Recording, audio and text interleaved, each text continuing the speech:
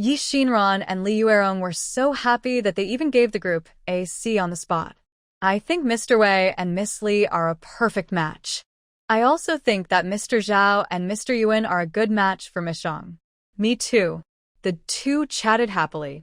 When Li Yuding looked over, Li Yuerong remembered that he had grouped all the young men and ladies together, but he had not thought of which one would suit him. What's the matter with you? Li Yuding couldn't help but scold at his sister in a low voice. I put so much effort into organizing this banquet for you, but you don't like even a single person. You really have to wait for the emperor to propose marriage to you. The emperor had long wanted to marry King Rui's daughter to his son. Chun Yuerong got married early to avoid this disaster. Chun Yuerong looked helpless. Sister, these people are really bad. If the emperor gives me a marriage proposal, I will run away from home. Chun Yuding was angry and helpless. There's really nothing we can do about this, sister. At this moment, the crowd started to commotion again, and it turned out that someone proposed to compose a poem on the spot. Those songs, paintings, etc. can all be prepared in advance. It doesn't show the true level of knowledge. How about we compose poems on the spot using the objects here today? Someone suggested. Everyone agreed, but Mr. Zhao said that if his literary talent was not good enough, he would not write poems, but he could help everyone write down their poems. Xinran picked up the rock sugar pear on the plate and tasted it carefully and was about to continue watching the excitement, but unexpectedly, she heard someone calling her. Miss Lu. Miss Lu. She didn't react at first. It wasn't until Li Yuding reached out and pushed her that he reacted. Call me? She pointed at herself. Miss Qin's family immediately said, This is the first time for Miss Lu's family to attend such a banquet. Why does she only sit and eat and not play with us? Xinran put down the pear slices in his hand, stood up and said politely, I'm not very good at these, just have fun. How about that? Another girl said, It's okay if I didn't participate just now. Why don't you also participate in something as simple as reciting poems? I really don't know how. Xinran var ved hand.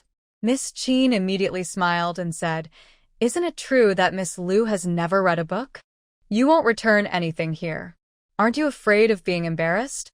That is. Under the coaxing of them, others also looked over. Some people who lost the game just now heard that Xinran didn't even know the words and immediately found an outlet for their emotions. This kind of person also comes to the party. That's right.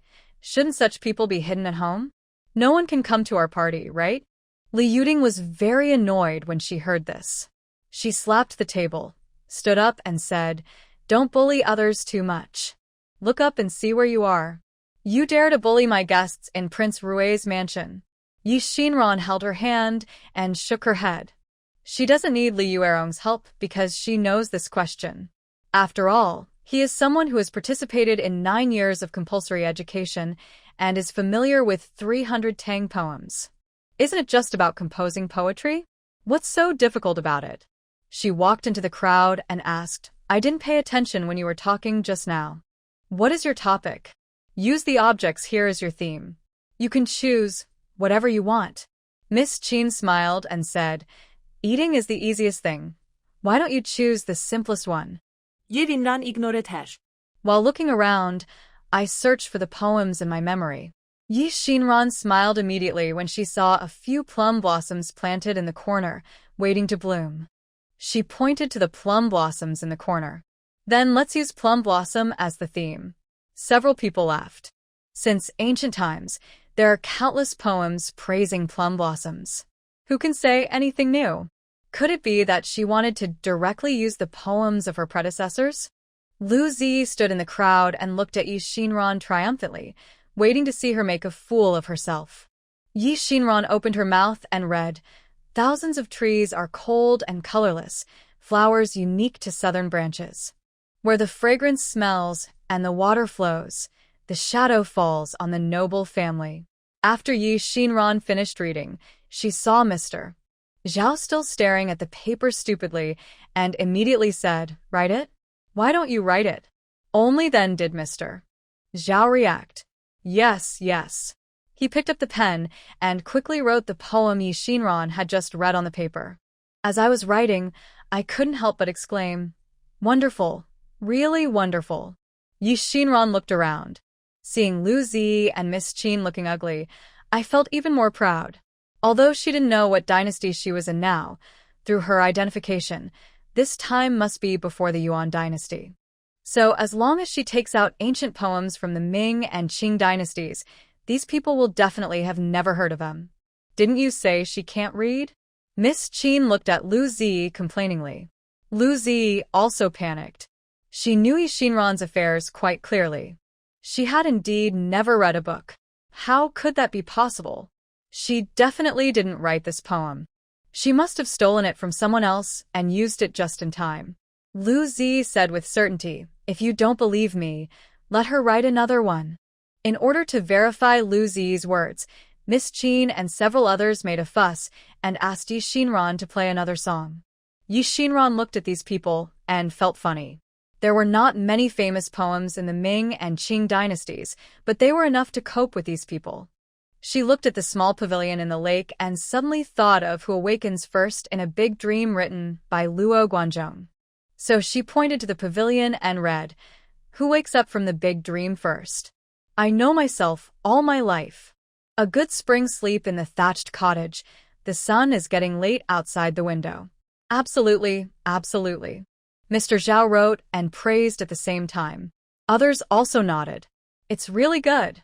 It doesn't have the family spirit of those children who love each other, but it has the leisure feeling of a worldly master. Chen Yuerong couldn't help but slap her hands. Now in her eyes, Xinran has almost become a god-like figure. She is both smart and talented, and can make money from scratch. She is simply her ideal type. She looked at Xinran and thought, if Sister Xinran were a man, she would definitely marry her in this life. Even if she is a ghost, she has to be haunted. But looking at Xinran's flower-like face, she knew that this was just a delusion. Didn't you just say that Miss Lu is uneducated and illiterate? She looked at Lu Zi and the others and said coldly, "Now it's your turn. I want to see what amazing works you can write." Seeing that Chen Yuerong was really angry, Miss Qin immediately realized that something was wrong. She looked at Lu Zi and said, "You also said that your sister has never read a book. Does this mean she has never read a book?" Fortunately, we are still friends with each other for many years. You have been misleading us just now, making us look down on Miss Lu. What are your intentions? Lu Zi said aggrievedly. "Miss Qin, how can you say that?" Miss Qin snorted coldly. "If you hadn't said it, how would we have known that your sister had never read? Aren't you the one who spread the rumors?" Miss Qin said this with a look on Li Yuerong's face. Li Yuerong turned to look at Lu Zi and asked, "Is what she said true? Did you deliberately slander Sister Xinran and make everyone embarrass her?" Lu Zi panicked. "Princess Mingjian, Lu Xinran is my biological sister. How could I do such a thing?" "Ms. Zhou, Miss Li, you have to testify for me." The ladies who were with her just now all took a step back. To speak for her now is to make the princess unhappy. Making the princess unhappy will not do them any good. Miss Qin is right. We just heard you say that your sister has never read. Yes, you also said that your mother favored your sister and made you suffer at home. Now that it has reached this point, no one can hide it anymore. I really didn't. Sister, you have to believe me. I am your sister. I will not harm you. Cut. Xinran rolled her eyes and avoided Lu Zi's grabbing hand. After so long since I returned to Beijing, this is the first time I heard you call me sister. It's so rare to hear you call me sister. Seeing everyone looking here, Xinran also squeezed the handkerchief in his hand and said with an aggrieved look, "I know you don't like me. You are afraid that I will come back and steal your things. However, I just want to live with my own mother, and I don't want to compete with you at all. Why do you need to be aggressive?" After speaking, Xinran pressed the corners of her eyes with a handkerchief, as if she was extremely sad. So that's it. It turns out she said that on purpose. Miss Lu was educated, and Lu Zi's kick hit the iron plate. It's not just a person who has read books. To be able to write such a poem, he must have read countless books. There is everything around you. When Lu Zi saw Xinran like this, he immediately changed his expression. Lu Xinran, what are you pretending to be? I'm not pretending. Xinran put down the hand that was rubbing her eyes. I learned this from you. Aren't you always so teasing? Lu Xinran, do you dare to cause trouble at the palace's spring banquet? If your father and grandmother find out, they won't let you go. Lu Ji jumped excitedly. Chun Yuerong said, What are you talking about, Miss Lu? As the master, don't I know who is causing trouble in the house? You are clearly the one who took the lead in bullying Sister Xinran, as everyone present can testify. Right. We saw it. Someone echoed. Chun Yuerong said, What I hate the most is someone trying to do some shady things in our house. Everyone here, listen carefully. I will never invite the second lady of the Lu family to any banquet held in Prince Rue's house in the future. What? So serious? Isn't the relationship between Ting'en Marquis Mansion and Prince Rue Mansion very good? That's right. Isn't this a bit much? Seeing everyone's different expressions, Chun Yuerong added, Whoever holds a banquet in the future, please don't invite me if they invite Miss Lu Heir. Little princess, are you serious? Lu Ziyi didn't expect that Chun Yuerong could do this for Xinran. After so many years in Beijing, is she no better than a country bumpkin who just came back? Don't you know how to write a few poems? What's so great? Princess, She still wanted to explain. Chun Yuerong interrupted her. I don't want to listen to you. Lu Zi turned his attention to Chun Yuding again. Chun Yuding always considers the overall situation, and she will never do this to herself. Unexpectedly, Chun Yuding only shook his head when he looked at her. Miss Lu, why don't we do this for today? My younger sister has the most stubborn temper. I can't change what she decides. Lu Zi's tears suddenly flowed down. No. How could you do this to me? My father is the Marquis of Ting'en, and my mother is the owner of the Lung family silk shop. Yes, mother. Lu Zi thought of Lung Qingyu. As long as Lung Qingyu comes forward to say a few words to her, Chun Yuerong will definitely change his mind. Thinking of this, she immediately looked towards where Lung Qingyu was just now. But there was no one there. Where's my mother? Lu Zi asked anxiously. After her reminder, Xinran also looked over. Lung Qingyu agreed to watch the excitement in the pavilion, but now there was no one around. Chun Yuding didn't notice when Lung Qingyu left, so he comforted him. I arranged for someone to serve there. He may have gone to rest now, so you don't have to worry. Xinran is really not worried. She only looked at Lu Zi as if she were watching a good show, admiring her appearance of being anxious and annoyed, unable to maintain her White Lotus character. At this moment, a maid from the home mansion hurriedly came over and whispered to Xinran, Girl, Madam is in the backyard. Let me come over and call you over. Mother called me? Xinran looked confused. The maid nodded and said, Madam suddenly got a headache when she was walking in the backyard. She said she must go there. When Xinran heard that Lung Qingyu had a headache, he immediately became anxious. Where is it? Take me there quickly. Chun Yuerong saw the nervous expression on her face and quickly asked, What's wrong, Sister Xinran? It's okay, I'll come as soon as I go. Xinran turned and left. When Lu Zi saw it, he wanted to follow him, but Chun Yuding stayed behind. Miss Lu, since Miss Lu wants to go by herself, just wait here. Xinran followed the maid back, thinking all about, why does Mom suddenly have a headache? Haven't all the poisons in her body been cured? Did she not notice that she had been drugged again recently? She was so upset that she didn't pay attention to the direction she was walking. By the time she realized something was wrong, she had already been taken into a courtyard. Xinran's heart rang with alarm bells, and she immediately turned around and wanted to leave. But the maid who led the way was one step ahead of her and had already locked the door outside. What do you want to do? Xinran asked through the door. She was not familiar with this maid. Ban Xia suddenly had a stomachache before going out, so she was temporarily replaced. The little maid seemed to be very nervous. She said in a trembling voice, Miss, the lady is in the yard. You can go in and take a look.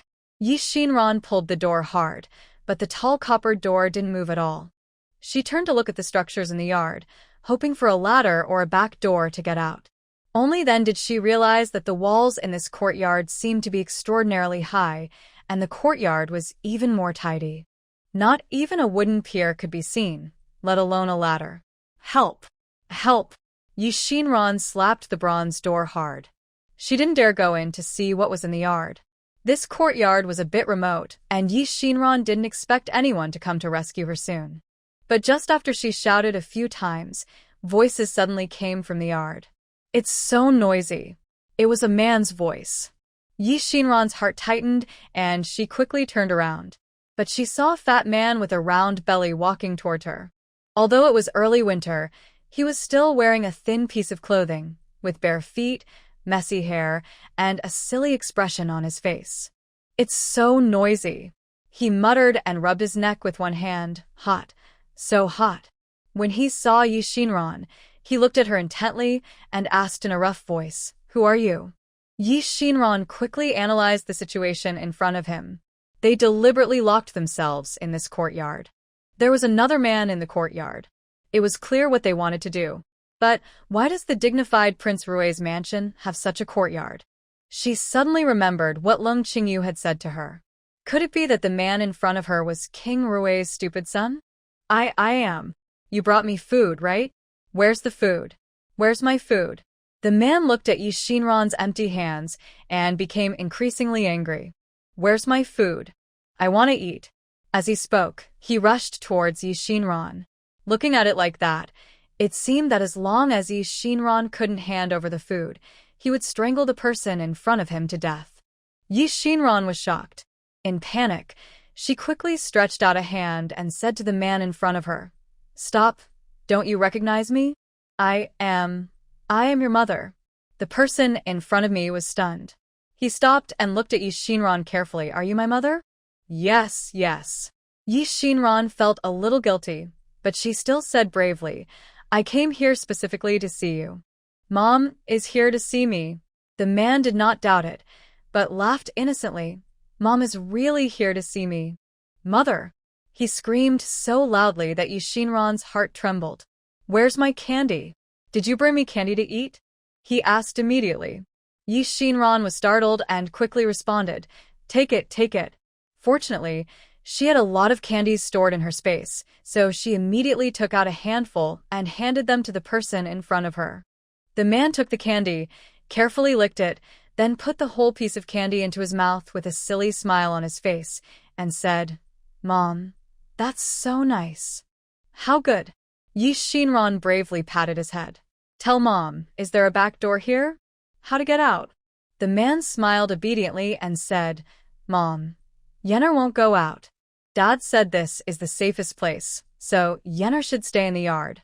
Seeing that the person in front of her was not dangerous, Xinran boldly walked a few steps to the back of the yard and found that the backyard, like the front yard, had high walls, and indeed there was no back door. "Then there's no one waiting in your yard?" Xinran asked again. Ting'en looked at Xinran with some confusion. "Serving people? I don't have anyone here. Dad said you can't eat people. But Yenner is really hungry." Xinran swallowed hard. "Yes, your father is right. You can't eat people. Can the mother give Yenner food?" Yana is so hot. Xinran thought he would say hungry, but she didn't expect him to say hot. When he turned around, he saw that Ting'en was taking off the last piece of clothing on his body. Stop. Xinran immediately stopped the movement of his hand. The tall man looked aggrieved. "But Yenner is really hot. So hot, Mother. So uncomfortable." Xinran noticed something was wrong with him from the beginning. After hearing what he said, he immediately stretched out his hand to hold her pulse and found that there was a false fire flowing around in his body, which turned out to be a sign of poisoning. Sure enough, he was cruel. Xinran needed. She has Rian in her hand, but she can't take it out to detoxify Ting'en now.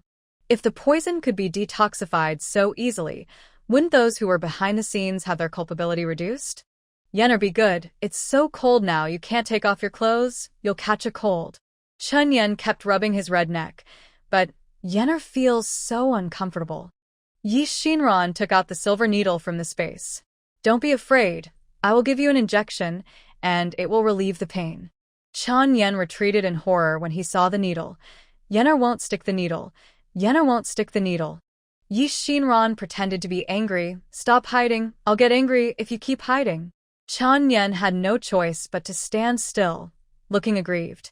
Xinran took his arm, found the acupuncture point, and said, "Don't scream." Then he inserted a silver needle straight to the bottom. The moment the needle went down, Chen Yen covered his mouth with his fat arms. Because it was too hard, it made a pop sound.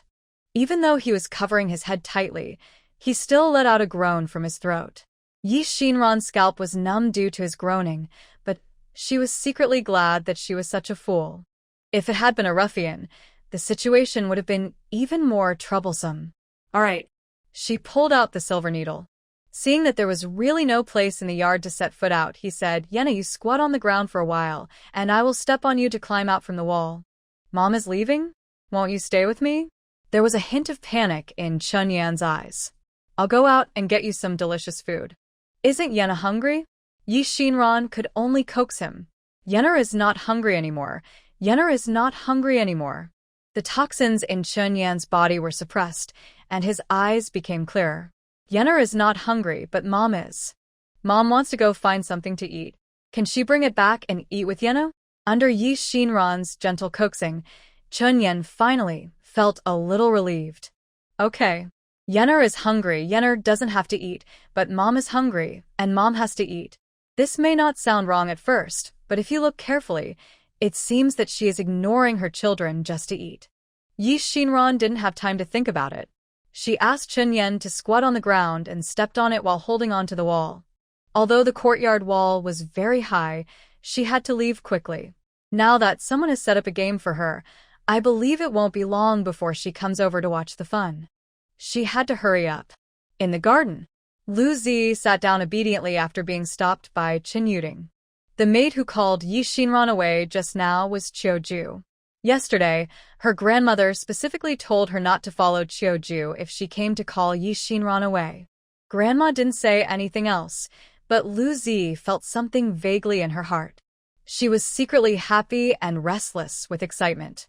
Chen Yuerong didn't know what she was thinking and thought she was in a hurry to show her courtesy to Lung Qingyu, so he said sarcastically, "Second Miss Lu, you should wait here slowly. I don't think Mrs. Lu wants to see you either." Lu Zi lowered his head and did not refute. After sitting for a while, Lung Qingyu came back from behind. Chen Yuding didn't see Xinran beside her, so he went up to her and asked doubtfully, "Is Mrs. Lu okay? Why didn't Miss Lu come back with you?" Lung Qingyu was stunned for a moment. "Isn't Xinran always talking to you here? I just spilled tea on myself, so I went to the back to change, but I didn't see her." Chen Yuding was shocked when he heard this. "But just now, a maid from the home mansion said you had a headache and took Miss Lu away." "Took it away? Where did it take it?" Lung Qingyu also had a bad premonition. She didn't expect that they would be so careful that something went wrong in Prince Rui's mansion. It's all her fault. It was she who insisted that Ding Qiao stay at home today and pay attention to the movements of the Marquis and the old lady. If Ding Qiao was here, Xinran would definitely be fine. But now is not the time to blame herself. She calmed down and asked, "How long have you been gone?" Chen Yuding, "It's almost half a stick of incense time. Have people search everywhere." Lung Qingyu said anxiously. After saying this, she immediately regretted. "No. I have to find it myself." "Mom, I'll go with you." Lu Zi stood up immediately, his voice trembling with excitement.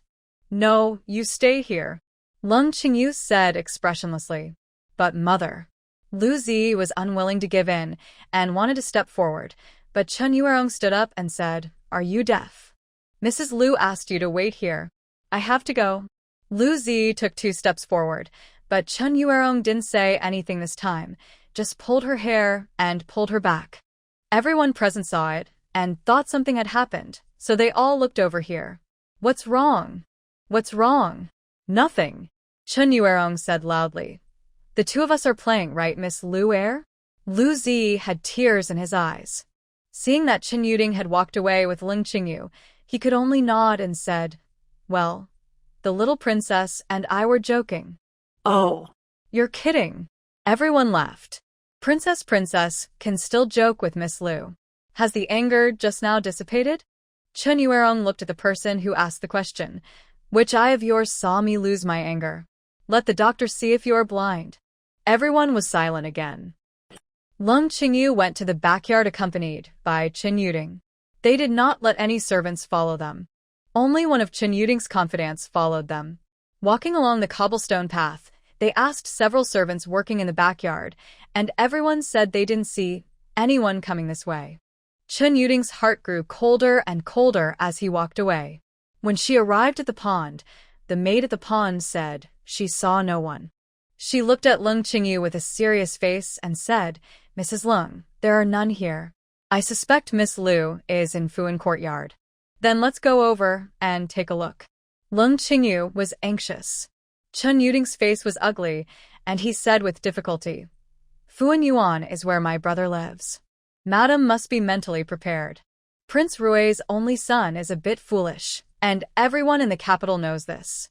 But I don't know the specific reason. Chen Yan was born on the battlefield. At that time, King Rui sent his troops to the south, and King Rui's wife was also the secretary of the army. She has practiced martial arts since she was a child and has never thought that women are weaker than men. So during the years of marriage, except when she gave birth to Chen Yuding, she had always followed the prince into battle to kill the enemy. But this time when they arrived at the battlefield, Mrs. Rui found that she was almost 2 months pregnant. At that time, there was war in southern Xinjiang, and the people were displaced.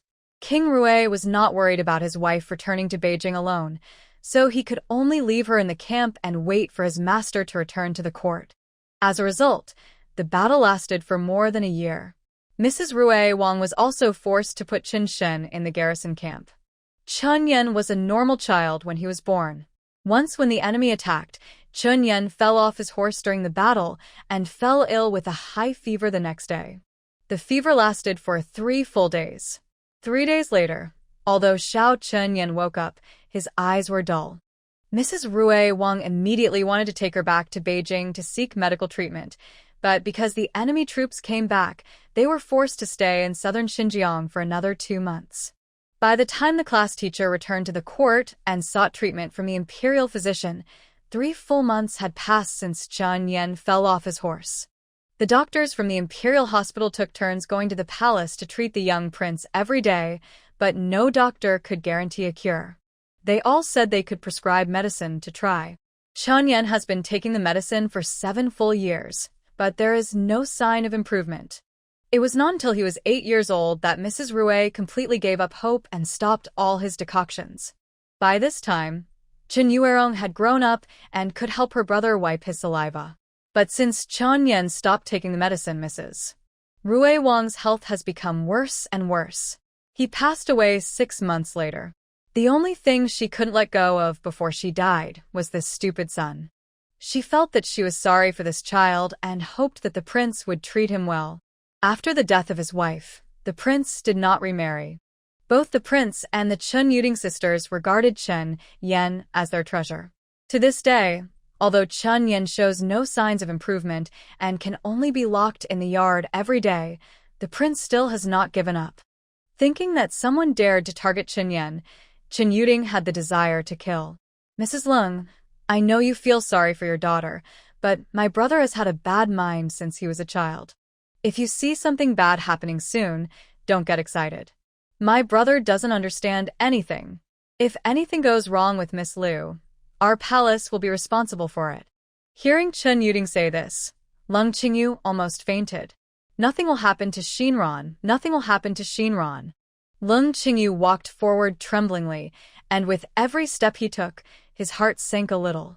It wasn't until she was not far from Fuan Courtyard that she saw a person standing on the wall of the courtyard. It was Yi Xinran. Lung Qingyu's eyes immediately turned red. The joy of being found welled up in my heart. Xinran, why are you standing so high? Don't move and wait for mother to pick you up. When Lung Qingyu and the others came, Yi Xinran had just climbed to the top of the wall. When she saw someone coming, she almost stepped back. It wasn't until she saw Lung Qingyu among the visitors that she finally felt relieved. After recognizing her relatives for so long, This was the first time that she was so eager to see her relatives. Mother! Mother! These two mother sounds almost broke Ling Qingyu's heart. Fortunately, her daughter was fine.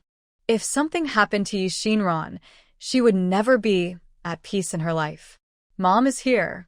Ling Qingyu walked forward quickly, walked to the bottom of the wall, stretched out his hands to make a follow-up gesture, and said, "Be careful, don't fall." Chen Yuding glanced at the maid beside him. The maid understood and immediately ran away. After a while, a servant came over carrying a ladder. Xinran slowly climbed down the ladder in the eyes of everyone. The moment Xinran landed on the ground, Ling Qingyu immediately stepped forward and supported her body. "Xinran, are you injured?" Huh. "Let me take a look." She looked over Xinran's body, and Xinran quickly said, "Mom, I'm fine. I'm not injured."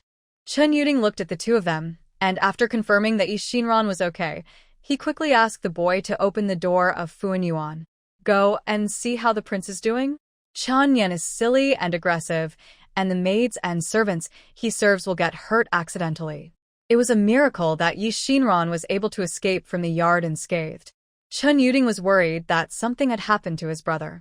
The boy opened the courtyard door and did not dare to go in easily. He only dared to poke his head and look inside. Chen Yuding looked anxiously, pulled the boy away, and stepped into the courtyard in a few steps.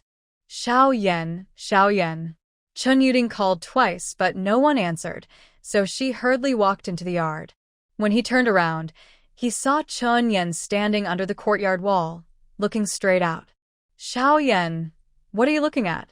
Chen Yuding walked towards his brother cautiously. "I'm waiting for mother." Chen Yan did not look back, only continued to look outside with an innocent smile. "Mom said she went to find some food and would bring it back to me later. Are you hungry? Go wait in the house, and I'll have someone bring it to you later, okay?" Chen Yuding coaxed softly. "I'll bring you your favorite roast goose and sauced pork elbow." In the past, if Chen Yan lost his temper, he would calm down just by telling him to eat roast goose. But this time Chen Yan didn't even move. He kept staring at the wall and said, "I won't eat roast goose anymore. I will eat whatever mother brings me." Chen Yuding was stunned. "What happened to my brother today? Why do you keep mentioning your mother?" He hasn't mentioned his mother in a long time. At this time, Xinran walked in from outside. After she comforted Ling Qingyu, she heard the conversation between the two siblings in the yard. It was just a temporary measure to deceive this little fool, but now she couldn't bear to see Chen Yan like this. "Princess Yuding, She wanted to explain the situation at hand to Chen Yuding. But Chen Yan, who was as motionless as a piece of wood just now, heard Xinran's voice and immediately pounced over. "Mom, are you back? What food did you bring for Yenner?" Chen Yuding was startled. Xinran's face suddenly turned red. Mom didn't bring me anything delicious." Mom doesn't mean what she says. Chen Yan actually sat on the ground like a child and started making trouble. Chen Yuding and Xinran were both a little embarrassed. They both spoke at the same time and stopped at the same time. In the end, it was Xinran who rushed to say, "Princess, it's my fault. I just said in a hurry that I was the prince's son." "Mother, he seems to have taken it seriously." Chen Yuding softened his expression. "I don't blame you. Fortunately, you reacted quickly. If my brother hurt you, I don't know what to do." While the two were talking, Chen Yan on the ground suddenly started shouting again, "Hot, I'm so hot." His face turned red, and he lay down and rolled on the ground. Chen Yuding immediately panicked. "Xiao Yan, what's wrong with you?" Xinran said, "The prince must have been drugged. Princess, please call the doctor to take a look." "Drug?" A hint of coldness flashed in Chen Yuding's eyes. There are really people in this yard who are so bold that they dare to touch Xiao Yan. She told a maid beside her, "Go and call the doctor quickly." "Yes." The little girl ran away. Chen Yuding then ordered the boy, "Help the young master into the house." The boy walked up to Chen Yan bravely, but before he could reach out his hand, he was kicked twice by Chen Yan. "Get out. Get out." "Hot, so hot." He lay on the ground and continued to shout. Chen Yuding turned pale. Just as he was about to step forward, Chen Yan's thick arms swept him aside. "Princess, be careful." Yi Xinran reached out to support Chen Yuding, took a step forward and said, "Let me try." "Miss Liu, be careful. My brother doesn't know anyone now," Chen Yuding quickly reminded. But Yi Xinran was not afraid, but walked to Chen Yan and called in a low voice, "Yener." Unexpectedly, Chen Yan, who had seemed crazy just now, actually stopped because of this voice. He looked at Yi Xinran with confusion in his eyes. After a while, he suddenly grinned and started crying. Mom, Yanar feels uncomfortable. Yanar feels uncomfortable. Okay, I know Yener is feeling uncomfortable. Let's go inside first and lie down and wait for the doctor to come and take a look at Yener, okay? Xinran koset softly. In front of Chen Yuding, she was embarrassed to call herself mother again. Good. Chen Yan stopped crying and actually stood up holding Yi Xinran's hand. Chen Yuding watched Yi Xinran help his younger brother into the room and felt a feeling in his heart that he didn't know what night it was. Her brother has never been so obedient since his mother died. Even in front of my father, I have never been so obedient for a moment. Dr. Chung from the mansion hurried over with a medicine box. Seeing that the prince was already lying on the bed obediently waiting for his diagnosis and treatment, he was very surprised. He put down the medicine box and took advantage of Chen Yan's honesty to quickly check his pulse. After checking the pulse, a thin layer of sweat broke out on my forehead. "Princess, crown prince, crown prince. What's wrong with him? Tell me quickly." Chen Yuding was extremely anxious. Dr. Ching choked up and said, "Your Majesty, he has been hit by Huansen. How could something as dirty as Huan powder appear in their palace? Who is so brave as to dare to harm the prince?"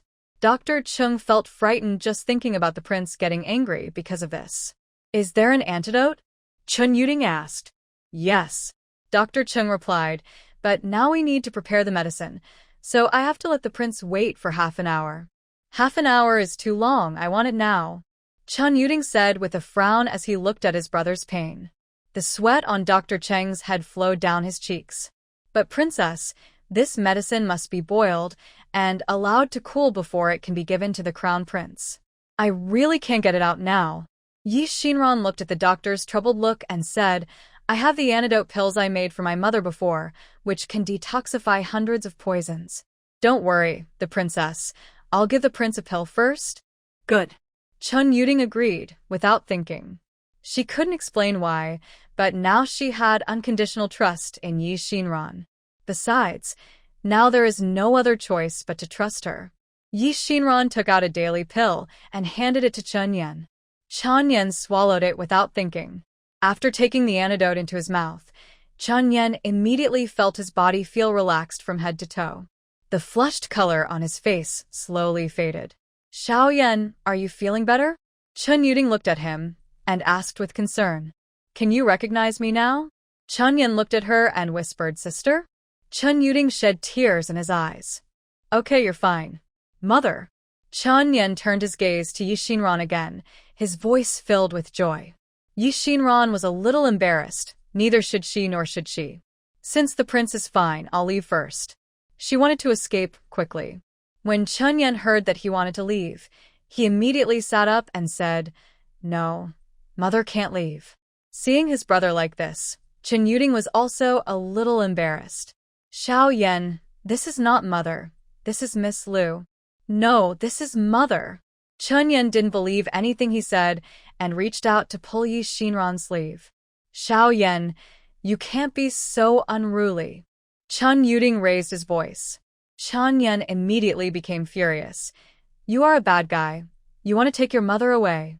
Seeing that it didn't make sense, Chen Yuding said to Dr. Chung, "Dr. Chung, give some of your Enran incense to my brother." "Yes." After Dr. Chung agreed, he took out Enran Xiang from the medical box. He specially made this incense for Chen Yan to use just to cope with this kind of scene. Dr. Chung moved Enran Xiang in a circle under Chen Yan's nose behind Chen Yan. Chen Yan immediately lost strength and fell asleep. Everyone breathed a sigh of relief at this moment. Yi Xinran wanted to explain, but Chen Yuding waved his hand. "Miss Liu, wait for me a moment." She turned to the maid and said, "Go to the housekeeper and ask him to find out who is responsible for taking care of the crown prince today. He should be taken down immediately and sent to the ancestral hall. Yes. After saying that, she looked at Lung Qingyu. I deal with the Liu family's maids privately.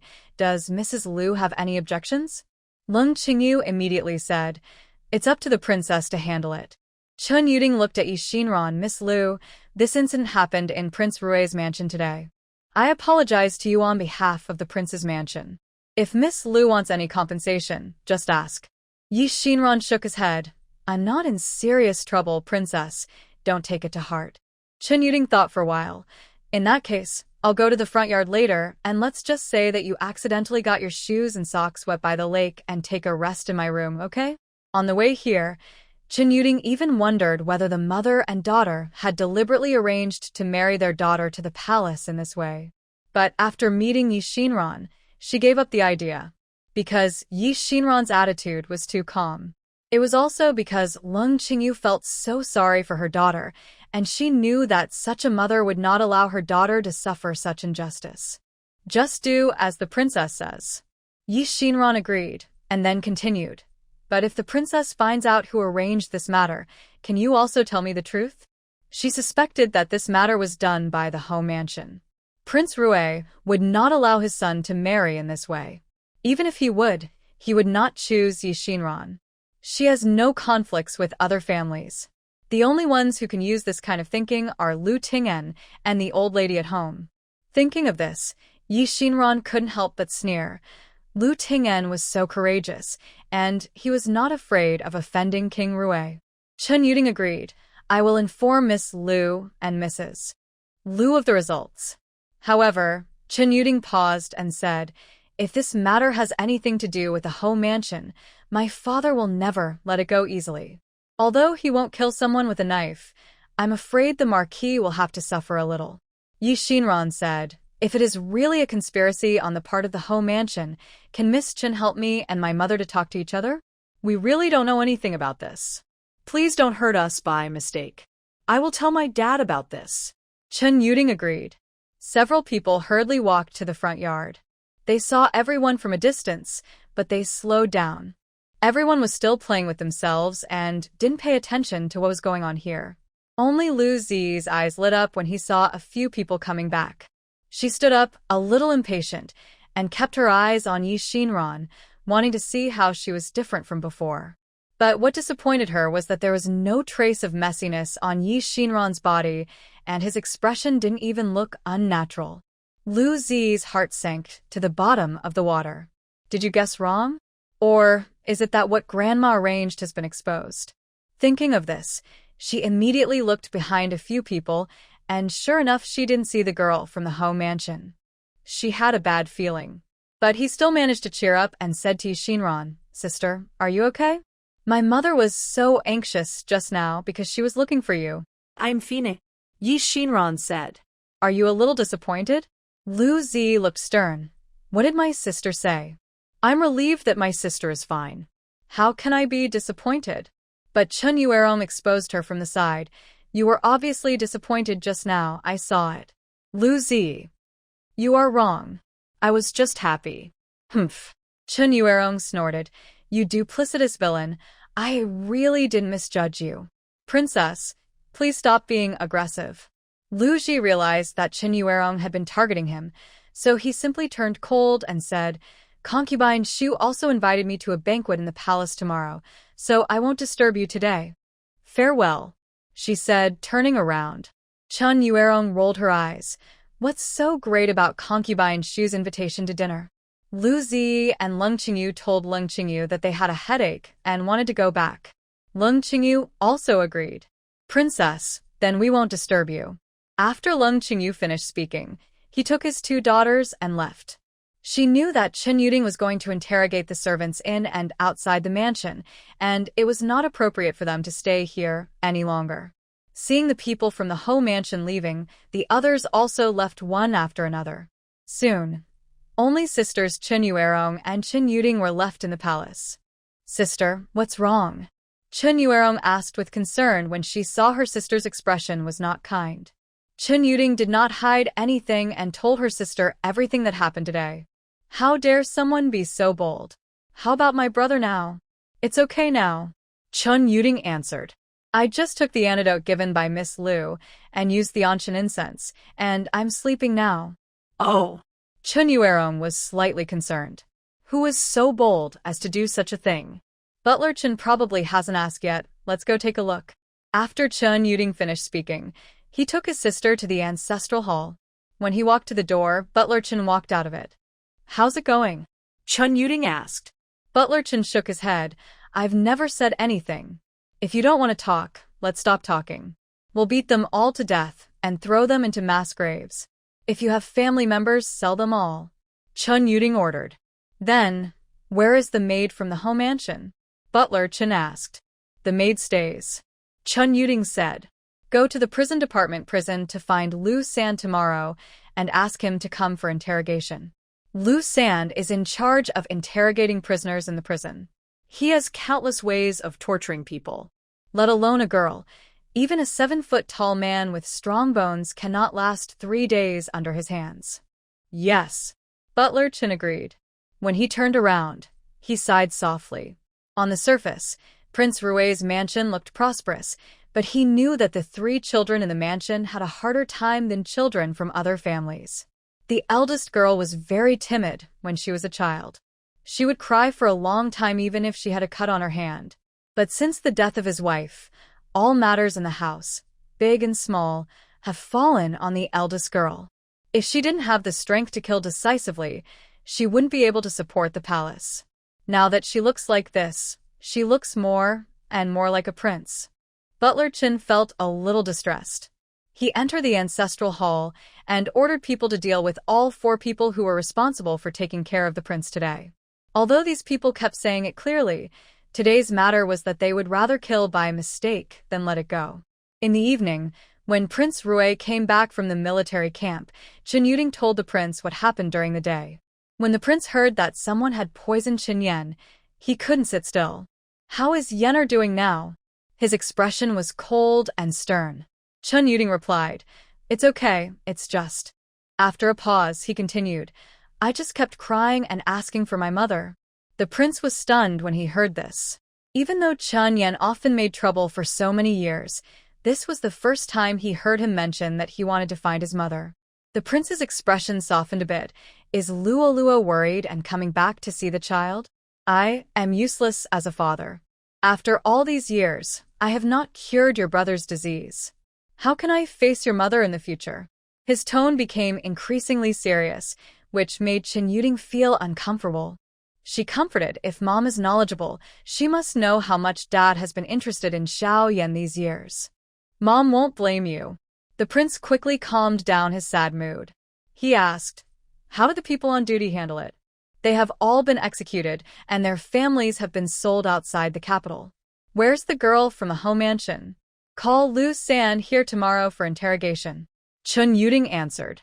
Seeing his daughter like this, King Rue felt an indescribable feeling in his heart. There is heartache and guilt. You are already married, so you should go to the house less often. There is Butler Chun in the house, so you don't have to run back every 2 days.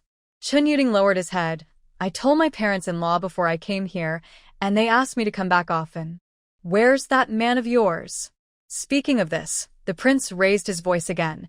He has been gone for so long and has never returned home. Do I, the noble princess of Prince Rue's mansion, still have to be a widow for him? Dad, he's busy over there. Chun Yuding still lowered his head and defended softly. Tell me the truth. What's going on between you and that Liemo? At first you insisted on marrying into the Li family, saying that you were attracted by his character. However, he went out to do business less than a month after the wedding. It has been almost a year, and he has not even returned home. Is he away from home? Raised a woman in front of you? As long as you speak now, Dad will immediately send someone to bring him back. Dad. Chun Yuding smiled and coquettishly said, Stop guessing. Liemo is not that kind of person. He will be back at the end of the year. If he doesn't come back by the end of the year, I will drag him back even if I drag him. King Rue tried his best to calm down. What doesn't our palace have? The dowry you brought here is enough to last 3 lifetimes, and he still insists on opening a medical clinic. Are you using it to make money? I think he is just looking for trouble and asking for trouble.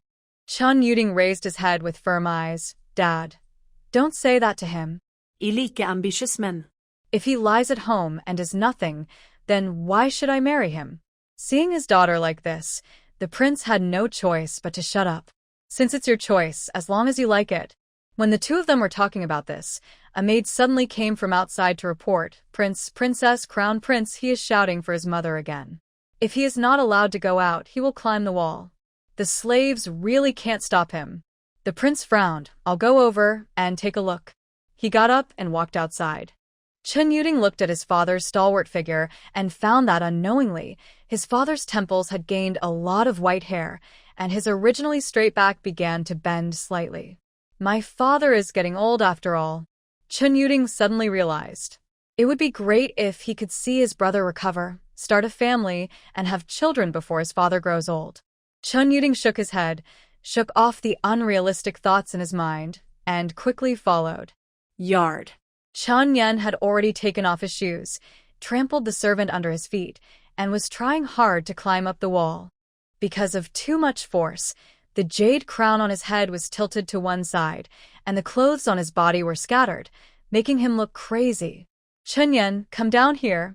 The prince shouted loudly, and Chun Yen immediately fell off the wall halfway up. He was so fat that the servant underneath him grinned. The only thing Chun Yen was afraid of was the prince.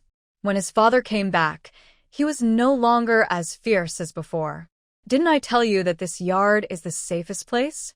Do you want to stay here honestly? The prince spoke. Chun Yen said aggrievedly, I want my mother, and my mother is outside the wall. Your mother. In the middle of what the prince said, he still didn't say anything. Your mother is not outside. You lied. She is outside. She crawled out from here. Chun Yen pointed to the courtyard wall. When the prince saw him like this, he couldn't help but burst into anger. Just as he was about to get angry, Chun Yuding said, Father, I may know who Xiaoyan is looking for. Who is he looking for? Did he find you another mother? The prince pulled his collar and asked. That's Miss Liu from Ting'en Marquis Mansion. Chun Yuding continued, Xiaoyan has never regarded anyone else as his mother in these years, but he mistakenly recognized Miss Liu. Perhaps it is some kind of fate. Nonsense. The prince yelled. We just met once today, and he accepts this girl as his mother? I have said it since your mother left. I will not renew our relationship. Dad, you misunderstood. Chun Yuding smiled. Miss Liu is young and beautiful. I don't think Miss Liu is willing to marry into our house and be our stepmother. The prince's face felt a little hot. This was the first time that his daughter had teased him like this. Sure enough, he is getting bolder and bolder. Chun Yuding turned to look at his younger brother and coaxed, Xiaoyan, it's too late and mother has already gone to bed. You should sleep well now, and you can see mother when you wake up tomorrow, okay? I want my mother. Chun Yen still didn't listen. The Marquis had no choice but to shout, If you cry again, I'll see you again. When Chun Yen heard this, he stopped obediently. He lowered his head and said, pitifully, Why don't you want to see me? Why did you lie to me? The two questions made the prince feel uncomfortable. He ordered his servants to take good care of the prince, and then left the room. Chun Yuding comforted his brother and left after he fell asleep. The next day, Chun Yuding posted a message to Yi Xinran early in the morning. When Yi Xinran arrived, another carriage also arrived at the back door of the palace. It was Lu Fenglin and Lu Sanyi who were in the prison of the Ministry of Punishment. Chun Yuding arranged for the housekeeper to receive Lu Fenglin while he took Yi Xinran to the front hall. She poured tea for Yi Xinran with her own hands and said very apologetically, Miss Liu, I have troubled you to make a trip again today. Xiaoyan has been looking for you since he woke up yesterday. I know this matter has nothing to do with you, but Xiaoyan has had a head injury since he was a child, and our family has nothing to do with him. Can I ask the girl to help me persuade him to eat well and stop making troubles? As long as the girl can help us comfort Xiaoyan, Miss Liu can choose whatever she wants from the palace's warehouse. Chun Yuding felt that what he said was very arrogant. In their Prince Rui's mansion, there are many rare treasures gifted by the emperor, and any item they take out is priceless. She believed that Yi Xinran would not refuse. Yi Xinran took a sip of tea and smiled softly. Princess, I was the one who deceived the crown prince yesterday, so it's time to resolve it today. I don't want the things, as long as the princess can remember yesterday's promise. That's natural. After Chen Yuding finished speaking, the two of them walked to Fu Yuan together. Chen Yan hasn't eaten since he woke up. He sat at the window and looked out the window eagerly, waiting for his mother to come see him. While waiting, he asked the people around him, "Why hasn't my mother come yet? Isn't my mother awake yet?" The servants did not dare to provoke him, but kept replying, "Soon, soon." While answering, I prayed in my heart that aunt yesterday should come quickly, otherwise the prince will go crazy, and they will suffer. In the eager expectation of everyone, Xinran appeared in the yard like a savior. "Mother!" Chen Yan saw Xinran through the window and immediately rushed out of the house clumsily. When he was approaching Xinran, Chen Yuding stretched out his hand to stop him. "Mom is not in good health, so don't get too close." "Mom is sick. Then I won't get close." Hearing that Xinran was not in good health, Chen Yan immediately backed away nervously and shrank his body. "Yener, have you eaten?" Xinran asked. Chen Yan shook his head. "Then go and eat quickly." "Chen Yan, I won't eat. I'll eat my mother and leave." "If you don't leave, I'll watch you eat." Xinran finally coaxed Chen Yan to have a meal. She sat in a room with Chen Yuding and kept looking at him. Chen Yan has a big appetite. A steamed bun as big as a fist, he can swallow it in 2 bites. Breakfast is steamed buns and roast goose. He didn't use chopsticks, just grabbed it with both hands and ate it deliciously. Chen Yuding watched his brother eating with a loving expression on his face. Xinran felt a little distressed. Chen Yan was born in a royal palace and was supposed to be an admired heirloom, but now he can only live in the inner house, and even going out has become a luxury. Looking at him, Xinran couldn't help but think of the 3 little ones left in Yuntong County. Fortunately, these 3 children are quirky and smart. Each one is more sensible than the other, so there is no need to worry too much. "Princess, what caused the prince's illness? What did the doctors say before?" Xinran asked. Chen Yuding originally didn't want to mention this matter, but seeing her brother eating so happily, she couldn't help but bring up the past. "When I was very young, I fell from a height, hurt my brain, and delayed medical treatment." She sighed, and then continued. "Over the years, I have seen hundreds of doctors. Whenever there is news about a famous doctor, my father will send someone to ask for it. I drank an unknown amount of medicine, but it didn't work at all." Her tone was mixed with disappointment and helplessness. It seemed that after repeated blows, he reluctantly but had to accept the reality. Xinran wanted to show him. "But I was afraid that after reading it, I would find that there was nothing I could do to make Chen Yuding happy in vain. Xiaoyan was actually a good boy when he was a child. Although he didn't understand what everyone said, he always followed his mother obediently and rarely cried." Speaking of the past, Chen Yuding fell into memories again. Since his mother passed away, his temper has become more and more eccentric. He rarely talks to us, and his temper is getting worse. His father is very arrogant to him. Whenever he makes a mistake, I have to discipline him, but he always says that he is like this because he misses his mother. Having said this, Chen Yuding showed a helpless smile. Over time, he became what he is now. He is still a child at heart. Xinran said, "Maybe it's because he can't vent his inner emotions that he becomes irritable. So, I'm very surprised that he can be so close to you this time." Chen Yuding looked at Xinran and said what he wanted to say most. "If it's possible, I mean if Miss Lu doesn't mind, would you like to marry into our Prince Rui's palace? You can only bear your reputation. As long as you coax Xiaoyan every day, I'm willing to give you half of the palace's family property." Chen Yuding could see that Xinran was kind-hearted and had no ambitions. Not only her younger brother, but Yuerong also liked her very much. If she can really marry into the palace, it will be a good thing. "I'm already married." Xinran refused directly. "But I heard that your husband over there has passed away?" "Yeah." Xinran lowered his head, then raised his head again. "I didn't expect that the princess even found out about this matter, but my husband-in-law and I have a good relationship, and I will stay a widow for her for the rest of my life." I was offended. Chen Yuding quickly apologized. I only thought about myself and ignored your feelings. I just saw Xiaoyan so happy and lost my mind for a moment. Nothing. Xinran didn't feel offended either. Has the princess considered it inconvenient to invite me over often? I have thought of a way. Chen Yuding didn't expect Xinran to be so reasonable and quickly asked, what is the solution? I think Xinyan can still make sense. We can make an agreement with him, such as meeting him once every half-month. During this time, he must eat well and sleep well. Will Xiaoyan listen? Chen Yuding doubted. Chen Yan said from the side, as long as mom doesn't leave, I will listen to everything you say. My mother has to go to the mountains to seek medical treatment and can only see you once every half-month. Can you insist? Xinran asked directly when she saw him talking to her. Is mother sick?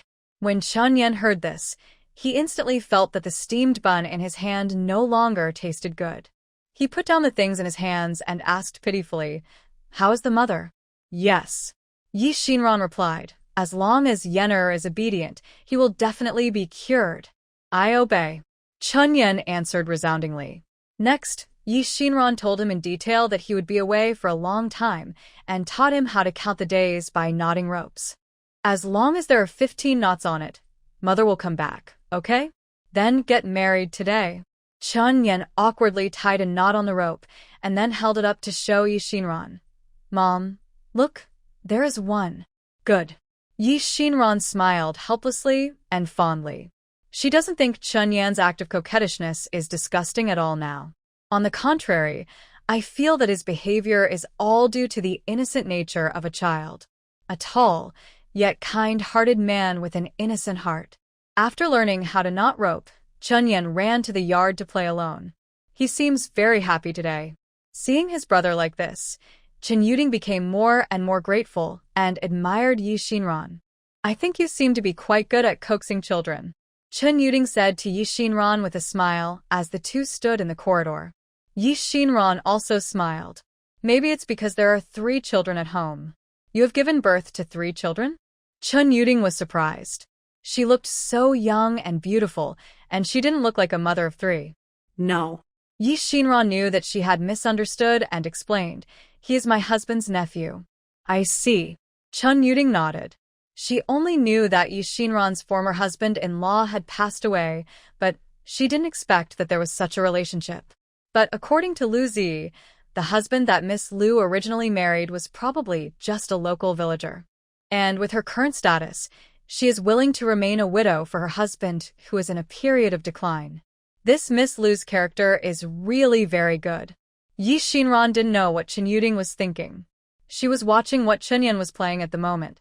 What Chen Yan plays is very simple.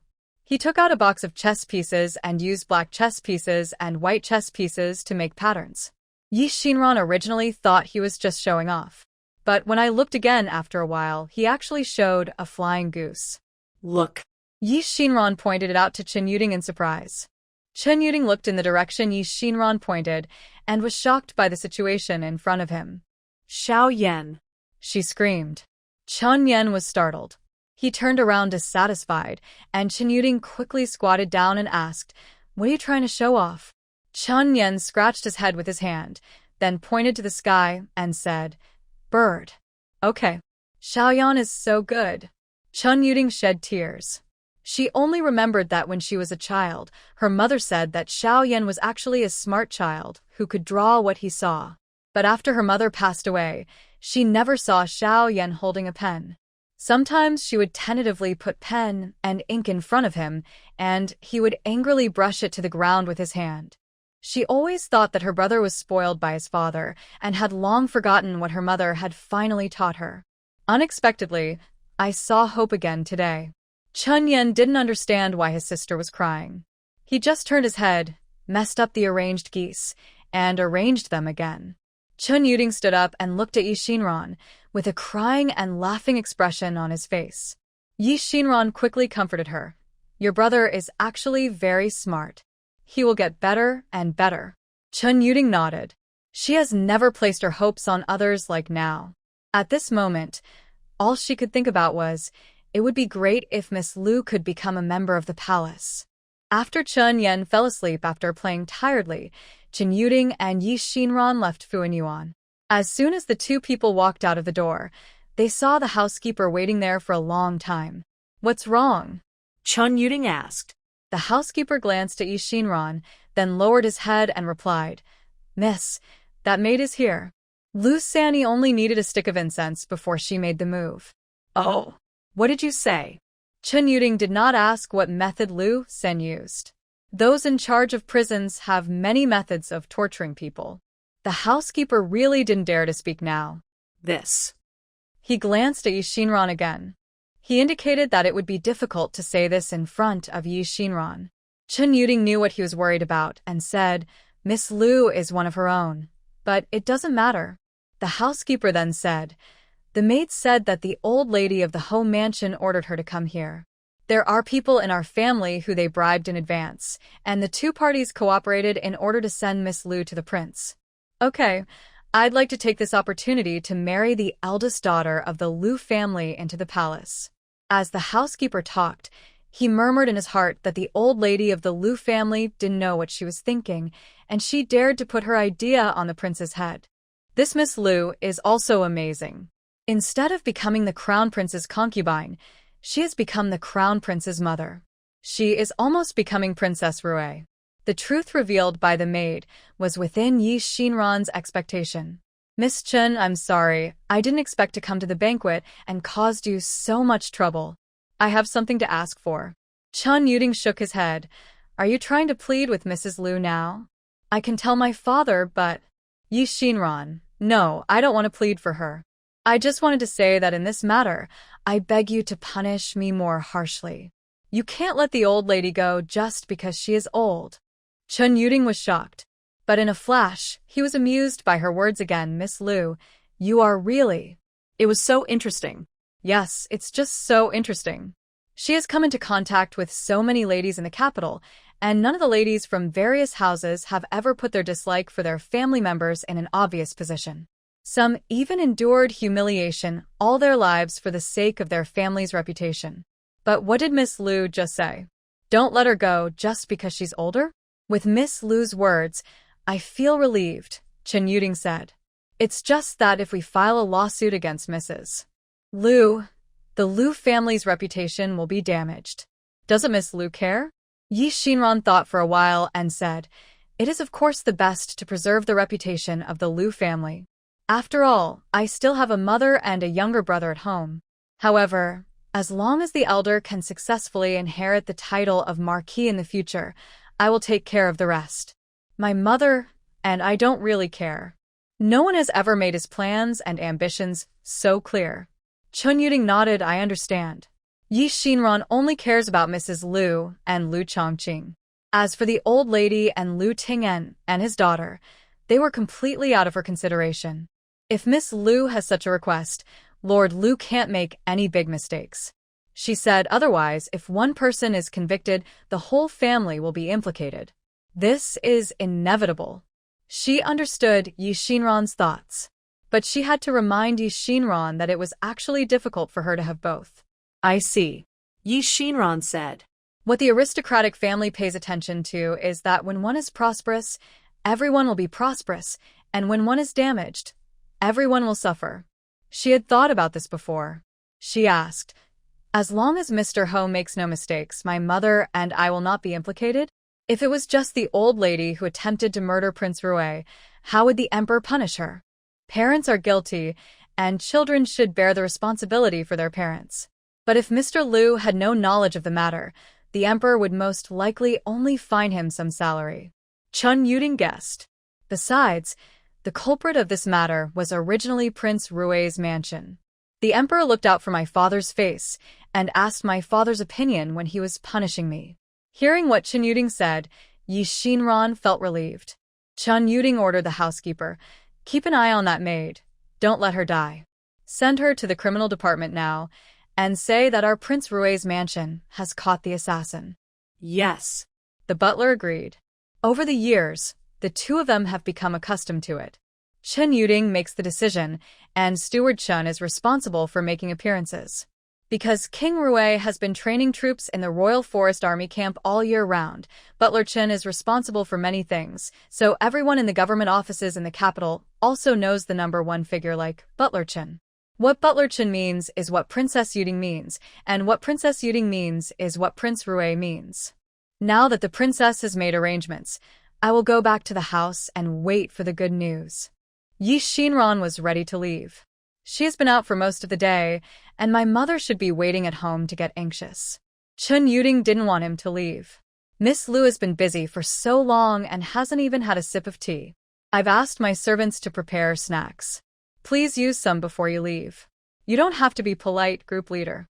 Xinran still wanted to refuse, but Chen Yuding said again, Miss Lu, if you go back like this, Dad will know that he should blame me for not treating guests well. Xinran heard this and had no choice but to agree. Then, excuse me. The two walked through the veranda in the courtyard and went to the small courtyard where Chen Yuding lived. The curls of incense rose in the small courtyard, and it was actually the maids who were smoking incense. Xinran looked at Chen Yuding's simple and elegant courtyard, which was completely different from the magnificence outside, and couldn't help but ask, why don't the princess's courtyard have more decorations? Chen Yuding said nothing and led Xinran into the house. Fruit snacks have already been placed in the room. Chen Yuding asked Xinran to sit down and then said, I like to be quieter, so I specifically told my father to change to this courtyard. Oh. Xinran nodded helplessly. Chen Yuding saw that she didn't understand, so he added, actually, my father doesn't like those flashy things, but our Prince Rui's mansion has to give enough face to the outside world, so the decorations outside are not exquisite, they just look gorgeous. Xinran nodded and sighed in his heart. Sure enough, in the eyes of truly wealthy people, money really doesn't matter, but they prefer to pursue elegance. By the way, I heard that Mrs. Lu retrieved Miss Lu from Yuntong County. Chen Yuding took a sip of tea and suddenly asked, Xinran nodded. Chen Yuding hesitated for a moment, then asked, have Miss Lu ever heard of a medical center called Yongle Hall? Chen Yuding's expression was very calm, as if he was asking about something innocuous. But Xinran could tell from her tightly clenched fingers that she was actually very nervous. There seems to be some expectation. Seeing that Xinran didn't answer immediately, Chen Yuding shook his head and said with a smile, I must have never heard of it. Shun Medical Hall is the most famous in Yuntong County. Xinran smiled. Judging from Chen Yuding's appearance, she must have wanted to ask for a long time. Just because of face, he never spoke. No matter what you say today, you must keep yourself. It must also be to inquire about Li Mo, seeing Xinran looking at herself with a smile. Chen Yuding was a little at a loss. She stretched out her hand to touch Mo's face and asked, Miss Lu is looking at me like this. Is there something on my face? No. Xinran said in a long voice without hiding anything.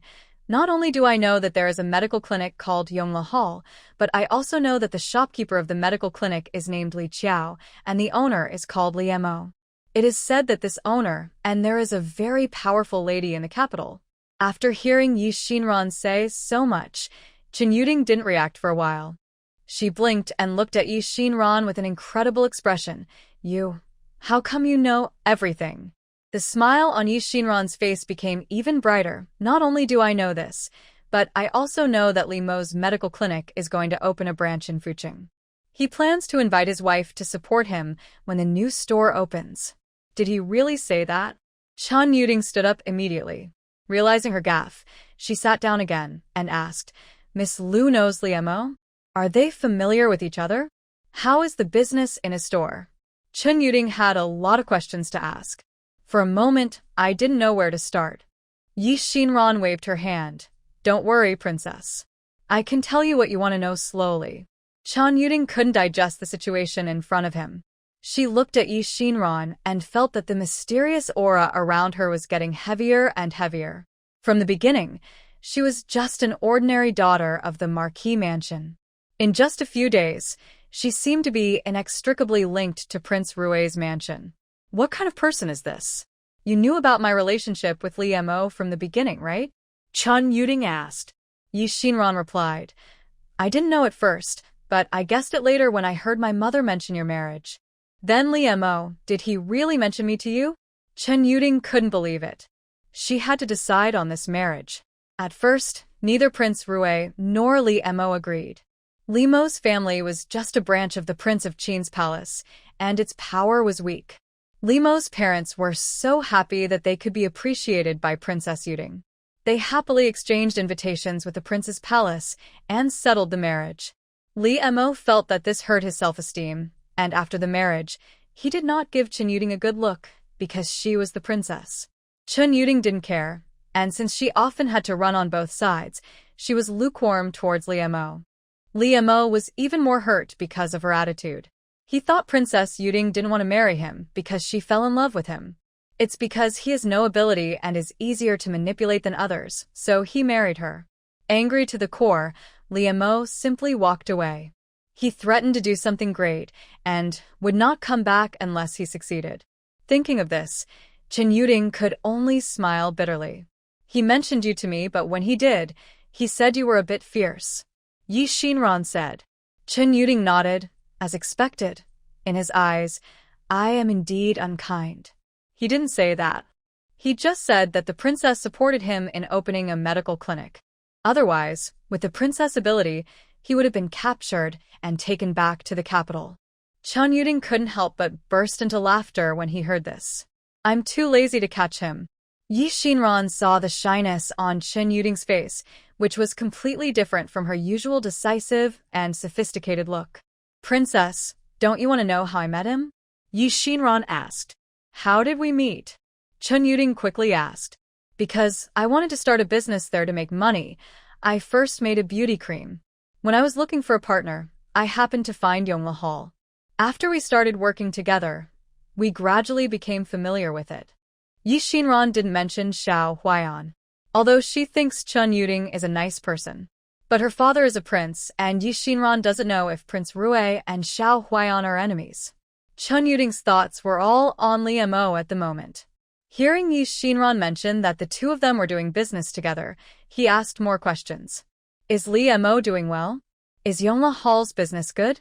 Although she can find out these things clearly as long as she sends someone to investigate. But since Li Mo left, she has never thought of letting anyone investigate. She didn't want to get to know Li Mo in that way. Besides, if Li Mo knew about it, he would be even more angry. Xinran then summarized what happened before and talked about the important things. He still has such ability. Chen Yuding said something with an uncontrollable smile on his lips. He's very capable. Xinran said, I think he is naturally suitable for business, and he also knows medical skills. This is the right path for him to choose. Chen Yuerong nodded, as long as he is happy with what he does. Xinran is actually a little strange.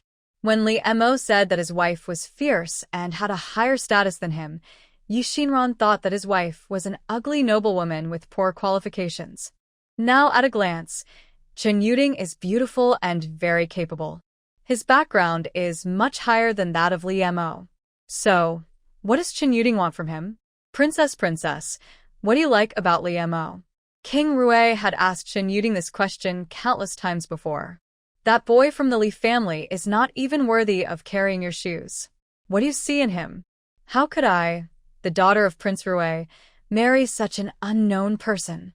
King Rue objected for a long time. But in the end, she was no better than her own daughter. Because Chen Yuding's temper is so similar to his. They are all the kind who would rather break than bend. He was afraid that he would push his daughter into a hurry and do something outrageous. Chen Yuding didn't tell her father the real reason at first, but today, she wanted to have a good talk with Xinran. Actually, Li Mo doesn't remember him. I met him when I was very young. Chen Yuding spoke, but his eyes were looking out the window, as if he was seeing the past years through that ray of sunshine. That was the first time my mother took her and her brother out to a temple fair. Mother had to take care of her younger brother, so she only asked 2 maids to keep an eye on her. But Chen Yuding also loved playing when he was a child. While the 2 maids were not paying attention, she sneaked into the backstage of the temple fair alone.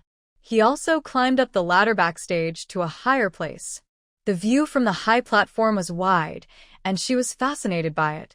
When I was about to come down, the ladder had been moved away by someone unknown.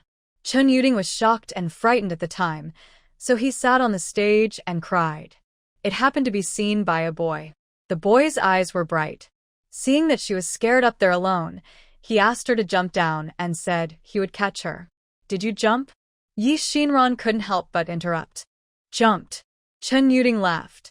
We were both too young at the time and didn't understand anything. After I jumped down, I realized how his small body could catch me. I fell on him, and he fell to the ground. My arms were bruised, but they still comforted me and said it was okay. Seeing me crying so hard, he took out a piece of candy from his pocket to comfort me. Later, when the maid came to find him, he limped away on his own. Chun Yuding still remembers the details. That boy is Liemo, right? Xinran asked. Chun Yuding nodded. He had a pair of fox eyes and 2 small moles on the corner of his left eye. When I grew up, I recognized him the first time I saw him. But he didn't have any impression of me at all. Xinran wanted to say something, but didn't know how to comfort her. Chun Yuding himself said, after thinking about it for a long time, I slowly understood that maybe for him, it was just a normal day in his life, and helping me was just a casual thing. But for me, it was the first and last time my mother took me to the temple fair. Only then will I remember that day, and that person forever. The fate between people is so wonderful. Maybe Ulao has already tied the red thread for you. Chun Yuding smiled bitterly. What fate is, I just forced it. He avoided me before it was too late. You two may not have said something clearly. Next time we meet, tell him what you said today and see how he reacts. If he is still stubborn, you should teach him a lesson, preferably by beating him until he wakes up. Chun Yuding smiled. Miss Liu, I really like you more and more. What is it like for you and your husband to get along? Will he be nice to you? It should be very good. Chun Yuding thought. If it was not good, why would Miss Liu be so affectionate towards him? Xinran curled her lips and said, he and I are not that good. He refused to consummate our marriage with me until his death. Xinran didn't know why, but she said this complaint all at once. Maybe this is the biggest resentment in her heart. Chun Yuding felt that he had heard something extraordinary and hurriedly reached out to cover his mouth. After a while, she asked, what's the reason? Could it be that he... Well, he can't. Xinran nodded. Hey guys, does anyone know how to recommend books? Can you give me a push?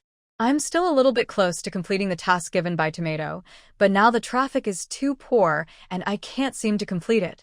So angry. Of course, it doesn't matter if you can't because I don't know either, haraha. It's always late these days. I'm really sorry. I must adjust this weekend. Good evening. Best wishes. Chun Yuding was startled by Xinran's frankness. Speaking of which, both of them were married women. Unexpectedly, they had something strange in common in this regard. Really, I can't do it? Chun Yuding asked with some regret. Xinran said, indeed, it's a bit of a pity, but he is quite nice and takes good care of me. Speaking of Xiao Huayan, Xinran couldn't help but start to imagine his life at the border. It should have snowed at the border at this time, right? Has his battle been won? When Xinran returned to the Liu family, she happened to see a group of officers and soldiers coming to the door of Ting'en home mansion. The housekeeper opened the door and talked to the official for a while and was so frightened that he sweated. My lords, please wait a moment. I'm going to invite my Lord Marquis to come back, he said tremblingly. No need. The leading official said, the person we are taking away this time is the old lady of the Liu family, not Mr. Liu, so there is no need to go to such trouble to report. As the officer spoke, he was about to rush in. The butler plopped down and knelt down. Dear officers, my old lady is very old. Without the marquis words, we slaves really don't dare to hand over the old lady. The official glanced at him and said coldly, let me tell you the truth, your old lady's matter is big or small. It's his good fortune that the Marquis of Ting'en is not angry with his superiors now. He'd better not get involved in this matter. When the housekeeper tried to stop him again, the leading official kicked him in the heart and kicked him aside. A group of people walked quickly into the yard with long strides. Xinran stood still and didn't move. I heard bursts of screams coming from the yard, and not long after, there were heart-wrenching shouts. "How dare you do this to me? This is Prince Jing'en's mansion. What do you want to do? My old marquis is the Yuanming general appointed by the emperor, and my son is the current marquis of Jing'en. You are so brave that you dare to come and arrest me. You guys let me go. I'm going to file a lawsuit. I have a mandate.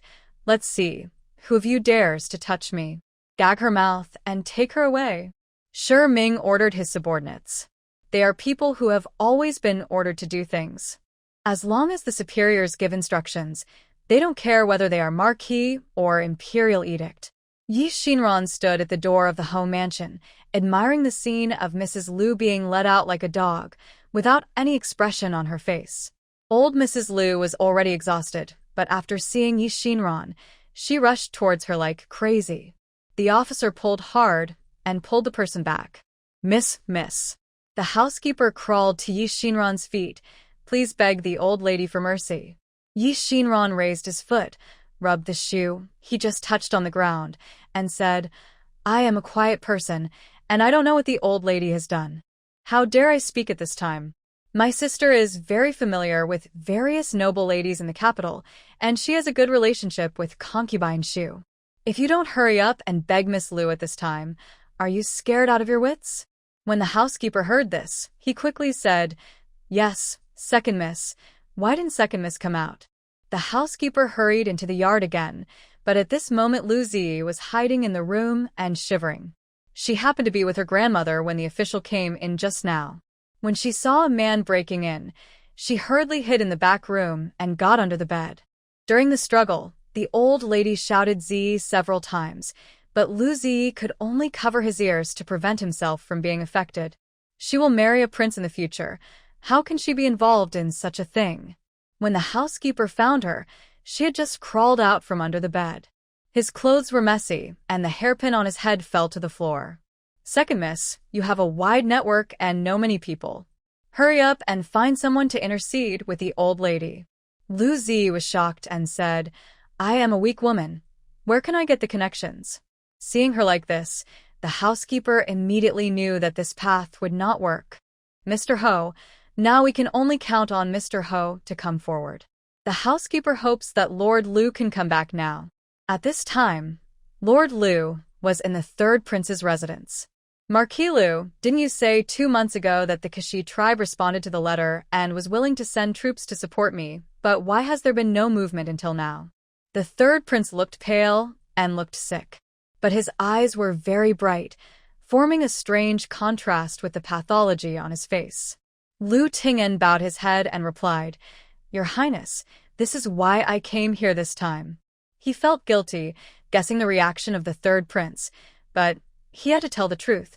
There is news from northern Xinjiang, saying that there is a sudden garrison guarding the foot of Xixia Mountain. Their generals are very good. After a month they have made 3 surprise attacks on Kaisai's base camp, and now they are too busy to take care of themselves and cannot get out of Xixia Mountain. The third prince looked ugly and sneered. "Didn't you say that Kasisi was the most powerful tribe in northern Xinjiang? You also asked me to agree to give up 2 cities as a condition. Now they can't even get out of Xixia Mountain. What's the use of this waste?" Marquis Liu's face was feverish and his back was soaked with sweat. He said carefully, "The best horses and land in the west of Nake are the best horses and land in northern Xinjiang. Their soldiers and food are the most powerful in northern Xinjiang." At the beginning, Qizhong Company lost 20,000 elite soldiers before they could barely block them outside the Xixia Mountains. In the past few years, they have been replenishing their troops and are no longer what they used to be. "Can't you get out yet?" The third prince's eyes were as sharp knives. Lu Ting'en was shocked when he saw this, and he hurriedly said, "Originally, Qizhong Company had been beaten and retreated, but 2 months ago, a mysterious man suddenly appeared in their military camp. It is said that that man was brave and good at fighting, and he also knew the terrain of Xixia Mountain very well. He often led troops to raid Kaisai's forward camp through the valleys and gullies. When Kashi sent troops, they closed the city gate tightly and could not get out. The 2 sides had been fighting for more than a month, and Kashi was exhausted. Is this what I need to know?" The third prince suddenly took down his soft sword from the moon fortress. The soft sword came out of its sheath and shook an afterimage in the air. Lu Ting'en's feet gave way, and he knelt down quickly and said, "Your Highness, although that mysterious man is very good, he has been fighting for years in the northern border area, and the people are in dire straits, so they won't be able to hold on for long." The third prince gently wiped the edge of the sword with a handkerchief. "I can't hold on for long." "How long? Do I have to wait forever if they can't come out?" "I can afford to wait, but my sword may not be able to wait." "No, it won't," Lu Ting'en said quickly. "The messenger said that their leader has a clever plan." "A clever idea?" The third prince waved his elbow and swung the soft sword towards Lu Ting'en's neck. Lu Ting'en was so frightened that his whole body was as stiff as a piece of wood. The sword edge stopped when it was about to touch the flesh. The sword energy left a bloody mark on Lu Ting'en's neck. A strand of hair also fell down. Seeing that Lu Ting'en's eyes were so frightened that the whites of his eyes rolled out, the third prince couldn't help but sneered. "How come Marquis Lu is still so timid? I have so much use for keeping you, so why am I willing to hurt you?" He put the sword back and wiped it carefully with his handkerchief again. Lu Ting'en calmed down, swallowed his saliva, and then reluctantly spoke. "The messenger said that the reason why Qi Zhonglian and others frequently harass Kasisi is because they don't have much food and grass in their hands. They wanted to explore the way to Kashi to steal grain and grass, but Kashi had already seen their intention and hid all the grain and grass in the rear area, leaving them no chance to succeed." After a pause, Lu Ting'en continued, "In a month, Xixiao Mountain will be snow-capped, and heavy supplies of grain and grass will not be transported in. As long as the grain and grass are not allowed to reach northern Xinjiang before then, they will not need to take action by then. Qi Zhonglian's those soldiers will starve to death at the foot of Xixiao Mountain." "Starve?" The third prince seemed to have carefully imagined the scene. This way of death is very dignified, and there are no external injuries, and it looks prettier. He looked out the window with a bloodthirsty light in his eyes. "Has there been any grain shipped to northern Xinjiang from the granaries of various places recently?" Lu Ting'en replied, "I asked someone to check. A dozen days ago, 500 baggage trucks set off from Inghe, heading towards northern Xinjiang. I think they were temporarily dispatched from there, because they were afraid of running out of time. Tell Su Chengwu's people to stop the baggage truck halfway. They would rather destroy it than transport it to northern Xinjiang." "Yes." Lu Ting'en agreed. After the two discussed the matter, they walked out of the study room. When the third prince's boy saw him, he quickly saluted and said, "Your Highness, a servant of Marquis Lu's family has come to report that there is something urgent in the house. Please come back quickly." After hearing this, the third prince looked at Lu Ting'en with a smile. "Why, are you still so affectionate with your wife? Are you anxious now that we are separated?" Lu Ting'en frowned. "Your Highness is joking." The third prince smiled coldly. "Marquis Lu, after all these years, you still haven't received your original certificate of nomination." When Lu Ting'en heard this, he quickly said, "It's almost there. Please give me a little more time, Your Highness." "You'd better hurry up," said the third prince. "If you can make great achievements, I will definitely give you a satisfactory position when I inherit the throne." "Thank you, Your Highness." Lu Ting'en stood up to say goodbye. Seeing the servants in the mansion, he felt impatient in his heart. "Did the housekeeper ask you to come? Didn't I tell him not to disturb me when I came to the third prince's house?" The servant quickly said, "Master Marquis, it's bad. Something happened to the old lady." "Old lady?" Lu Ting'en was startled. "What happened to the old lady?" The servant cried, "The old lady was taken away by people from the criminal department." "What?" Lu Ting'en couldn't help but raise his voice. "But why did you tell me?" "It is said that the old lady is trying to kill the heir apparent of Prince Rui." Lu Ting'en's heart dropped. When he saw Yi Xinran and Leng Qingyu returning from the palace safe and sound that day, he became a little worried. Later, Leng Qingyu said that the maid was sent by her to help in the store, and it would take a few days to come back.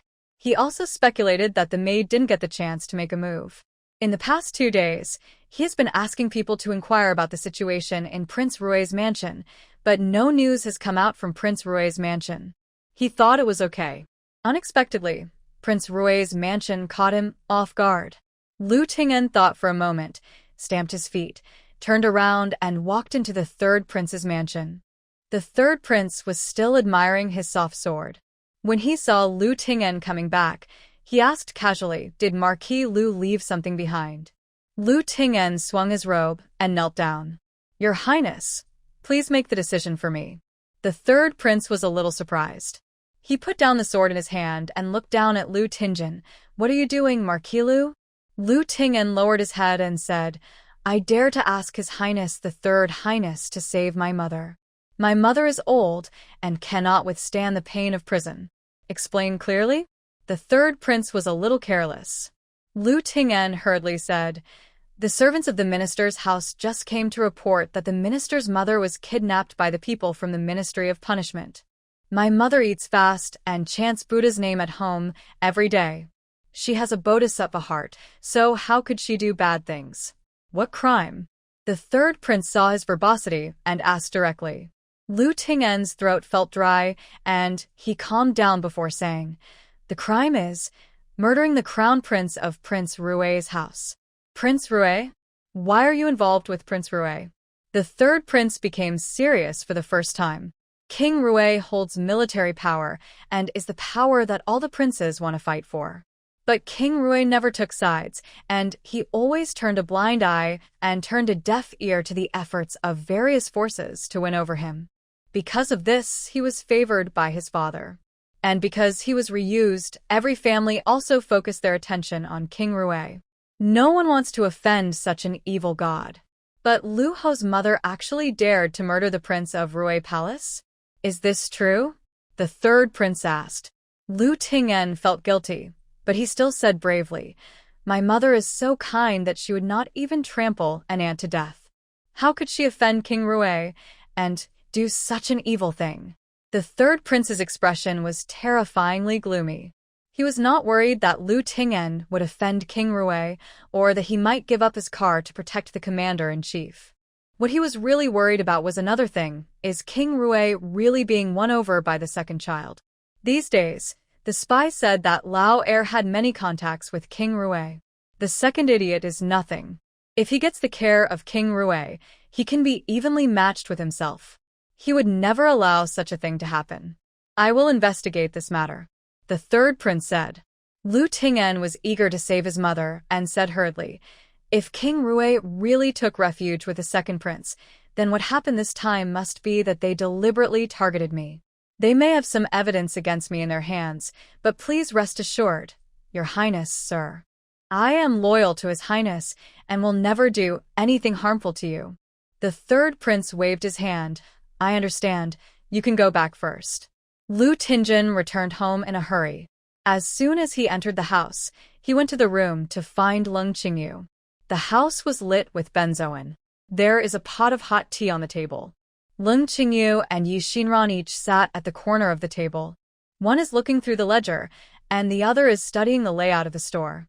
Lu Ting'en walked in and felt a hint of air conditioning. He looked at the leisurely mother and daughter and felt inexplicably more angry in his heart. "What are you doing? My mother has been taken away. Are you still in the mood to drink tea?"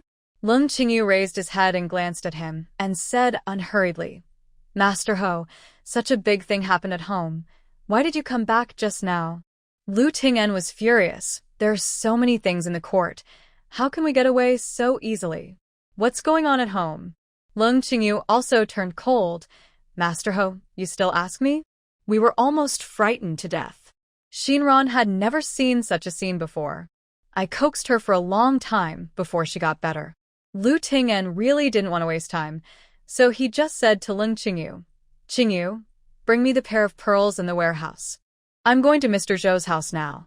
"What pearl?"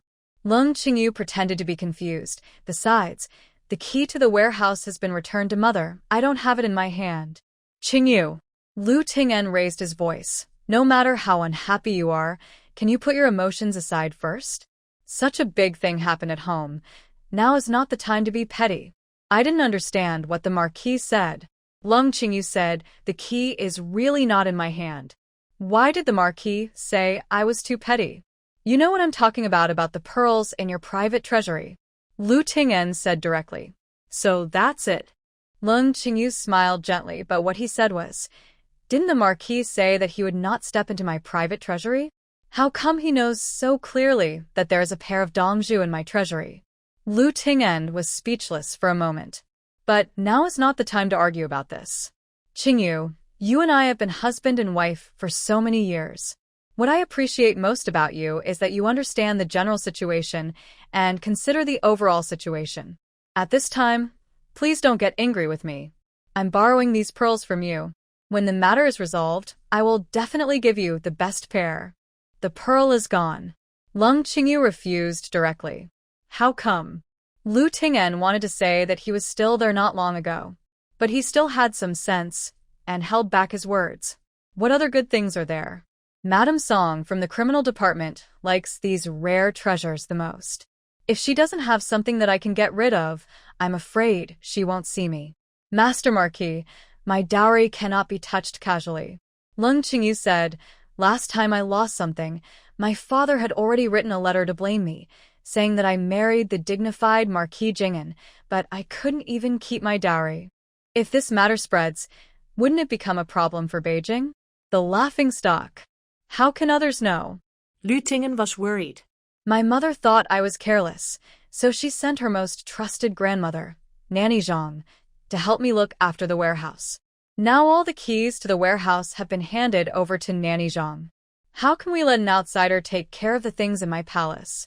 After so many years of marriage, this was the first time that Lu Ting'en felt that Lung Qingyu was unreasonable.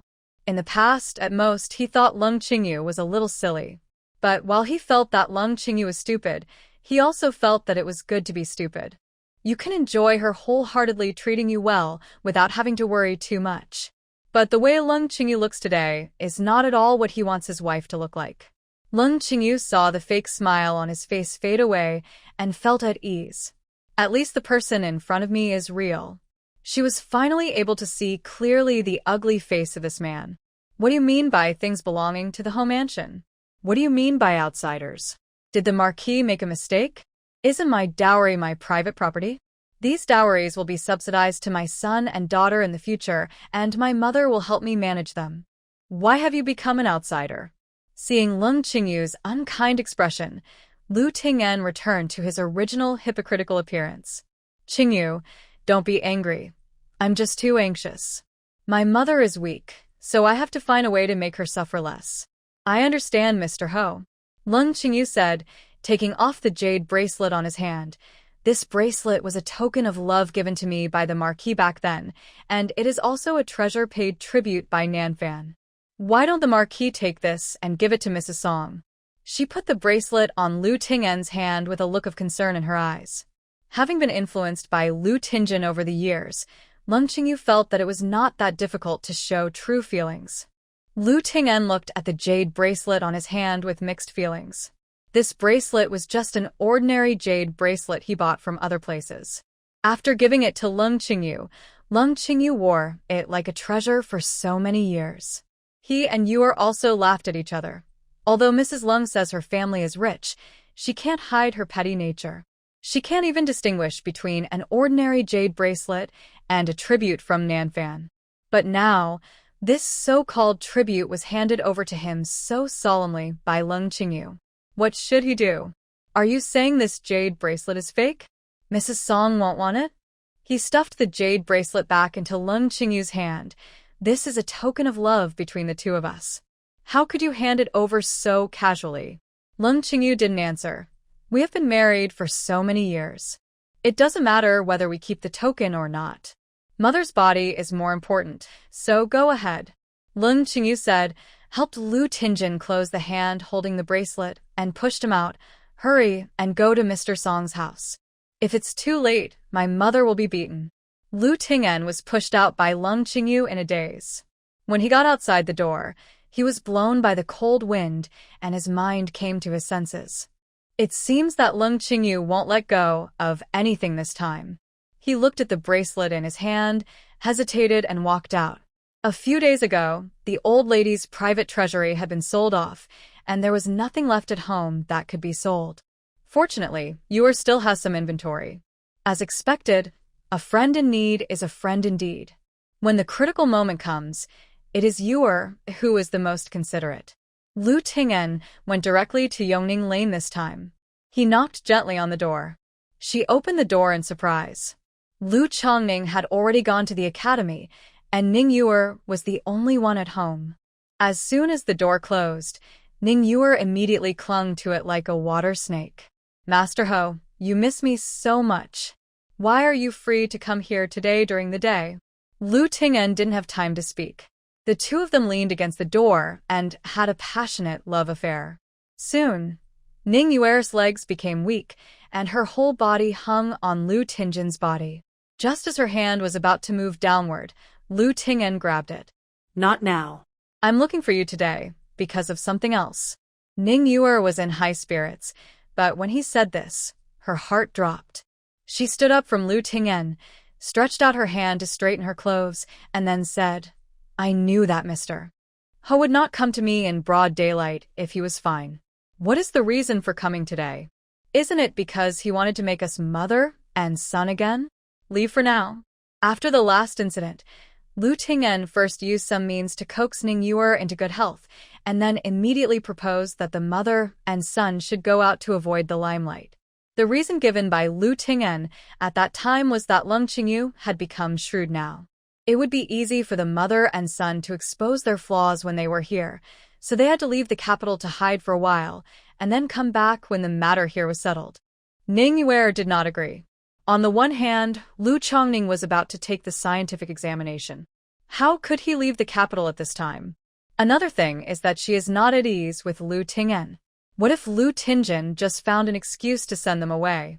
It's easy to leave Beijing, but if you want to come back, it will be difficult. Ning Yuer begged all night, and Lu Ting'en reluctantly allowed them to stay. But today Lu Ting'en suddenly visited, and Ning Yuer had to be vigilant again. I'm not letting you go. I'm here this time to get the same thing as you.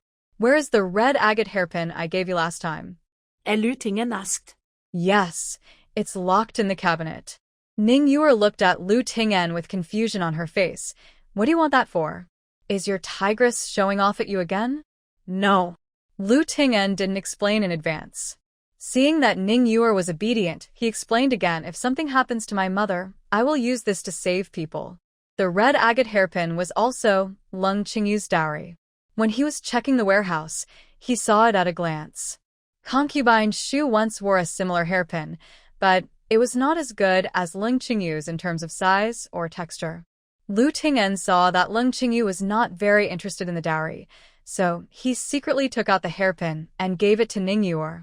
Ning Yuer was so excited at the time that Lu Ting'en still remembers that night. She rocked on him until almost dawn. What happened to the old lady? Ning Yuer was startled. In this family, even if something happens to Lu Ting'en, nothing will happen to the old lady. Why is it the other way around now? Don't ask too much about anything else. You can't help me anyway, so just give me the hairpin. Lu Ting'en urged. Leng Qingyu was right in what he said just now. If he goes late and the old lady gets slapped, he will be a sinner. The red agate hairpin was wrapped more than 10 times in red cloth by Ning Yuer and placed at the bottom of the box.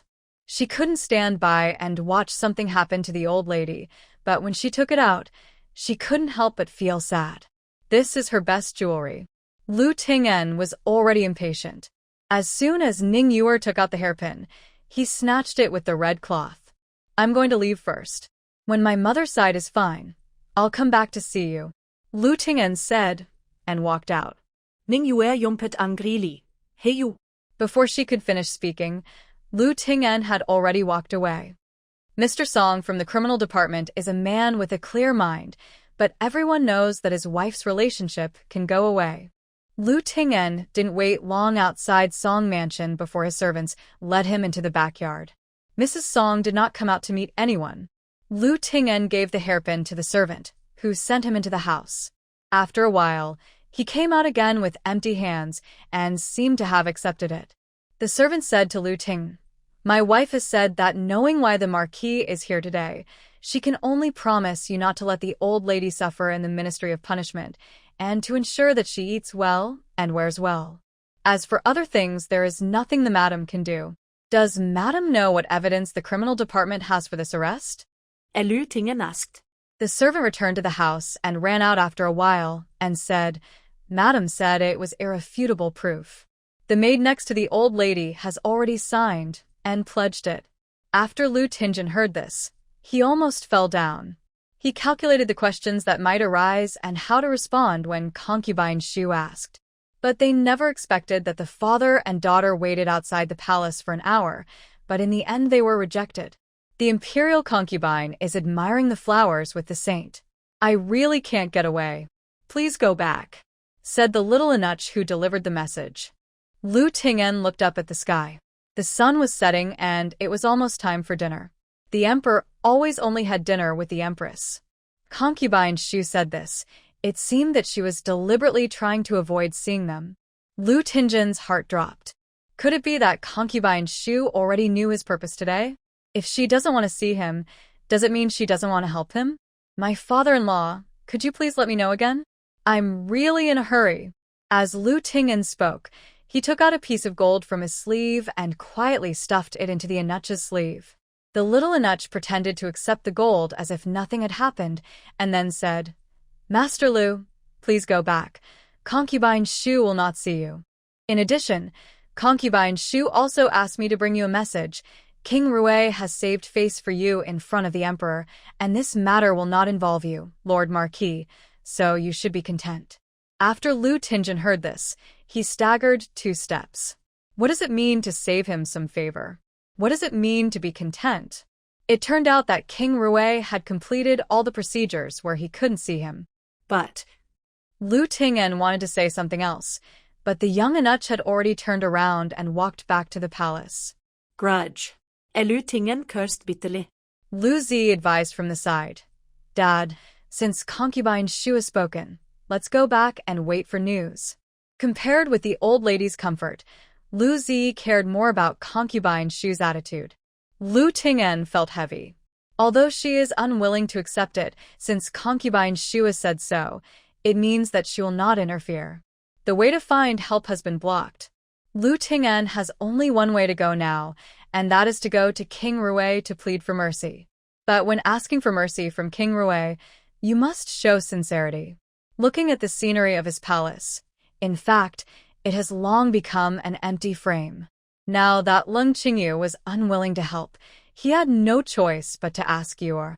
Lu Ting'en first sent Lu Zi back to his mansion, and then took a carriage to Yongning Lane. Master Marquis, why are you back again?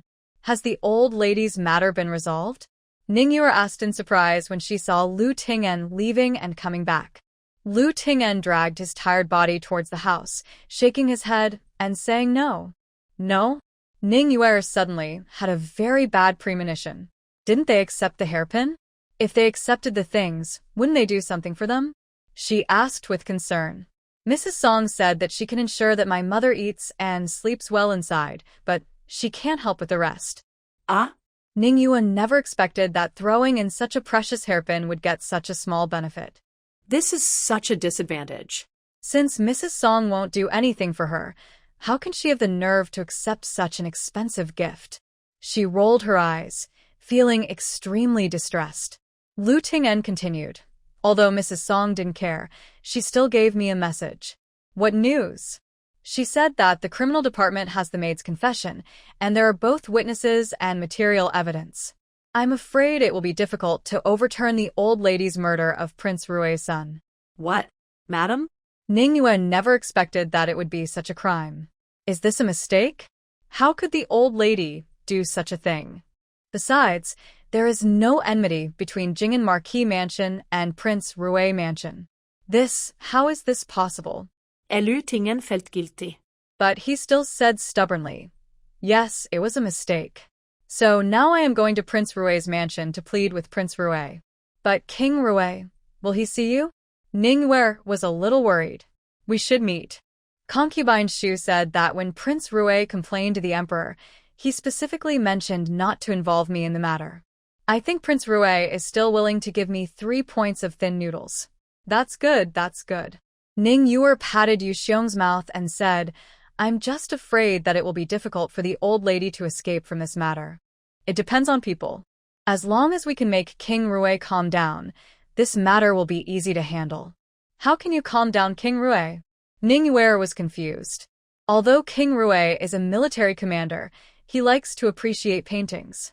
Please take out your painting of mountains and rivers, and I will go to the prince to intercede. No. Ning Yuer refused without thinking. The picture of mountains and rivers in her hand is a good thing passed down from her ancestors. It is also the most valuable thing in her house. When our ancestors were the poorest, they never thought of using the mountains and rivers map to repay the money. In their Ning family, the mountains and rivers map was the treasure of the house, and an auspicious thing. How could they give it away to others? Yuer. Lu Ting'en also guessed that she would not agree easily, and said coaxingly, I know that the mountain and river map is very important to you, but think about it, if this matter cannot be resolved today, then our Ho mansion and Prince Rui's mansion will become enemies. When you return to the Marquis mansion and become his wife, how will you deal with Prince Rui's mansion? Lu Ting'en deliberately expressed concern, as if he was worried about Ning Yuer. And Ning Yuer also heard the most important words from his long words, returned to the Ho mansion and became his wife. Yes, she will return to the Ho mansion to be his wife in the future. But this map of mountains and rivers was handed down from our ancestors. It is said that the pictures are in the people. Even though I am a woman, I cannot violate the rules of my ancestors. Ning Yuer still disagreed, but her tone was no longer so firm. Don't forget, you are a member of my Xinran Marquis mansion, and you must abide by the rules of my Marquis mansion from now on. Lu Ting'en held Ning Yuer in his arms and pressed her body tightly against his. Oh, don't do this.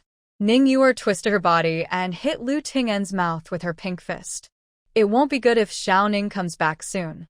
Lu Ting'en leaned against Ning Yuer's ear, rubbing it gently and saying, It's still early. He won't come back. Master Ho.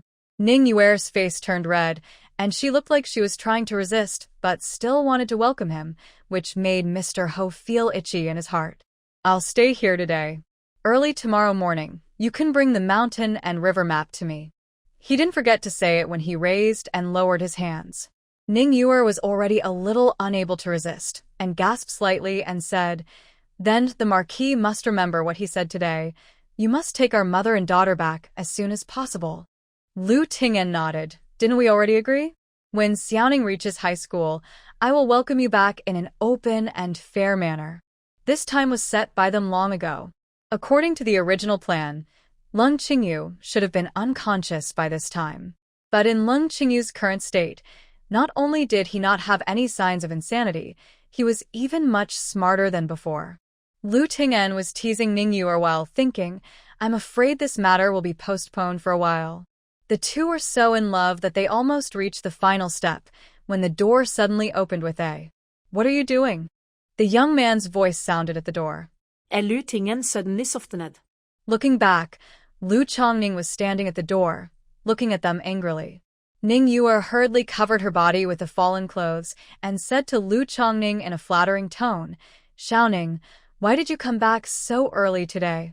Lu Chongning looked at his mother and replied displeasedly, Master, I have something to do today. Let us came back early. Can't you two go back to the bedroom? Lu Ting'en finally came to his senses. He looked at Lu Chongning with a displeased look on his face and scolded, You knew there was someone in the house, but you still barged in so recklessly. Is this how your master taught you the rules? Lu Chongning looked unconvinced. Our master taught us propriety, justice, and shame, but did not teach us to engage in prostitution in daylight. You rascal! Lu Ting'en was so angry that he picked up the vase on the table and was about to hit him, but Ning Yuer stopped him. Master Ho, Xiaoning can't speak, so don't get along with him. Xiaoning, why don't you come and admit your mistake to your father? Lu Chongning stood upright and said bitterly, Mom, last time he watched you being bullied without saying a word, and you forgot so quickly.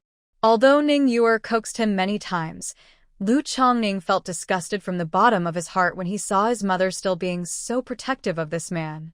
Xiaoning, don't forget what your father has done to you all these years. Ning Yuer was really angry. No matter what, he is also your biological father. Since you defend him so much, don't say those complaints to me again. Lu Chongning hated her for not being ambitious and turned around and left the room. He returned to the study and wanted to read, but he couldn't calm down.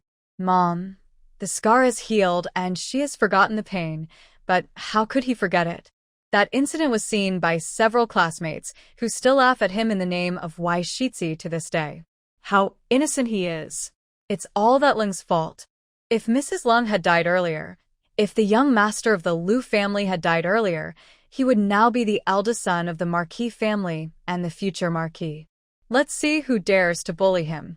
Thinking of this, Lu Chongning suppressed the hatred for Lu Ting'en in his heart. Now is not the time to offend Lu Ting'en. The day of revenge will be when everything is settled. That night, Lu Ting'en stayed in Yongning Lane. Early the next morning, I took Ning Yuer's heirloom and went to Prince Rui's mansion. The housekeeper stopped him outside the door.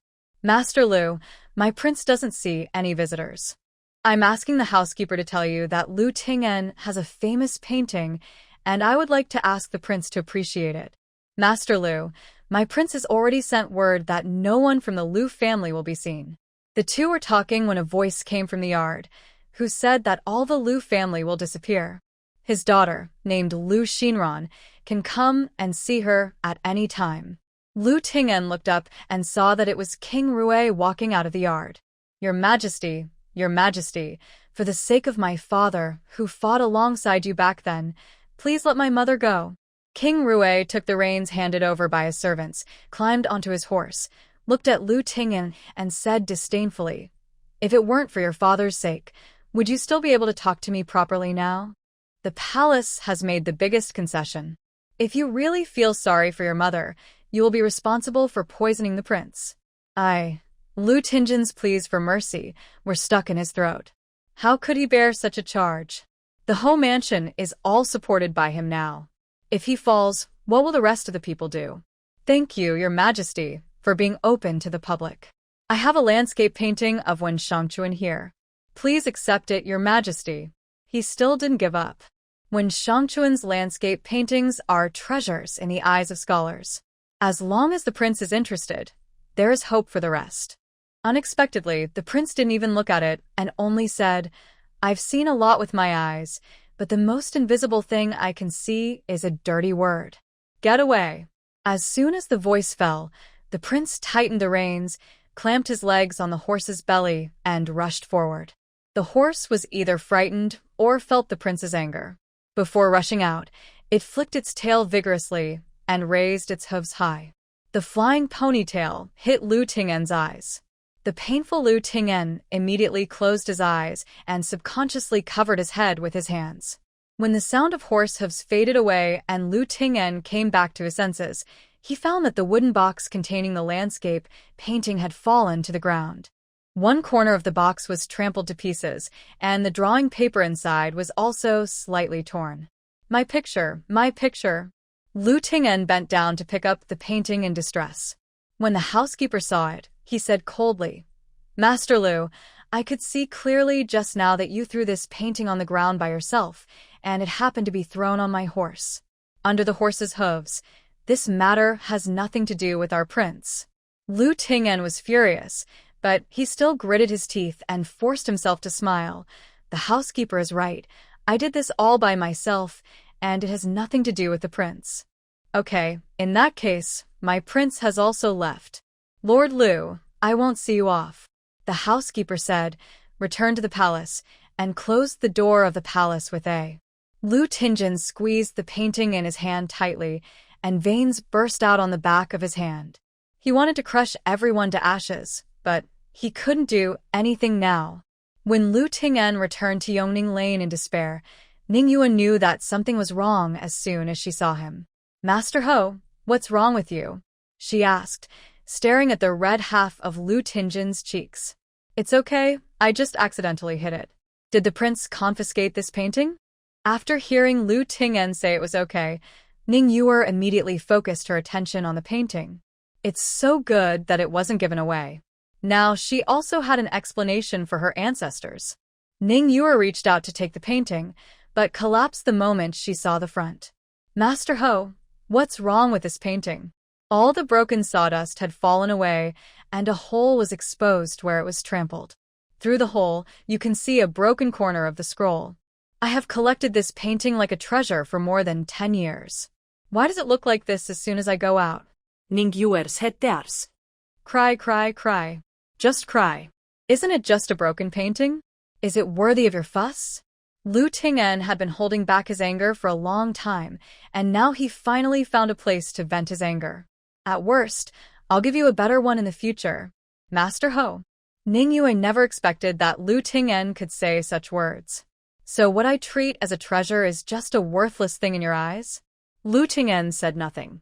Ning Yue continued, I know that Mr. Ho's family has a great business, but Mr. Ho, don't forget that you took the hairpin for me yesterday, and you took the painting for me today. These are rare good things. Thing. You always say in the future. When will it be in the future? I feel pity for Ning Yue when she cries so much that the pear blossoms are covered with rain. If it were normal, Ting'en would definitely put down his body and coax him. But now Ting'en just feels bored when he sees her like this. Over the years, the things I have given you are more than just a hairpin or a painting. That Lung family spent hundreds of thousands of taels of silver for the Ho mansion, but she never talked about it all the time like you. Master Ho? Ning Yue was suddenly stunned when she heard Ting'en mention the Lung family. Over the years, Ting'en rarely mentioned Lung in front of him. Even if he did, he would say that she was dull and boring and only thought about making money. Unexpectedly, Lord Marquis actually thought this way. Does the Marquis dislike me for not being as good at making money as Mrs. Lung? Then why have I endured all these years and lived in this dark Yongning Lane to have children for you? Has the Marquis forgotten the original agreement? How could I forget? As childhood sweethearts who grew up together, Ting'en still felt a little sorry for Ning Yue. Okay, please stop being petty with me. The prince's way is blocked. I have to try other methods. I'm leaving first. Mom is still waiting for me to think of a solution. Ning Yue raised her eyes and looked at him. You leave as soon as you say, what will happen to my painting? Can you worry about your mother's affairs in your paintings? It's simply unreasonable. The two eventually broke up on bad terms. Ning Yue wiped away her tears, carefully took the painting out of the box, placed it on the table, and unfolded it gently. Ning Yue couldn't bear it any longer, and big tears fell down from the corners of her eyes. With things like this now, it would be better to send the prince as a favor and at least let the painting play its role.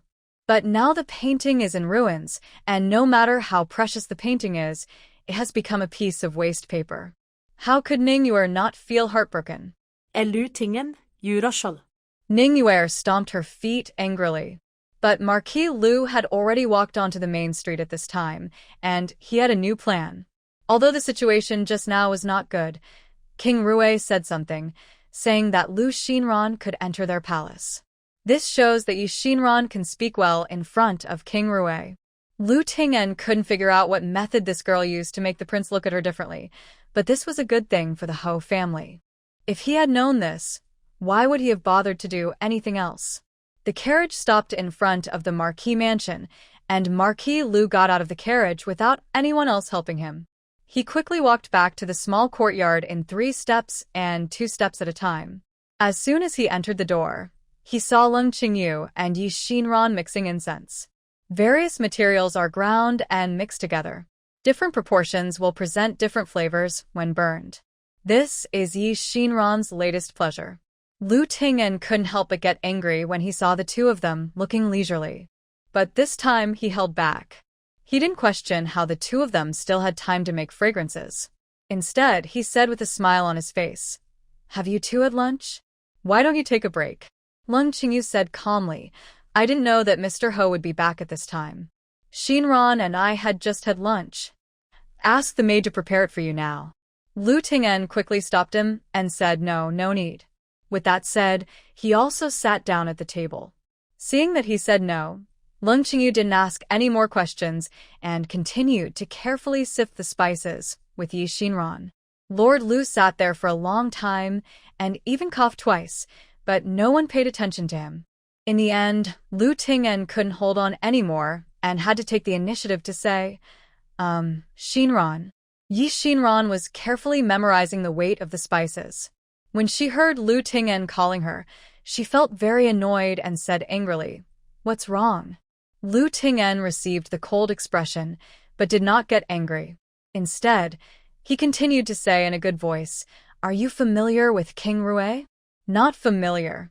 Xinran did not stop his movements and said while writing, "But I am somewhat familiar with the princess of Prince Rue's family." "That's great." Ting'en clapped his hands. "You have such a relationship. Why didn't you tell me earlier?" Xinran finally straightened up, looked at Ting'en and said, "But the Marquis didn't ask me either? You child. Why should I call you daddy?" Ting'en seemed to be complaining, but in fact he was pampering. "Forget it. I'm still not used to it," she said.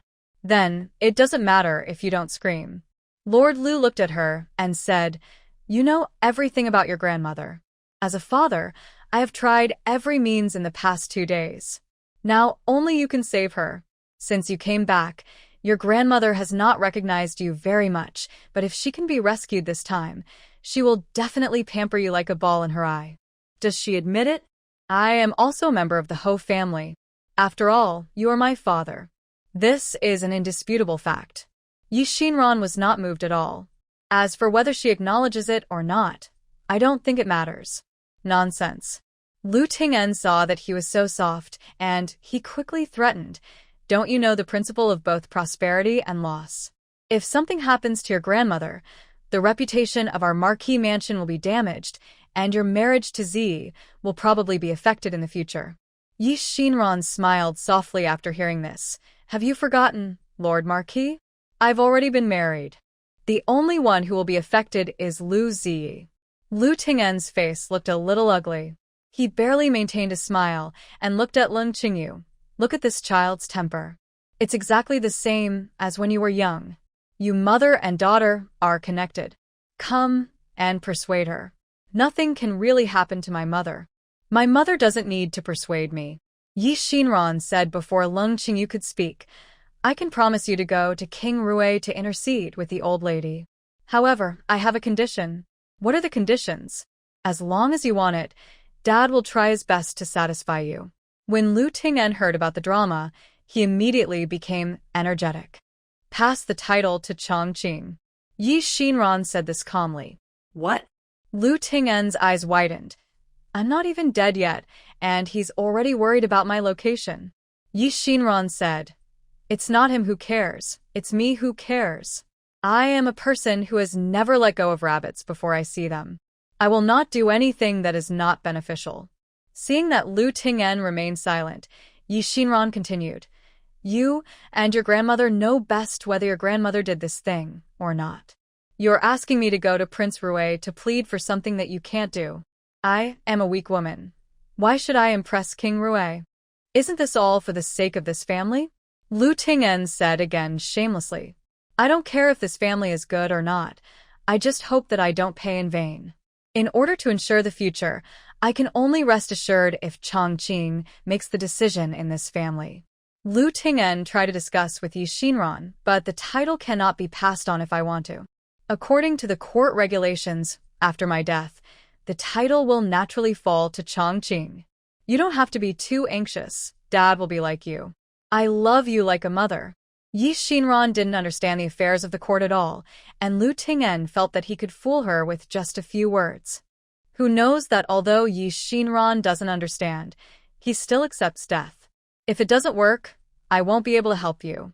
Now that I'm talking nicely, what if the Marquis gets a concubine back some time later and lets the concubine inherit the title? Didn't my efforts go in vain?" One sentence revealed Ting'en's thoughts. Ting'en didn't even refute, he was stunned. When he came back to his senses, he saw Lung Qingyu looking at him. He smiled awkwardly and said to Lung Qingyu, "Qingyu, look at this child. How could she think like this? Our husband and wife have been in love for many years. Who doesn't envy us as a couple? Xinran actually thinks that I have an extramarital affair. Isn't this the most ridiculous thing in the world?" After saying that, Lord Lu laughed. He thought Ling Qingyu would laugh at Xinran's random guesses like him, but Ling Qingyu still looked at him expressionlessly and said, I think what Xinran said makes sense. What if there really is an outer room? Manage? You don't believe me? Lu Ting'en became angry. You don't even believe me in this kind of thing? Then what does our relationship for so many years mean? Master Ho, please don't embarrass my mother.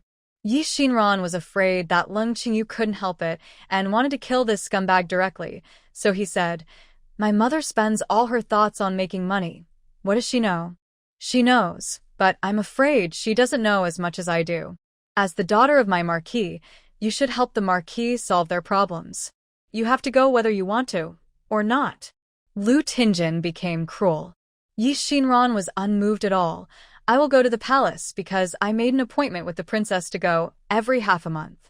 If I don't go when the agreed time comes, the princess will come directly to the palace to ask for someone. You. Lu Ting'en was so angry that he was half dead. If time could be reversed, he would rather fall out with Ling Qingyu a few months ago than agree to her going to Yuntong County. Without this trip to Yuntong County, Xinran would not have been recognized. If Xinran had not recognized Xinran, nothing would have happened now. Even Qingyu would not become what he is now.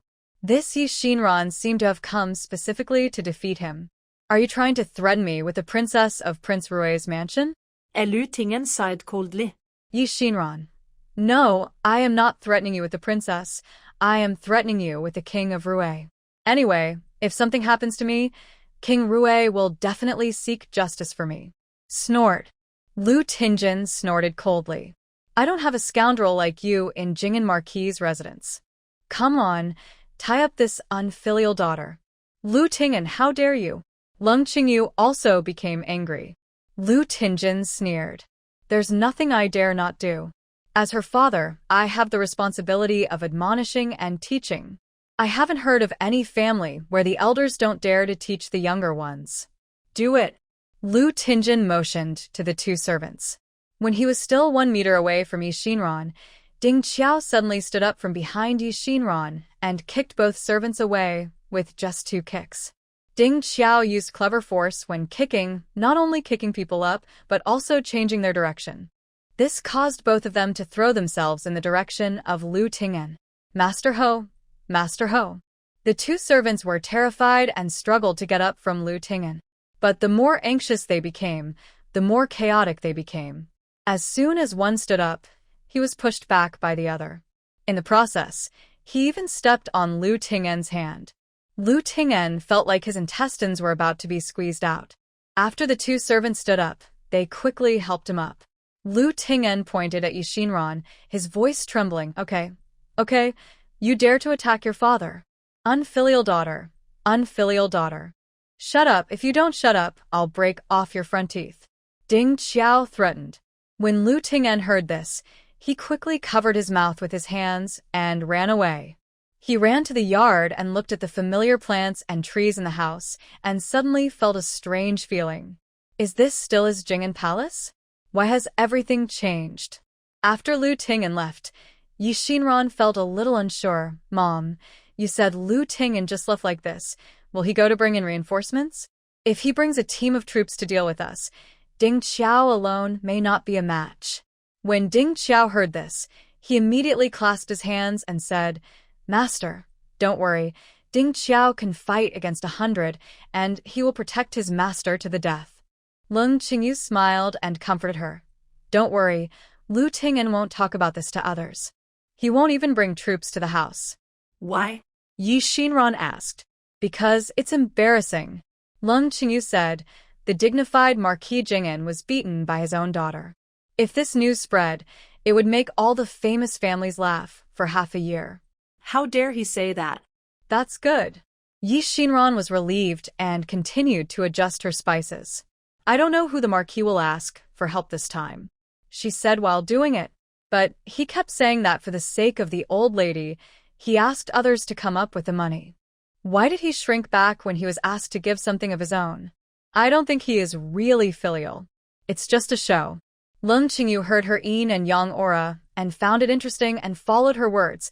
He has been an official for many years, and he always feels that he has strong strength and a strong background. I think he may have hit a brick wall this time.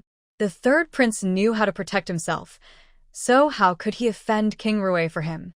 Although Leng Qingyu never participated in court affairs, he could still understand some aspects of the situation. Now that King Rui holds the military power in the capital, none of the princes would want to draw him into their own camp. The third prince would not offend King Rui just because of Lu Ting'en. Lu Ting'en went to the third prince's mansion again and got the same answer as Leng Qingyu thought. But this time the third prince's attitude was much better than before. Marquis Lu, I already know about this matter, but the evidence is conclusive, and I am powerless. The third prince said, Your Highness, my mother was indeed unjustly accused. That maid was sent directly from Prince Rui's mansion to the prison of the Ministry of Punishment.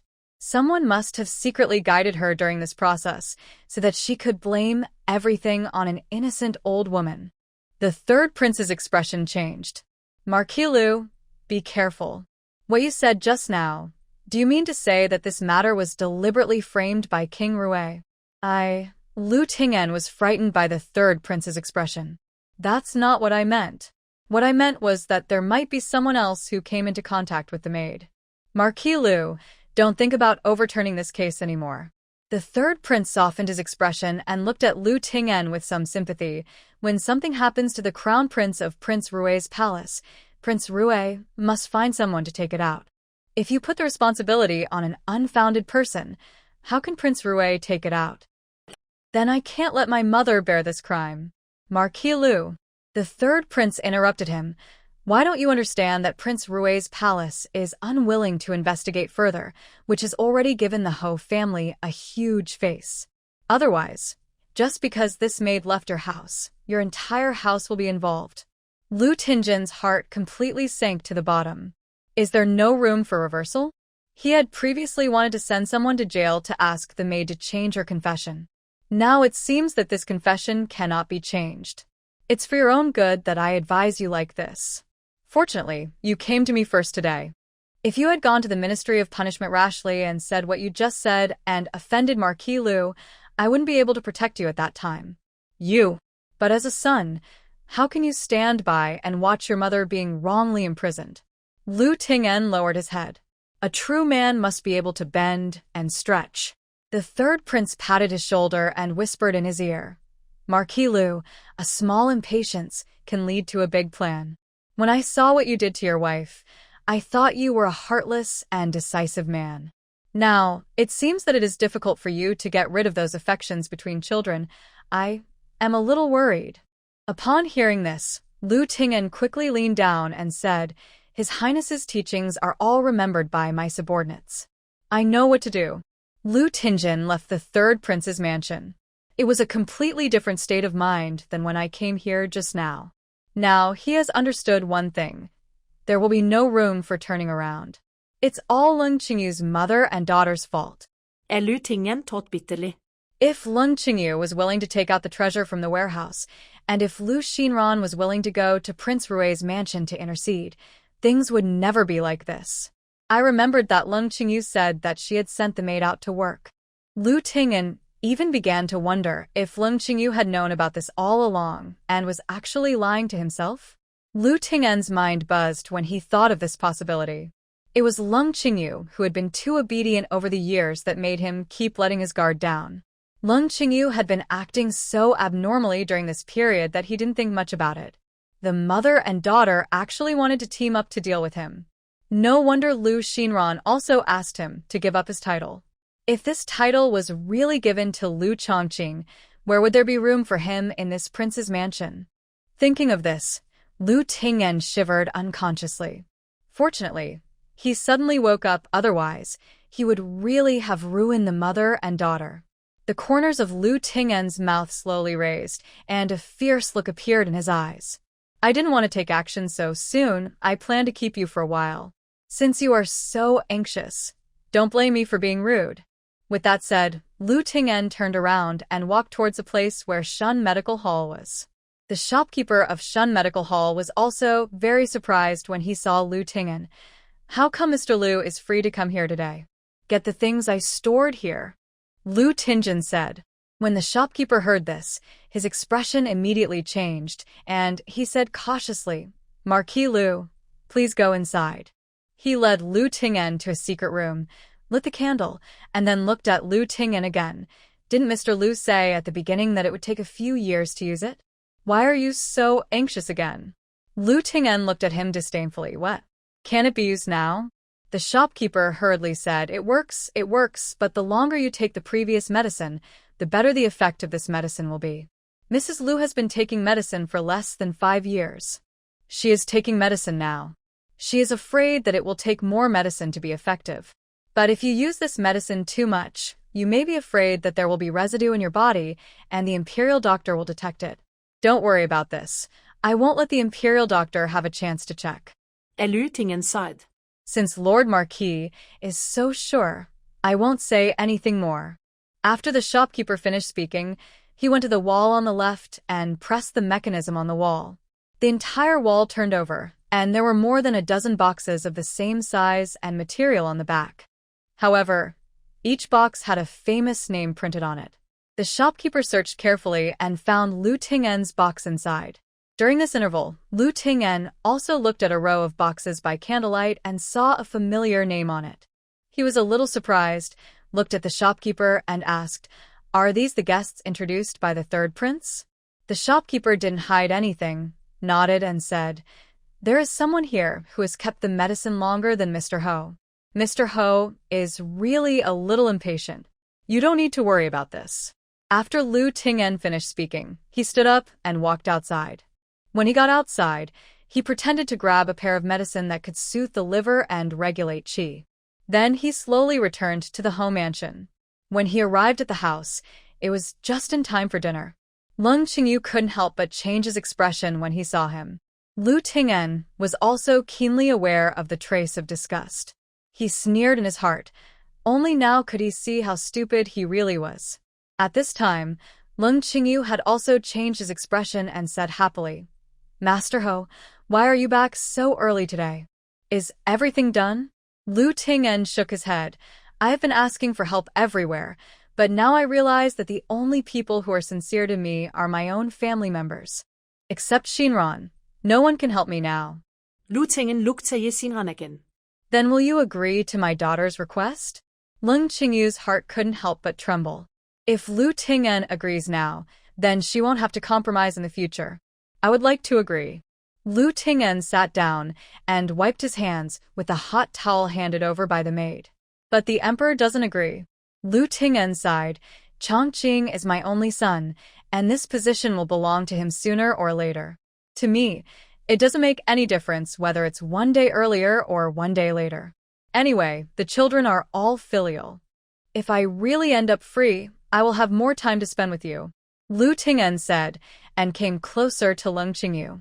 Lung Qingyu turned around in disgust. Liu Ting'en smiled.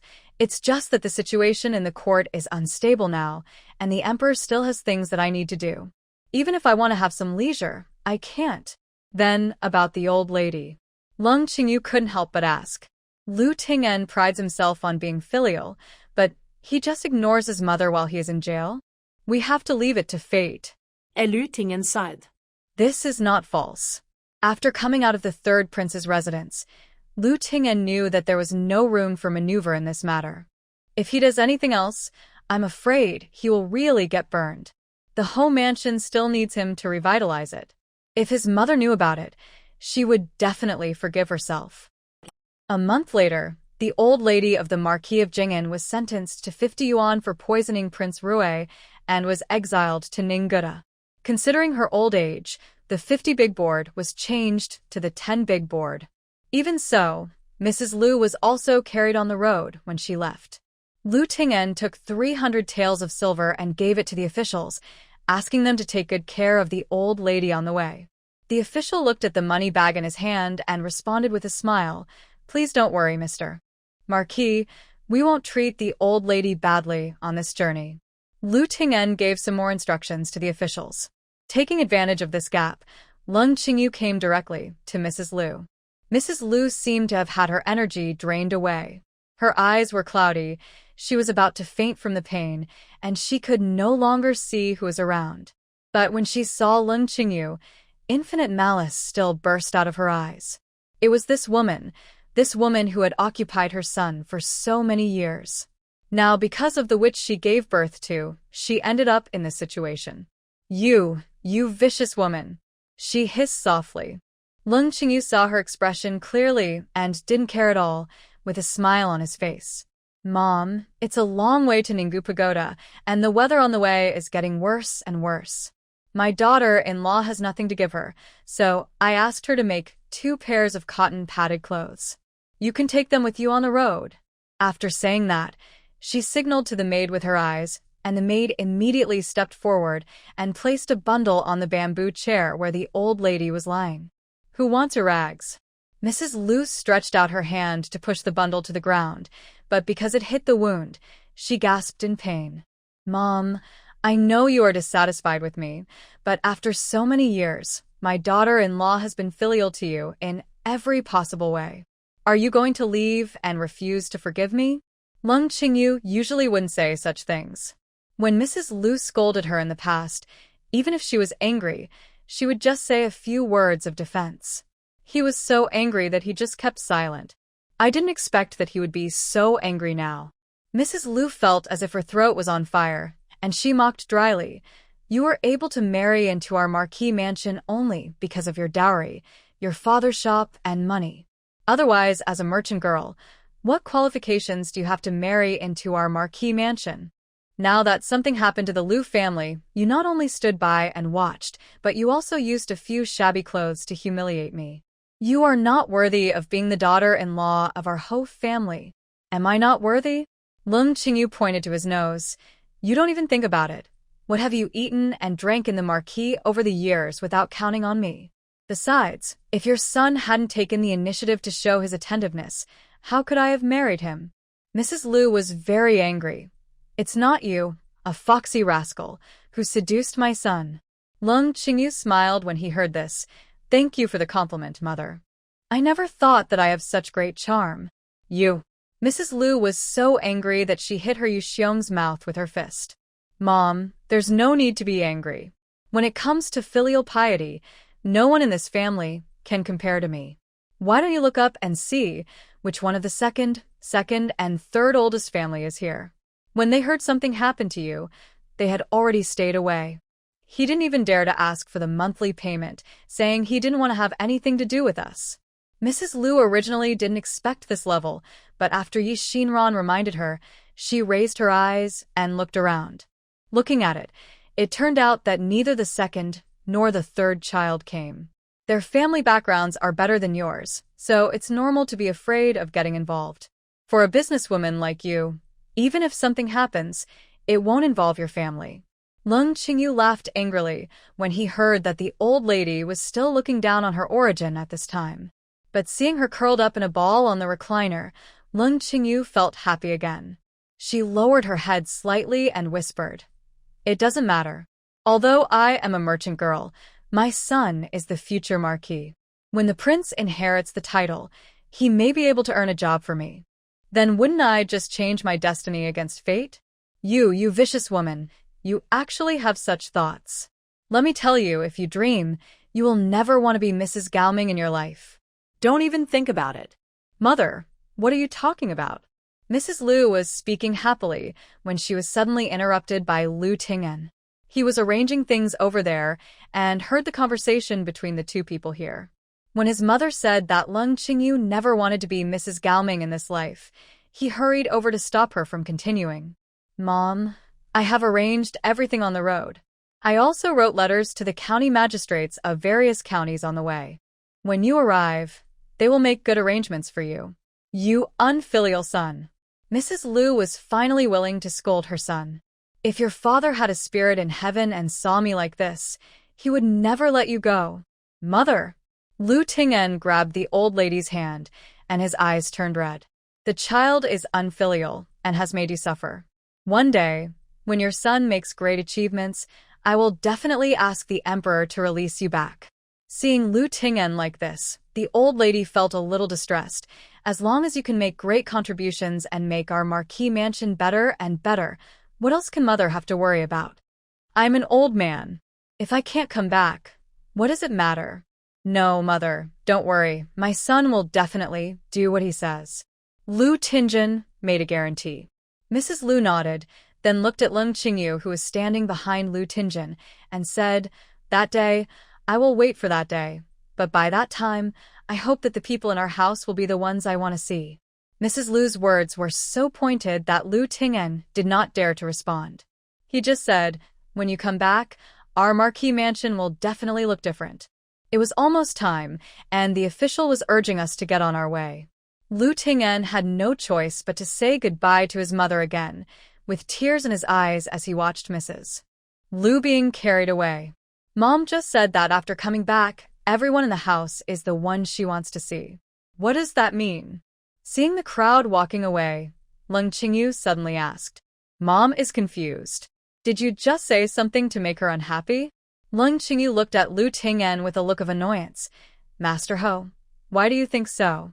If we are not here this time, we are just to let my mother leave with peace of mind. How can I make her unhappy? It was my mother who was indiscriminate and refused to accept the cotton-padded clothes I made for her. Lung Qingyu said, taking the cotton-padded coat from the maid's hand, and then unfolded the cotton-padded coat. There were more than a dozen banknotes inside. Look, I was afraid that my mother would not have enough money to spend on the road, so I went to the bank to change the banknotes. But she just threw them on the ground at me and scolded me that I was not worthy of being your wife. The more she talked, the angrier she became, and she immediately collected the banknote. Forget it, I will never be so kind again. My mother won't look down on me anyway. Looking at the banknotes in Lung Qingyu's hand, Lu Ting'en was so greedy. The money he gave to the official this time was the money that the old lady kept secretly. If he knew that Lung Qingyu was so generous and took out so many banknotes at once, he would have to let his mother accept it no matter what. Mom doesn't know that you are giving her money. She may not like the look of this cotton coat, so she is a little unhappy. Lu Ting'en tried to make amends. With so many officials here, I can't say that there is money in these clothes. If I did, can I still keep the banknote? Lung Qingyu said, besides, Mom is going to be exiled, not to play. Only this kind of thick and warm cotton-padded clothes can cope with the cold weather over Ninggu Pagoda. Lu Ting'en didn't expect Lung Qingyu to think so carefully. He looked at Lung Qingyu's expression and saw that she didn't seem to be pretending, and he couldn't help but doubt his own judgment some time ago. Could it be that he misunderstood her? Qingyu is still the same Qingyu before. Is he like this just because he is dissatisfied with himself? Impossible. Lu Ting'en immediately denied himself. Even if Lung Qingyu didn't change, his plan couldn't be delayed any longer. Don't delay important events just because you are soft-hearted for a moment. Thinking of this, a warm smile appeared on his face. He looked at Lung Qingyu and said, I have kept these things in mind for my mother. When my mother comes back one day, I will let her know your good intentions. Forget it. Good intentions are out of the question.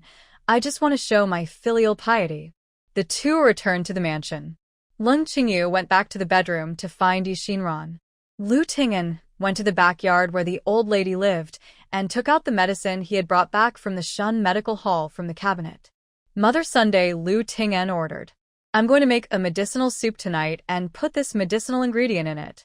Grandma Sun took the bottle and saw the black medicinal powder inside and couldn't help but ask, Master Ho, what kind of medicinal material is this?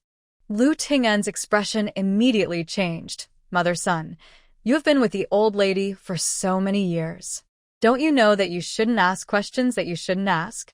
Grandma Sun trembled with fright and said quickly, Yes, I know. Dinner is a rare reunion dinner in recent times. Lu Ting'en, Lung Qingyu, Xinran, and Lu Zi were all there. But Xinran didn't like this kind of dinner. She prefers to eat alone with her mother. The kitchen prepared 4 dishes and 1 soup. As soon as the dishes were served, Lu Zi stood up and served soup to everyone. Mom, you have worked hard these days. I will give you this bowl of soup first. Lu Zi said with a flattering tone. Lung Qingyu raised his eyes and said, Let it go. Lu Zi quickly put down the bowl and went to serve others.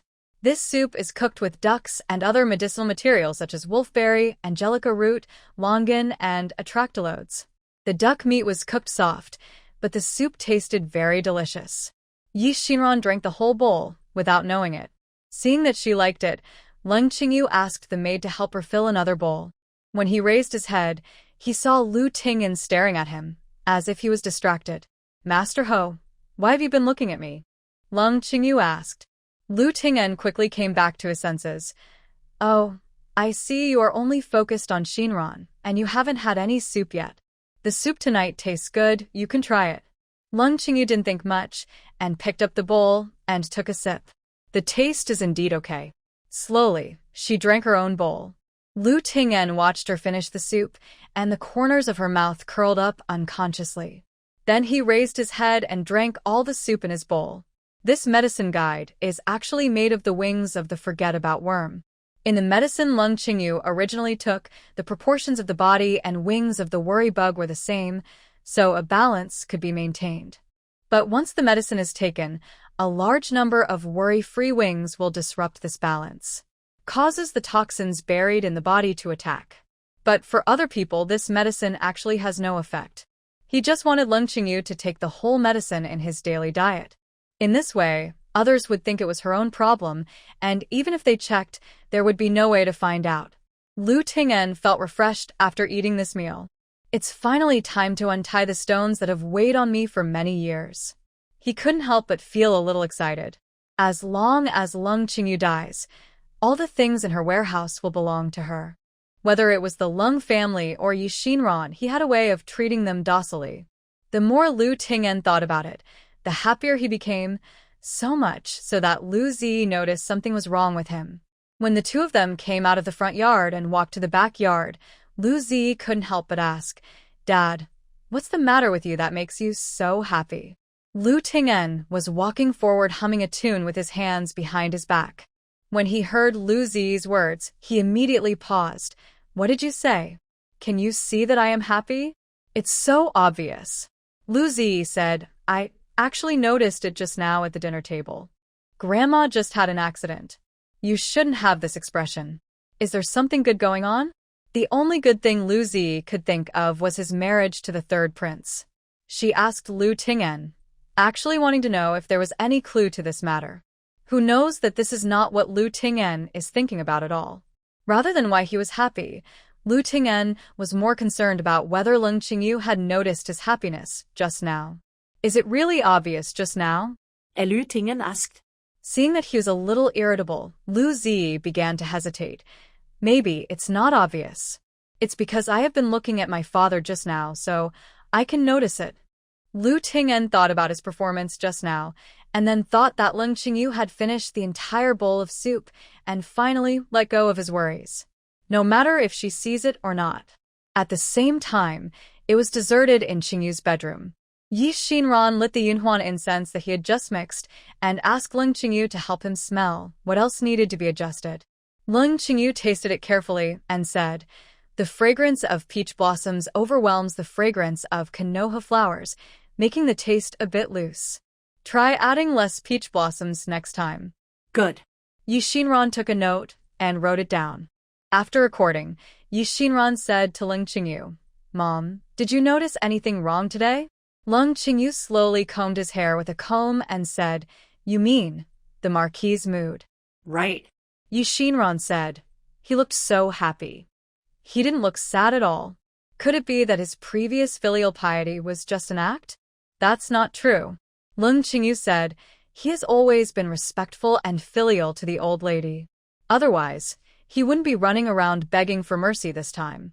That is, he has another good thing, and the benefits brought by this good thing are far greater than the impact of the old man's accident. Yes. Leng Qingyu sighed. Lu Ting'en still has some influence in the court, and with the support of the third prince behind him, he might get some benefits. Third prince, is he the crown prince? This is the first time Xinran has asked about the imperial court. Not the prince. Leng Qingyu said, the original prince is the eldest son of the current emperor. A few years ago, he went to war on behalf of his father, and was injured in the northern Xinjiang. While returning to the capital to recuperate, a secret report from northern Xinjiang suddenly came, saying that the prince was colluding with people from northern Xinjiang in an attempt to usurp the throne. Xinran frowned. He is the prince, and the throne will belong to him sooner or later. Why are you rushing to usurp the throne? This is another power struggle. Leng Qingyu shook his head. I don't know the specifics. I just remember that people were panicked during that time and Lu Ting'en would leave early and come back late every day. However, Leng Qingyu thought of something and said, later, letters to and from northern Xinjiang were actually found in the prince's residence. There was evidence in that letter that he wanted to assassinate the emperor. What happened next? Xinran became nervous. This kind of thing has often been seen in books before. They, the royal people, wouldn't just believe it when they see a letter, right? Leng Qingyu said with some regret. The emperor was furious, imprisoned the prince in his palace, and ordered that the entire family of General Shao, who was in northern Xinjiang at that time, be executed. General Shao? Xinran's heart moved. Could this General Shao be Shao Huayan's family?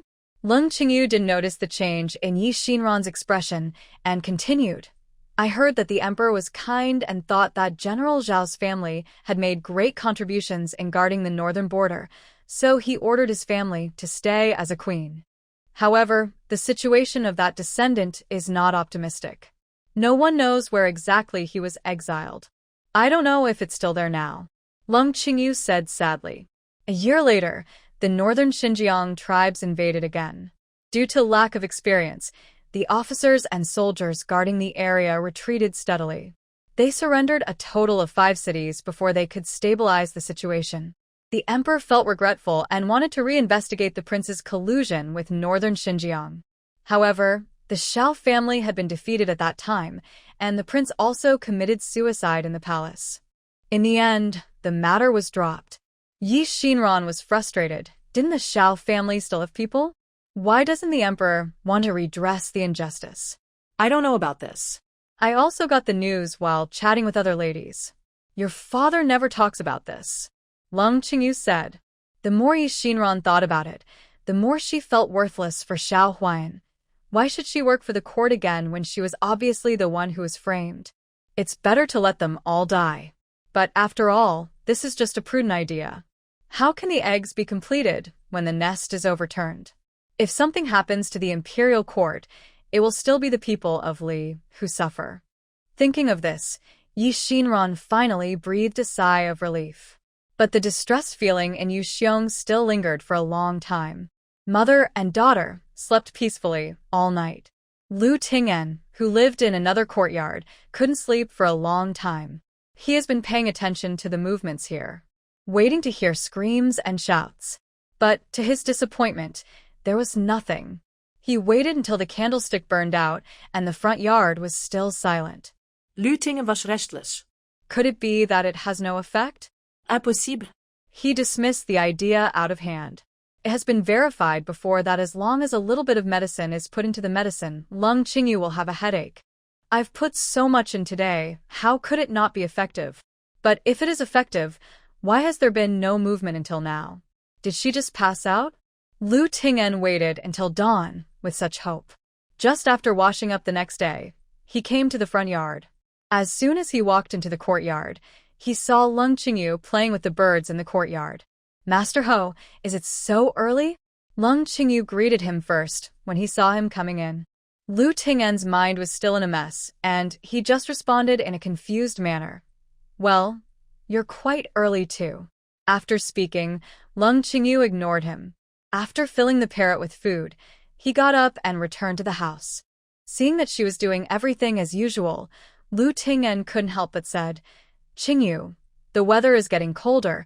You have to wear more clothes, otherwise you will feel uncomfortable. Leng Qingyu smiled and said, Thank you, Mr. Ho, for your concern. I think it's good now. Remember to put that forehead wipe on as soon as possible.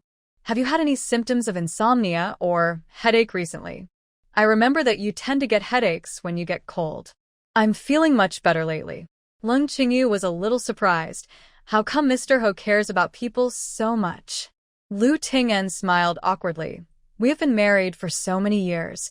Haven't I always been like this? Lung Qingyu nodded and said nothing. After breakfast, when Lu Ting'en left, Lung Qingyu immediately said to Xinran, I think something is wrong with Lu Ting'en.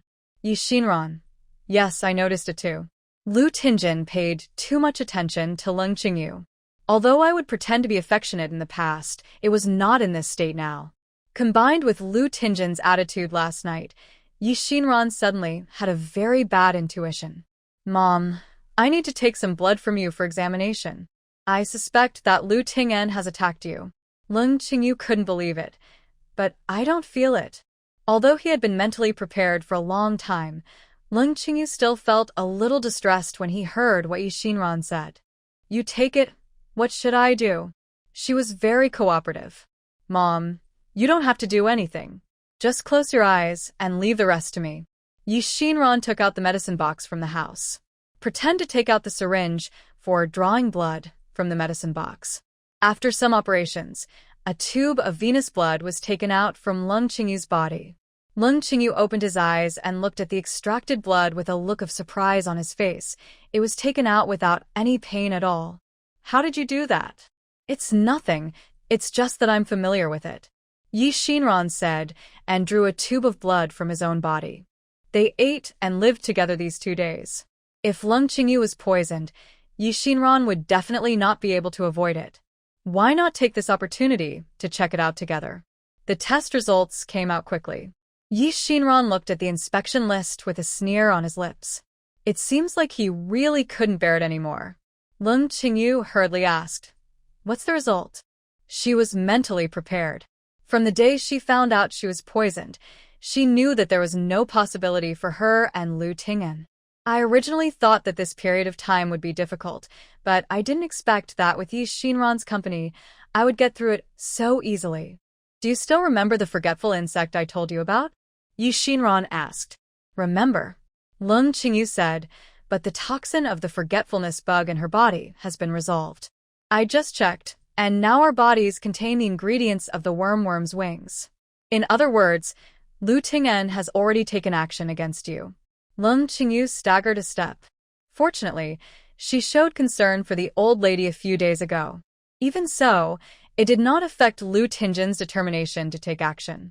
If Xinran's superb medical skills hadn't detected the poison in her body early, she might have died by now. Then what should we do now? Lung Qingyu tried his best to control it, but couldn't help but his voice trembled. She was so filled with hatred that she wished she could take a knife and chop this man with her own hands. But she knew she couldn't. Such a rotten person doesn't deserve to die with her. There are 2 solutions. Xinran said, First, treat the other person in his own way. If he poisoned us, we will poison him as well. I can guarantee that after his death, there will be no traces left. Where's the other one? The other thing is to wait and see what happens. You pretend to be unconscious, and we will see what Lu Ting'en wants to do, and we will respond at any time. Xinran said, however, I personally prefer the first option. He will die sooner or later anyway, so don't leave him any more time to do bad things. Then your medicine works quickly? Will I die immediately? Lung Qingyu hesitated and asked. Xinran, well, it's a bit fast. Actually, there's one thing I can't figure out. Lung Qingyu said, Lu Ting'en married me for the Lung family's property, but why has he not done anything for so many years? He pretends to be affectionate to me, but what does he want? Maybe it's for the greater good? For a person like Lu Ting'en, apart from interests, what else can support him in maintaining a deeply affectionate persona to this day? The greater good? Lung Qingyu thought of his dowry and the shop he managed, but he couldn't think of any greater benefits. Suddenly, an idea flashed through her mind. Is that the one? What? Xinran was stunned for a moment. Lung Qingyu said quickly, I remember before getting married, your grandfather once said that he accidentally obtained a treasure map, and that the treasure map will be passed on to his favorite successor in the future. Does our family really have a treasure map? Xinran asked. The Yi family was already rich enough. If there was another treasure map, she couldn't even imagine how powerful it would be. I didn't ask in detail whether it was true or false, but there was no need for your grandfather to deliberately fabricate such a lie. Lung Qingyu said. Did grandfather tell Lu Ting'en about this? Xinran asked again. I told you your grandfather specifically mentioned this matter when we first came home. Lung Qingyu recalled the situation back then. I'm actually a little surprised that your grandfather never mentioned this matter to us before we got married. But that day, he seemed to bring it up on purpose. Xinran thought for a while and guessed, is there a possibility that my grandfather specifically mentioned this matter to protect you? Protect me?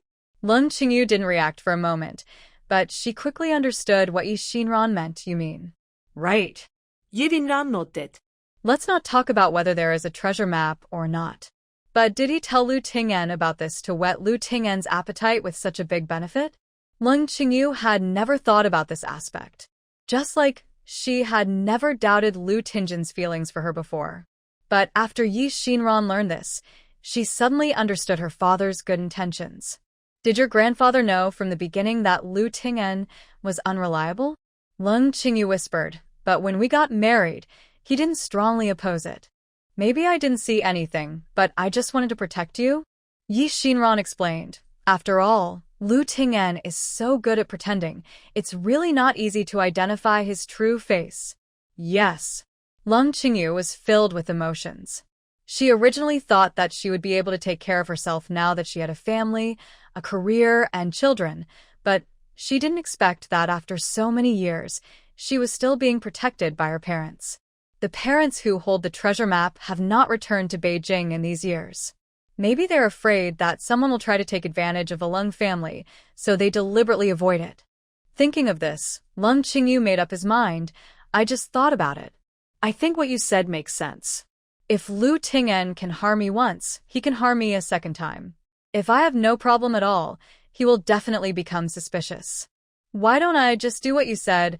I'll pretend to be comatose and let him relax his guard, while you wait for the opportunity to poison him. Good. Mother and daughter reached an agreement. It was almost noon when Xinran's exclamation suddenly came from the front yard. Lu Ting'en was still analyzing the current situation in the backyard. Hearing this exclamation, he suddenly felt happy and walked towards the front yard.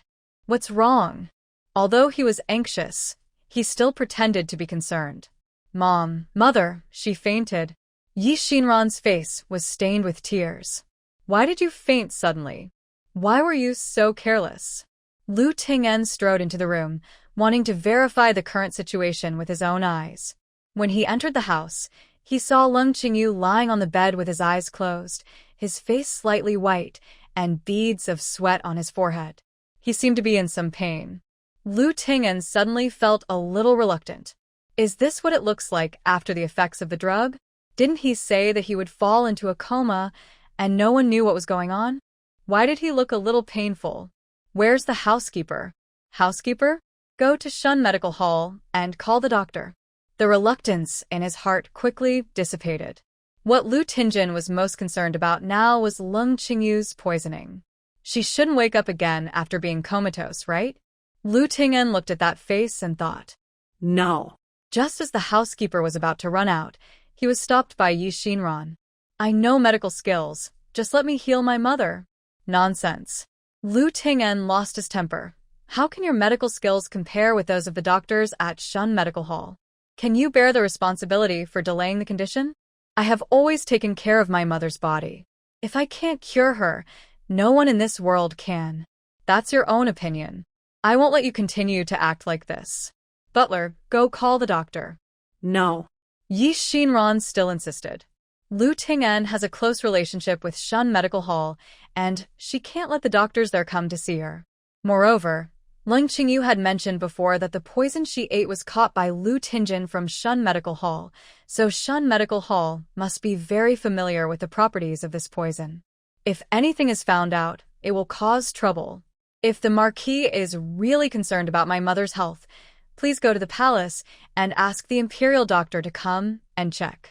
The doctors at the Imperial Medical Office are not all highly skilled in medicine. They are not as good as the old doctors at Shun Medical Hall. Lu Ting'en heard that Xinran didn't trust the doctor's medical skills, and his doubts became lighter. If she insists on not letting the doctor come to see her, then he'll suspect that Lung Qingyu's current illness is fake. I had issues with Shun Medical Hall when I was in Yuntong County. I felt that there were no good people in Shun Medical Hall. Xinran gave a convincing reason. The imperial doctors in the palace are carefully selected and come from clean family backgrounds. If you want to invite a doctor, you still have to invite an imperial doctor from the capital to come and see you. Otherwise, no one will be able to enter this door. As soon as Xinran finished speaking, Ding Qiao walked to the door and blocked it. The housekeepers had all suffered from Ding Qiao's mistakes, and they didn't dare to step forward for a while. Okay, then as you say, I'll go get the imperial doctor. Seeing that he couldn't resist, Lu Ting'en had no choice but to give in. Anyway, she didn't know the imperial doctor or the imperial doctor, so she couldn't tell the difference if she found one at random. But Xinran seemed to have thought about this aspect. When Lu Ting'en turned to leave, she reminded, the two princesses of Prince Rui's mansion are very familiar with the imperial doctors in the palace.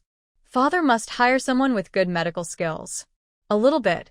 Otherwise, if I tell the princesses about this in the future, they will laugh at our Marquis's lack of strength. On the surface, her words were to persuade Lu Ting'en not to embarrass the Ho family, but in fact she was warning Lu Ting'en, don't think that because I don't know the imperial doctor, you can just find someone to fool him. I can ask. Lu Ting'en was stunned for a moment after hearing this. He smiled. Do you think you are the only one who cares about your mother? How long have you been back? How long have I been with your mother? I am the one who cares about her the most. After saying that, Lu Ting'en walked out of the yard. Xinran was smarter than he thought, but without Lung Qingyu as her backer, no matter how smart she would not be able to gain a foothold in Beijing. In order to verify Lung Qingyu's situation, Lu Ting'en really requested the order and invited the imperial doctor from the palace. Dr. Wen had some friendship with Lu Ting'en, and he was really worried when he heard that his wife was sick. Master Marquis, how is your lady doing now? He asked immediately after arriving at the Ho mansion. I have been unconscious since noon yesterday. Lu Ting'en replied. Did you have any symptoms before? I haven't had any discomfort before. I'm not sure about the details. Dr. Wen will let me go and have a look. The two of them walked into the yard while talking. As soon as Dr. Wen came in, he saw a girl standing in the courtyard. The girl's eyebrows were gentle and her appearance was pretty. She was 78% similar to Lung Qingyu. Dr. Wen immediately asked, is this the eldest lady? Why is it different from what I remember? The daughter of the Ho family is really getting more and more beautiful. Lu Ting'en was a little embarrassed, cleared his throat, and said, this is my other daughter, whom I just recognized. Oh. Dr. Wen immediately shut up. He didn't expect that he just complimented him casually and flattered him, but he actually patted the horse's leg. Fortunately, the other daughter is not here. If she were, she would probably be unhappy. Xinran asked the imperial doctor to enter the room. Dr. Wen sat down and took out his pulse pillow from the medical box. Xinran went over, gently took Lung Qingyu's hand out of the bed tent, put it on the pulse pillow, and said to Dr. Wen, thank you, doctor. Dr. Wen put his hand on the pulse and closed his eyes. Feel the flow of your pulse carefully. After a while, he opened his eyes and said, Madam's pulse is weak and empty when pressed. It seems that the blood is weak due to qi deficiency, and it also seems like stasis caused by cold accumulation. This situation is a bit complicated. Lu Ting'en listened carefully, but the symptoms mentioned by Dr. Wen seemed to be different from what he expected, so he asked, what exactly is it? Dr. Wen had no choice but to put his hand up again and said, let me take another look. After a while, Dr. Wen's face looked a little ugly, madam. This situation is probably due to the accumulation of medicinal properties caused by years of taking medicine.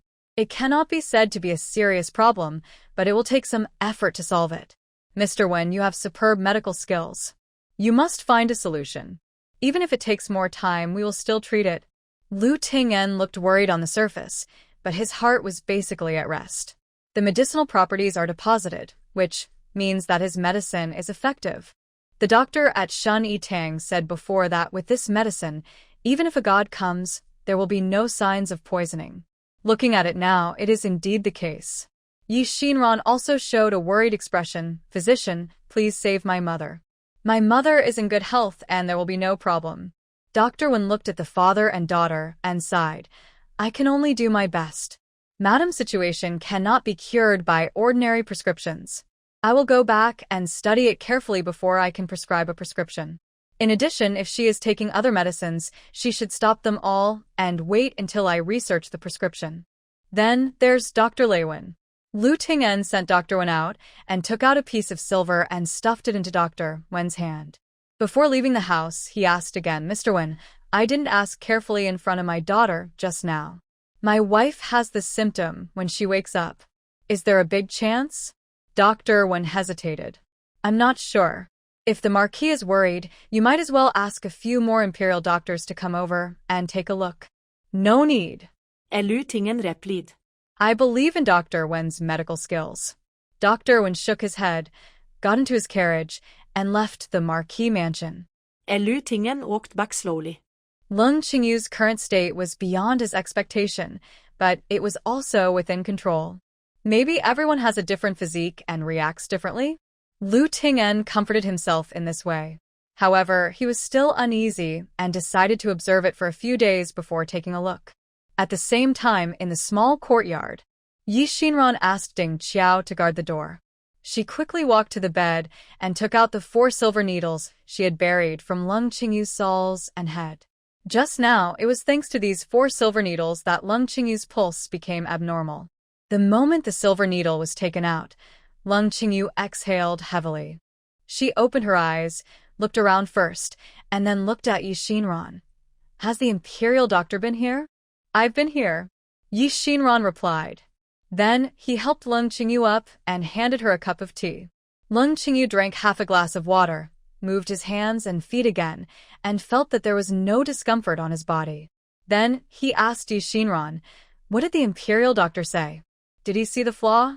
Maybe I didn't notice it. Xinran recalled what the imperial doctor said just now, but he couldn't diagnose your current condition. He said he would go back and study it before prescribing medicine. It's good that you didn't notice it. Lung Qingyu breathed a sigh of relief. What did Ting'en say? He went out to see the doctor, and will be back in a while. I'll lower the curtain, and you just lie down on the bed and don't make any noise. When her voice fell, Ting'en had already entered the yard. When Ding Qiao saw that the room was ready, he let him in without stopping him. Ting'en walked to the bedside, gently opened the curtain, and looked at the sleeping Lung Qingyu. He suddenly had an idea. It would be great if Qingyu could sleep like this forever. Xinran reminded. Ting'en then lowered the curtain sarcastically. Your mother is not in good health. It's up to me to take care of her these days. No, just let me come. After all, I know some medical skills, so I can take better care of you than the Marquis. Before you came here, I took care of your mother when she had a headache. After all, we have been husband and wife for so many years, and we always know more about each other than you do. Ting'en still insisted. Xinran had no patience to continue arguing with him. Ding Qiao, see you off. Ding Qiao heard the order, bowed to the Marquis, and then extended his hand. Master Marquis, please. Ting'en had no choice but to say, since you insist on fulfilling this filial piety, then you should stay with your mother. But you must take good care of her. After saying that, he left the yard. Lu Zi had been waiting outside for a long time. When he saw Ting'en coming out, he hurriedly stepped forward and asked, Dad, what's wrong with my mother? Ting'en shook his head. He is unconscious, and the imperial doctor has not found the cause. We need to go back and continue to study. Lu Zi was anxious. Can the mother wake up? If she doesn't wake up, what will happen to my dowry? Ting'en sighed angrily. It's already here, and you're still thinking about your dowry. Your mother is ill in bed, and there's no one to take care of things in the store. At this time, shouldn't you go to the store to help your mother manage the accounts? Lu Zi was stunned when he heard this. At this time, shouldn't she serve her filial piety in front of the bed? Why did Dad suddenly ask me to take care of the accounts? But I haven't been there for a long time. After my mother returned to the capital, she kept saying that she would personally take care of the accounts of the silk shop. Now that your mother is in a coma, how can she take care of it? If you don't go, are you going to wait for Xinran to take over? Only then did Lu Zi suddenly realize. It turned out that my father wanted to take over the silk shop while my mother was unconscious during this period. If the silk shop is really under her control, so what dowry does she want? At that time, I wanted whatever I wanted. Dad, I understand. I'm going right away. Lu Zi straightened his hair and asked the maid to follow him out. Lu Ting'en looked at her back and couldn't help but sigh. Why is her and yours child so stupid? She is obviously so likable and able to read people's emotions, but she has always been clueless when it comes to business. If she could be half as capable as Lung Qingyu, she would be more useful in the future. What a pity. Xinran seems to have great ideas in business. But Xinran was in such a state that she couldn't take refuge with him no matter what. We can only wait for Lung Qingyu's matter to be resolved before dealing with her. It was too easy for the Lu family to deal with a daughter who had no sense of existence. Lu Ting'en was full of calculations and had already decided which treasure to take from the warehouse to give as a gift when Lung Qingyu left. Xinran also began to plan revenge. There are many chemicals in her laboratory that can be used as poisons on their own. It's just that there is no guarantee that this kind of thing will not be found out at all. Poison like the forget-me-not bug, the timeline is too long, and she can't afford to wait. So what she planned from the beginning was to use the simplest method. Cephalosporin is wine. After Lu Ting'en drank, she would randomly feed him a few cephalosporins. Even if all the doctors from the Imperial Hospital were dispatched, it would be impossible to find out the problem with the medicine. But there is a limitation to this approach. It's just that she doesn't know when Lu Ting'en will drink. Nor could he feed cephalosporin to Lu Ting'en easily. She needs a good approach. Xinran thought about it silently and finally came up with a feasible solution. In the evening, Lu Zi returned to his mansion. As soon as they met, he cried and lost his temper at Lu Ting'en. Dad, that shopkeeper Wan from the satin shop is so useless. He actually doesn't take me, as the eldest lady, seriously. He also said that without mother's order, I can no longer touch the store's account books. Lu Ting'en was in a good mood. Seeing his daughter like this, he had a rare patience. Didn't you become familiar with them after staying in the store for several months? Why aren't you allowed to touch them? That's right. Lu Zi had a look of resentment on his face. It's just a shopkeeper's. What are you pretending to be? Dad, can you tell them to change the shopkeeper's shop tomorrow? I can't stand this anger. Lu Ting'en was a little embarrassed. From the day they got married, he had never been involved in Lung Qingyu's business. Lung Qingyu is generous with money, but has always been persistent in employing people in the store. She doesn't like others to dictate her business. So even if he goes to the store, the waiters at the shop may not give him face. Now is not the time. Lu Ting'en had no choice but to comfort his daughter. Your mother is just unconscious now, and those people in the store won't listen to us. Wait a little longer. Wait until your mother's matter is settled, and then go solve the matter in the store. Is the matter on mother's side settled? Lu Zi opened his eyes wide. What I mean is, wait until your mother gets better. Lu Ting'en had to explain. Although Lu Zi was on his side, he was worried if Lu Zi would leak those words. Oh well. Lu Zi was a little sad. Since Xinran came back, her mother's attitude towards her has become worse and worse, and now even her father is so perfunctory towards her. Lu Zi thought. Sure enough, she still needs to find a truly reliable backer. The next day, Xinran got up early in the morning and asked the servants in the house to help her collect the frost on the tiles. When Lu Ting'en got up, the yard was still lively. Several servants were waiting for the ladder to reach the frost on the eaves. What are you doing? Lu Ting'en asked. The housekeeper responded quickly. Go back to the marquee. It's the eldest lady. I asked them to do it.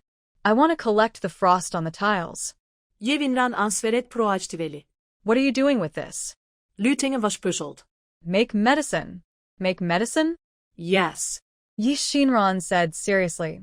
Master taught me a secret recipe, which must be made with frosted water. What's your medicine for? Lu Ting'en was a little worried. I'm afraid that Xinran really knows some secret recipe that can cure the strange poison. Xinran said, "It's not a powerful prescription. It's just that my mother can't eat right now. I'm going to make some heart-raising pills for her so that she can at least be healthy before she wakes up." "Oh, right." Xinran paused and said, "I can make more and share some with the Marquis." "No need, no need." Ting'en waved his hands repeatedly. Xinran smiled and said nothing. A few days later, Xinran's medicine was prepared. During this period, she also went to Prince Rui's mansion. "But I didn't stay too long because I was worried about my family, so I only went back for half a day." What she calls heart-nourishing pills is actually hawthorn pills. It's just that she incorporated a large amount of cephalosporin powder into each hawthorn pill.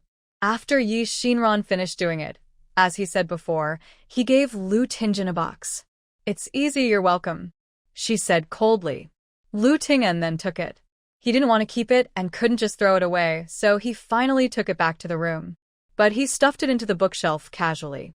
He wouldn't eat what Xinran gave him. Ting'en's reaction was as expected by Xinran. He had no trust in Xinran, and he would not eat the food she gave him at this time. But there was no way. They underestimated Ting'en's determination to take action. Although Leng Qingyu is the best candidate to do it, Leng Qingyu should be poisoned and comatose at this time. If he stayed awake, it would arouse Ting'en's suspicion. So Xinran could only find a way on his own. Xinran was not in a hurry. In addition to taking a walk in the yard every day, she stayed in the house writing and mixing perfume, accompanying Leng Qingyu. Every time Ting'en came, he could see her carefully grinding the ingredients for making incense. Ting'en even began to doubt whether Xinran really cared about Leng Qingyu. "It's been 2 days since you took the medicine prescribed by Dr. Wen, but your mother still hasn't improved at all. Are you still insisting on not letting the doctor from Shun Medical Hall come and take a look?" he questioned Xinran. Xinran raised her head and said calmly, "The illness comes like a mountain falling, and the illness goes away like a thread. My mother's illness is strange. Let's take medicine for a while, and then check again. How long has it been, and you are still so stubborn? Sometimes I wonder if you are our biological daughter. Did you really not mean to hurt Qingyu?" "Master Ho," Xinran said with a cold face, "hasn't it been verified that I am your biological child? If Master Ho doesn't believe it, shall we test it again?" Ting'en did not agree. "Test it again, with the same result." Xinran continued, "Besides, the nourishing ointment I made for my mother is very effective. Look at my mother's complexion. Is it much better than the past few days? It's okay if my mother wants to sleep like this for a few days to recuperate her spirit. Not good." Ting'en followed Xinran's words and looked over, and saw that Leng Qingyu's face was indeed rosy. Although she had been asleep, her appearance was not affected, but became even more beautiful. "Does your heart-nourishing ointment really have such an effect?" Ting'en asked casually. Xinran replied proudly, "Of course. After all, it is Master's best recipe." Ting'en nodded. Before leaving, he glanced at Leng Qingyu again, and felt more and more that she was radiant. Ting'en's heart moved. He went to his room and found the box of Yangxin pills given by Xinran. He opened the box, and the fragrance of herbs immediately wafted out. There are 2 levels inside. Each level contains 10 pills. Ting'en gently picked up one, put it under his nose, and smelled it. It still had a light herbal fragrance. A fainted person can look radiant after eating it, so will a normal person feel better after eating it? He thought. But soon he gave up this idea. "No, you can't eat it." In the next 2 days, when Ting'en went to see Leng Qingyu, he had to take a look at Leng Qingyu's face every time. "I found that she was really getting more and more beautiful." Ting'en became more and more itchy. "It should be fine, right?" While he was thinking about it, the maid Xiaotsue came over to serve him tea. Ting'en rolled his eyes and stopped Xiaotsue, who was turning to leave. "Wait a moment." Xiaotsue was startled and quickly turned around and knelt down. "This captive deserves to die. I don't know what mistake I made. Please punish me." Ting'en looked at her, who said, "I would punish you. As he spoke, he took out a pill from the box and handed it to Xiao Cui. Here, this is for you. Xiao Cui was surprised. The master rewarded himself with a pill. What does this mean? She hesitantly reached out her hand and took the pill. Just listen to Ting'en say, "Eat." Xiao Cui quickly put the pill into her mouth and drank it. Before eating, she had already prepared for the worst. Was the Marquis going to test the medicine on herself? But as soon as the pill entered her mouth, she changed her mind. This pill is sweet and sour. Although it has a slightly bitter taste, it is much more delicious than ordinary pills. Ting'en looked at the change of expression on her face and couldn't help but ask, "Is it delicious?" Tasty. Xiao Cui nodded repeatedly. "Thank you, Lord Marquis, for the medicine." Ting'en glanced at her several times and finally waved his hand. "You go down first." "Yes." Xiao Cui lowered her eyebrows and retreated. When she walked out of the room, her face immediately changed to another expression. What did Mr. Ho mean just now? He actually fed himself medicine? Isn't this a little too ambiguous? Madame is still in a coma. Could it be that the Marquis couldn't bear it so quickly? Thinking that Ting'en had never even looked at other women for so many years, Xiao Cui became more and more complacent. Unexpectedly, the Marquis likes someone who looks like me. If Madame could wake up later, would she have a chance? Thinking of this, Xiao Cui didn't know where to place her hands and feet, and even her walking posture was different from before. When the eldest maid Xiaoyan saw her like this, she couldn't help but cursed. "Have you taken aphrodisiacs? Why are you flirting? You have so much time to go and sweep up all the fallen leaves in the backyard." Xiao Cui snorted. "Are you ordering me? Who do you think you are?" Who am I? "I'm the one who cares about you." Xiao Cui couldn't resist, and while sweeping, she cursed, "You bully witch. Do you really think I'm easy to bully? Aren't you just a big maid? What's so great about it? Just wait. The day I climb on top of you, you will be the first person I won't let go of." She endured her anger and cleaned up the backyard. After returning to the servant's room, immediately take a shower, change clothes, and tidy up. In the next few days, she always took advantage of her work breaks to sneak into Ting'en's yard. But Ting'en had forgotten her a long time ago. When he saw her for the second time, he didn't recognize who this maid was. It was Xiao Cui who took the initiative to mention the pills, and Ting'en finally remembered. "Since you like it, it doesn't hurt to give you another one." Ting'en gave another pill to Xiao Cui. To be on the safe side, he decided to try it a few more times to verify the effect. "From now on, you come to me every morning to get a pill, remember?" "Remember?" Xiao Cui looked shy. She didn't know that she had become a drug tester. She just thought that the Marquis was attracted by her appearance, so he treated her differently from others. In order to make the Marquis have a better impression of her, she had to get up half an hour early every day, wash and put on makeup carefully, and then go to the yard to get the pills. Afraid of looking ugly, she even took out the savings she had saved over the years to buy 2 boxes of rouge. All the changes in Xiao Cui were seen in Ting'en's eyes. Could this medicine really have such a miraculous effect? Ting'en was already tempted when he thought that he no longer had the handsome appearance he had when he was young. How about giving it a try? This idea was completely solidified when the third prince joked that he had not been as high-spirited as he had been for several years now. "Just give it a try, you won't die anyway." Ting'en took his first Yangxin pill the day after he made his decision. The taste of Yangxin pills is sweet and sour with a bit of bitterness, but it is indeed delicious. After eating it, I didn't feel any discomfort. I just feel that my mood is a little smoother than before. Ting'en looked in the mirror, hoping to remember this moment and compare it with the next one.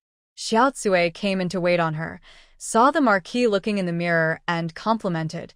"The Marquis looks particularly energetic today." "Real?"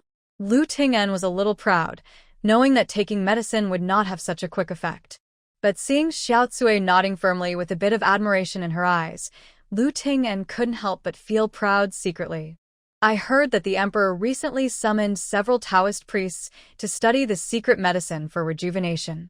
If Xinran's medicine is really effective, even if it can't really rejuvenate him, as long as he makes the emperor a little younger, it will be a huge wealth. When the time comes, let alone the third prince. Even King Rui will have to look at him differently. Thinking of this, Lu Ting'en felt better.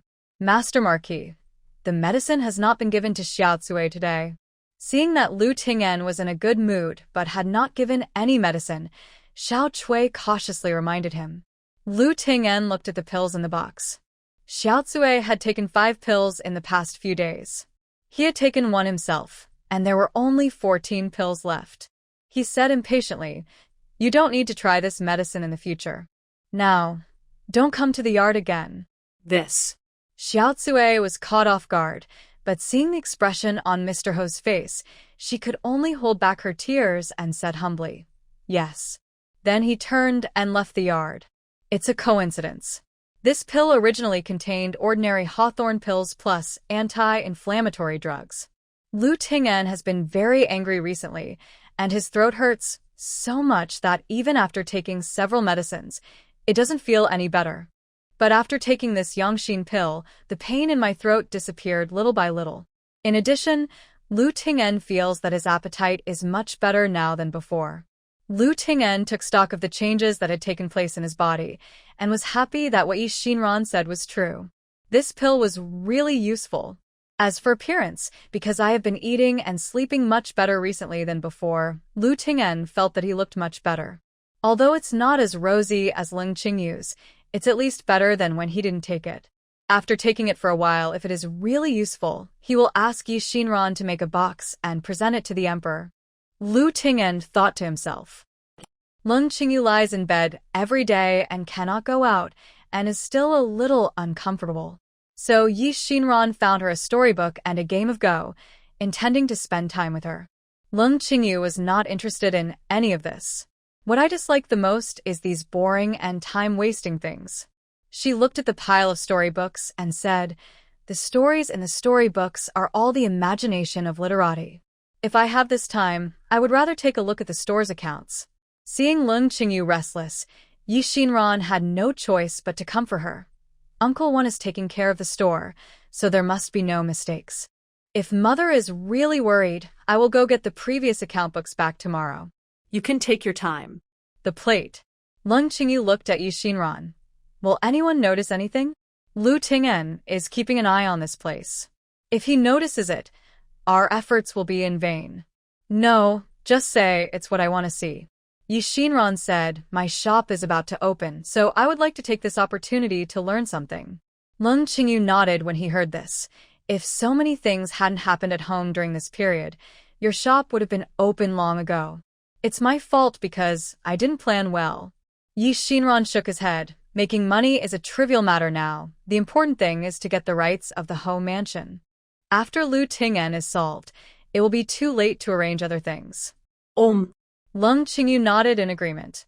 After the matter was finalized, Xinran went to the silk and satin shop that day and asked shopkeeper Wan for last month's account books.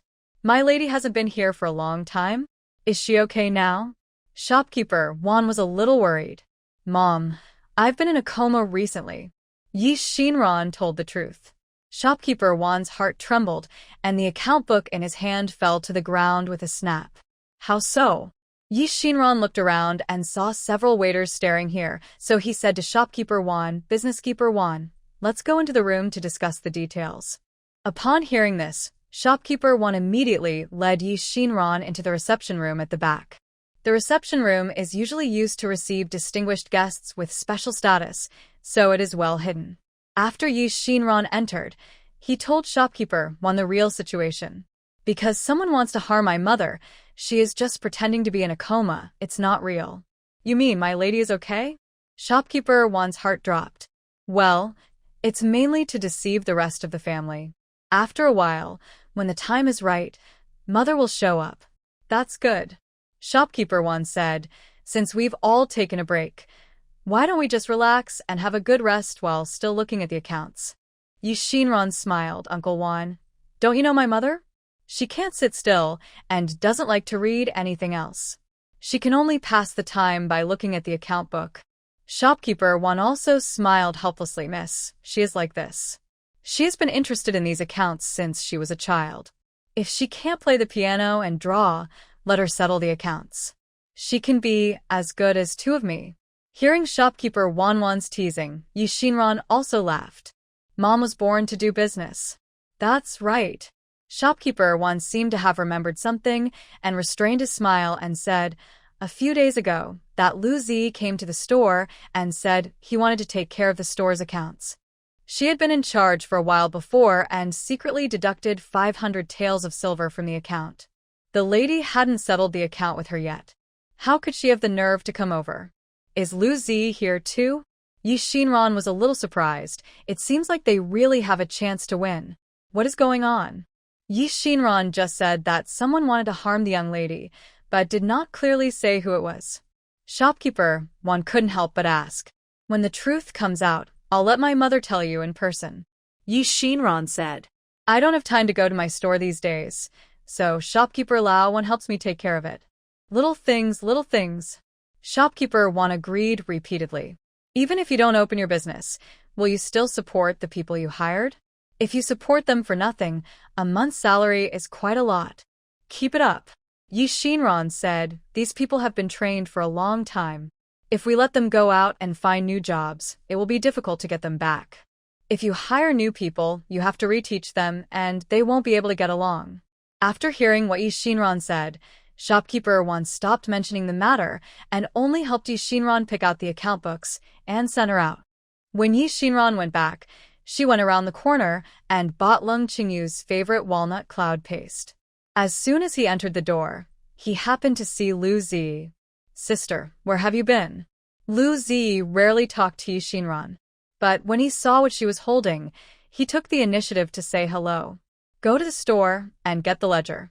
Seeing that Lu Zi saw the account book in her hand, Xinran simply didn't hide it. Oh?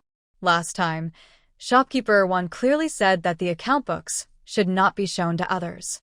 Why did the shopkeeper agree when my sister went to get it? Lu Zi could not hide the jealousy in his eyes. How do I know this? Maybe shopkeeper Wan knows people by their faces. Xinran said, I look more innocent than you at first glance, so shopkeeper Wan trusts me more. You're talking nonsense. Lu Zi seemed to have been stabbed in a sore spot and immediately retorted loudly. Are you talking nonsense? You know it. Xinran continued to walk forward, and when she saw Lu Zi blocking the front, he bumped her with his shoulder mercilessly, knocking Lu Zi aside. Xinran, stop.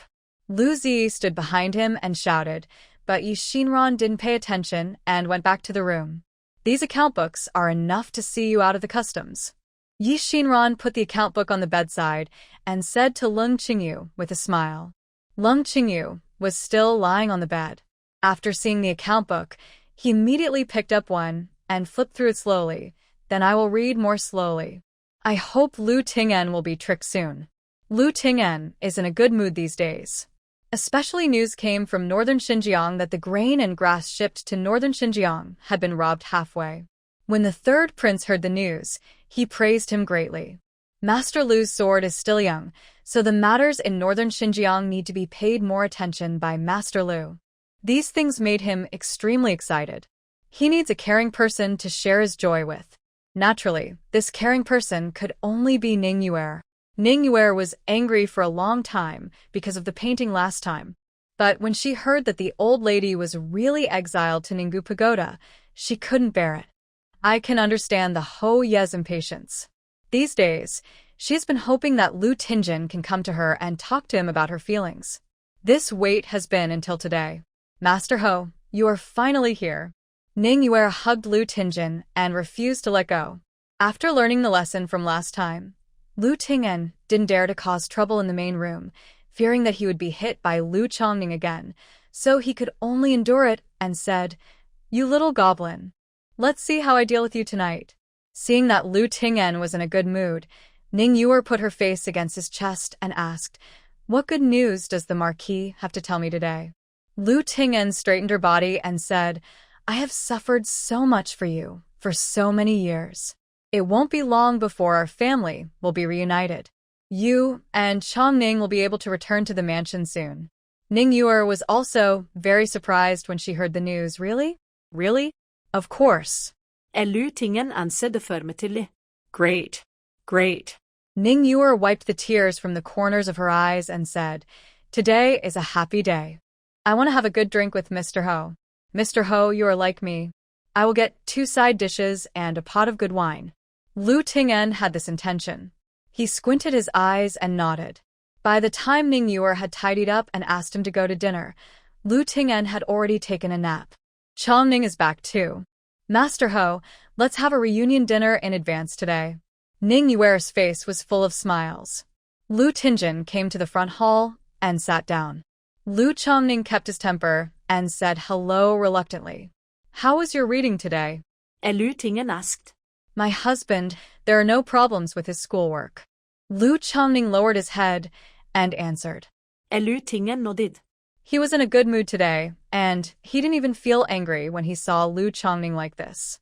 Moreover, in Lu Ting'en's eyes, Lu Chongning is his true heir. As for the sick man Lu Chongqing, he is really useless. You study hard. When you reach high school, your father will hold a big banquet to celebrate you." Lu Ting'en sighed. Lu Chongning raised his head in disbelief. "Have a big banquet? Wouldn't someone else discover it? Really, is that okay?" Seeing her son like this, Ning Yuer smiled and poked Momo's head. "Silly son. You still don't believe your father? If he says it's okay, then it must be okay." After saying that, she turned to look at Lu Ting'en. "Look at this child. He has never been pampered since he was a child, and now he can't believe that he has received any care at all." As she spoke, Ning Yuer's emotions rose, and she couldn't help but raise her hand to wipe the corners of her eyes. Lu Ting'en was also very touched. He waved his hand and said, "You mother and son have worked hard these years. Fortunately, the clouds have cleared and the moon is shining brightly. The hard days are almost over." When Lu Chongning heard this, he suddenly realized that Lu Ting'en's words meant that the principal of his family was dying. They, mother and son, can finally turn over. He was so happy that he took the initiative to pick up the jug and poured a glass of wine for both Lu Ting'en and Ning Yuer. "Father, mother, the child is not in trouble. As long as you two can love each other and grow old together, the child will be satisfied." Lu Ting'en looked at Lu Chongning with satisfaction. Although he has been raised outside these years, Lu Chongning is more filial and observant than Lu Chongqing. This is his Lu Ting'en son. During the dinner, several people kept thinking about their future life. Ning Yuer said that she still wanted to live back in the small courtyard where she originally lived. Lu Chongning said that he only wanted a larger study room. Lu Ting'en laughed at the two of them for not having great ambitions. When they returned to the Ho mansion, he would definitely clear out the largest courtyard for them to live in. The words are congenial and the atmosphere is just right. Lu Ting'en couldn't help but drink a few more drinks. After drinking, he couldn't even sit still. Ning Yuer had no choice but to help him back to the room first. Lu Chongning was helping from the side. Seeing that Lu Ting'en had really slept to death, he couldn't help but ask, "Mom, is everything he said true?" Ning Yuer was a little dizzy after drinking. Seeing her son being so cautious, she took his hand and said, "After so many years, don't you still know what kind of character your father is? Since he said it can be done, it must be done. I've asked about it, Mrs. Lung. She's dying. Very good." The stone in Lu Chongning's heart fell to the ground. "Mom, when I return to the Marquis Mansion, I must let those who look down on me take a good look at who is the inferior thing." Ning Yuer nodded. "Those who have bullied us and looked down on us, I will take them back one by one in the future." Mother and son were satisfied. Ning Yuer urged Lu Chongning to go back to bed quickly. She also fell on the bed and fell asleep with Lu Ting'en in her arms. She soon had a sweet dream. In the dream, she was wearing the clothes of Madame Yipping Gaming, sitting on a high platform, accepting congratulations from everyone. She looked at the people at her feet, watching them tremble, and her heart filled with endless joy. Who? A strong wind suddenly blew up on the high platform, which made Ning Yuer almost unsteady. The people in the audience were howling because of the wind. She quickly stretched out her hand to hold the chair, and then she realized that the wind seemed to be hot. How can the wind be hot? Could there be a monster out to cause trouble? Ning Yuer was angry and anxious. He opened his sleeves to wave away the hot wind. Go away, go away, she yelled, sitting up in bed. It wasn't until I opened my eyes that I realized it was a dream. Fortunately, it was a dream. She gasped for air and reached out to wipe the sweat from her forehead. Just when I was about to get down and light the lamp, I suddenly heard the same whirring sound as in the dream. Ning Yuer's heart tightened. She quickly turned her head and found that Lu Ting'en's face was ashen, his body was huddled up, and he was making a huffing sound from his mouth. Ting'en, Ting'en, what's wrong with you? Don't scare me. Ning Yuer's hands and feet became weak, and she quickly reached out to push Lu Ting'en. Only then did she realize that Lu Ting'en's body was soaked with sweat. Faced with Ning Yuer's call, he didn't respond at all. There was only the sound of heavy breathing, getting louder and more alarming in the night. Tonk nink, tonk nink. Ning Yuer ran out like crazy with her feet bare, calling Lu Chongning's name continuously. Lu Chongning was awakened by her shout, quickly lit the oil lamp next to the bed, put on his clothes, and went to the ground. As soon as she put on her shoes, she saw Ning Yuer barging in like a female ghost with her hair disheveled. What's wrong, mother? What's wrong? Lu Chongning stretched out his hand to support Ning Yuer, who almost fell down, feeling a sense of fear in his heart. Ning Yuer trembled all over and said intermittently, "Hurry, call the doctor. Hurry. What's wrong? Is it Dad?" Lu Chongning left Ning Yuer aside and rushed to their bedroom, where he saw Lu Ting'en, who didn't know who was going on. His face glowed blue-gray in the moonlight. If it weren't for that louder sound of breathing out, Lu Chongning would have almost thought that he was a dead person now. "Doctor, call doctor. He can't die, let alone die here." This was the first thought in Lu Chongning's mind. He ran out as if he were flying. He ran to Dr. Lu's house on the corner of the street and banged on the door like crazy. All the dogs around were awakened and started barking woof. Dr. Lu's son came out with a lantern and looked very ugly when he saw Lu Chongning at the door. "Don't you even look at what time it is. If you don't go to bed, won't others go to bed?" Lu Chongning no longer cared about other people's faces and tone. He begged, "My father is critically ill. Please Dr. Lu come to save him." Seeing how pitiful he looked, the Lu family's son had no choice but to say, "Then you wait here, and I'll wake up my father." Lu Chongning walked around the door more than a dozen times, and finally saw Dr. Lu bending his waist and slowly walking out of the room. As he walked, he muttered, "It's freezing cold today. Why did you suddenly get sick? It will be dawn in another hour. What kind of disease can't even wait now?" Seeing that he was not in a hurry, Lu Chongning waited for someone to come to the door, grabbed his medicine box, and said anxiously, "Doctor, please hurry up. My dad is still waiting for help." After saying that, he grabbed Dr. Lu's hand and ran forward regardless of whether he agreed or not. The distance from my home to the street entrance is only a few hundred meters. But Lu Chongning felt very far away. By the time he hurriedly pulled Dr. Lu to the door, Dr. Lu was already out of breath from exhaustion and about to roll his eyes. "Dr. Lu, please, when I save my father, my mother, and I will be very grateful." The old man wanted to get angry, but after hearing the words, "Thank you very much," he held back his temper. "Where is the patient? Take me to see him quickly." Dr. Lu has been practicing medicine all his life, and he can deal with common diseases at his fingertips.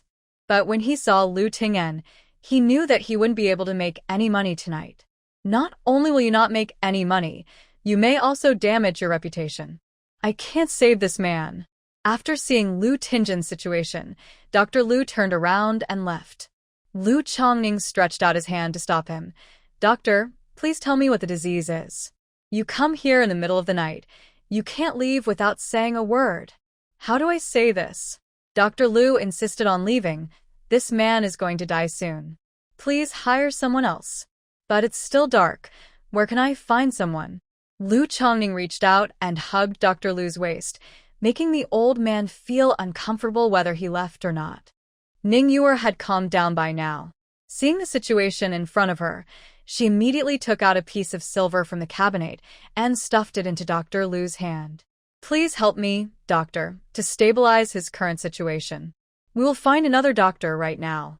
Dr. Lu knew that his medical skills were not good, But looking at this huge ingot of silver, he felt extremely greedy. After hesitating for a while, he finally said, "Forget it. My old man is willing to risk everything. I will try my best to treat him today." After hearing this, Ningyur quickly gave up her seat and asked Lu Chongning to go to Shun Medical Hall to call someone. Just say that Marquis Lu asked them to invite him and tell them to send the best doctor. When Lu Chongning heard this, he ran away. He knew he couldn't delay any longer. Every time he moved faster, Lu Ting'en's hope of survival increased. In the room, Dr. Lu took out a silver needle and inserted it into several of Lu Ting'en's large acupoints, then opened his mouth. Only then did he realize that his throat was so swollen that there was almost no gap left. "What did he eat at night?" Dr. Lu asked. Ningyur thought hard and said, "I didn't eat anything special, just some common meals and some wine." "We all ate the same." Dr. Lu pricked the tip of Lu Ting'en's finger, drew out a little blood, and used a silver needle to test whether the blood was poisonous. The result was no surprise. The silver needle had not changed at all, and was still its original color. Not poisoned? Dr. Lu pondered for a moment. But other than poisoning, he really couldn't think of any other reason for this situation. "I can only temporarily delay the symptoms of his laryngeal edema. As for the rest, there is really nothing I can do. No matter what. Doctor, please take action quickly."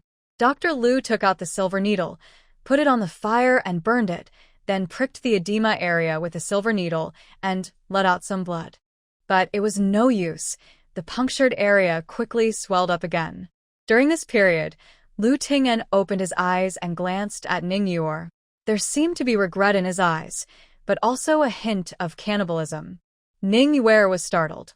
Suddenly, she realized something and put her ear to Lu Ting'en's mouth, wanting to hear what he wanted to say. But Lu Ting'en was speechless at this time and could only make gurgling sounds.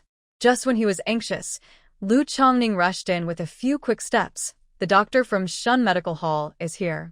When Dr. Lu saw someone coming to pick up his class, he quickly reached out and pulled out all the silver needles on Lu Ting'en's body and quietly stepped aside.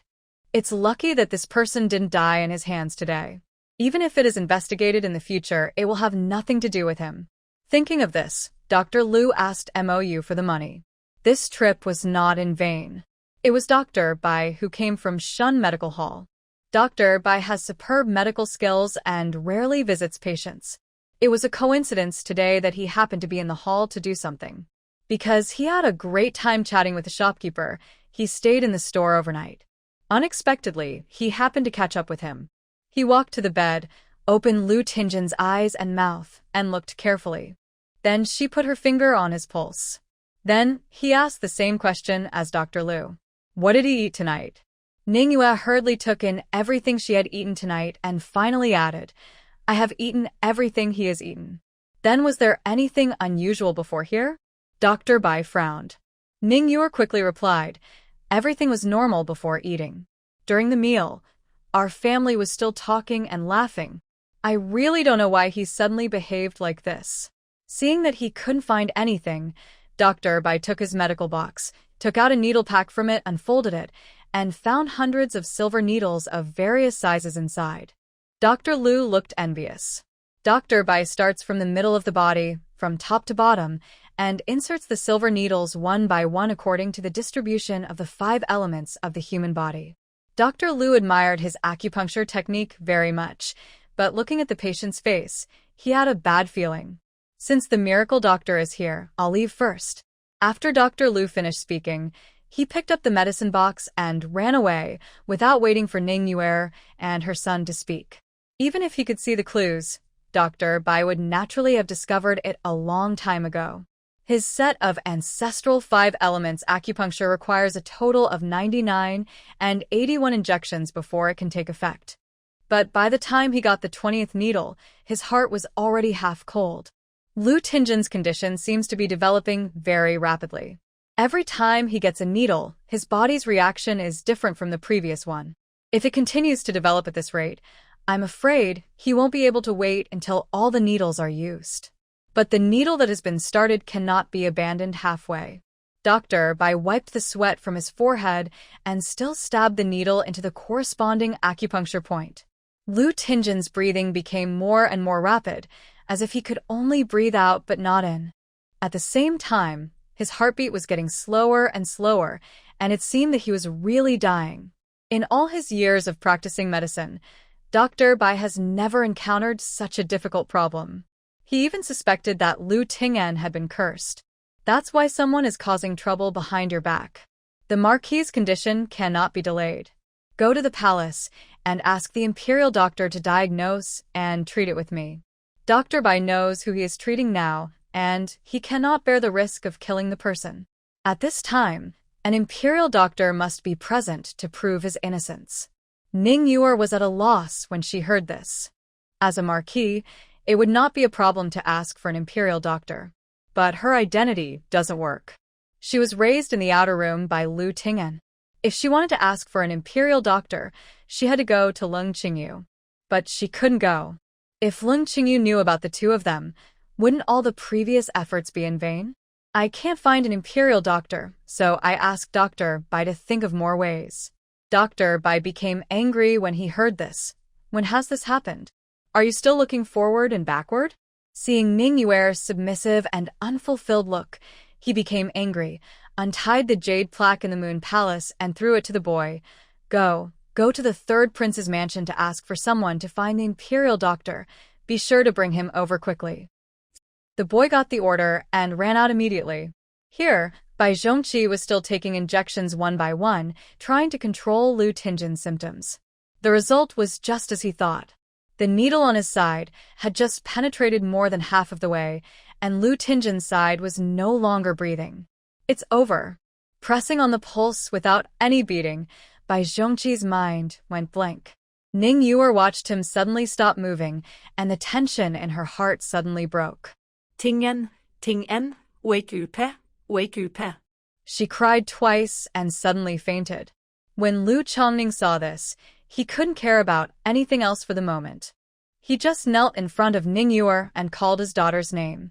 When Dr. Wen arrived, he saw such a chaotic scene. Seeing that Bai Zhongqi's eyes were dull, Imperial Physician Wen immediately stepped forward and asked, "What's wrong?"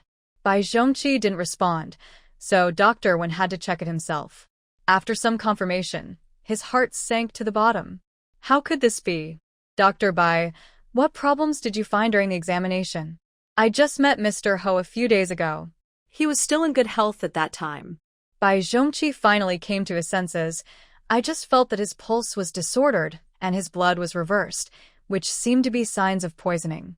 However, after repeated verifications, I could not find out what kind of poison he had.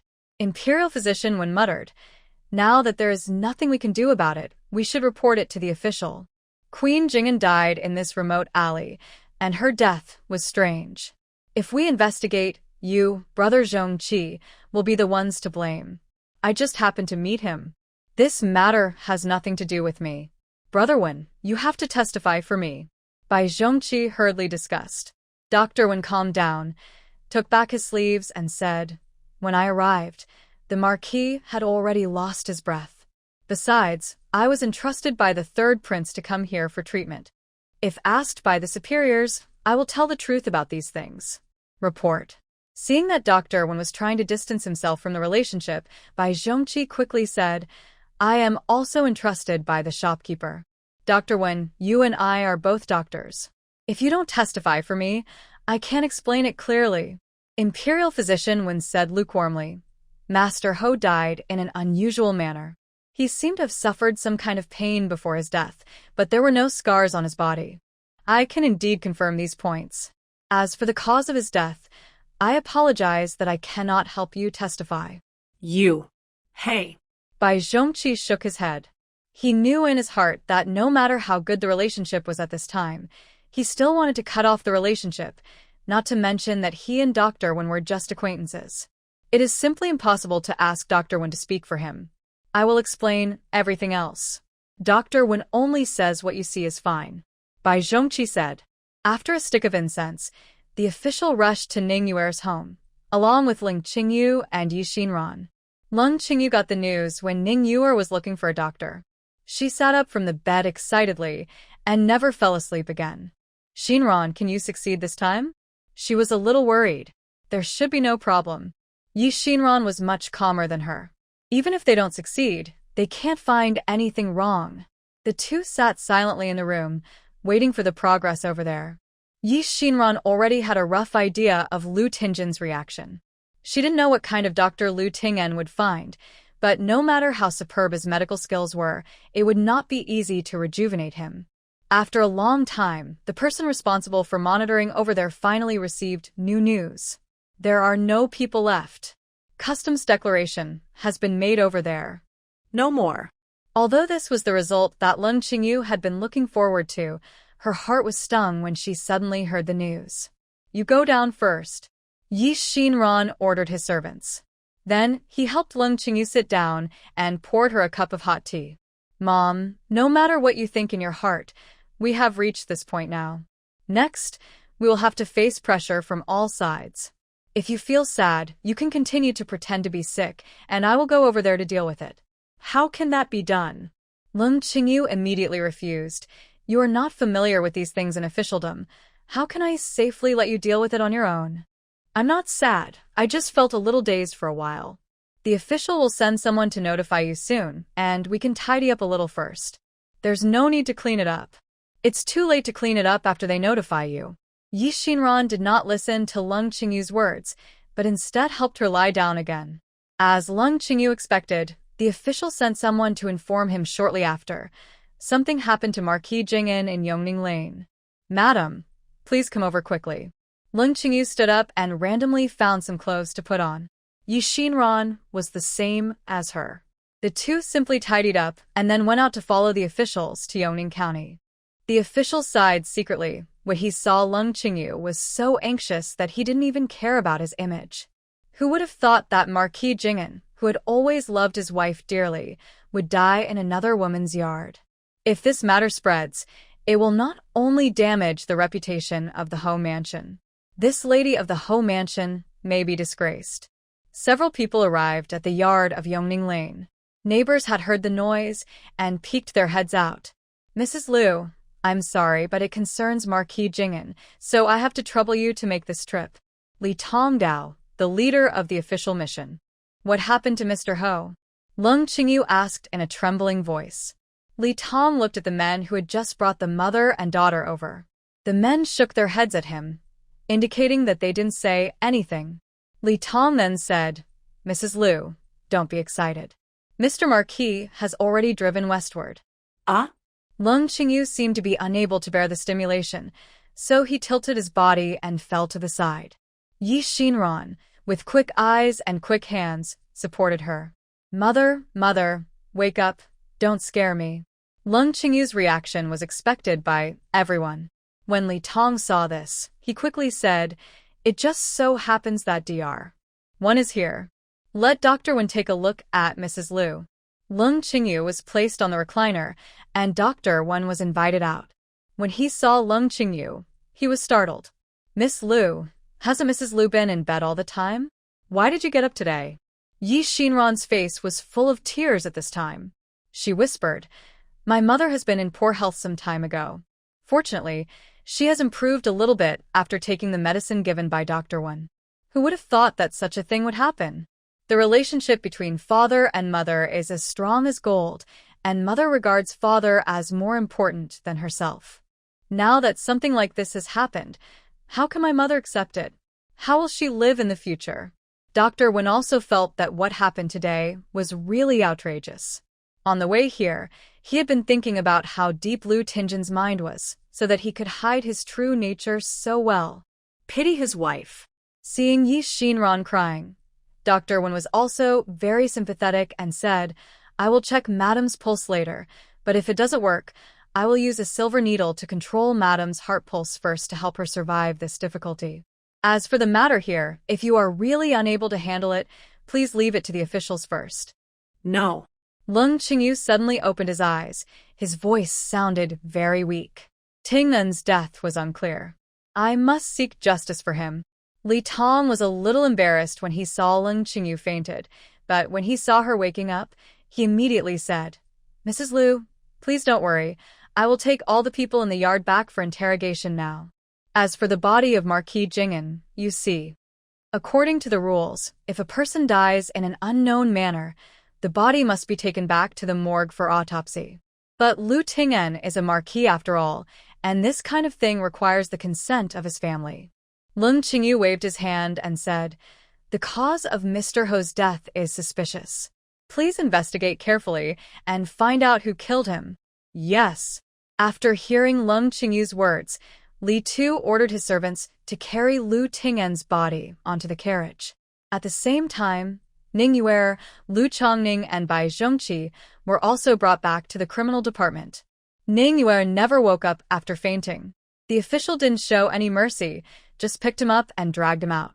Lung Qingyu looked at Ning Yuer being dragged and suddenly felt very happy in her heart. I didn't expect that Lu Ting'en would die here. He really did a good thing before leaving and directly helped himself to pull out the thorn in his heart. I haven't written much in the past 2 days, so I'll take the time to make up for it. Babies. The criminal department went through the process and interrogated Ning Yuer's family and Bai Zhongqi first, while Lung Qingyu and Yi Xinran returned home first. Dr. Wen was worried about Lung Qingyu's health and insisted on following them back to the Ho mansion to help Lung Qingyu take his pulse and prescribe medicine. Although Mrs. Lu's body is still a little weak, she is much better than before. How have you managed these days? Dr. Wen was a little puzzled. Lung Qingyu hurriedly smiled and said, "It's all Dr. Wen's medicine that has a miraculous effect. If it hadn't been for Dr. Wen's intervention, I might still be in a coma in bed." Dr. Wen smiled unconfidently, but he felt extremely beautiful in his heart. "I just gave Wen's prescription a try, but I didn't expect it to actually work." Lung Qingyu said quickly, "Why should Imperial Physician Wen be so modest? You have been in the palace for so many years, and you are the most trusted physician by the Marquis. You must have the best medical skills in the Imperial Hospital." After hearing this, Dr. Wen waved his hands repeatedly. "I don't dare to take this seriously. I don't dare to take this seriously." While the two were talking, the maid had already brought a bag of golden melon seeds at Yi Xinran's signal. Lung Qingyu took the golden melon seeds and stuffed them into Dr. Wen's hands and said, "I cannot repay the kindness of Dr. Wen in saving my life. I would like to ask Dr. Wen to accept this small kindness." Dr. Wen had never received such a heavy reward before, so he quickly rejected it. This is too valuable, and Wen is too embarrassed to deserve it. Lung Qingyu took a step back and said, "It's better for Dr. Wen to accept it. I didn't have to take the initiative as a woman in this kind of matter, but now that the Marquis is gone, I can only support the family for the time being. If Dr. Wen, because I am worried about this little matter and spreading it out, I am afraid it will bring bad reputation to Dr. Wen." Dr. Wen originally wanted to refuse again, but after hearing this, he immediately retracted his outstretched hand. This is not bad for his reputation. It is bad for the reputation of Madame Hofu. Holding the gold in his hand and thinking of what happened in the Ho mansion in recent days, Dr. Wen couldn't help but sigh. This period in the Ho mansion has been really eventful.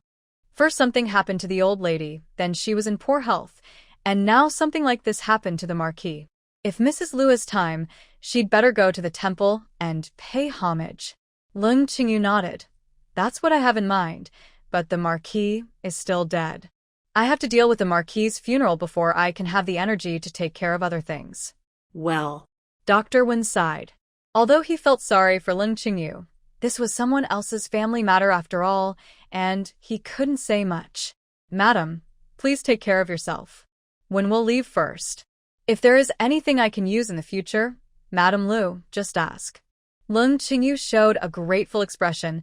"Thank you, Dr. Wen." Dr. Wen turned and left.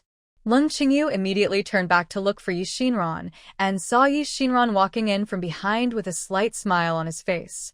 "I didn't expect it to be solved so easily. I still feel like I'm dreaming," Lung Qingyu murmured. From the time she left home in the morning until now, she had been concealing her true inner emotions. Only now did she relax completely. A little tired, but also indescribably relaxed. He brought it upon himself. "I originally prepared another set of pills, but I didn't expect that there would be no chance of them being put to use. Xinran said. The rest depends on how the Ministry of Justice handles the trial. I wonder if they can get something out of that woman's mouth. After she finished speaking, she looked at Lung Qingyu and said, Next, everyone in the capital will know that Lu Ting'en has an affair outside and gave birth to a son. Everything he said to you before was all lies. Someone may take the opportunity to laugh at you, mother. Can you bear it? Lung Qingyu raised his hand and touched Mo Xinran's head, saying, What's the point? It's just a few words of ridicule, and they don't know what I got. From now on, Mom will take you and Chong Hui with you, and we will live a good life. Xinran nodded. Although I don't know what those people will say, you are right, mother. What is important is that we have something real in our hands. Lung Qingyu called over shopkeeper Wan and asked him to keep an eye on what was happening over at the criminal department. He turned around to look for Lu Zi, but was told by the housekeeper that Lu Zi ran out early in the morning when he heard something happen to the marquis and has not come back yet. Lung Qingyu nodded. Now that things are basically settled, the only variable left is Lu Zi. It turned out that she was still thinking about the relationship she had had over the years and wanted to find a good family for her to marry.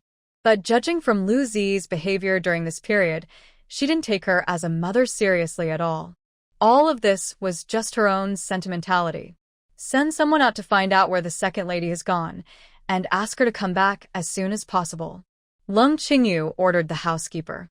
Before the dust settles, she must control Lu Zi in the Ho mansion and not let anything happen to her. But Lung Qingyu was a step too late. The housekeeper took people out to search for a long time, but did not find out the whereabouts of Lu Zi.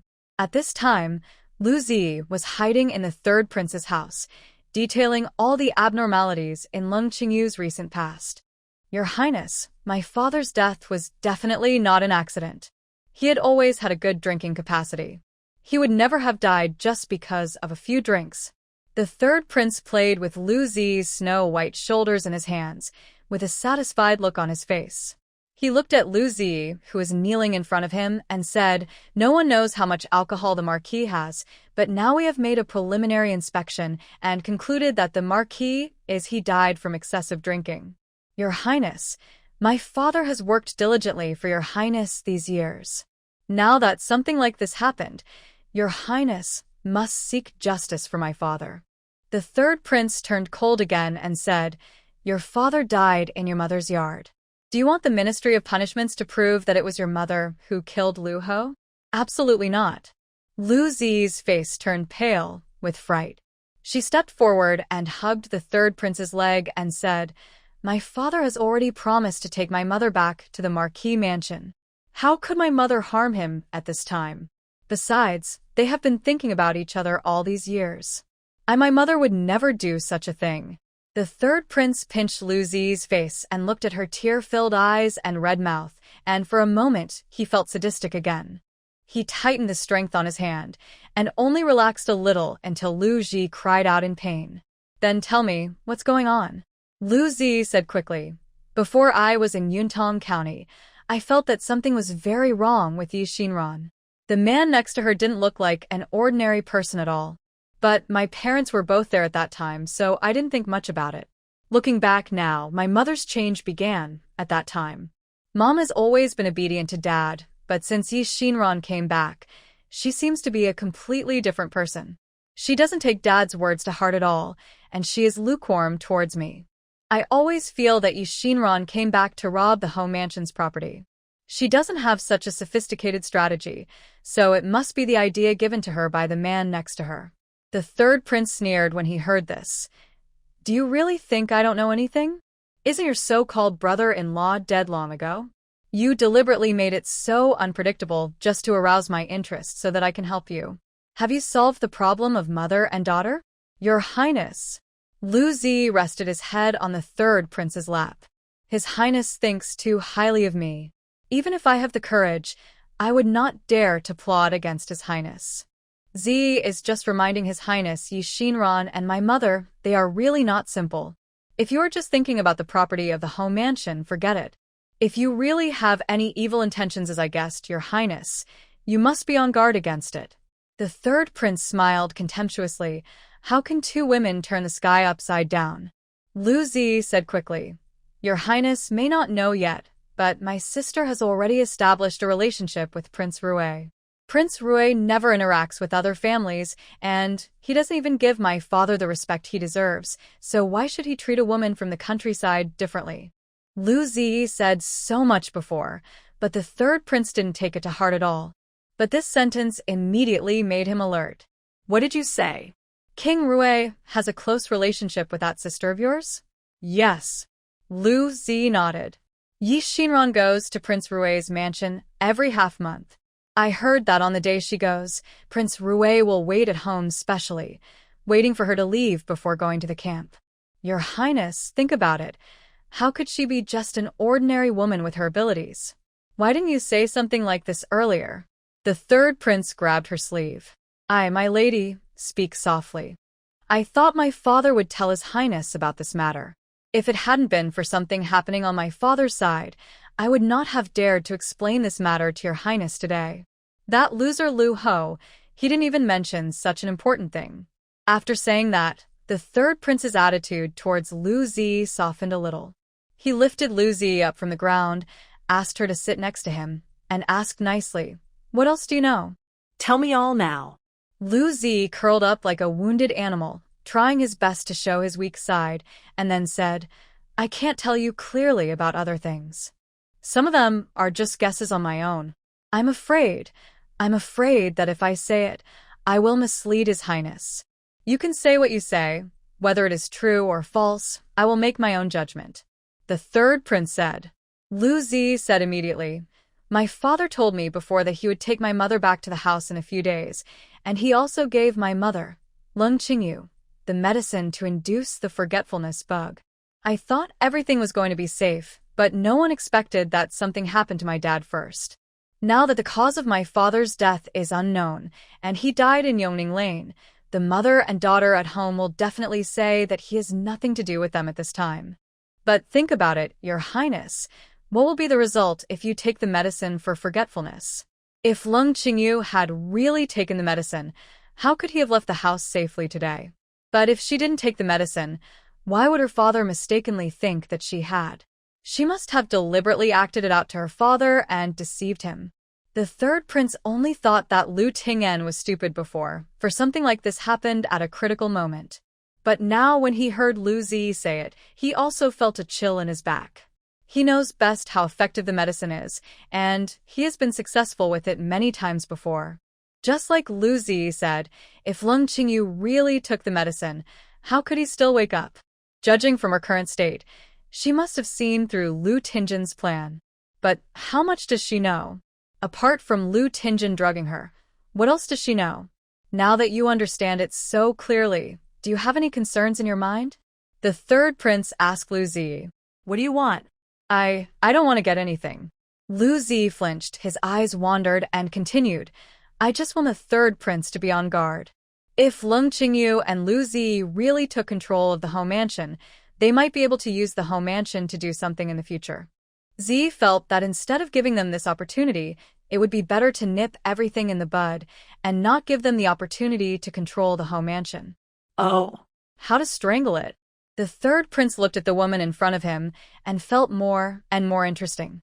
In the past, his mother and Marquis Lu tried to arrange this marriage, but he didn't even bother. Now it seems that keeping this Lu Zi by your side is not a bad thing. Not only can he be at the mercy of others, but he also has some brains and is not that stupid.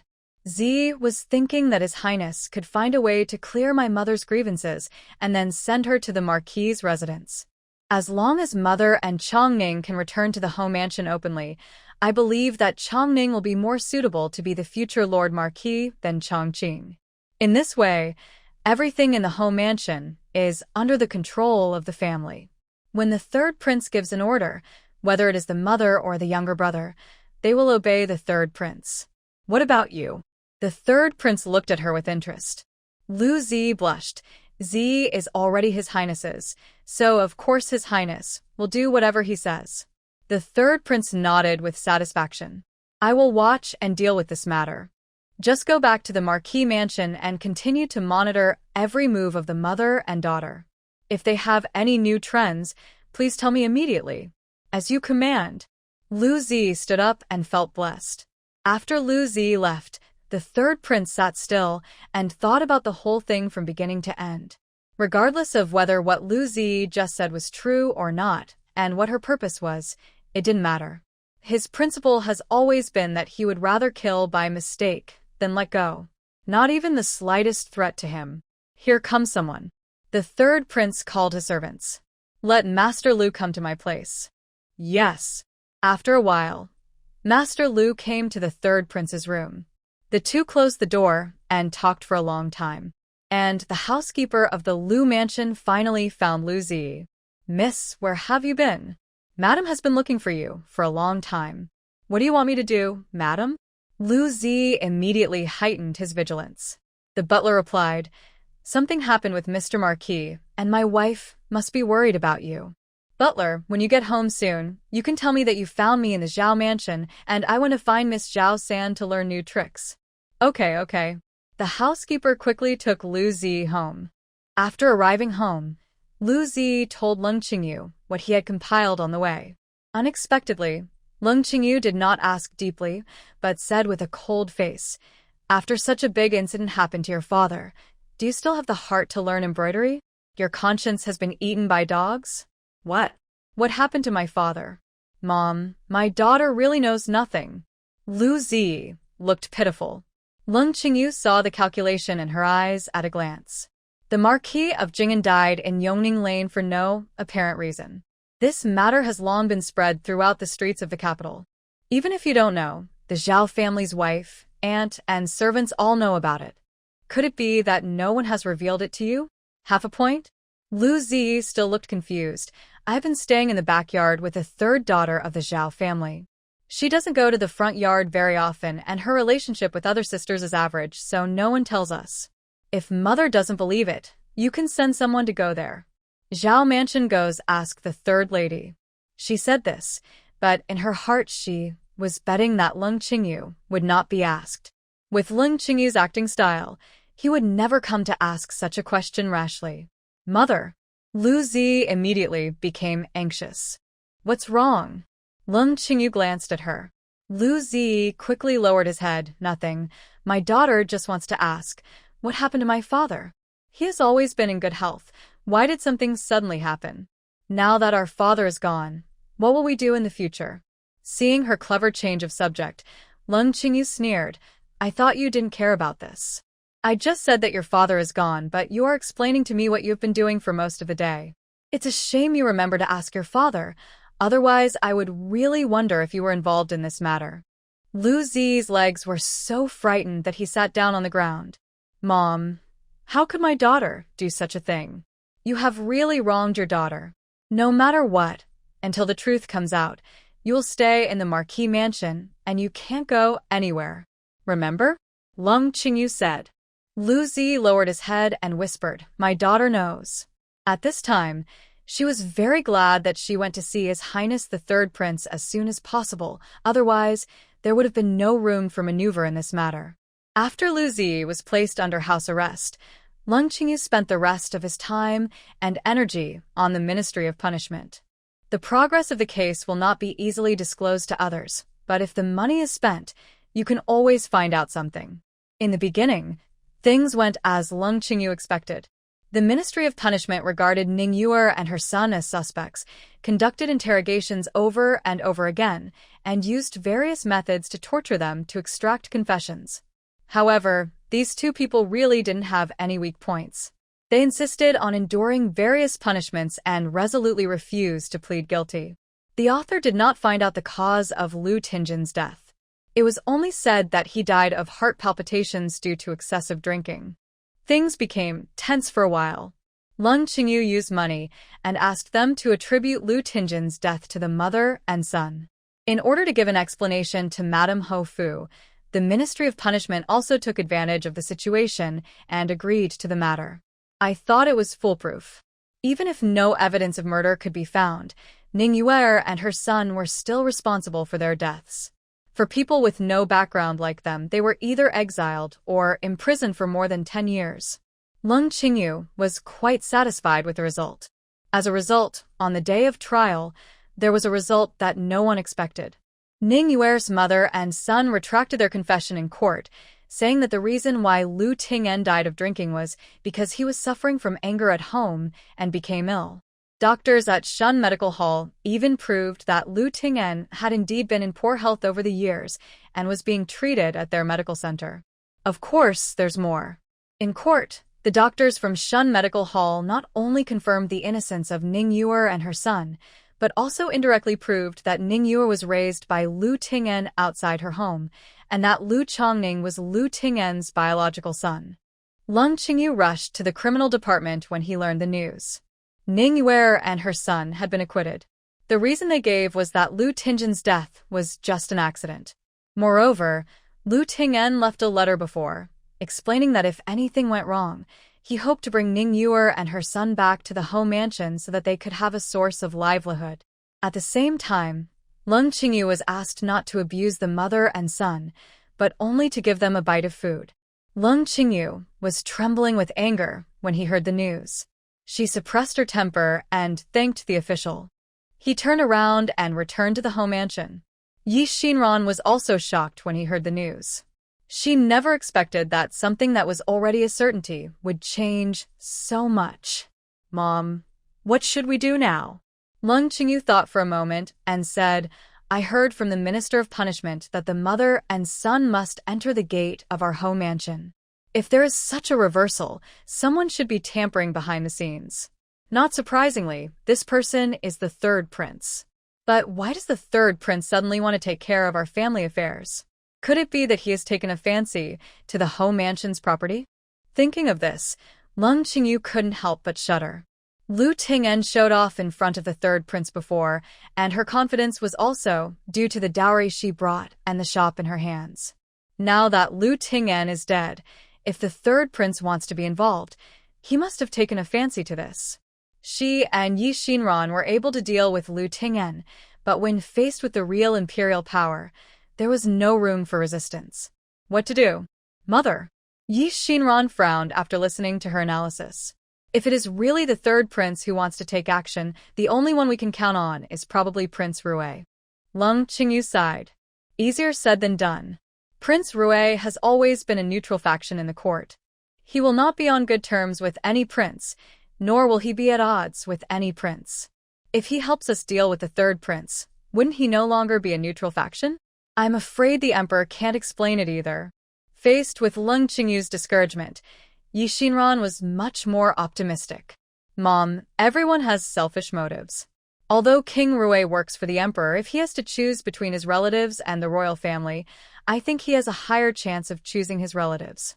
As long as our chips are rich enough, he will definitely be tempted. What bargaining chip? What relative? You mean King Rui's son? Lung Qingyu immediately understood what Xinran meant. But she didn't understand that Xinran only helped comfort Prince Rui once in half a month. Is this benefit worth letting Prince Rui offend the emperor for them? Xinran comforted her and said, I already have a rough idea in my mind. I have to go and ask in person about this matter before I can make a decision. King Rui's side is just one choice, and it is also the best choice. Xinran has already thought about it. If it doesn't work, she and Lung Qingyu can only choose to evacuate all their belongings so that the third prince will not get any benefits. But this is the bottom line. Lung Qingyu didn't expect that things would develop like this. She no longer had the calmness she had before. After much thought, if King Rui could help, it would indeed be the best outcome for them. Although Lu Zi couldn't go out, he always paid attention to what was going on in front of him. Lu Zi finally felt relieved after hearing the maid say that something happened at the criminal department. Xinran, don't think that just because you win over your mother, you can achieve success. The position of the eldest lady of the Ho Mansion can only be mine. If anyone stops me, I will go to Hades with you. Chuntao couldn't help but feel frightened when she saw the fierce look on the young lady's face. She asked tentatively, Miss, what should we do now? Us? Lu Zi sat down, slowly poured himself a cup of tea, and then said, We don't do anything. We just watch the show. The matter was urgent, and Xinran had no time to send a message to Prince Rui's mansion, so he planned to go directly. Lung Qingyu originally wanted to follow, but was persuaded by Xinran. Mom, you're a person of status. There are some things that are hard to say, so why don't I just say them directly? Besides, we don't know what will happen over there in Yongning Lane, so it's better for you to stay in the Ho mansion. After Xinran persuaded her mother, she took Ding Qiao to Prince Rui's mansion. When Chen Yuerong heard the concierge coming to report, he immediately came out happily. Sister Xinran, why did you come here suddenly today? Is there something wrong? According to the previously agreed time, Xinran never came to the palace early or late. Xinran was not polite to her and asked directly, "Is Princess Yuding here?" Although Chen Yuerong lives in the palace, he is young after all, and Chen Yuding still makes most of the decisions at home. Chen Yuding looked troubled when he heard Xinran's question. Sister, she is not here. She has gone back to live there these days. Is Sister Xinran looking for my sister? Since Chen Yuding was not here, there was no room for discussion in advance on this matter. Xinran thought for a moment and said, Actually, I'm not looking for Princess Yuding. I'm looking for Prince Rui. Looking for my dad? Chen Yuerong was also shocked. In the entire capital, there are really not many people who dare to come directly to see Prince Rui. What's the matter with my father? She asked hesitantly. With Xinran's relationship with her family, she could make the decision and agree to anything else. But when it comes to asking my father to do things, even if my sister is here, I can't be in charge. This is my own family matter. Will the prince come back tonight? Xinran didn't want to say too much. If Chen Yuerong knew that the third prince was involved, she might have vetoed it directly. Come back. This Chen Yuerong could answer. In that case, I will wait at the mansion for a while until the prince comes back. You can help me breathe. If the prince is willing to see me, then I will meet him. If the prince doesn't want to see me, I will leave. Seeing Xinran speak so simply, Chen Yuerong no longer had any psychological burden. Okay, sister, you haven't had dinner yet. I'll have the kitchen prepare 2 more dishes later. It's really great to have dinner with you today. Xinran agreed, and just said, Since I'm here, I'll go and see Ting'en by the way. Let's have dinner together in his courtyard. Chen Yuerong had never even thought about having dinner with Ting'en. Although Ting'en's temper has gotten better recently, he still loses his temper from time to time. Eat with him, and if he gets angry, he can put the plates and bowls on other people's heads. Is this really okay? I'm afraid that my brother won't be able to control himself for a moment and will offend my sister. How could it be? Xinran said, Ting'en is very good now. He would not do such a thing. Seeing Xinran's persistence, Chen Yuerong had no choice but to agree. Xinran was also calculating the time in her mind, trying her best to postpone dinner until King Rui came home. After waiting very late, King Rui did not arrive home. Chen Yuerong then ordered his servants to prepare the meal. The dinner table was placed in Ting'en's yard, and when the servants served the food, they were all trembling with fear, fearing that they might accidentally make the young master angry. But Ting'en was in a particularly good mood today. He sat next to Xinran and listened to Xinran telling him the story of 36 white bone spirits. It wasn't until the food was put on the table and Chen Yuerong called the 2 of them to eat that he followed with interest. Xinran came to the table. Roast goose, I like to eat roast goose the most. Chen saw the food on the table and reached out to grab the roast goose on the plate. Xinran stopped his hand and said, Yener, when you grow up, you have to learn to use chopsticks to eat. Do you remember? Chen was a little unhappy. But I've always eaten like this, and it's hard to use chopsticks. Xinran patiently persuaded, Yener is an adult, and adults should act like adults. From now on, it would be disrespectful to grab her with your hands when you go out to eat. Oh.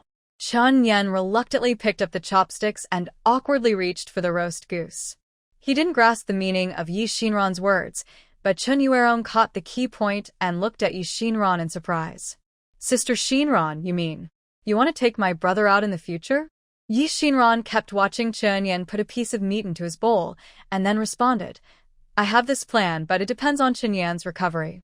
Chen Yuerong couldn't tell what she felt in her heart, but when Xinran nodded, her eyes immediately became wet uncontrollably. Ever since my brother grew up, he has been locked up in this small courtyard. Not only his brother, but also his father probably never thought that one day he would be able to take him out. But Xinran dared to think about it. Chen Yuerong also believed that she could do it. The three of them ate quietly. Chen Yan would occasionally get angry because he couldn't hold the food, but when he saw the look in Xinran's eyes, he immediately suppressed his temper obediently. Mom finally had a meal with him.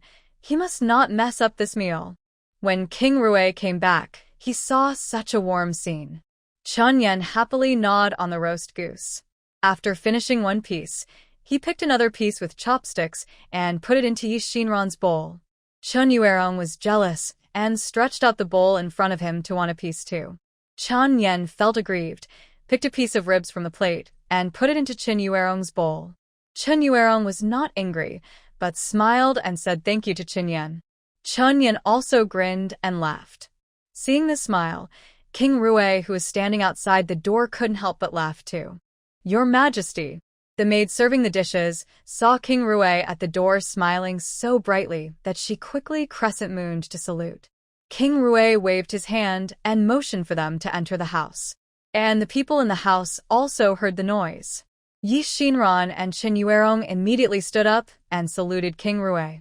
Chen Yan also followed their example and said hello to King Rui. This good word eliminated King Rui's fatigue and made his cold and deep face suddenly soften a lot. Dad, you're back. Miss Liu is here as a guest today, and I specially left her to accompany my brother to dinner. Chen Yuerong spoke first. She liked Xinran very much. No matter what, she still hoped that her father would agree to Xinran's request, so she did not directly mention the purpose of Xinran's stay. King Rui waved his hand and motioned for everyone to sit down. Then he turned to look at Xinran. Yenner is not sensible. Let Miss Liu worry about it. Thanks to the Crown Prince for being able to look up to me, this little thing is just a small effort. Xinran replied quickly. While the two were talking, Chen Yan picked up another piece of meat and put it into Xinran's bowl. Seeing King Rui looking at him, he stretched out his chopsticks again and picked up a piece of goose meat for King Rui. Dad, you eat well. King Rui was a little at a loss as he held the chopsticks. A piece of goose meat reminded him of the time when his wife was still alive. At that time, little Chen Yan was also so well-behaved and sensible. After finishing the meal, although he didn't eat a few bites, Xinran was very satisfied. Several people in the palace seemed to be in a happy mood. In this way, their trip was half successful. After dinner, under Xinran's instructions, Chen Yan went to bed early. Xinran also followed King Rui to the main hall to have tea. Chen Yuerong stayed by his side. King Rui was so scheming after all. He could see through Xinran's thoughts at a glance. After a cup of tea, he naturally changed the topic from Chen Yan's physical condition to the purpose of Xinran's trip. If Miss Liu has any difficulties, just ask. Thanks to you taking care of Yenner these days, just giving gifts is not enough to express my gratitude, so as long as it is something I can do, I will try my best to do it. Xinran was still thinking about how to speak. When she heard what King Rui said, she was stunned for a moment, and then said, King Rui is really a sharp eye. Now that King Rui asked, I won't hide it. I came here this time to really ask for something. Oh? What's the matter? Tell me about it? King Rui looked calm. Xinran said, I think King Rui has also heard that my father, Marquis Ting'en, died in a yard in Yongning Lane a few days ago. King Rui nodded. Yes, I heard about it. Marquis Ting'en died in such a disgraceful manner. A man who loved his wife all his life was found out after his death. His deep affection and self-righteousness turned out to be just an act. Such a person dares to think of himself as a gentleman. He is simply a villain among villains. Those veterans have laughed at him for several rounds. Seeing that King Rui had no special expression, Xinran continued. Originally, my mother and I thought that the people from the Ministry of Punishment would find out the truth, give justice to my father and give justice to my mother, and bring the bad guys to justice. By law. But we never expected that at the end of the trial, it turned out that my father died of excessive drinking. The identity of the murderer, mother, and son was also confirmed, and they wanted to live in the Ho mansion openly. I know that without background, this mother and son will never be able to turn around. They thought that entering the home mansion was not a big deal, but what I am worried about now is, after they enter, the next step is to rob the family property and then drive my mother and I out of the home mansion. This is your family matter. It seems inconvenient for me to interfere. King Rui hesitated. Xinran immediately said, "On the surface it is a family matter, but in fact it is the forces behind my father who want to take advantage of the opportunity to seize the property of the home mansion and use it to consolidate their own status. That mother and son were nothing more than chess pieces in the hands of others. I have always heard that Prince Rui is an upright man and hates forming cliques for personal gain and bullying the weak. That's why I have the courage to ask the prince for help this time. I just hope that the prince can protect my mother and me from being harmed by traitors." An imperceptible smile appeared on King Rui's face. He put down the teacup in his hand and said, "This request is not too much.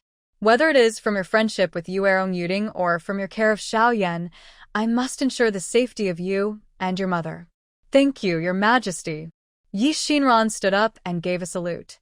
With these words from the prince, I can put half of my heart back in my stomach. But I heard from my mother that when my father was alive, he was closest to the third prince.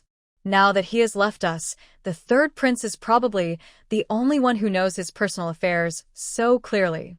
If the third prince really wants to do harm to us, can the prince protect us? King Rui raised his eyebrows and actually laughed. "You are a young girl, but you have a lot on your mind.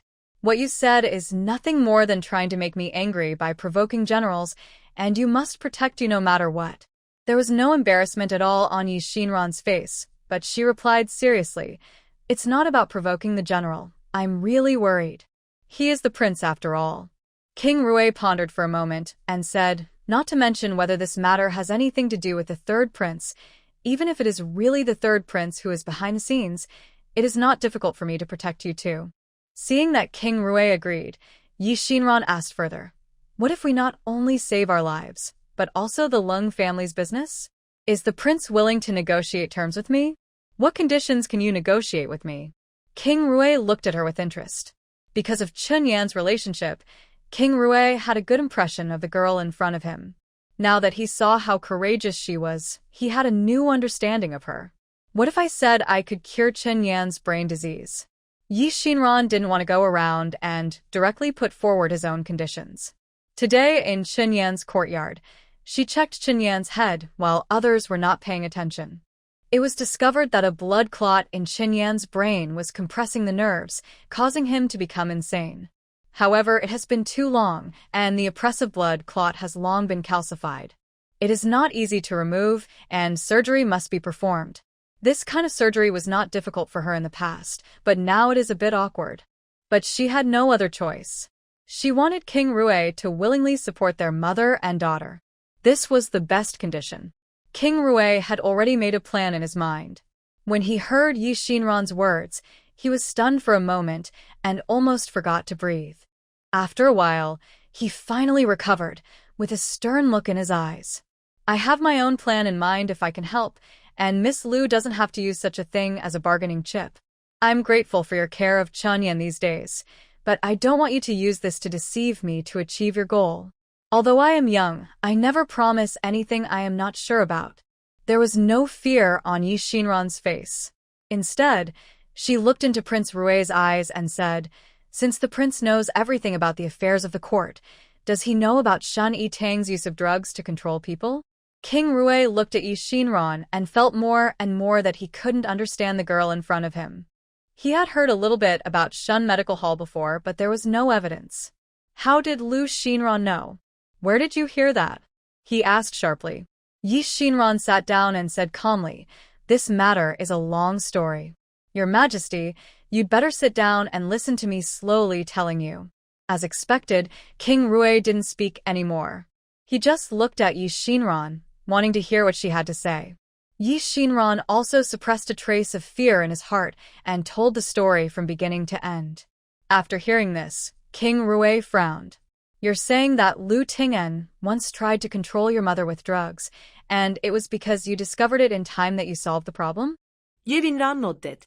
When I was in Yunbian village, I accidentally discovered that my mother was poisoned, which was one of the reasons why I followed her to the capital.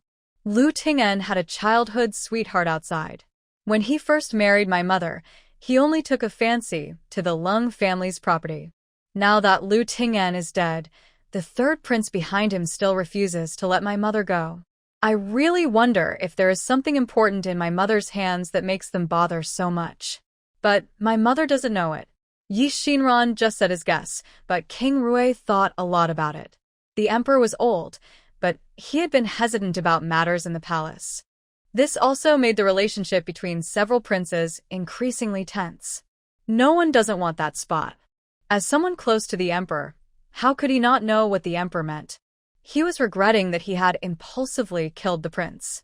But the matter has come to this, and today's hesitation will only cause more disasters. Among these princes, the third child has the deepest thoughts. Recently, spies found out about his collusion with foreigners. So Xinran's words made him have to think more. I'm afraid this third child has some shady intentions.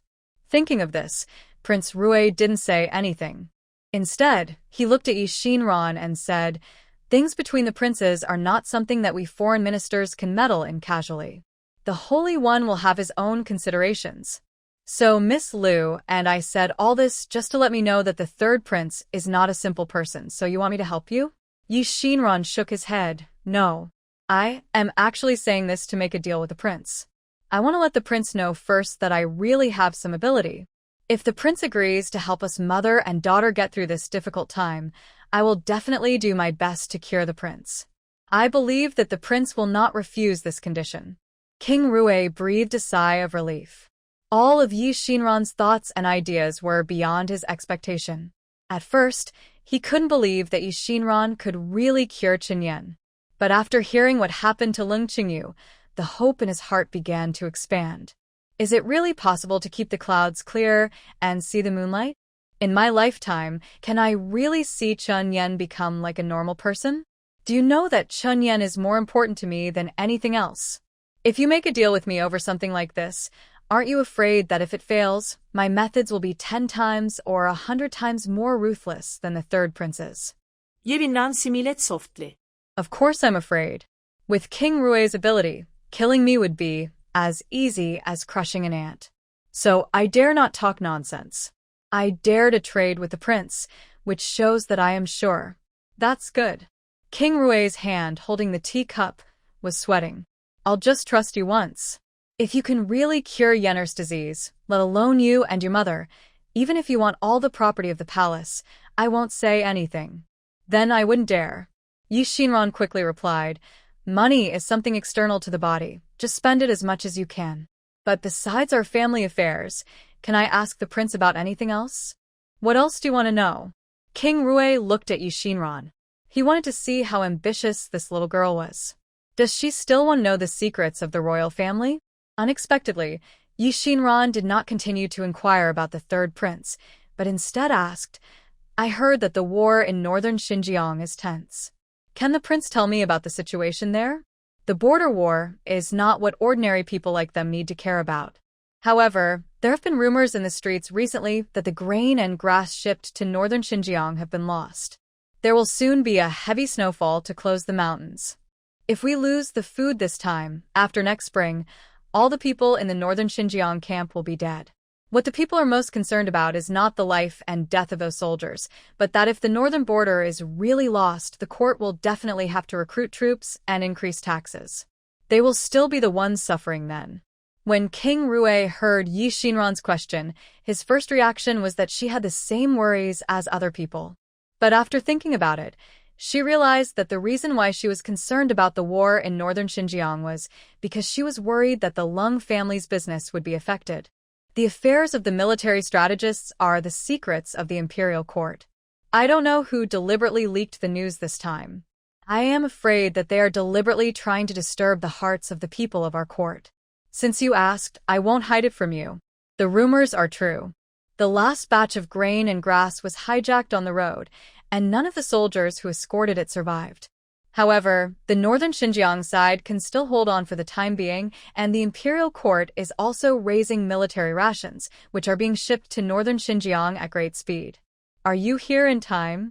Xinran looked anxious. Her reaction made Prince Rui stunned for a moment. Why? Does Miss Lu know anyone in the Beijiang camp? Xinran was surprised by King Rui's sensitivity. Her expression remained unchanged and she continued, "It's not that I care about anyone, but as a citizen of Daliang, I can't bear to see the territory of Daliang being occupied by some barbarians. Moreover, the Lung family also has a branch in the border town of northern Xinjiang, and my mother is really worried about the situation there." I see. King Rui nodded. Xinran's explanation was the same as he expected before. But for some reason, he always felt that Xinran had something he didn't say. With those soldiers guarding northern Xinjiang, the imperial court will definitely find a way to send food there, right? Xinran couldn't hold it back and asked one more question.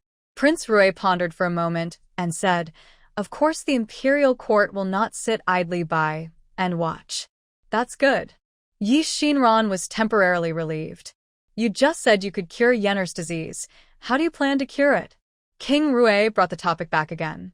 This is his biggest concern now. I have my own set of treatment methods. If the prince is worried, you can check the progress of my treatment at any time. However, some methods are confidential. It will be good if the prince can have someone help me guard the door. You have to understand that I don't insist on Yenner becoming a normal person. No matter what, the first prerequisite is to ensure Yenner's safety. King Rui was still a little worried and emphasized again. Xinran comforted him. It is fate that Qin and I have the current friendship. As the prince said, even if I can't cure Qin, with the current friendship, the prince will protect our mother and daughter. So, I want to cure him, which is also my own wish. Prince, don't worry. King Rui was convinced by Xinran. Rather than persuasion, it is better to say that it is the obsession that has always been in his heart that makes him rather believe what Xinran said. Then when do you plan to start treatment? King Rui asked. Start tomorrow. Good. King Rui nodded. What's going on in your palace now? I just got news that the mother and daughter in Yongning Lane want to live in the home mansion. Xinran replied. What do you mean? Do you want me to prevent them from entering the prince's mansion? King Rui asked. King Lori will not take care of such a trivial matter personally. We can still handle these two people. Xinran replied, if the people behind them don't take action, King Rui can watch a joke from the sidelines. I was afraid that if someone said something above, my mother and I would not be able to disobey. I see. King Rui nodded. Don't worry, I'll keep an eye on your family affairs. If someone really does something, someone here will deal with it in time. Thank you very much, Your Majesty. Xinran stood up and saluted. It was getting late, and now that the matter had been discussed, Xinran said goodbye to the prince and Qin Yuerong. But before going out, she still asked worriedly, Your Majesty, if there is any news about northern Xinjiang in the future, could you reveal it to me? King Rui looked at her suspiciously again. What on earth do you have to do there?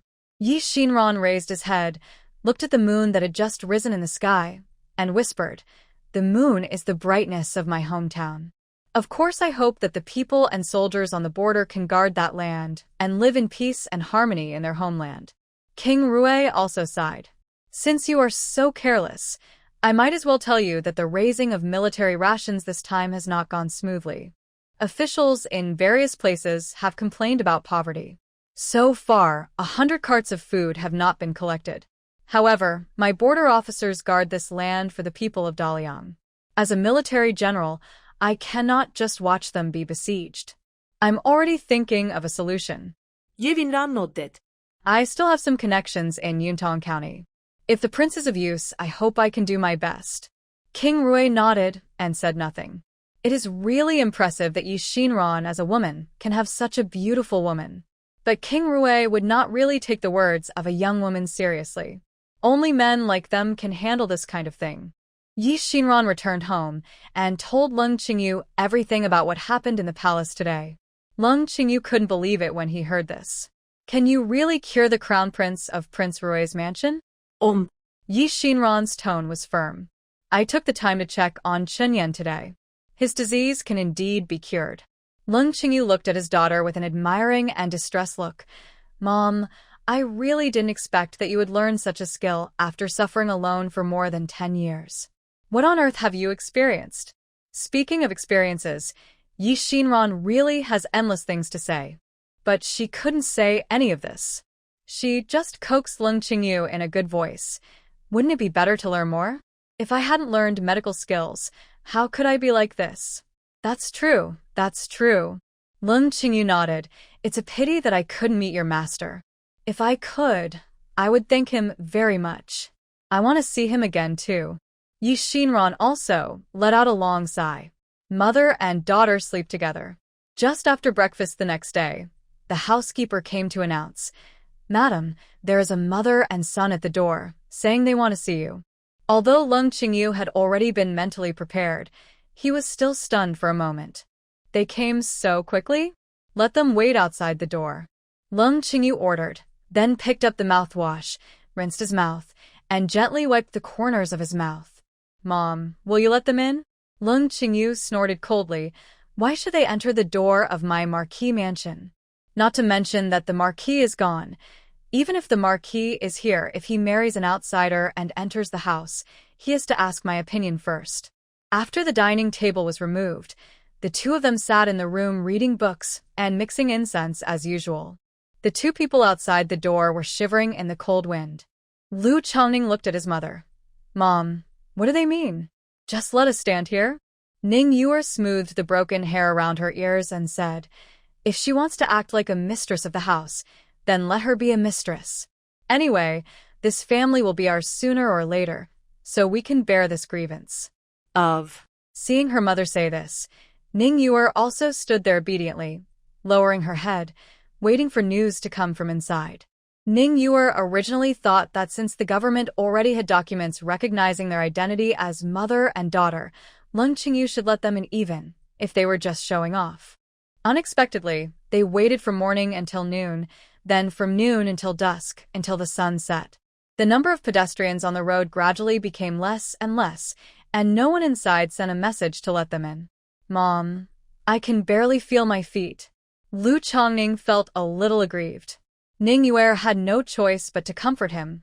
Good boy, wait a little longer. We have been waiting for so long. I don't believe it. She really dares to shut us out and let us freeze to death. This is murder. Lu Chongning asked. Then if they really don't open the door, are we going to stay here all the time? I only ate 2 cakes for lunch, and now I'm hungry again. Wait a little longer. When you enter the marquis mansion, you can eat whatever you want. As soon as Ning Yuer finished speaking, there was a clang and the sound of the lock being locked from inside the door. Hearing this voice, Ning Yuer could no longer calm down. A disdainful voice came from inside. Whose master are you? Did you go to the wrong door? Look clearly, this is Ting'en Marquis Mansion. If you want to beg for food, go somewhere else.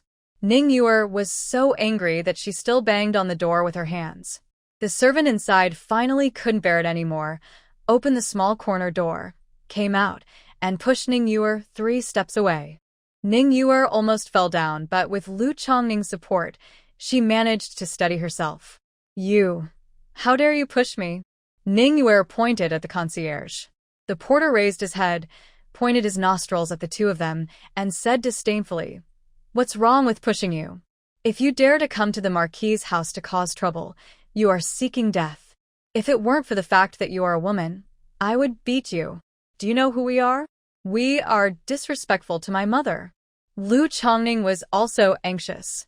The concierge smiled and said, I don't care who you are.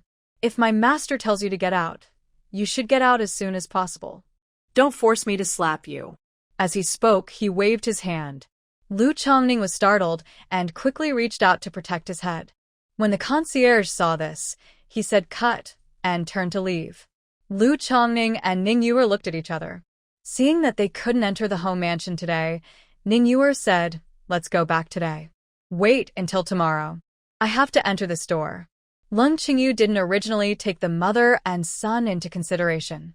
As she said before, it doesn't matter if she's an outsider or if the child is Lu Ting'en's. She is the mistress of the house, but she can't be the head of the family? With Prince Rui making the decision, the third prince couldn't do anything extraordinary. But the next day, Lung Qingyu found that she had kept things simple. The next day, not long after Lung Qingyu got up, news came from the palace. It turns out that the people in the Xinran prison watched the sky at night and calculated that the Marquis of Ting'en should be buried today. Inuch Huang, isn't this a little too urgent? Lung Qingyu's heart skipped a beat. Lu Chongqing is still on his way back. Who will support his coffin when he is buried at this time? Inuch Huang looked kind and said calmly, logically speaking, Marquis Ting'en should have been buried 3 days after his death. However, the incident happened suddenly, and the investigation by the Ministry of Justice was delayed for some time. This cannot be done according to the rules. That's why the Qin Tianjian specially decided that it's time for the groundbreaking and burial tomorrow. But this is too sudden, and Chongqing hasn't come back yet. Can you ask the Xintian prison to choose another suitable day? Lung Qingyu asked. Inuch Huang shook his head. Mrs. Lu should know that our Qin Tian supervisor must put His Majesty first in all matters. Since we have chosen tomorrow, it means that tomorrow is indeed the best. After Inuch Huang finished speaking, he stood up and left. Seeing this, Lung Qingyu quickly asked his servants to bring the silver and stuff it into Inuch Huang's hands. For people like Inuch Huang, it was too common to take a bribe. He put the money into his arms with a smile on his face and continued walking outside. Lung Qingyu turned to look at Xinran with a look of disappointment in his eyes. The other party did this very well, letting Qin Tianjian come out to speak. Everything was done with the interests of the holy sage as the top priority. Even King Rui couldn't say a word no. Lu Chongqing is still on his way back. Lu Ting'en must be buried with his son to support the coffin, so this person can only be Ning Yuer's son. It seems that the other party put a lot of effort into arranging such a witch into the Marquis's residence. Lung Qingyu said, but this way, I am even more sure that mother and son Ning Yuer are indeed very close to the third prince. Maybe it's a chess piece in the hands of the third prince. Yerinden gitsin. Then what should we do now? Lung Qingyu sighed. There is no way. Chongqing is still halfway there and can't come back at all. Now we can only let the mother and son in first. Xinran also knew that no one could change the current situation and could only take one step at a time. Lung Qingyu ordered the housekeeper to start preparing for the funeral. In less than half a day, all the lanterns and decorations in Ting'en Marquis Mansion were replaced with white. The plaque at the door was also covered with white silk cloth. Lung Qingyu and Xinran all changed into plain clothes. In the afternoon, the Ministry of Punishment sent people to bring Lu Ting'en's body back.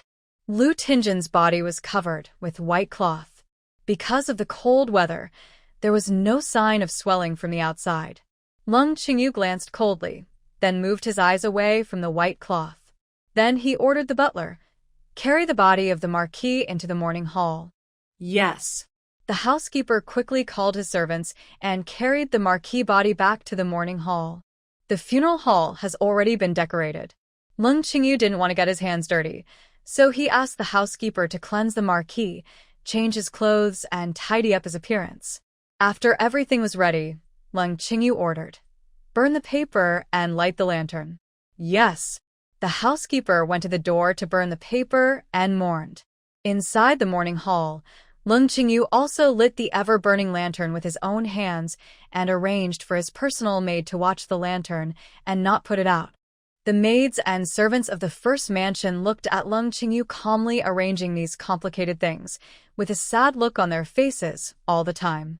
Everyone felt a little intolerable. Even the housekeeper couldn't help but secretly complain about Lu Ting'en when he saw Lung Qingyu like this. Such a good lady doesn't know how to cherish it, but she chooses to look for those messy people outside. Now she not only has to attend to the funeral, but also has to worry about the mother and son from outside. This is really a crime. There are many things to prepare for a funeral. However, because the time for the burial of the Marquis came too soon, everything had to be kept simple. Even the funeral clothes could not be customized, so they had to buy them ready-made in the shop. Fortunately, the people under Lung Qingyu are relatively capable. She only needs to ask her to go out for some things, and her servants can handle them properly. In the busy evening, the 49 masters of Ling'an Temple also entered the inner house through the second door. The 9 mages entered the morning hall, and the others sat down in order in the yard. Lung Qingyu asked his servants to prepare the brazier in the yard. For a while, the sound of wooden fish was heard along with the sound of Sanskrit. Lung Qingyu and Xinran had already changed into morning clothes. Against the background of plain white clothes, the colors of mother and daughter become even more beautiful. However, Lung Qingyu didn't look very good because he was too sad, and the tired look on his face was very obvious. Lu Ting'en's 2 younger brothers also came to the home mansion. Now facing Lung Qingyu, he no longer had the confidence he had before, so he felt extra calm when he was keeping vigil in the yard. As daughters, Xinran and Lu Zi have been kneeling in front of the morning hall to burn paper. Xinran had put knee pads on her knees early, but Lu Zi didn't wear more clothes in order to maintain her image, so after kneeling for a while, her legs were so cold that she lost consciousness. The whole person was shivering from the cold. She originally wanted to stand up and warm herself up by the fire, but when she saw Xinran kneeling there straight and showing no signs of leaving, she had no choice but to grit her teeth and continue to persevere. Lu Mansion is busy but quiet. The Sanskrit sounds fluctuate, forming a quiet atmosphere. Everyone is busy with the wake. At the entrance of Lu Mansion, there is a mother and son who have been guarding there. Ningguer was not in a hurry to enter the yard. She knew in her heart that although Lung Qingyu had not let go, in the end, she still had to invite their mother and son into the house. So this time she won't beg to come in. She will wait for Lung Qingyu to come and invite her in person. "Mom, how long are we going to stand here?" Lu Chongning asked. "Just wait." Ningguer stamped her feet and moved the hand stove in her sleeve. "After tonight, you will be the real young master of the Ho Mansion." The rituals continued until Inshur ended. Ding Qiao helped Xinran stand up from the ground, and Lu Zi also stumbled to his feet with the help of the maid. Lung Qingyu bowed to the mage and asked the housekeeper to take them to rest. When the housekeeper came back, he asked, "Where are the mother and son?" The housekeeper replied respectfully, "They're still at the door." According to Madam's instructions, no one bothered them. Call people in. Lung Qingyu looked tired. No matter how unwilling she was, she couldn't put off this matter any longer. Lu Ting'en had a son in the capital, and the only one who could hold the spiritual throne was a son. The door opened, and Ningguer turned around immediately after hearing the sound of the door. She couldn't help feeling proud. The housekeeper said angrily, "Madam, please go to the house to talk." Ningguer was dissatisfied with his attitude and wanted to reprimand him, but when she opened her mouth, she realized that her face was frozen and she couldn't speak clearly. "Who are you? How dare you talk to my mother like that?" Lu Chongning stood up for his mother. But the housekeeper didn't want to pay attention at all and just said, "You two, please come in with me." After saying that, he walked in without looking back. Ningguer and Lu Chongning looked at each other and hurried in together. After entering the courtyard, he saw Lung Qingyu standing there in plain clothes, especially solemn under the firelight. "Sister, you are finally willing to let me in." Ningguer took the initiative to speak. Lung Qingyu reprimanded, "My mother only gave birth to 2 sisters. I have never seen you so shameless. You call me sister when you enter the door. I let you come in because I need you. From now on, just call me madam." "Yes, ma'am." Ningguer lowered her head and curled her lips, but her words were very respectful. Lung Qingyu went on to say, "Master Ho usually takes care of you. Now that Master Ho has passed away, I, as the mistress, naturally have to fulfill your filial piety. Now there is still some time before dawn, so you are in the yard for Lord Marquis. Please keep watch." After Lung Qingyu finished speaking, he gave the housekeeper a look. The housekeeper immediately led the 2 people to the place where the paper was burning and asked them to give up their seats. "Please, you two." The steward gestured. Ningguer looked at Lung Qingyu, then at the morning hall set up inside the house, and pulled her son to kneel down with a plop. She threw the prepared papers into the brazier one by one, thinking about Lu Ting'en. but it was already winter after all. After kneeling for a while, her knees caught the cold and felt bone-piercing cold. Ningyu wanted to stand up and move around. When she saw Lung Qingyu looking this way, she didn't dare to move and only moved her position slightly. Lu Chongning also felt that the ground was very cold, but he was stronger after all. Seeing that his mother couldn't bear it, he quickly put the heater in his hand next to Ningyuer's knees. The housekeeper accompanied him and said kindly, "This paper burning requires sincerity. You too must burn it while silently reciting the name of the Marquis, so that the Marquis can feel your thoughts." Ningyue knew that Lung Qingyu was deliberately trying to embarrass their mother and son. But now that she is here, she has already been mentally prepared. You can only enter but not exit this Marquis mansion. No one can try to drive their mother and son out of the home mansion. Seeing that the two of them were still observing the rules, Lung Qingyu said nothing more and turned back to the morning hall.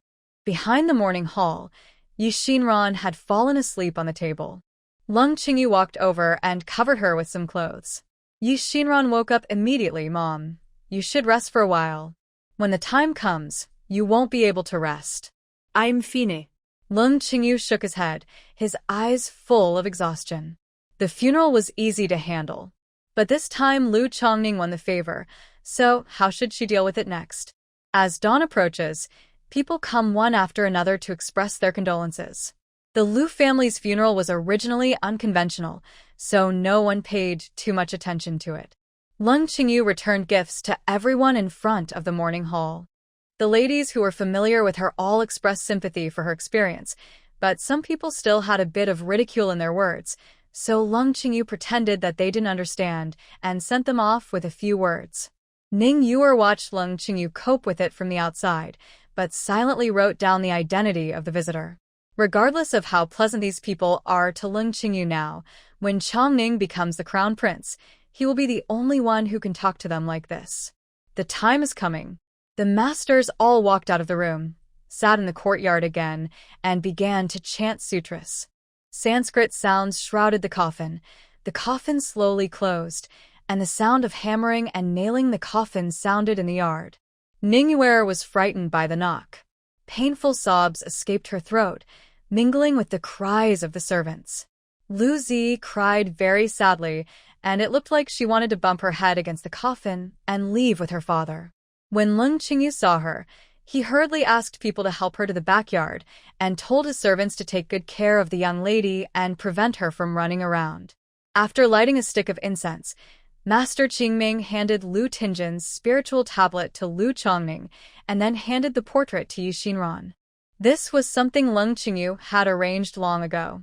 The purpose of forcing the Ho mansion to hold the funeral was for Lu Chongning to hold the funeral. Lung Qingyu couldn't change this. She could only settle for the next best thing and let Xinran secure this position at home. Xinran was originally unwilling to hold this legacy photo, but for the sake of Lu Chongqing, she could only feel aggrieved for the time being. Although the second and third families also had children, Lung Qingyu didn't want them to be related at all. The second and third children were also very dissatisfied with this, but compared to Xinran, they couldn't stand the sudden appearance of Lu Chongning. Besides, the major families were watching at the funeral of Mr. Ho, so they had to endure it for a while and wait until the funeral was over before arguing again. The coffin was lifted, the children of the second and third families were holding the spirit, and all of them exited the door. For a time, shouts, sighs, the voices of monks chanting sutras, and everyone's discussions mixed together, clearing away the sad atmosphere. Both sides of the long street were lined with spectators. The funeral in the home mansion happened suddenly, and it involved romantic affairs. It was the secret that the people in the city liked to inquire about most, so this funeral was much more lively than the funerals of ordinary people. It's just that everyone has different expressions on their faces. Some of them recognized Ningyue in the crowd, who was wearing a filial hat early in the morning and pointed at her. Ningyue didn't feel ashamed at all. She had been hiding in Yongning Lane for so many years, and now she could finally stand upright with the people of the Ho mansion. She only felt proud and excited. The person holding the coffin in front was her son. Will ordinary people be able to hold the title of Marquis of Jingen? If they want to see it, she will let them see it clearly. Those who look down on her will be trampled under her feet sooner or later. The funeral procession walked for a long time before reaching the Liu family's ancestral grave. The altar has been set up here and is filled with offerings. It seems that many of Liu Tingjin's colleagues arrived here in advance. Leng Qingyu led the Liu family to return the gifts. After returning the gifts, the funeral procession entered the cemetery. As a married daughter, Xinran did not follow. She handed the portrait to Liu Tingsong's eldest son and watched them leave. This place is located in a remote place, but there are many people watching the excitement. Xinran watched everyone go further and further away. She turned back, got in the car with Ding Qiao's help, and returned to the Ho mansion first. The courtyard of the Ho mansion was already in chaos. Lu Ziyi was dissatisfied with being trapped in the yard and was yelling at his servants. Although the servants had received the order from the madam, they did not dare to show any disrespect towards their own lady. He only dared to apologize to Lu Ziyi while blocking the door. Xinran came to Lu Ziyi's yard, saw her ferocious look, and said, "You are also a young lady from the Ho mansion. Something like this happened to my father. You didn't say you were taking care of me in the house, but you also took the lead in making trouble. What on earth are you doing? What do you want to do?" Lu Ziyi's eyes were red, and she pointed at Xinran and said, "What do I want to do? Why do you lock me in the yard on such a big day as my father's funeral? As a daughter, I can't even see my father off for the last time. How can I have the face to see him in the future? I never saw you being so filial when my father was alive. Why are you so heartbroken now?" Xinran stared at her. Lu Ziyi's eyes were full of resentment. "It's not you yet." Bold. Xinran suddenly scolded. "My father has just passed away, and you dare to be so disrespectful to your mother?" "I don't." Lu Ziyi realized that he had made a mistake and quickly explained. "Don't you know why my mother locked you up in the yard just now? On such an important occasion as my father's funeral, my mother and I were dealing with everything while enduring our grief. Even if you don't go to help, you still want to make trouble? Delay when the time comes. Can you afford this?"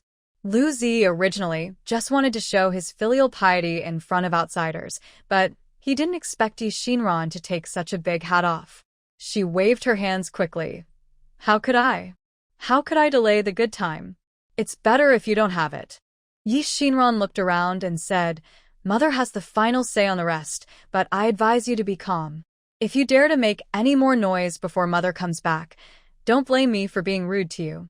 Originally, Xinran said this with little force, but Lu Ziyi looked at Ding Qiao beside her and obediently shut her mouth. She had seen what Ding Qiao was capable of, and she didn't want to suffer the loss of being dumb at this time. Xinran ordered the kitchen to prepare several vegetarian tables. When it was almost noon, Leng Qingyu came back with everyone. The mages were invited to have a meal, and Xinran frowned as she looked at Ning Yuer and Lu Chongning's mother and son, who followed them into the courtyard. "Mom, did you just let them in?" she asked. "What if I don't come in?" Leng Qingyu's tone was heavy. During the funeral, everyone watched every move of their mother and son. Since Lu Chongning was allowed to hold the memorial tablet, it means that the Ho mansion recognized their identities. If you drive them out at this time, they will definitely take the opportunity to cause trouble. I'm not afraid of them making trouble. I'm just afraid of the person behind them who has arranged some backup plan for us to jump on. It would be easier to deal with him than to just keep him in the house and keep him under his nose all the time. Xinran nodded. Now it seems that this is the only way it can be. Ning Yuer and Lu Chongning were arranged into a side hospital. The yard was originally used by the old lady as a warehouse, and there were many old things stored in it. After the old lady left, Leng Qingyu asked people to clean up the yard. Now it happens to be occupied by Ning Yuer and her son. Leng Qingyu didn't intend to treat them harshly, and arranged for 2 maids and a servant to serve them. Ning Yuer's return to the Ho mansion was a revisit to her old place, and there was a familiar freshness everywhere. For Lu Chongning, this is a completely new environment. He gently touched the mahogany tables and chairs in the room and looked at the famous landscape paintings hanging on the wall, with an uncontrollable look of excitement in his eyes. "Mom, we finally moved in. From now on, we will be members of the home mansion." Ningyu couldn't help but feel a little excited when she saw her son's happy look, but she still controlled her emotions and said, "This is nothing. This is just a side courtyard, the worst courtyard in the home mansion. Chongning, you have to remember that we are going to live in the main house. From now on, you can only have the final say in the home mansion. Do you remember?" Lu Chongning nodded fiercely. "Mom, I remember. I will listen to you in everything from now on. Good boy." Ningyuer's eyes showed a loving look. At this moment, she was extremely grateful that she had given birth to such a promising son. Without Chongning, how could she have been treated like she is today? The mother and son asked for hot water to bathe and wash themselves. Ningyuer's legs and feet have been feeling weak for the past 2 days because of the cold.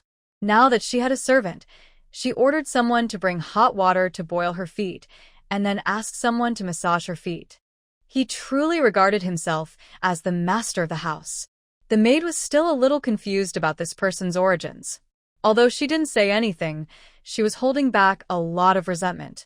During the massage, as the anger level increases, the strength on the hands will inevitably increase. Ouch. Ningyuer was pinched so much that she shouted and kicked the maid to the ground with all her strength. "You brave captive! How dare you harm me?" Ningyuer scolded sharply. The maid felt aggrieved. "When did I hurt you? You still dare to quibble? If I hadn't kicked you down in time, you would have cut off my legs." Slap me. When she first arrived at the home mansion, Ningyuer felt that she should establish her prestige. If you don't let these slaves know how powerful you are, they may not be able to figure out how to treat others in the future. Kaiyun, who was in charge of serving, was an honest person. When he heard Ningyuer say this, he felt aggrieved in his heart, but he did not dare to refute. She raised her hand and was about to slap her mouth when Jueyue, who was responsible for bringing the water in, immediately stopped. "Kaiyun, what are you doing?" Kaiyun heard Chaiyue's voice and immediately looked to her for help. Ningyuer also raised her eyes and looked at Chaiyu. "What do you want here? You want to join in the fun, so kneel down and slap me together." He stretched out his hand to pull Kaiyun up and said, "My master is kind enough to take you mother and son in for the sake of Lord Marquis. You really treat yourself like a green onion. It's your blessing that our sisters come to serve you. Don't push your nose or face. You won't be able to position yourself." Ningyuer was stunned by her treacherous words. She also didn't expect that a maid would be so brave and dare to talk to her like this. Who gave you the courage to disrespect me?" She pointed at Lu Chongning and said, "Open your dog eyes and see clearly. This is the young master of the home mansion, the one who personally holds the memorial title for the Marquis. If you dare to be disrespectful to your master, I will fine you your monthly salary and beat you to death with sticks." Jueyue snorted coldly. "Deduct our monthly payment. You are dreaming. Our monthly payment is not from you." After saying that, she picked up Kaiyun and ran away. Kaiyun was timid, so while running after Chaiyue, she asked worriedly, "Sister, is this okay? Will Madam scold us?" Chaiyue looked back. Seeing that no one was chasing her, she stopped and said to Kaiyun, "What are you afraid of? If you don't run, are you waiting for that poisonous woman to torture us? Besides, you don't even think about it. We have also worked in the government for so many years. What are their identities? Madam has a disdain for them and will not let them bully us. Let's go to the madam to file a complaint now and see how she handles it." With that said, he picked up Kaiyun and walked towards the yard where Lung Qingyu was. Lung Qingyu listened to the two of them explaining the reason for the incident, then looked at the bruises left on Kaiyu's mouth and said to Lanji, "Lanji, take them two down to the doctor to have a look. I'm asking the housekeeper to come to my place." "Yes." Lanji agreed and took the two of them away. After a while, Butler Lu ran in from outside. Lung Qingyu ordered, "The mother and son in the side courtyard were not satisfied with the people you arranged before. They kicked them out after just a long time of serving them. They are also the Marquis people after all. You will serve them from now on." Butler Lu pointed to his nose. "I never thought that this matter would happen to me." "What? You don't want to?" Lung Qingyu glanced at him. The housekeeper quickly nodded and said, "Don't dare. Madam, don't worry. I will definitely serve them properly. It's not necessary to be too embarrassed. After all, they're used to living outside. I'm afraid they won't be able to bear the sudden luxury of food and clothing." Lung Qingyu reminded. Butler Lu understood it and hurriedly responded, "I understand." After the housekeeper exited, Xinran asked Lung Qingyu, "Did mother deliberately try to embarrass the housekeeper?" Lung Qingyu replied, "I didn't mean to embarrass him. It's just that he has been following Mr. Marquis and the old lady these years. I don't believe that he doesn't know anything about Ningyuer. Let him serve on the one hand to explore his background and see if this person can still be used. Another point is that among these servants, he was the only one who dared to look down upon the mother and son. No matter how you look at it, he is the most suitable candidate." I see. Xinran understood. Butler Lu also understood what Lung Qingyu meant. Lung Qingyu wanted to use him, but he didn't trust him. This time, he just wanted to use this matter to test his sincerity. After being a housekeeper for so many years, he still handles this matter very well. Even if he had indeed heard about Mr. Ho's romantic affairs outside, at this time, he could only pretend to know nothing. As for the mother and daughter, if they don't drink the toast, they will have to drink wine as a penalty. They don't use good maids, but they want to make trouble for themselves. You can't blame him for this. The decision was made, but Butler Lu didn't go to the side courtyard either. "I only found a strong nanny in the house. Ask her to deliver meals to Ningyuer and her son every morning and evening. In the morning it's porridge and pickles, and in the evening it's just 2 bowls of rice and 2 plates of vegetarian dishes." Butler Lu ordered. Mammy didn't understand the meaning and couldn't help but ask, "Aren't they the Marquis' aunt? Why are their food not as good as our servants?" "What do you know? Madam is trying to establish her authority. Stop asking if you shouldn't, and just do as you are told. If they dare to have any objections, just block them in the yard and prevent them from coming out." Nanny Zhang agreed and went to the side courtyard where Ningyuer and her son were. Ningyuer was waiting for the 2 maids to come back and admit their mistake, but she didn't expect that they would be replaced so soon. He couldn't help but ask, "Where were those 2 girls just now?" "They made a mistake and dared to hide." Grandma Zhang didn't want to offend them, so she just said, "The housekeeper said that they were not attentive to their service, so she asked me to come and take care of them." "You?" Ningyuer looked at her from top to bottom and said displeasedly, "In such a big palace, there are no 2 people with flexible legs and feet. How dare you let someone of your age serve me?" Grandma Zhang was not happy when she heard this. "Who said I'm old? I'm in my early 30s. Why am I old?" As she said that, she glanced at Ningyuer and said disdainfully, "Those of us who do rough work are of course not as good as you who are pampered and waited upon. If I lie in the house every day, I have to eat, open my mouth, put on my clothes, and protect myself. She must be younger and more beautiful than you. How dare you be so disrespectful, such a naughty captive." Ningyuer wants to get angry again. However, Lu Chongning couldn't stand his mother's repeated quarrels with the slaves and felt that it was beneath her status, so she advised, "Mom, just ignore them. Just tell them to do whatever they want." After hearing what her son said, Ningyuer had no choice but to calm down her temper and said, "I'm too lazy to talk nonsense with you. We were tired after a long trip, so we went to prepare meals for us." Grandma Zhang stood still. Ningyuer yelled, "You are deaf. I asked you to get us food.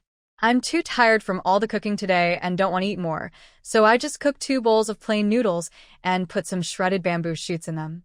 Hearing that Ningyuer had ordered the food, Grandma Zhang couldn't help but sneer. "I'm really sorry, but the housekeeper has ordered us to serve porridge and steamed buns every morning in our courtyard and rice and vegetables in the evening. It's not dinner time yet, so if you want to eat, you have to wait." "Why should we wait? When we were at home, we always ate whatever we wanted. Why did we get to the Marquis mansion and we couldn't even get anything to eat?" Ningyuer thought that these were Lung Qingyu's arrangements and felt angry that Lung Qingyu would do this. Doesn't she know that she has a backstage? By doing this, are you not afraid of offending the 3rd prince? I originally thought that if she knew the current situation, she would not be so ugly when the time came. Now that she has done this, she will not blame herself for being rude in the future. I won't tell you. I'll go talk to the madam myself, she said, raising her legs to walk out. Seeing this, Grandma Zhang immediately reached out to stop her. The housekeeper has given instructions that you, mother and son, can only stay in this courtyard now, and you can't go there. Go away. We are the masters of this house. When will it be your turn to talk to me like this? Ningyur was really angry now. She dodged and continued to walk out. Unexpectedly, Nanny Zhang reached out and grabbed her. She said, "I'm sorry," and then controlled her with her hands and pushed her into the house. Lu Chongning originally didn't want to get to know these people. Seeing her bullying her mother like this, she couldn't help but step forward and said, "Let go of me. You can touch my mother too?" Who knew that Nanny Zhang was really strong.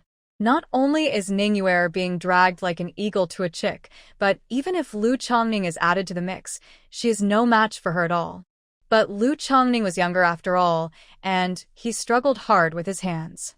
With Nanny Zhang unsteady on her feet, she slipped and fell down, pulling the mother and son to lie on the ground together.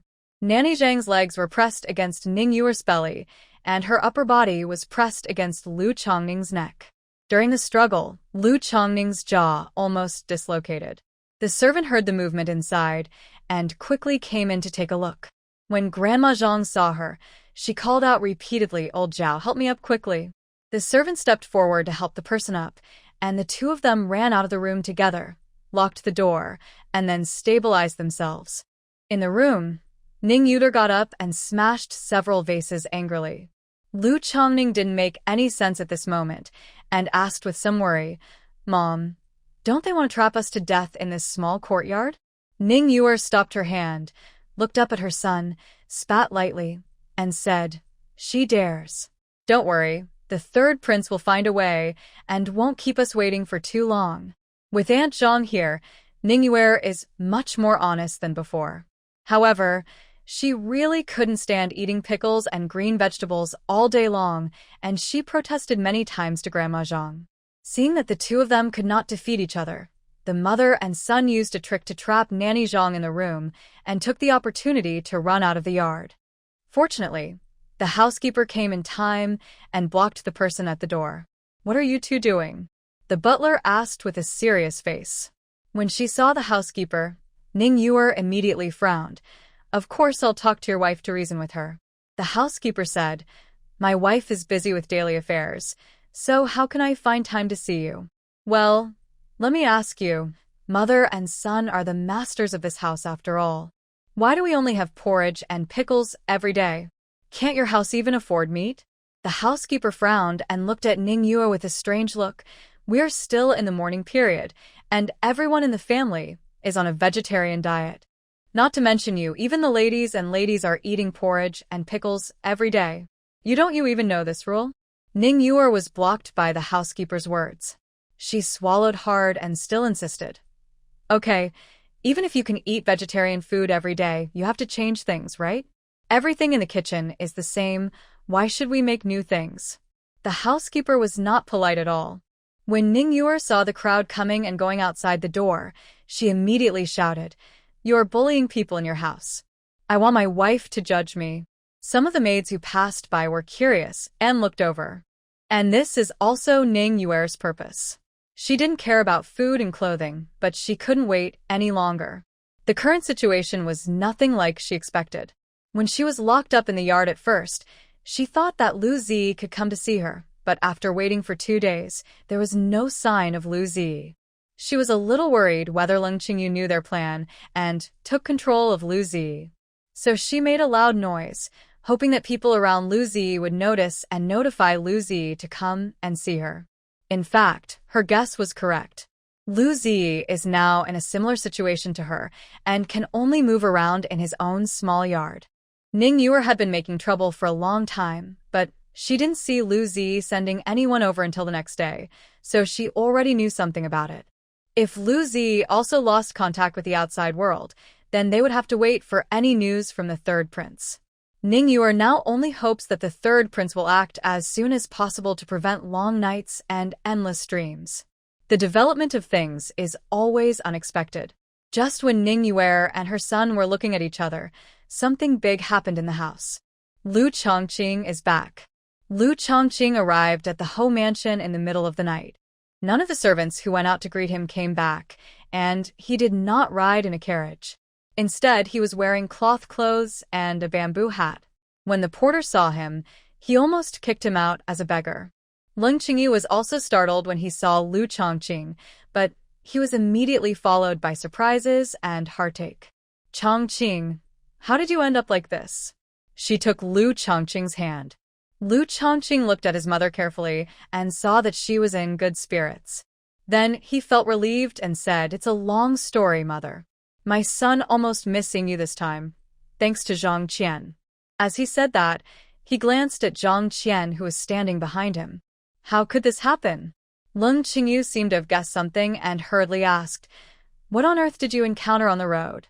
"The Met," Lu Chongning said, and looked at Zhang Qian. Zhang Qian stood up and explained for him. "They are a group of bandits." When the servants who delivered the letter arrived in Yuntang County, they immediately got up and rushed back. Because she was worried about Master Lu, Mrs. Lung specially asked me to come back with her. As a result, we met bandits on the road at noon on the third day.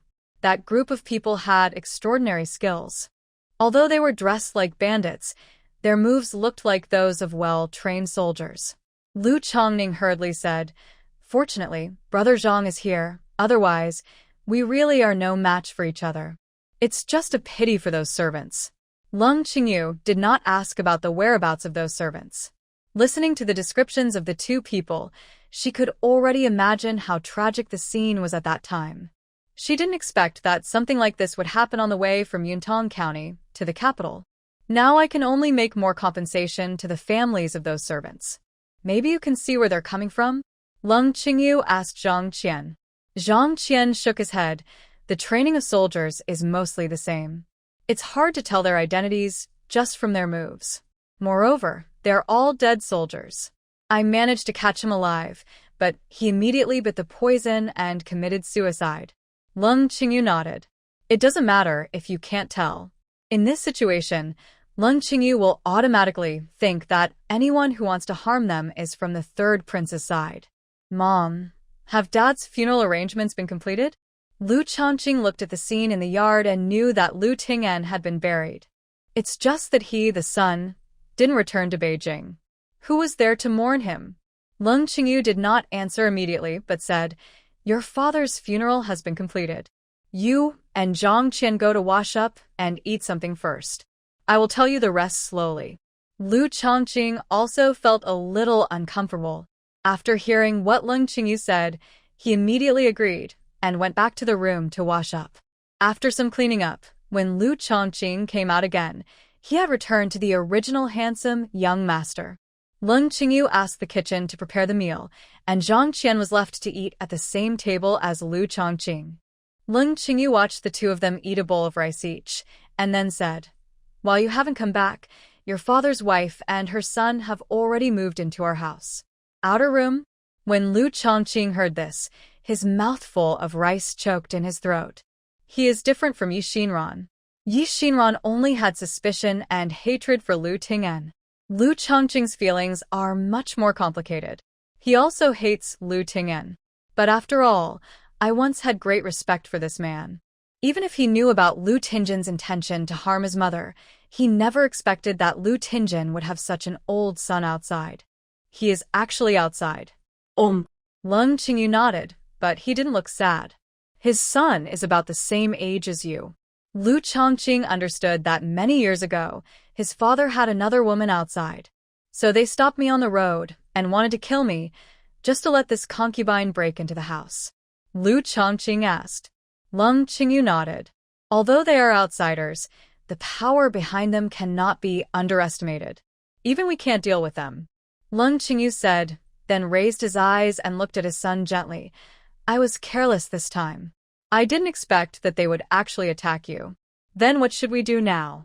Lu Chongqing asked. Their goal now is probably the title. Originally, I was worried that they would take action before you came back. Now that you are back, things will be much easier to handle. Lung Qingyu said, you should inherit the title of this prince, no matter what. As long as you stand here, that which won't have any chance. Mom, I understand. I will never let you be wronged in the home mansion from now on. Lu Chongqing comforted Lung Qingyu. The mother and son were all a little worried and had no idea what was going on in the palace. Fortunately, Xinran now has to go to the palace every day to nurse the prince back to health, so he can take the opportunity to inquire about Prince Rui. There's not much movement there yet. King Rui's answer was the same every time. 3 days later, he suddenly returned to his home early. As soon as he entered the door, someone called Xinran with a heavy look on his face. Is your brother in poor health and unwilling to get close to others when he was in school? He asked. Xinran was stunned when asked. He stuttered and replied, Okay, I seem to have heard about him a little bit, but he has been staying in Yuntang County since we met, and he just returned to the capital these days. I didn't ask specifically. The prince asked this. What does it mean? King Rui did not hide anything and said directly, Someone from the Ministry of Officials presented a letter left by your father, Lord Lu, before his death. The letter details your brother's shortcomings. One of them is what I just mentioned. He is not in good health and doesn't like to be close to others. At the same time, he also mentioned that his wife's wife had always been good at studying and was highly valued by her husband in school. Your father said that for the sake of the future of the Marquis mansion and to better contribute to the court, he still hopes that the foreign concubine will inherit the title in the future. Xinran was anxious. This kind of letter must be fake. Lu Ting'en no, my father's death this time was just an accident. How could he have foreseen it and left such a thing? At first, I thought so too. King Rui sighed, but the bad thing is his letter is not a will, but a chat with a friend, talking about things at home. His friend who worked in the Ministry of Civil Affairs was also one of the few people who knew about his romantic affairs. The emperor expressed his gratitude to Lord Lu for all his hard work for the court over the years. At this juncture, someone suddenly mentioned that he was still worrying about the court after his death. How could the emperor remain unmoved? After all, that Lu Chongning doesn't even have a serious status. It's impossible for him to inherit this title. Xinran really couldn't understand. Don't nobles from aristocratic families say they have strict hierarchies? How can one letter change the outcome? This is too childish. King Rui glanced at Xinran and said, he was originally not qualified, but when the Marquis of Ting'en was buried, he held the memorial title as a son, which means that the Marquis's residence has recognized his identity. Xinran took a breath of cold air. No wonder my mother looked so bad back then. But what to do now? Everything in the past cannot be changed. Xinran knew that the most important thing now was how to make amends. Prince Rui said, It seems that although Wai Shizhi has a low status, he has been recognized by Lu Ting'en, so the two of them can now be said to be competing on the same position.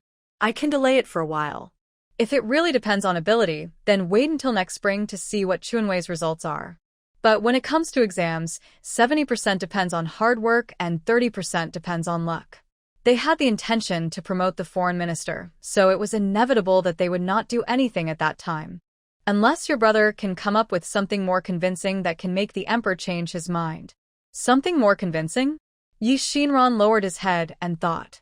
The prince is right. If they really competed with that outsider, they would have already fallen behind first. As the eldest son, Lu Chongqing should not give others a chance. As for persuasion, Xinran suddenly thought of something. I just remembered something. Xinran thought about it and said, a few months ago in Yuntang County, Chongqing invented the threshing machine, which helped everyone solve the problem of autumn harvest. The county magistrate reported it to the superiors. At first, he said it was highly appreciated by the superiors. I want to report to the emperor to ask for a reward. However, after such a long time, this reward has remained silent. Is this happening? King Rui was a little surprised. I heard someone mention the threshing machine and it was actually your brother who made it. Xinran nodded.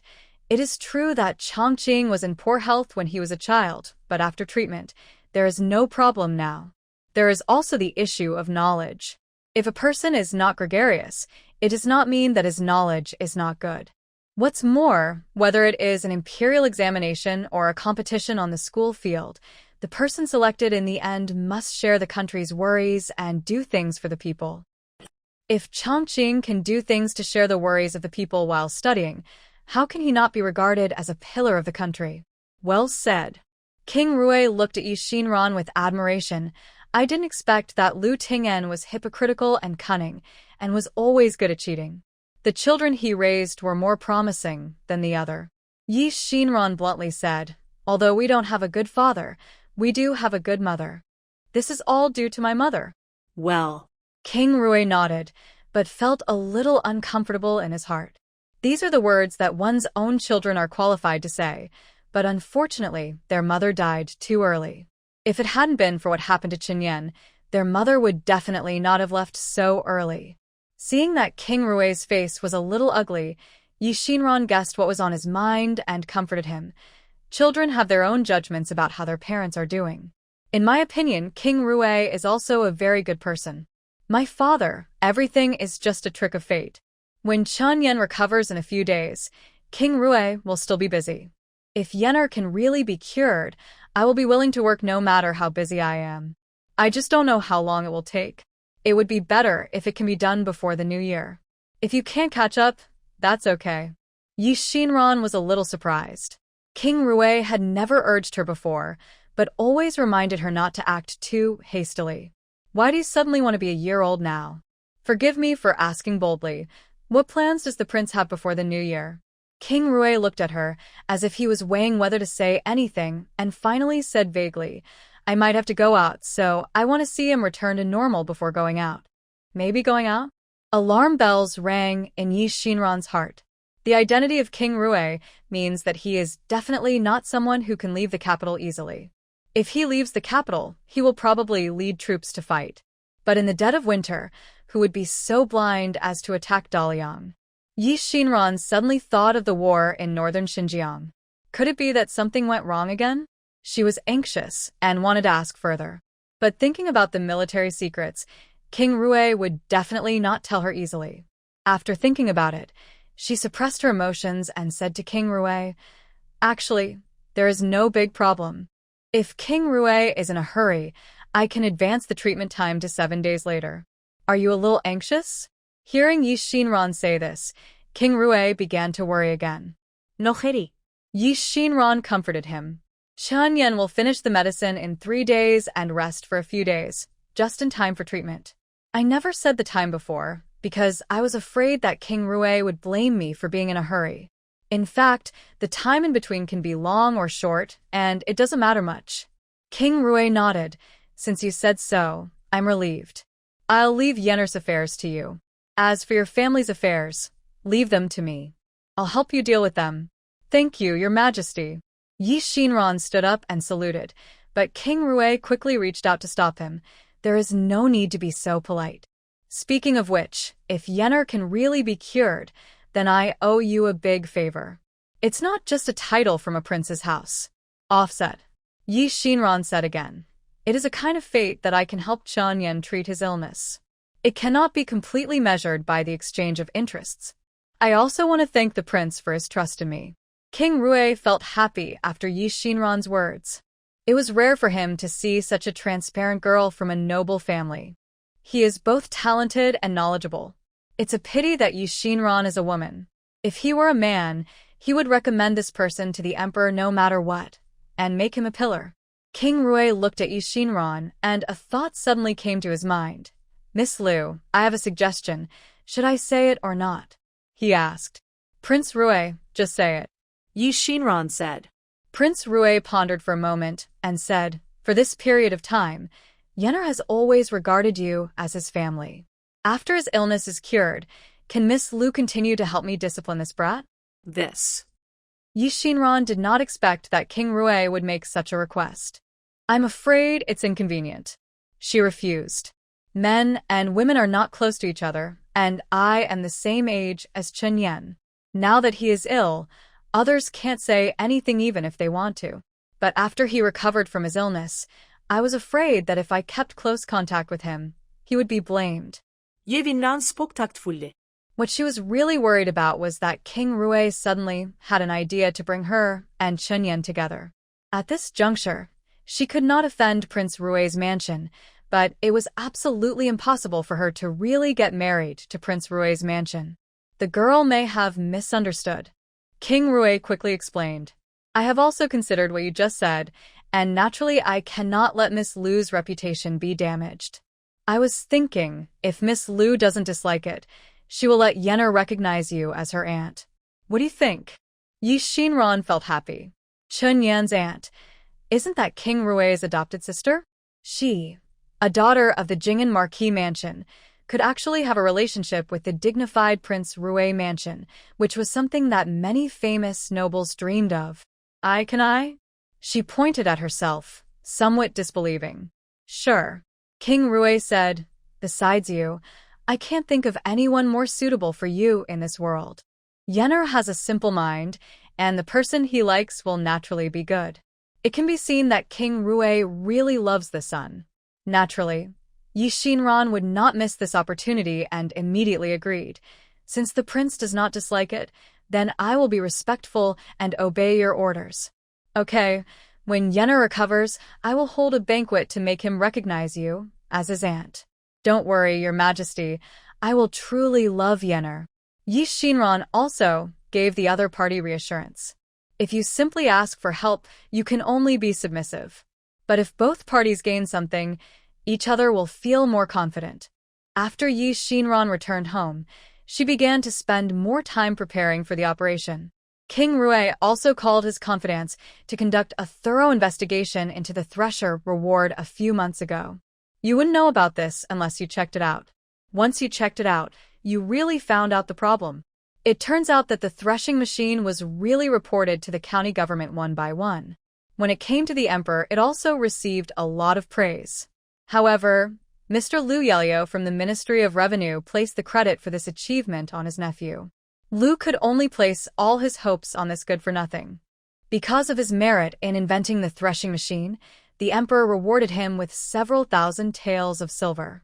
Mr. Lu also took the opportunity to get some good luck for his nephew and arranged him to join the Ministry of Household Affairs as a minor official. When the minister wrote the whole story to the emperor was furious to death.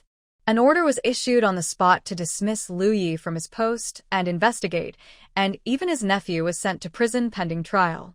After the emperor finished venting his anger, King Rui reminded him unintentionally, Your Majesty, these cheaters should be investigated and dealt with, but should the person who was replaced also be treated fairly? Ahem. What you said makes sense. The emperor coughed a few times and said weakly, Who is the person who made the thresher? Is he a scholar from Yuntong County? No, said Prince Rui. What a coincidence. This man is the unsatisfactory son of Marquis Ting'en. It's actually him? Emperor Yongfeng was a little surprised. Since he is from Ting'en Marquis Mansion, why did he appear in Yuntong County and make a threshing machine? This sounds a bit weird. I happened to hear about this, so I'll tell the emperor. King Rui was not in a hurry. He watched the palace servants clean up the palace and put in new tea. Then he said, I heard that the young master from Ting'en Marquis Mansion has been in poor health. He went to Yuntong County, also to seek medical treatment. As a result, it coincided with the local autumn harvest. He watched the people plowing in the fields during the day and taking off the ricers one by moonlight at night to store them. The elderly and children all stayed up late to work without rest. So he felt compassion, stayed up for a few nights, came up with a threshing machine, and asked a blacksmith to make it. I heard that it was not easy to do, and it took several revisions before I finally succeeded. Mr. Lu's condition worsened as a result. Fortunately, there was a local miraculous doctor who could cure his disease, and he was saved. Xinran only briefly told King Rui the whole story. As for the rest, King Rui compiled it himself according to the emperor's preferences. He had been by the emperor's side for so many years and knew that what he liked to hear most was the deeds of ministers who devoted themselves to serving the court and the people regardless of their own safety. After hearing what he said, the emperor was indeed a little moved. I didn't expect that Lu Ting'en's son would have such a compassionate heart. Who said before that he was not well educated and in poor health, so he could not serve the court. If I, Liang, were all good men like him who wholeheartedly serve the people, we would have created a prosperous age long ago.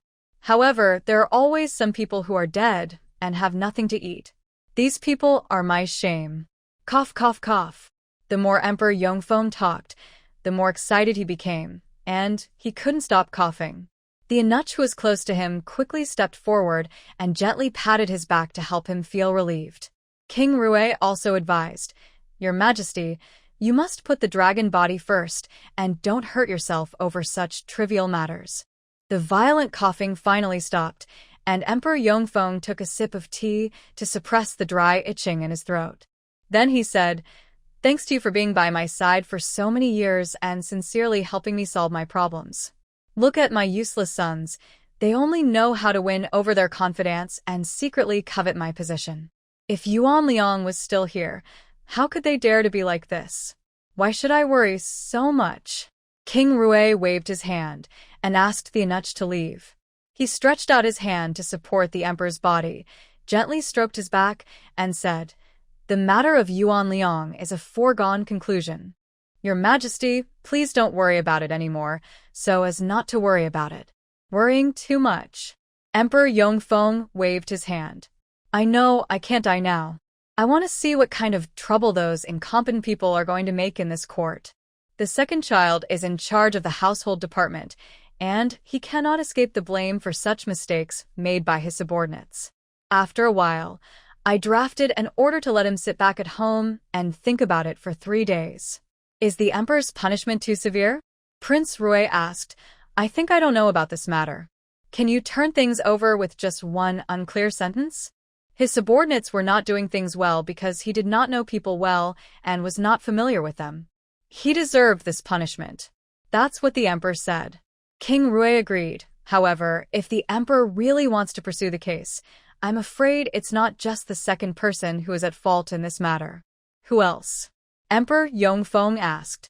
Prince Rui said unhurriedly, "Your Majesty, think about it. On the one hand, the Lu family's young master was robbed of his credit, but on the other hand, there were rumors that he was in poor health and uneducated.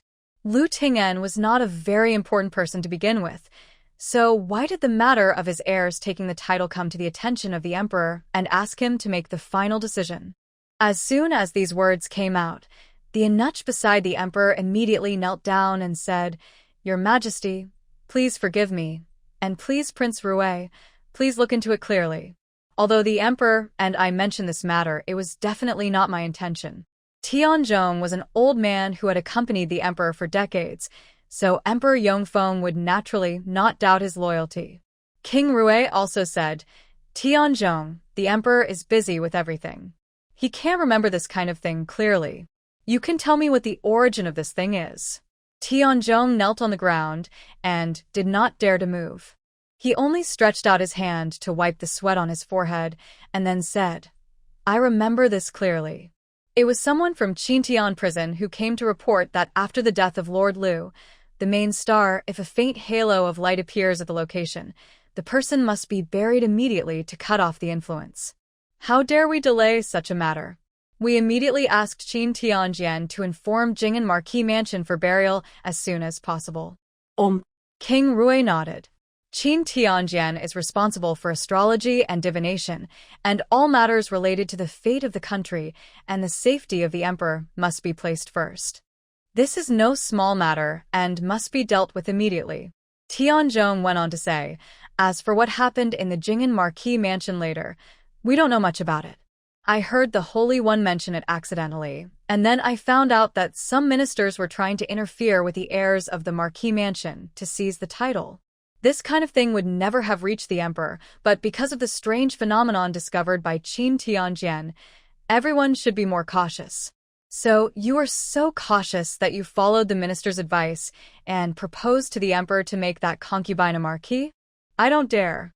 Tianzhong immediately lowered his head, sweat dripping down his back. If he admits this kind of thing, he is slandering the emperor. If he doesn't admit it, is he going to blame the emperor for such a thing as unclear recognition of people? No matter what, it is a capital crime. The emperor heard what King Rui meant, smiled at him, and said, "Your mouth is so powerful." King Rui cupped his hand. "Your Majesty knows that I don't like to talk too fast. If you want to say I'm powerful, it's also my spear that's great." When King Rui was young, he went into battle with a silver spear and picked off 18 brave generals of the enemy. From then on, he became famous. The silver moon spear made the enemy even more frightened. So what he said was not to show off, but to be truthful. The emperor heard that he was a little angry, and in turn comforted him. "I was indeed negligent in this matter. I didn't expect that there would be so many hidden things in it." In King Rui's opinion, how should this matter be handled? King Rui looked at Emperor Yongfeng and said, "The emperor really wants to ask me? But it doesn't matter." King Rui then said, "To determine who is the mastermind of a matter, you need to see who makes the most profit in the end." Emperor Yongfeng did not speak, and only motioned to King Rui to continue speaking.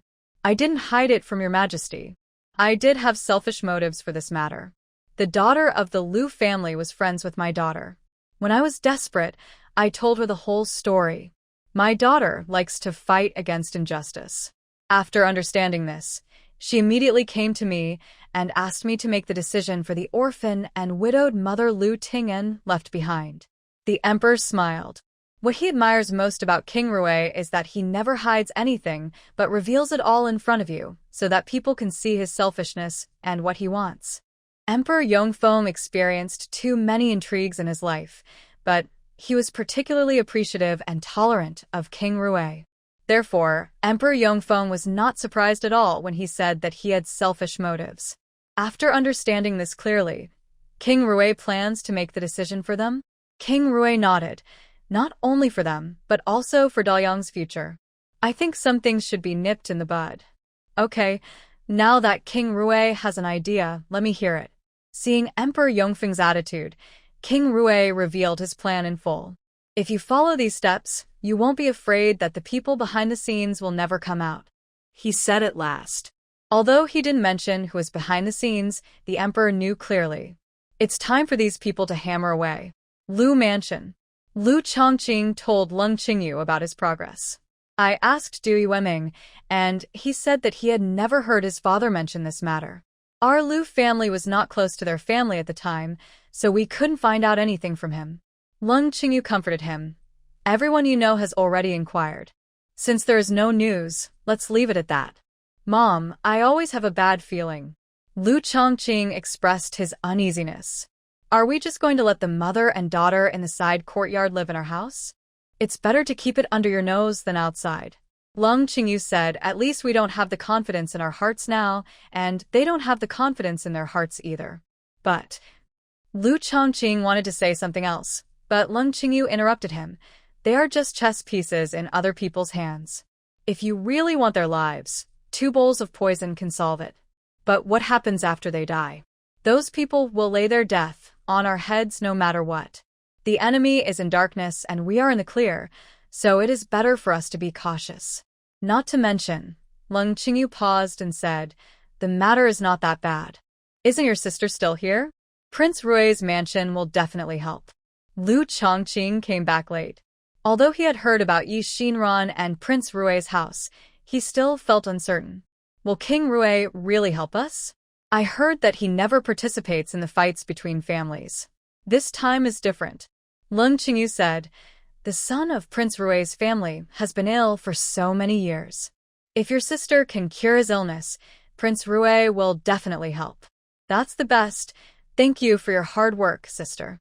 Liu Chongqing was a little ashamed. The mother and son did not discuss any outcome here, but in the side courtyard, the mother and son had a different scene. "Mom, when will our day end?"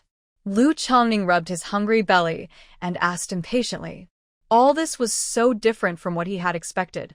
He has already returned to the home mansion and is already the young master of the home mansion. Why is his life not as good as before in Yongning Lane? He wants to eat well every day and go out to study. The way he looks now, It doesn't look like he came to the house to be a young master, but rather like he is under house arrest. After Ningyuer's struggle in the past few days, she is now much calmer. Besides, she already has a backbone. Keep it up, son. These days will soon be over. The mother and daughter couldn't dance around for long. Real? Lu Chongqing looked at his mother in surprise. Did you get any news?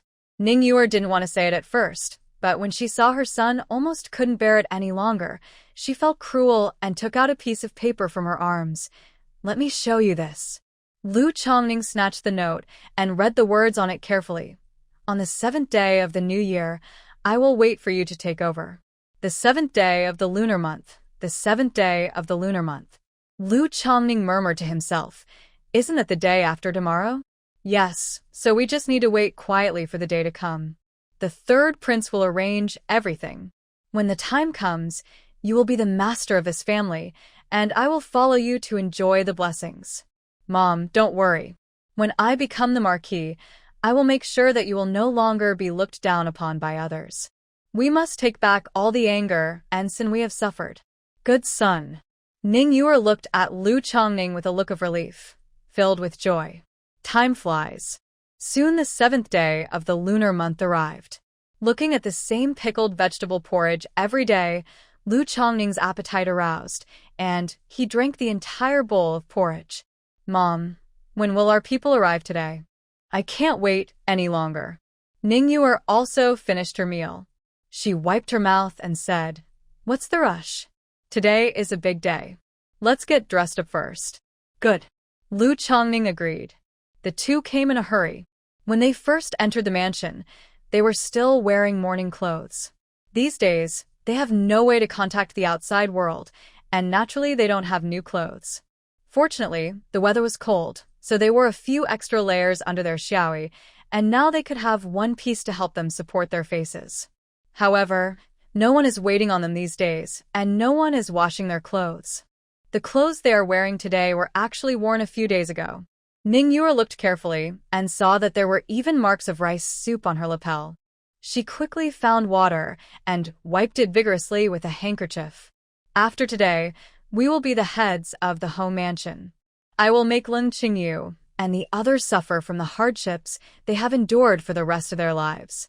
Ningyuer said through gritted teeth. Lu Chongqing raised the corner of his mouth and looked outside and said, How can we just endure these hardships? Mother, we need to let them taste what it's like to have no food to eat and no clothes to cover their bodies. That's right, Ningyuer said happily. I just want to make them regret everything they do now. When they come to beg for mercy, I won't even look at them. Ningyuer imagined Lin Qingyu kneeling down and begging for herself, not to mention how happy she felt. After the mother and son finished cleaning up, they sat in the house and waited, but until noon, there was no movement outside. Mom, who gave you that note? Is it a fake? Lu Chongqing began to worry. Impossible. Ningyuer was also a little flustered, but she couldn't admit it. The person who gave me the note was a very unfamiliar maid.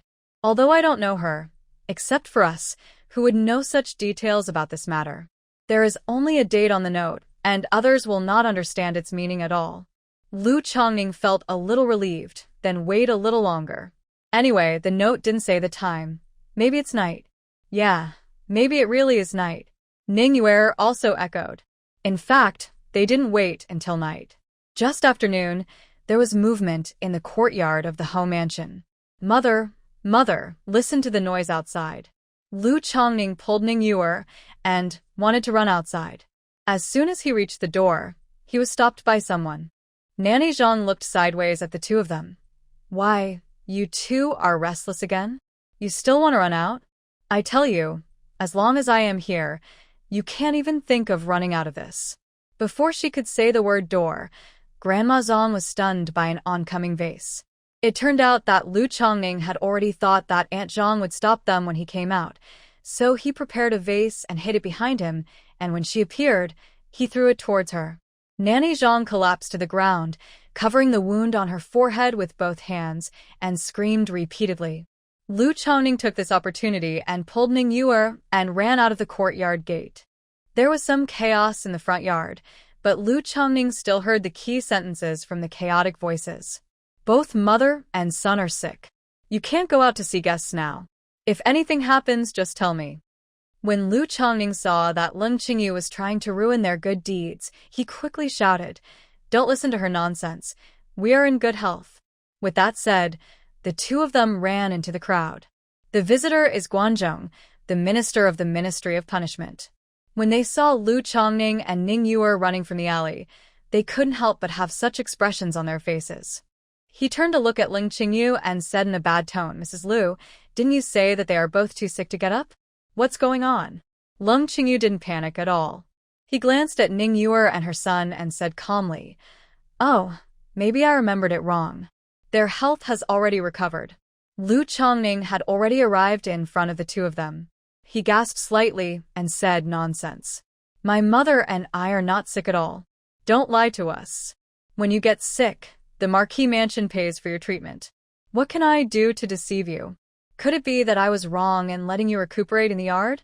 Ning Yuer immediately retorted, "Leng Qingyu, what are you pretending to be? You are not letting us cultivate our bodies at all." "You are." "What is that?" Leng Qingyu asked with a sneer. Ning Yuer was about to answer, but Guanzhong waved her hand to stop her. Okay, now is not the time to worry about this. I came today because I have something important to announce. Since everyone is here, I will say it. Sir, please speak." Lu Chongning couldn't wait. Guanzhong said, "The Ministry of Punishment has thoroughly investigated everything about Lord Lu, and all the details have been informed to Mrs. Lu. As for the heir to the Marquis." As soon as Guanzhong said this, he was interrupted by Leng Qingyu. "Our government has legislated that titles are inherited by the eldest son. Even if there are any changes, it is the emperor's decree. I wonder in what capacity does Mr. Guan interfere with the matter of the title of our Marquis?" Guanzhong seemed to have been prepared for it. Hearing Leng Qingyu's question, he just smiled and said, "Mrs. Lu, you should know that when the Marquis case was handed over to our criminal department, we found out about Ning's mother and son. Everything has been reported to the imperial court. The Holy Father has taken care of everything and has given the decision to hand over the matter to our Ministry of Punishment. So it seems that my coming to explain this matter today is not in line with the outcome. In fact, it is indeed approved by the Emperor. Master Guan, this matter is just an ordinary case, but it is related to the future of our home mansion. As the only head of the home mansion, if there is any result from the Ministry of Punishments, you should at least inform me first, right?" Leng Qingyu asked again. Guanzhong, however, didn't take it seriously and said with a chuckle, "We in the criminal department always handle affairs impartially. There are 2 sons in this family. It would be unfair if we told my wife the result first, so I'd better announce it in front of everyone. It's better." "What's unfair?" Leng Qingyu suddenly became cold and stern when he spoke. "The matter of attacking the prince is a family matter of our Marquis's house. The Ministry of Punishment insists on getting involved. Isn't it selfish? Besides, the Marquis of Ting'en, have been working hard for the imperial court for so many years, but now I can't even make the decision in my own family affairs. I want to see the emperor and file a complaint," Leng Qingyu said and walked out. She never let Guanzhong say the result he wanted to announce, because Leng Qingyu knew that the result must be unfavorable to herself. She couldn't let him say it. She was afraid that once he said it, everything would be irreversible. But Guanzhong came with a mission. He was destined to go against Leng Qingyu's wish today. "Mrs. Lu, please stay." He signaled his servants to stop Leng Qingyu. Lu Chongqing, who had been silent until now, immediately stepped forward to protect Leng Qingyu. "What do you want to do?" Guanzhong looked at Leng Qingyu and Lu Chongqing, then at Ning Yuer and Lu Chongning. In his opinion, Leng Qingyu, mother and son, completely beat the other mother and son in terms of appearance and temperament. It's just a pity that they didn't stand on the right team. "Mrs. Lu," he spoke again, "Mrs. Lu doesn't know what news I want to convey, so why are you so anxious?" Leng Qingyu glared at him. "Who do you think you are?" Guanzhong was not angry, and just said, "I'm sorry, Mrs. Lu. I think you may have guessed that the result I am here to announce today is indeed unfavorable to you. Our lord has checked all the files and learned about the Lu family. The situation was reported to the court, and the final result was that the chosen heir to the Liu family was indeed Liu Chongning, Mr. Liu. Mom, it's me. It's really me. Although he was mentally prepared, when he heard the result, Liu Chongning couldn't help but hold Ning Yuer's hand tightly. When Ning Yuer heard her son's name, her heart skipped a beat. But facing her excited son, she could only force herself to calm down. She half bowed and saluted. "Thank you, sir. Thank you for your hard work. Please come to the room for tea." Lung Qingyu looked at her triumphant look and clenched the handkerchief tightly in anger. "You invite me to tea? Who do you think you are? You don't even know which way the front hall door opens, do you?" Ning Yuer no longer had the humble attitude she had when she first arrived. She straightened her U-board, looked at Lung Qingyu and said, "I don't know which way to drive, but there are so many servants in this yard. I don't believe that none of them have the eyesight. I am the Marquis's mother now, and I have the final say as to whether these people will stay or go in the future." After Ning Yuer finished speaking, several servants present trembled. They didn't know what happened. Madame Hofu was clearly Lung Qingyu, so why did everything suddenly change? But I have to admit that what Ning Yuer said is true. If Liu Chongning becomes the Marquis, wouldn't this woman be the head mistress of the Marquis's house from now on? How can they, the servants, have any choice? Although they thought so, looking at Lung Qingyu's face, none of these people dared to move. In any case, Lung Qingyu still has some rights now, and besides, they are more inclined to let Lung Qingyu be their master. After Ning Yuer finished speaking, she looked around at the servants present. She thought someone would take the initiative to show her the way. Unexpectedly, half a day passed, and no one moved. Ning Yuer was a little embarrassed and had to point to a little maid in front of her and said, "Hurry up and lead the way." The little maid trembled and lowered her head, but still said, "Don't dare to move without Madame's instructions. You girl, do you want a rebel? I am the lady here now." Ning Yuer kicked the maid to the ground. Lung Qingyu looked at the maid beside him and said, "If you dare to act wild in the Marquis mansion, beat her out." Just as the maids were about to step forward, Guanzhong said, "Don't move. Master Guan, this is my Jing'an Marquis mansion. I'm afraid it's not your turn to speak."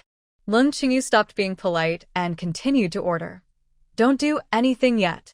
The servants wanted to take action, but Guanzhong looked at the several government servants he had brought with him and shouted, "Are your hands just for show? Why don't you control them?"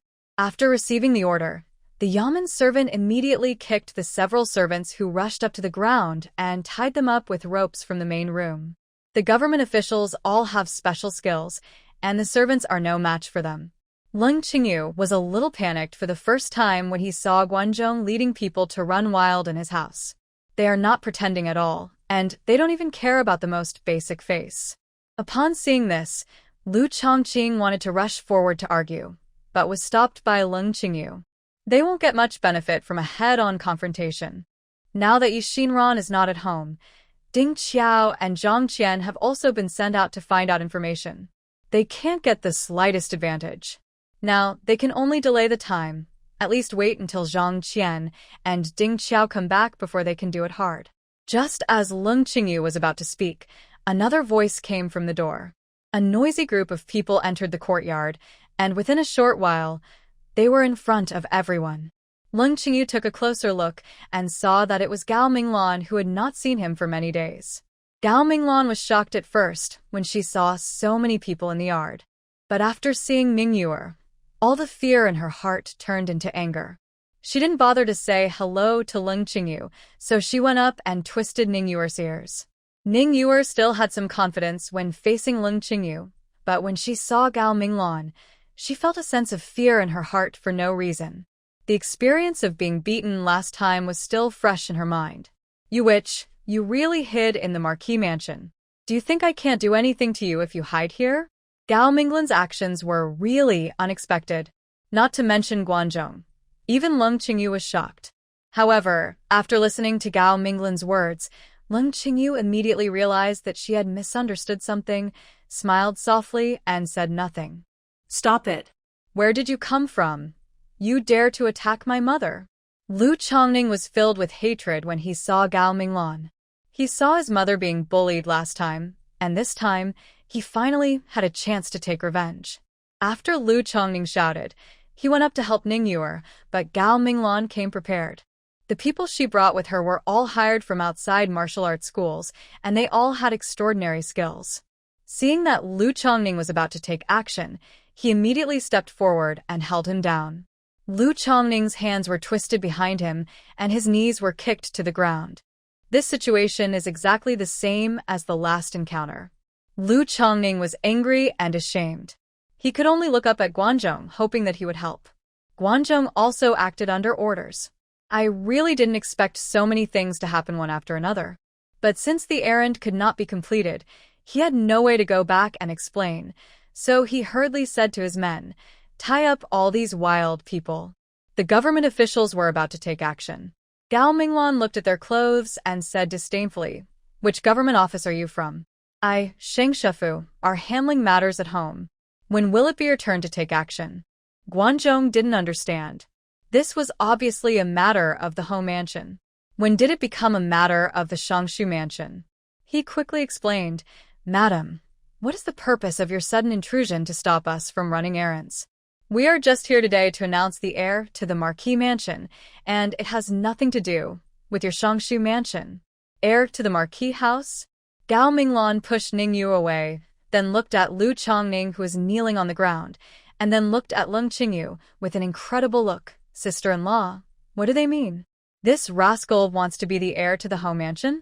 We haven't seen each other for a few days, and now you are being bullied like this? When you first dealt with us, you were not so easy to talk to. Who is the rascal? Keep your mouth clean." Ningyue immediately retorted. Gao Minglan slapped her in the face and scolded her. "I asked my sister-in-law, who told you to talk too much." Lung Qingyu used to think that Gao Minglan was simple-minded and was being led around by others. Because he had the backer of Shangshu Mansion, he was a bit domineering.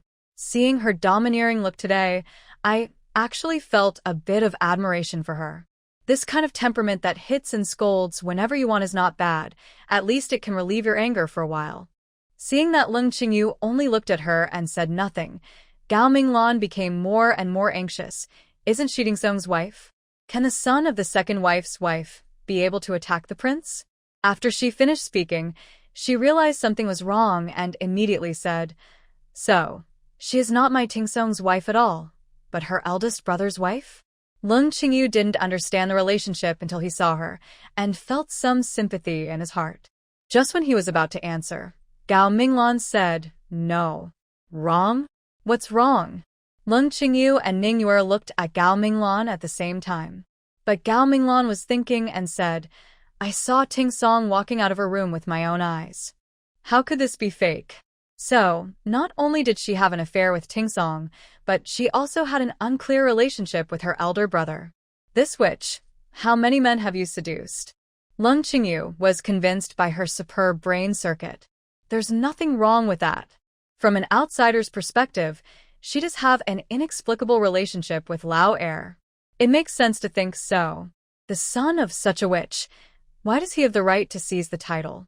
In terms of it, my pinger is more qualified than him. Gao Minglan targeted Guanzhong again. Guanzhong now knows Gao Minglan's identity. She turns out to be the daughter of the Shangshu family. He could have ignored her nonsense and let the government officials kick the person out. But Gao Minglan's younger brother Gao Wenxiao is also the Minister of Punishment. The Gao family is famous for doting on their daughters. If he offended Gao Minglan today, Gao Wenxiao would definitely have to block him and have a fight on the road tomorrow. In order to avoid trouble, Guanzhong suppressed his temper and persuaded her with nice words. "Miss Gao, no, I should call you Mrs. Liu. I think you have some misunderstanding. Our criminal department has verified that this Ningyue is the concubine of Marquis Liu. The two have a close relationship and have a son. So what you said about her having an affair with your husband must be a misunderstanding." Lung Qingyu took over and said, "When all of us saw Lao heir walking out of her house, how did you prove her innocence? Were you also in the house at that time?" "That's right. What I saw with my own eyes can still be false." Gao Minglan also said, "Nonsense, you are slandering. Mrs. Ning and I have never met before." Guanzhong quickly defended himself. Lung Qingyu stopped talking and just looked at him with a smile, which made Guanzhong's back feel cold. Guanzhong couldn't help but feel annoyed. It was a simple errand, but now it's nothing. In order to solve the problem as soon as possible, Guanzhong did not care about Gao Wenxiao's face and said to Gao Minglan, "Miss Gao, your brother is also working in the Ministry of Justice. You should know that we are only following orders. If you stop it again, I will not. You're welcome." "Then you're welcome, and let me take a look." Knowing that the other party was from the same yamen as his younger brother, Gao Minglan paid even less attention to him. They really thought that their shengshefu was vegetarian. "Come here. Get these troublemakers out of here first." Guanzhong ordered his men. Gao Minglan also said to the servants, "I have raised you for so long. Let me see what you are capable of today." The two parties were fighting, but no one remembered that this was Ting'en Marquis Mansion, and the master of the Marquis Mansion was still standing in the yard. While they were fighting without a winner, Gao Minglan looked at Lung Qingyu and asked, "Sister-in-law, can you really bear this tone?" "I couldn't bear it if it were me. If you really don't care, I will help you kill them today, drive them all out, and let Pinger be the Marquis later." Lung Qingyu seemed helpless. "I can't decide this matter, but you can try to help your Pinger fight for it." Lung Qingyu was just joking casually, but Gao Minglan actually took it seriously. Seeing that the man she brought was knocked down, she kicked him up. "Trash, get on me quickly." Several of the government officials brought from Guanzhong were also knocked to the ground, grinning in pain. The two sides fought like this and were inseparable. The maid brought a stool to Lung Qingyu, and Lung Qingyu told her to go out quickly to find Xinran and tell her the situation here, while she sat down from a distance and watched the show in front of her. Seeing that the people brought by Guanzhong were gradually losing ground, Gao Minglan was about to feel proud when another group of people rushed in from outside the door. The Ting'en Marquis Mansion was now like a dilapidated temple where anyone could come in and interfere. Lung Qingyu felt funny and sad when he saw the people coming in. Lu Tingjin never imagined that after his death, the whole mansion would become like this. The visitor was also an acquaintance. It was Gao Minglan's younger brother Gao Wenxiao. As soon as Gao Wenxiao entered the courtyard, his eyes locked on his sister, who was standing in the crowd gesticulating. "Sister, what are you doing? Stay away, and I won't hurt you," Gao Wenxiao shouted. Gao Minglan and Guanzhong both turned to look at him, with expressions of joy on their faces. "Why are you here?" Gao Minglan was furious. "Let your people help me. Your colleague is going to bully me to death." Guanzhong didn't expect Gao Minglan to complain first to the evildoer, so he hurriedly explained, "Brother Gao, that's not the case. Listen to me." Gao Wenxiao didn't listen to his explanation, but he didn't express his anger at him. Instead, he walked up to Gao Minglan and said seriously, "Sister, Mr. Guan is getting worse. Stop messing around here and go back home." Gao Minglan was unconvinced. "What do you mean by meddling? This is my own business." Gao Wenxiao had no choice but to say sternly, "Tell your people to stop, or I will go back and report you to my father." For so many years, it was Gao Minglan who bullied his younger brother. Even Gao Wenxiao Zhanli would usually just smile and pass by and rarely speak harshly to Gao Minglan. So seeing him like this, Gao Minglan was suddenly a little scared and shouted to the person he brought the people with, "Stop, you all stop." The men got the order and had to stop what they were doing. The opponent also withdrew his move. The yard became quiet for a while. Gao Minglan then said to Gao Wenxiao, "Why are you here?" Gao Wenxiao didn't answer and asked instead, "I want to ask you, if you don't stay well in the house, why did you come back here?" It turns out that Gao Minglan has been living in Shongshu Mansion since the last incident of catching an adulterer. At first, Lu Tingsong even came to ask for mercy. After being rejected several times, Lu Tingsong lost his temper and stopped going. Gao Minglan just wanted to show off to Lu Tingsong and planned to go back with him after he came to beg 5 times. However, she didn't expect that Lu Tingsong only came 3 times and disappeared. This made Gao Minglan very angry. At first, she was waiting for Lu Tingsong to regret it. But the longer he waited, the more anxious he became, and eventually he couldn't sit still anymore, so he made people watch Lu Tingsong's movements every day. Lu Tingsong was honest, and he didn't go to any unusual places like fireworks Willow Lane during this period. Gao Minglan was unsure, and the maid reminded her that there was a mother and son in Yongning Lane. So she sent someone to Yongning Lane to keep an eye on people, and then she realized that the mother and son had secretly moved into the Ho mansion. Gao Minglan was very angry when she knew the news. She thought Ling Qingyu was covering up for the couple and brought them into the Ho mansion to facilitate Lu Tingsong and Ning Yuer's affair. That's why she brought people to the house to investigate and prepare for a battle with Ling Qingyu. Unexpectedly, after arriving, it would be a completely different scene. When her younger brother asked her why she came to the house, Gao Minglan felt a little embarrassed and said that she was here to catch an adulterer. "I'm here to see what's going on, sister-in-law. Can't I? Who would believe that you brought so many people as a guest? Don't mess with Ning's mother and son. This matter was decided by our Lord Song, so don't get involved and go home quickly." Gao Wenxiao gave good advice. Gao Minglan was completely unhappy when she heard that her younger brother was also on Ning Yuer's side. "What do you mean? You are also helping that woman speak. Do you know who she is? Why should she stay in the Ho mansion? If she stays, what will we do in the future? Aren't you Pinger's uncle? Go and tell Mr. Song that we, Pinger, are more suitable to inherit the title." Gao Wenxiao was very big-headed. "My sister loves to mess around so much. That's enough." He shouted loudly. "Don't get involved in this matter. Why can't I participate? I just want to take care of it. This is our Lu family's business, and it also concerns Pinger's future. Why don't you help your nephew?" Gao Minglan was still unconvinced and stepped forward to hold his brother's hand. "Sister." Gao Wenxiao got angry and threw away Gao Minglan's hand. "This matter is not as simple as you think. Don't cause trouble to Dad. Go home quickly." Gao Minglan looked at his brother's expression and finally realized that this matter might not be that simple. She looked at Ling Qingyu again and said reluctantly, "Sister-in-law, I won't participate in this matter." "You won't really give up your position to this woman, will you?" "Of course not." Ling Qingyu glanced at Ning Yuer contemptuously and said, "She just plays with the men of the Lu family. She was the boss and the second child before, and tomorrow she may be the second and third child. Even for us. I will not compromise on the friendship between sisters-in-law." Ling Qingyu said this originally because he wanted Gao Minglan to work harder. However, Gao Minglan was really frightened by her brother's attitude and decided to leave. "Sister-in-law, everything depends on you. As long as you are still the head of our house, I will definitely support you." After saying that, Gao Minglan took his people and left in a hurry. Only Ling Qingyu, Lu Chongqing, and a yard of servants were left in the yard, facing Guanzhong, Gao Wenxiao, and the officials they brought. Without the eyesore Gao Minglan, and with the helper Gao Wenxiao, Guanzhong has returned to his aloof appearance.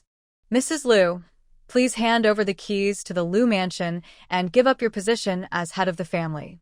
The palace's decree will arrive tomorrow. We must ensure that the future young prince can be in high spirits to receive tomorrow's reward. Is your punishment department's control too lenient?" I still say the same thing. "It's not your punishment department's turn to intervene in this kind of thing. Mrs. Lu." Guanzhong also turned cold. "I am so nice now just for the sake of Mr. Lu. If you are really so disrespectful, don't blame me for being rude." Ling Qingyu also sneered. "You're welcome?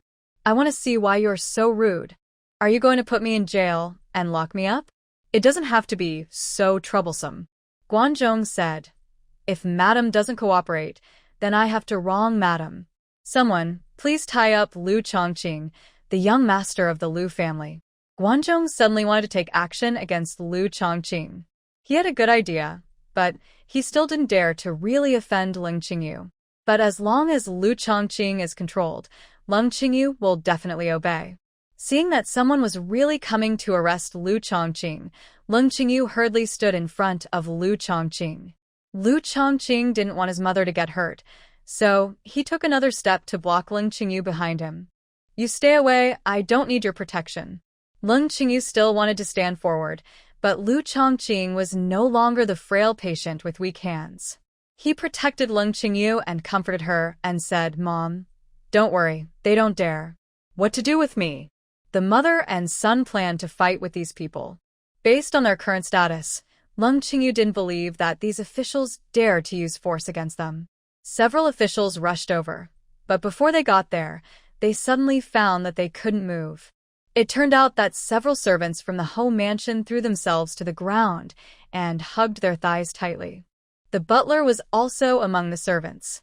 While hugging him, he shouted, "You evil people came to our prince's mansion to run wild without even looking at where this place is. Our wife and young master are also within your reach. If you want to touch my young master today, just step over my body." Several officials were so angry that they kicked them with one leg and hit their heads with their elbows. Although the servants were in pain, they gritted their teeth and endured it, holding on tightly and not letting go. The housekeeper was beaten until the corner of his mouth was bleeding, but he finally shouted, "We eat the wife's food and live in the wife's house. Now it's finally time to work hard for the wife. Although our people in the Marquis Mansion don't know how to fight, we in the Marquis Mansion don't support people. You guys have protected my master for me. After this disaster, our good days are still to come." Under the shouts of the housekeeper, the servants who were a little shaken at first also had red eyes. The situation in the home mansion has not changed yet, and Lung Qingyu is still their master. It is their mission to protect the Lord. Under the leadership of the eldest maid, all the maids and wives rushed over to form a circle, protecting Lung Qingyu mother and son in the middle. They squeezed together tightly and decided to bear the upcoming storm with their master. Guanzhong's expression changed upon seeing this. Gao Wenxiao laughed at him and said, "Didn't Mr. Guan praise Hai Cao and say that this matter can be solved easily? Why does it look like it's not going well?" Guanzhong glared at him. "If you want to help, then help. If you don't want to help, just stay away." What are you talking about here? Gao Wenxiao's smile did not diminish, and he slowly stepped aside and said, "Master Guan has such a bad temper, so I will step aside and see how Master Guan handles it." The officials also looked at Guanzhong. In this situation, they were a little unsure of the severity.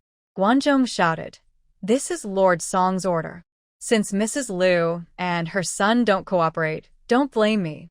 Whoever ties up Liu Chongqing today will be rewarded heavily when he goes back." As soon as they heard this, the officials felt confident. Now they only need to complete the tasks given by adults, and they don't have to worry about things of proportion. In this case, they can let go. Suddenly, the wailing sound started in the home mansion. The maids were so thin that they were knocked to the ground by the officers in a few seconds. Some people didn't let go after falling to the ground, and some people stepped on them with their feet, and the sound of broken bones could be heard clearly. Lung Qingyu didn't expect them to go so far and shouted, "Stop it. Whatever you want, I will cooperate." Guanzhong was delighted when he heard this. He yelled, "Stop." Only then did a group of officials stop what they were doing. Guanzhong looked at Lung Qingyu with a smile and said, "In that case, please ask Madame Liu to take out the keys to all the warehouses and courtyard doors in the courtyard and give them to the new Madame Liu for safekeeping," he said, pointing at Ningyu. Lung Qingyu said calmly, "I can give her the key. I want to know, besides the key, what else do you want?" Guanzhong's attitude was modest, as if nothing happened just now. He continued to smile and said, "It's not what we want, but what this Mrs. Liu wants. I hope that after Mr. Liu Chongning inherits the title, Madame Lung, you can consciously cooperate and suffer less. You have put so much effort into her. I really have to wonder if this Ning Yuer has some unclear relationship with Mr. Song. Otherwise, why would he do this? Hey, you can't say this nonsense.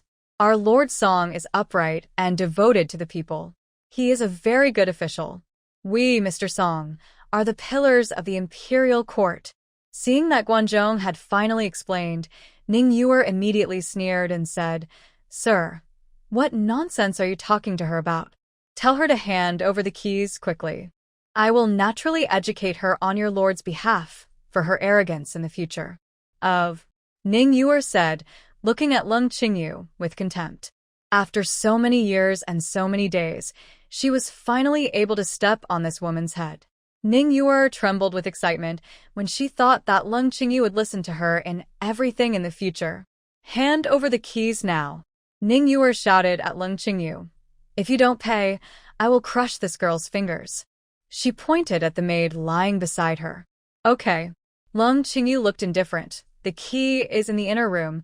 Come with me and get it. Leng Qingyu said and turned around to leave. Ning Yuer sneered. Just leave.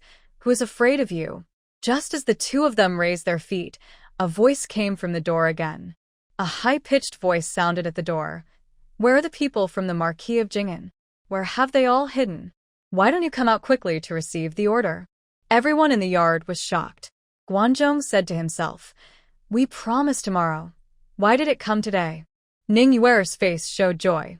The day has finally come. She glared at Leng Qingyu and said softly, I'll allow you to kneel down and clean my shoes for a while. After saying that, he pulled Lu Chongning and walked quickly towards the door. When she saw the eunuch who had come to deliver the letter, she bowed and said sweetly, Thank you for your hard work, father-in-law. I'm sorry to hear you come from afar.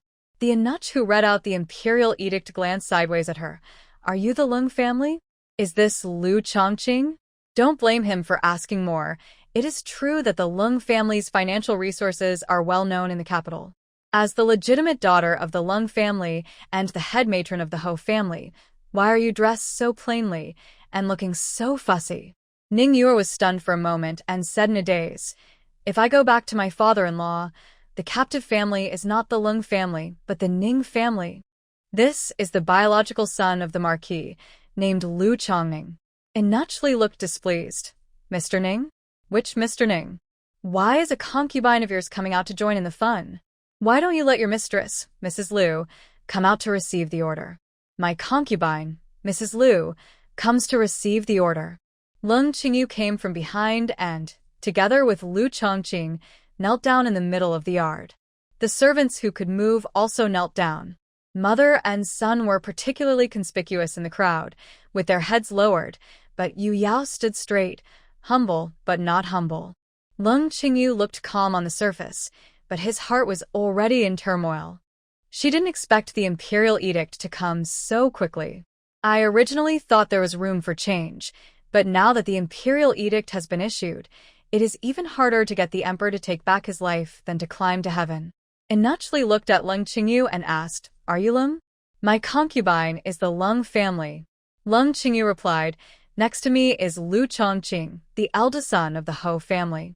Eunuch nodded with satisfaction, then opened the imperial edict and read out, According to the emperor's edict, the Lu family has a son, Lu Chongqing, who is considerate of the people's sentiments and cares about people's livelihood. He has made agricultural tools such as threshing machines to alleviate the suffering of the people and increase the yield of the fields. This is a great blessing for me. I will now reward the Lu family with 1,000 taels of silver, 10 pieces of pearl agate ornaments, 10 pieces of Rui jade, 100 acres of fertile land. Leng Qingyu lost his mind the moment he heard Eunuch read out his words of compassion for the people. She almost didn't hear the reward that followed. What's going on? Didn't he say that he wanted to help Lu Chongning become the leader? When did the emperor change his will? Could it be that King Rui had already established a good relationship with him? Thank you, Lord, for your kindness. I accept your order. Leng Qingyu and Lu Chongqing said this with trembling voices, but they heard Eunuch continue. Don't worry, Mrs. Lu, our imperial edict has not been read out yet. He then read, Due to Lu Chongqing's outstanding contributions, Lu Chongqing, the eldest son of Lu, is now the Qin king of Daliang. I hope he will continue to care about the people and consider the people's livelihood of Daliang in the future. Qin King Qin? Leng Qingyu suddenly raised his head and looked at Eunuch in disbelief. Lu Chongqing completely lost his soul. Prince Qin, prince? He just became a prince in such a muddle-headed manner? Seeing that mother and son were still stunned, Eunuch reminded him with a smile. Master Lu, Mrs. Lu, take the order. Long live the emperor. Long live the emperor. Leng Qingyu and Lu Ting'en kowtowed and accepted the order with great gratitude. Lead Eunuch to the main hall to drink tea. Ning Yuer and Lu Chongning were even more stunned. Ning Yuer looked at Guanzhong and asked eagerly, Master Guan, what's going on? Isn't it Chongning who attacked the title? Is there a mistake in the imperial edict? Guanzhong also didn't expect that things would turn out like this. But to him, it doesn't matter who the attacker is. He is just an errand boy anyway. But Ningyuer's words made him feel like he was facing a formidable enemy. It is not good to doubt anyone. How dare you doubt the emperor? Shut up. Guanzhong almost went up to cover Ningyuer's mouth. But Ningyuer's words were still heard by Inuchli. Inuchli stopped, turned to look at Ningyuer, then turned to look at Ling Qingyu again. Who is this person? Ling Qingyu glanced at Ningyuer contemptuously. It was the Ministry of Punishment who came to my house, saying that it was the outer room that the Marquis raised outside during his lifetime.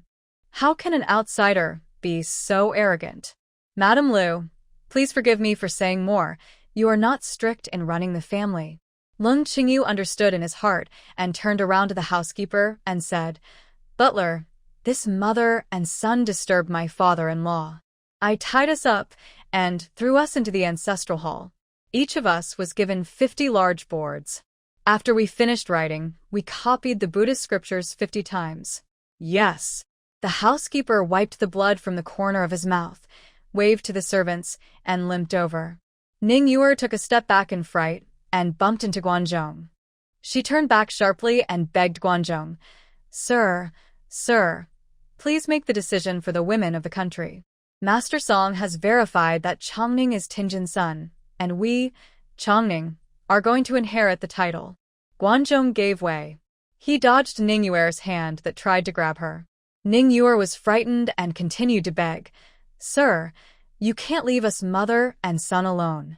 If we are really beaten 50 times, we won't survive. I want to find the third prince. I want to ask the third prince for mercy.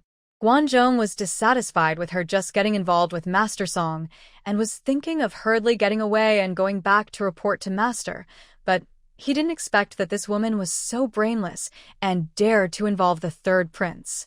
You don't want to live anymore? He closed his mouth and squeezed out these words through his teeth. Ningyuer was also startled by his expression and immediately murmured without daring to speak. Lu Chongning tugged on the hem of her clothes and whispered, Mom, don't cause trouble to me. Let him leave quickly. I will go back and find a solution. Ningyuer suddenly realized it and said quickly, Sir, please, you must find a way to save our mother and son. Guanzhong's face turned black to charcoal, but Gao Wenxiao had been watching the show from the side. Seeing him like this, an unknown smile appeared on his face. Guanzhong turned to leave, when the father-in-law who suddenly heard him called to himself again, This sir, please give me your last name. Our family has to go back and report this matter to the emperor today. By then, if we can't reveal your identity, our family will also it's hard to explain. Guanzhong's expression changed several times. Although his position is not high, the eunuchs in the palace are all like human beings and know all the people at the yamen door very well. Inuchli said this to deliberately humiliate his nameless person. He was bored in his heart, but he still forced a smile on his face and said, I want my father-in-law to know that my surname is Guanmingzhong, and he is a minister of the Ministry of Punishment. It turns out it's Mr. Guan. I'm disrespectful.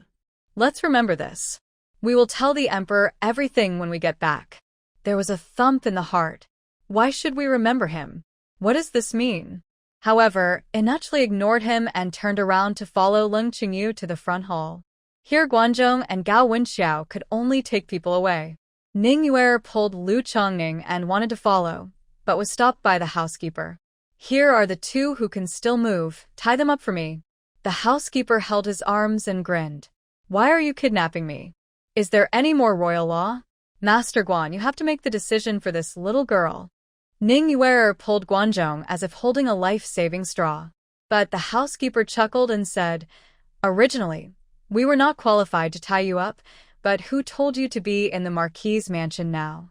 Oh no, you are from Prince Qin's mansion. The housekeeper slapped himself lightly on the mouth. Madam asked us slaves to tie you up. It's a family matter of the prince's palace. It's about the family law of our palace. Others can't control it so much. Guanzhong knew that the housekeeper told him this on purpose. He flicked his sleeves and shook off Ningyuer's hand that was trying to grab her, and said displeasedly, "This butler is right. We will not interfere with the family affairs of Prince Qin's mansion." After saying that, he turned back to his men and shouted, "Let's go." A group of people lowered their heads and followed him out of the home mansion. The servants then stepped forward, subdued Ningyuer and Lu Chongning, and tied them up tightly. It's these two Sangmingsing who brought us such unreasonable disaster. If it weren't for them, how could we have been beaten today? That's right. The threshold of the Marquis mansion is so high. Why didn't I throw you to death when I entered? The servants took out all their grievances about the beating on Ningyuer and her son. While tying people up, they kicked and kicked them along the way. Ningyuer shouted loudly, but the housekeeper became impatient and ordered the servants, stop their mouths and pull out their tongues if they dare to shout again. Yes. The servants brought rags and stuffed them into their mouths. Then the person is brought to the ancestral hall to prepare for the implementation of family laws. In the backyard, Lu Zi had long heard the excitement in front. She knew that what the third prince promised had finally come true. My mother and brother are finally about to make a comeback. When they return to the palace, their family of 3 will finally be reunited. She kept walking back and forth in the yard, making various assumptions in her mind, for fear that someone would interfere with it and ruin their family's good things. But with the third prince making the decision, no one can change this. Finally, there was noise from the front, and the servants rushed to tell each other that the young master had been made a prince, and that their palace was going to become a prince's palace. Lu Zi almost screamed. She didn't expect the third prince's movement to be so big this time. She didn't even have time to ask which young master he was. She was already eager to go out. "Let me out, I'll go to the front to watch the fun." Lu Zi and the gatekeepers begged. The gatekeeper had also watched Lu Zi grow up and had no ill intentions toward her. Seeing her like this, she could only kindly advise, "Miss, if you bear with me, you can go out when Madam lets go. It's such a mess in front. How can my mother have time to care about this place? Get out of the way quickly." When Lu Zi said that she was about to rush out, the doorkeeper hugged her and said, "Miss, I really don't dare to let you go out without Madam's instructions." Lu Zi slapped the mother-in-law on the face angrily. "Who do you think you are? How dare you touch me? Are you deaf? My brother has become a prince. It's no longer Ting'en Marquis Mansion. From now on, I will listen to the young prince in everything I do. How dare you bring out your wife to suppress me?" The mother-in-law was confused by what she said.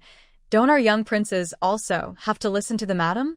If you bear with me, miss, the madam will come and get you out in a while."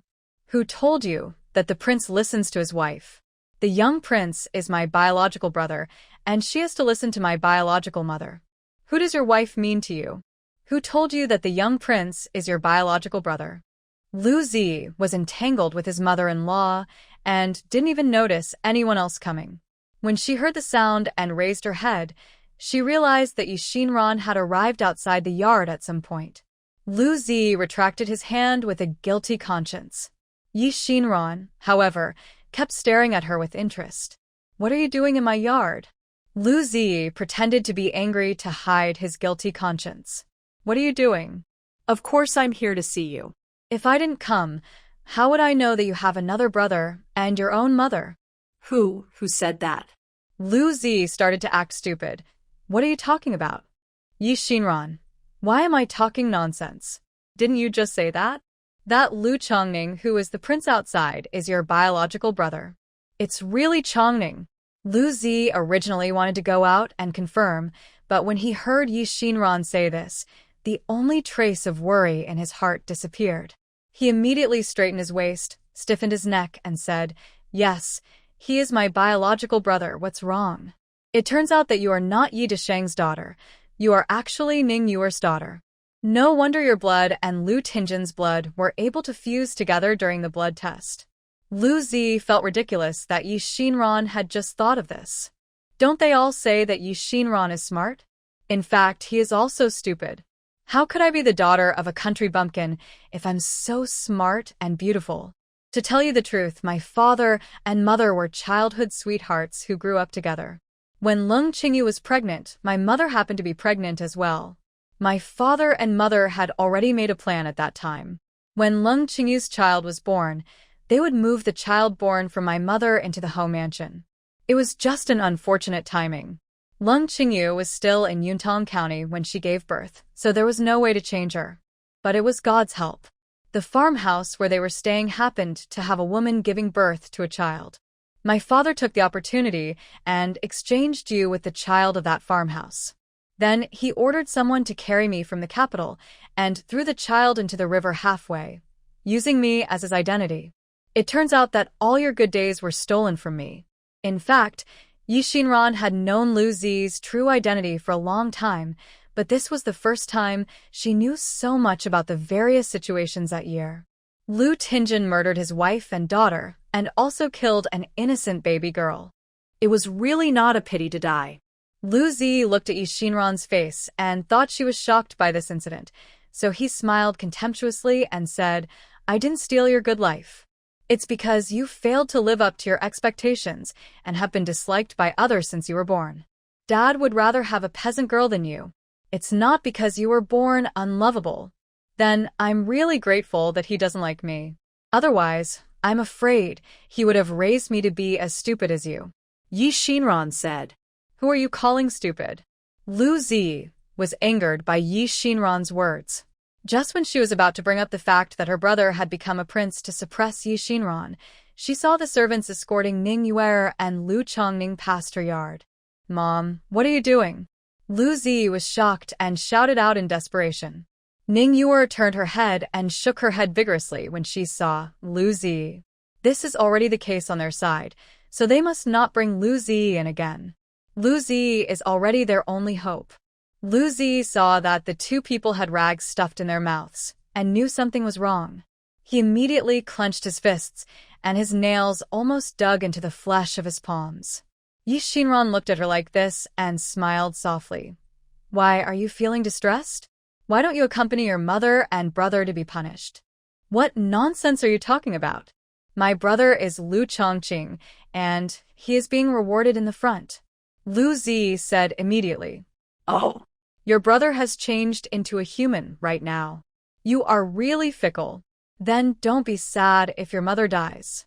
After Xinran finished speaking, she ignored her and only said to the woman who was watching the door, "Guard this area, don't let her escape, and don't let her die." The mother-in-law immediately agreed and respectfully sent Xinran away. Xinran went to the front yard and saw Lung Qingyu sending Inachli out. She stood there quietly until Lung Qingyu turned around and saw her, then waved her hand and ran up. "Xinran, you're back. What's going on? The person who announced the imperial edict was moved here by King Rue? How did they know that people from the Ministry of Punishment were coming today?" Xinran held her hand and walked into the house and said, "It's cold outside, Mom. We'll go inside later," Xinran said, and looked towards the backyard. After a while, the housekeeper rushed back and came to Xinran. He bent his head and said humbly, "Miss, what are your orders for me?" Xinran said, "I just returned to the house and saw that many people were injured, including you, the housekeeper. Now you arrange for 2 people with good legs and feet to go to the hospital outside to find some doctors to come to the house to treat everyone." This. The housekeeper's heart warmed, but he still raised his head and glanced at Lung Qingyu. Seeing his hesitation, Lung Qingyu said with a hint of reproach, "What are you still doing? Why don't you hurry up and make arrangements? Find the best doctor, and the diagnosis fee will be paid out of the government's account." Hey. The butler nodded repeatedly, with a look of joy on his face. Just as he was about to turn around, he heard Lung Qingyu say again, "Wait a minute." The housekeeper quickly raised his head and said, "Madam, do you have any other instructions? When everyone is diagnosed and treated, let everyone go to Lanji to receive the reward." When the housekeeper heard what Lung Qingyu said, he looked happy.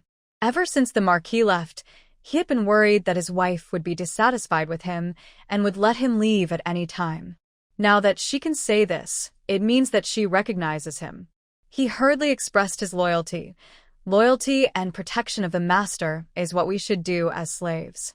The only thing I regret now is that the servants in the palace are too incompetent and cannot protect the safety of my wife at the critical moment.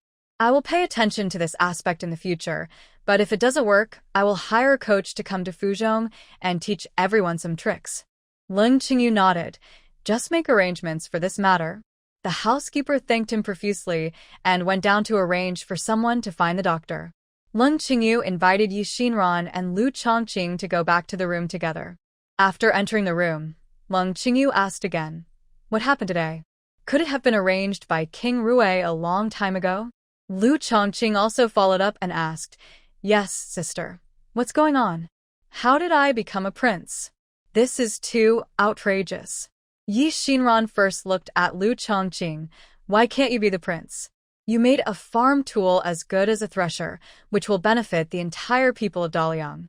It not only reduces the burden on farmers, but also helps them save time to plant 2 crops of rice and increases food production. This is a great contribution to the people and the country. If you don't do it, Prince, who will? But isn't this what you came up with?" Lu Chongqing was a little embarrassed. Xinran smiled and said, "We are all one family, no matter what is yours or mine. Although the idea is mine, the thing is made by you. Besides, if this credit is placed on me, I will be made a princess at most, so it would be more cost-effective for you to be the prince." "Sister."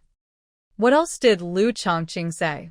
Xinran just waved her hand towards him and turned to care about Leng Qingyu. "Mom, you weren't scared today, were you?" Leng Qingyu held Xinran's hand. "I have experienced a lot over the years, so this little fright is nothing. What I am most curious about now is, what is going on?" Xinran then said, "Mom, today's matter was actually arranged in advance. However, it was not arranged by King Rue. King Rue just keeps an eye on the opponent's movements at all times. If the enemy doesn't move, I won't move. If the enemy moves, then all plans will unfold." Leng Qingyu thought for a while, but still didn't quite understand. "According to what you said, the title of King Qin has been planned for a long time, but the imperial edict will only be announced when the Ministry of Punishment comes to cause trouble? What if they don't come? Chongqing, is this prince still there?" Xinran nodded. "Of course. It's just a matter of time." King Ting'en said that the emperor was very satisfied with what his younger brother had done. The title of King Qin was drawn up by the emperor himself. Leng Qingyu looked at Lu Chongqing, his eyes full of pride. Xinran continued. "Actually, what Prince Rue and the emperor said was deeper. The emperor also knew that the 3rd prince was covetously eyeing the wealth of the minister's family. Prince Rue told me that his agreement with the emperor was that he would be responsible for keeping an eye on what was going on in the 3rd prince's house and the Ministry of Punishment. Once they used any means, the palace would take action to stop them. Our purpose is to get rid of the 3rd prince's control over us, and the emperor's purpose is to seize the 3rd prince's handle. Everyone has reached the same destination through different paths, and it can be considered that we have a common goal. Then what happened this time will have any impact on the 3rd prince?" Leng Qingyu asked worriedly. "After all, it's not too big a fuss, and it's not too ugly. Does this level of leverage count as leverage?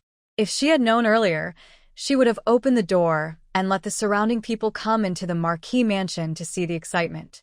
Let everyone know how the people from the criminal department bullied the home mansion." Xinran comforted her. "If the royal affairs are too big, it will not end well. After all, for the emperor, face is the most important thing. Some things can be done secretly behind the scenes, but once it comes to light, the people above will try their best to suppress it. So this time, it is enough to seize the evidence that the 3rd prince is secretly colluding with the Ministry of Justice and trying to cover up the world with one hand." Xinran said. "So, did you catch it?" Lu Chongqing asked very expectantly. Caught. Xinran similet. "With King Rue here, what can't be done? Even though King Rue is a military commander, he is really an old fox." When he thought of King Rue's expression when he talked about these things with himself, Xinran felt that this old fox couldn't be more cunning. That's it. Leng Qingyu and Lu Chongqing were both relieved. "Then what are we going to do next?" Lu Chongqing asked. "We don't need to worry about the court affairs. We just need to take care of the family affairs."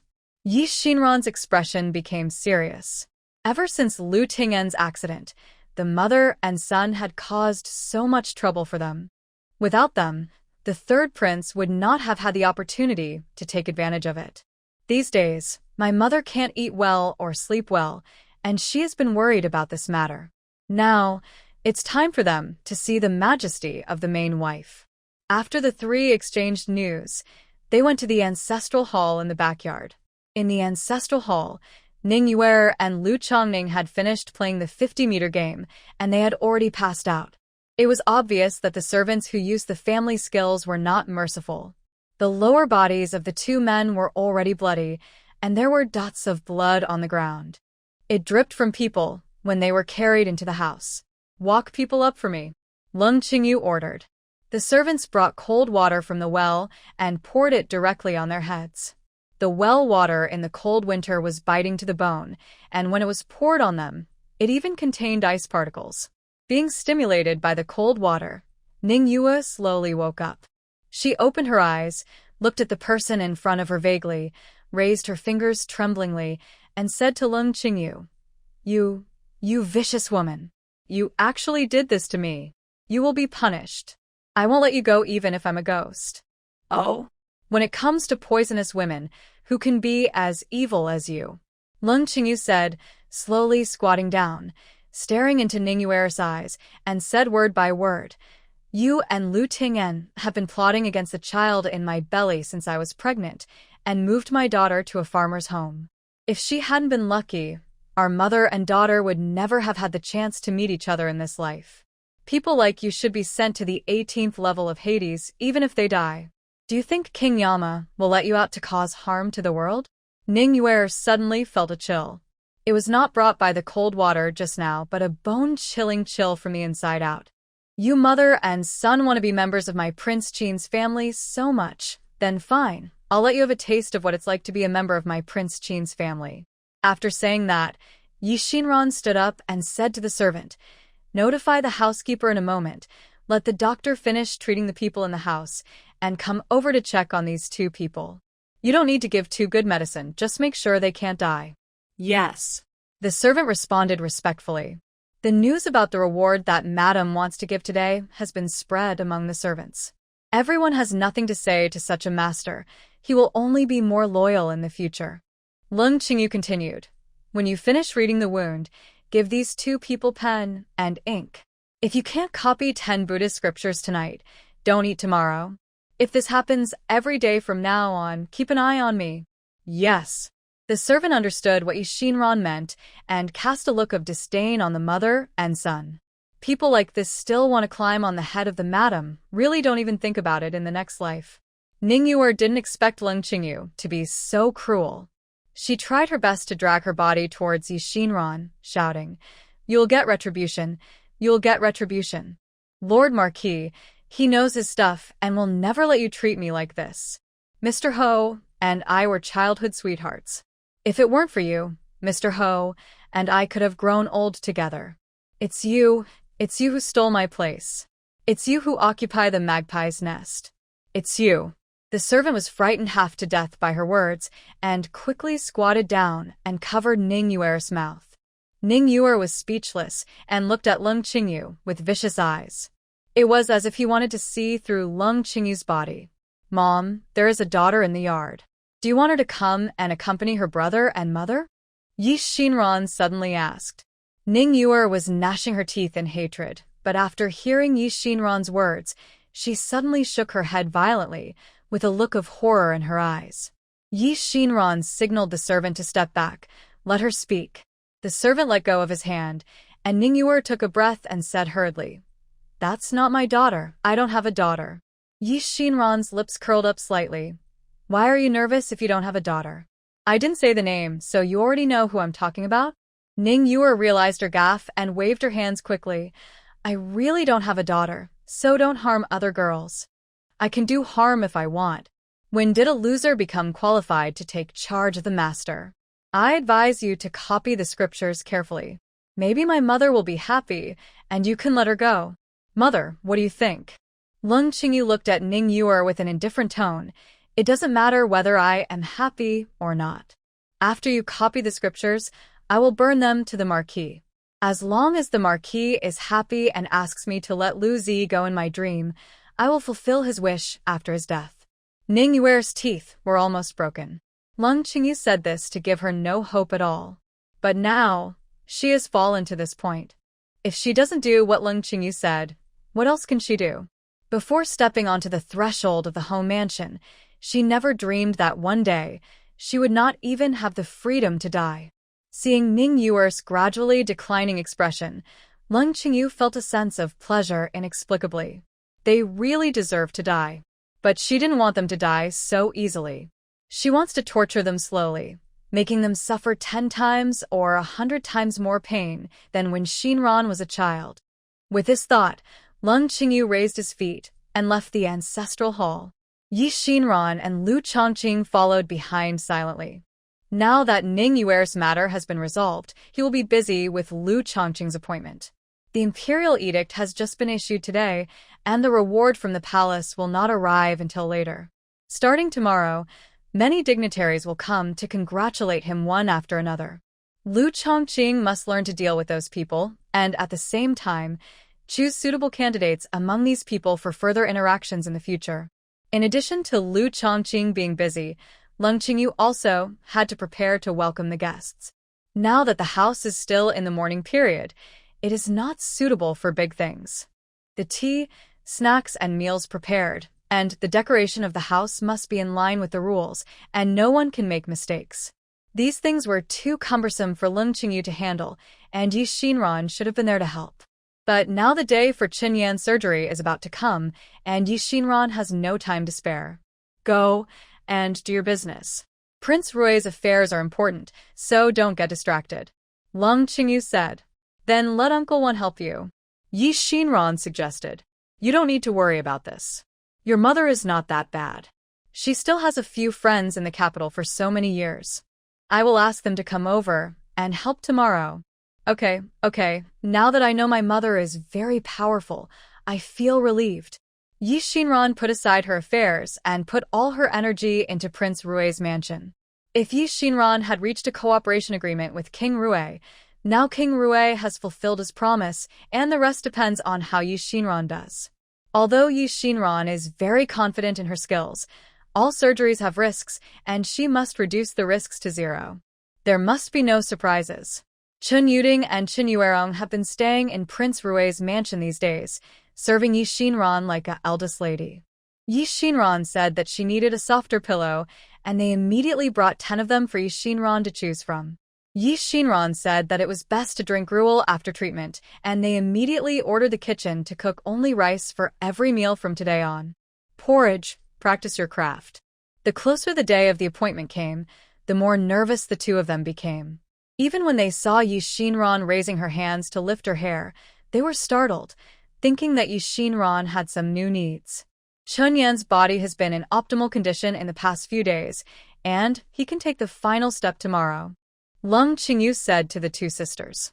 Tomorrow's treatment is very critical and very demanding.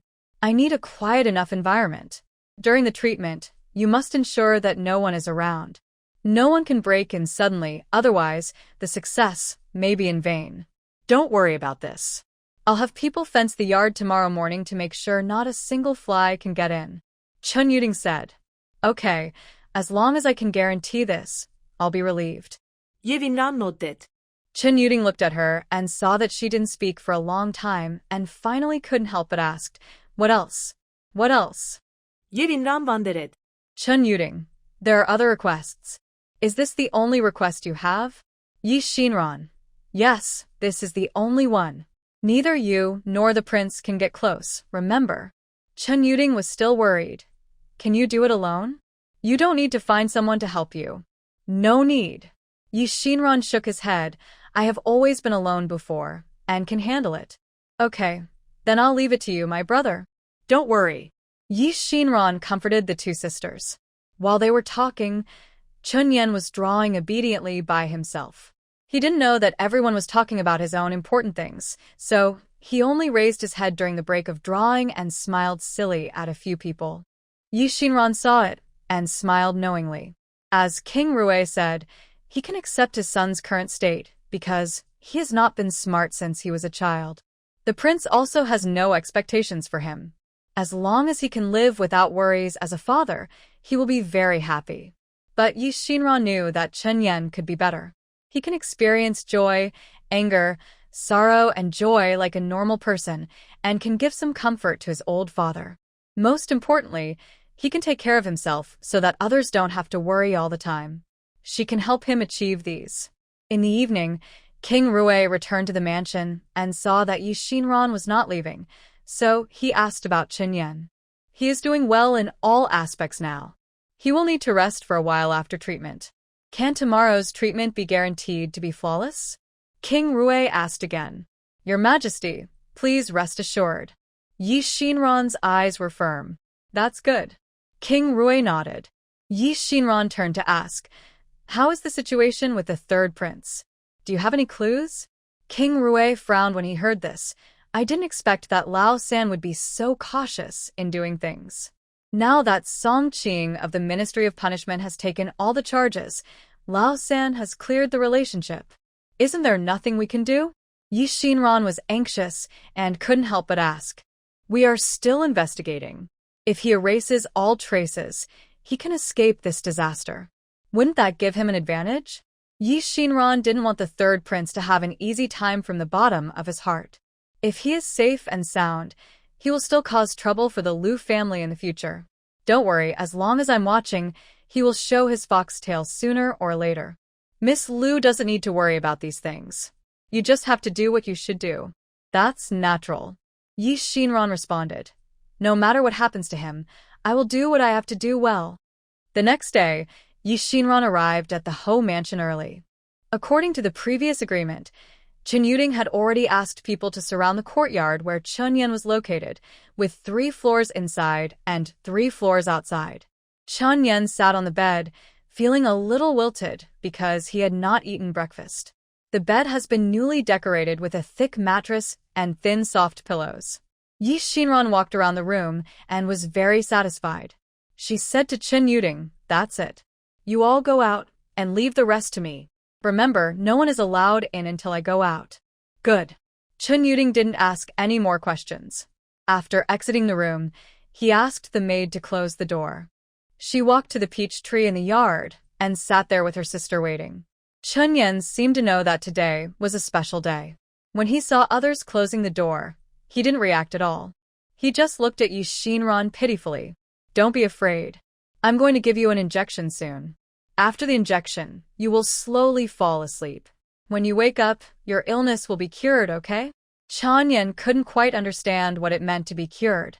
But Xinran would not refuse anything he said, and would just keep nodding.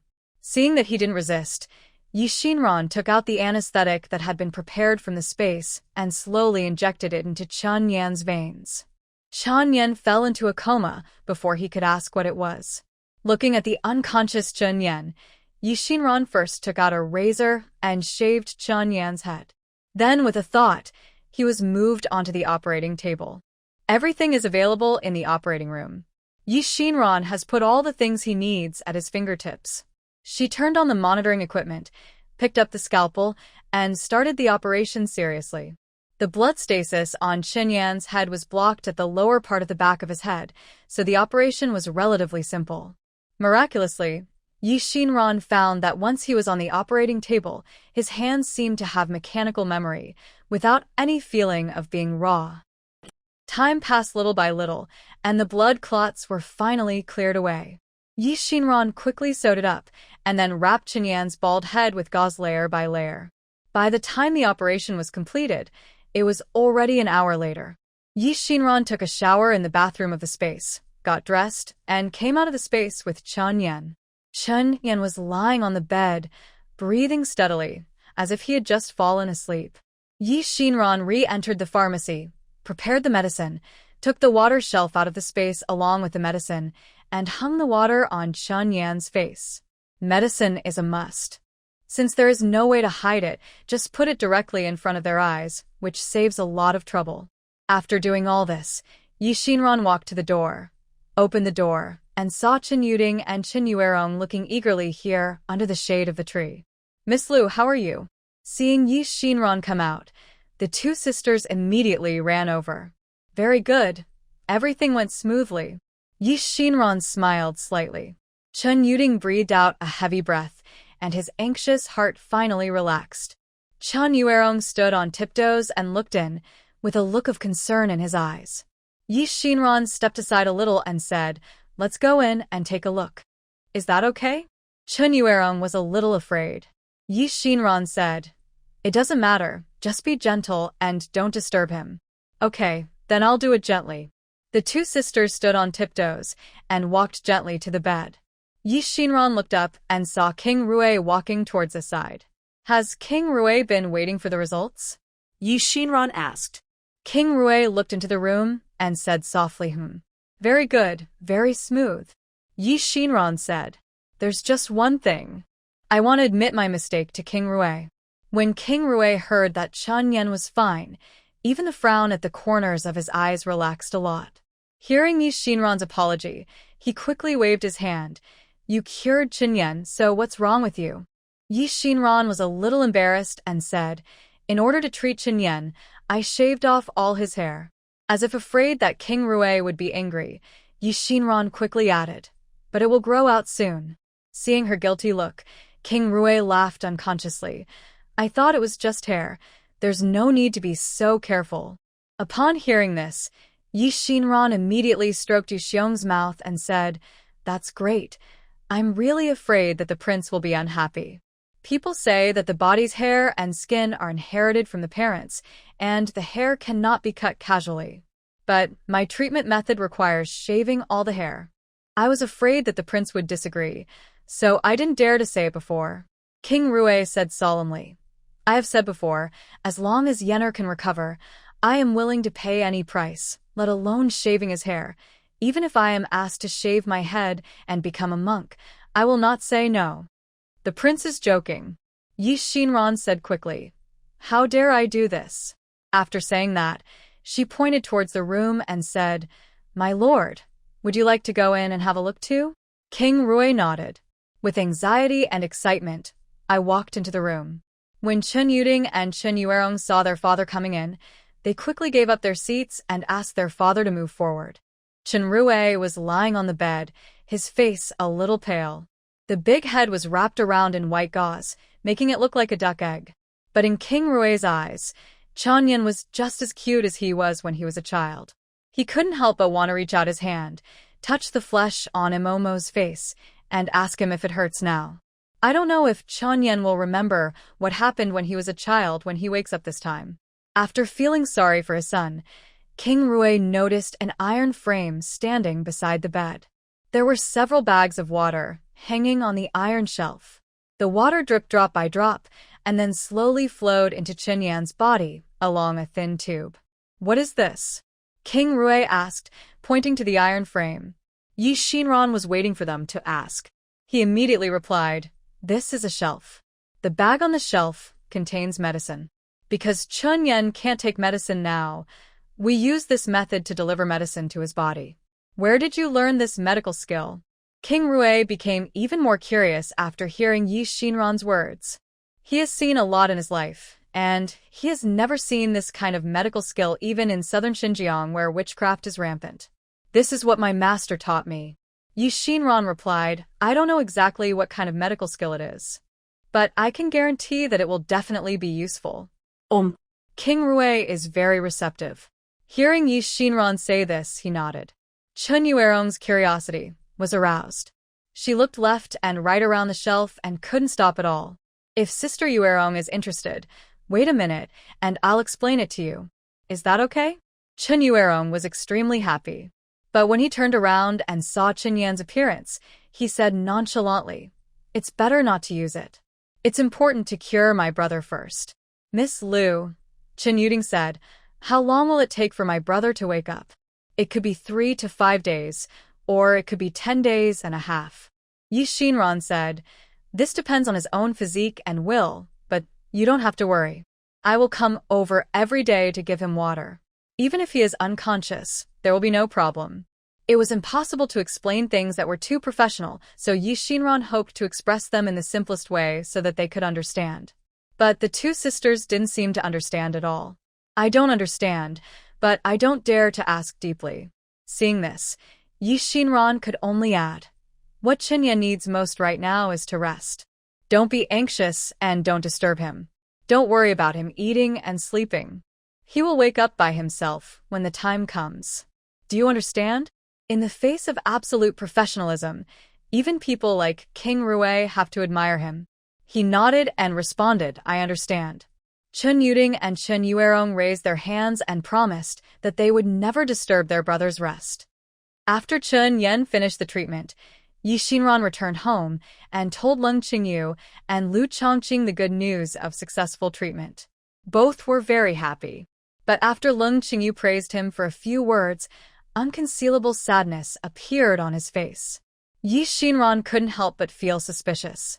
Mom, what's wrong with you? Leng Qingyu shook his head and forced a smile. It's nothing. Maybe I'm a little tired these days. Xinran didn't believe it and asked what happened. Chongqing, if my mother doesn't tell me, you tell me. Lu Chongqing moved his mouth, wanting to speak, but then turned to look at Leng Qingyu. You are really hiding something from me? Xinran really couldn't imagine what could happen that would make her mother so embarrassed at this time. Could it be that the third prince is causing trouble again? She was a little worried. Seeing that Xinran was anxious, Leng Qingyu had no choice but to say, something went wrong indeed. Mom was afraid that you were too tired and wanted to tell you later. But since you have already seen it, I won't hide it from you. After saying this, Leng Qingyu looked at Xinran, sighed, and then told a piece of news that even Xinran was stunned. Mom, you said Lu Zi is pregnant? Xinran's eyes widened, and he looked at Leng Qingyu in disbelief. Leng Qingyu nodded with difficulty. Yes, after she told me, I asked a doctor to check her pulse. She was indeed pregnant. Whose child? She said she belongs to the third prince. Leng Qingyu's expression was extremely ugly. If this kind of scandal were to be known, it would harm the reputation of their house. Chongqing had just been granted the title of King Qin, and if others found out that his sister was having an affair with someone else, they would definitely mock him behind his back. If it were an ordinary person, forget it. The worst he could do is drink a bowl of medicine and make the child disappear without a trace. But it's hard to tell whether Lu Zi's words are true or false. If he is really the third prince's child, once he is investigated, it will be murdering the royal heir. We cannot afford this crime. Leng Qingyu's tone was heavy. I think it's probably true. Analysis by Xinran. Lu Zi shouldn't be so bold as to talk to the third prince casually. Besides, this incident doesn't exactly explain why the third prince wants to help them deal with us. It turns out there is such a relationship. Then what now? Leng Qingyu ran out of ideas for a while. Since he is the third prince's child, let someone send a letter to the third prince. If he really wants to marry Lu Zi, he will send someone to propose marriage.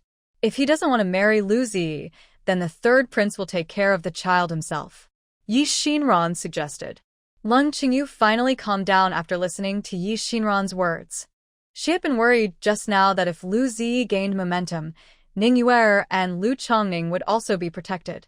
Could she just watch this family show off their power in front of her eyes again?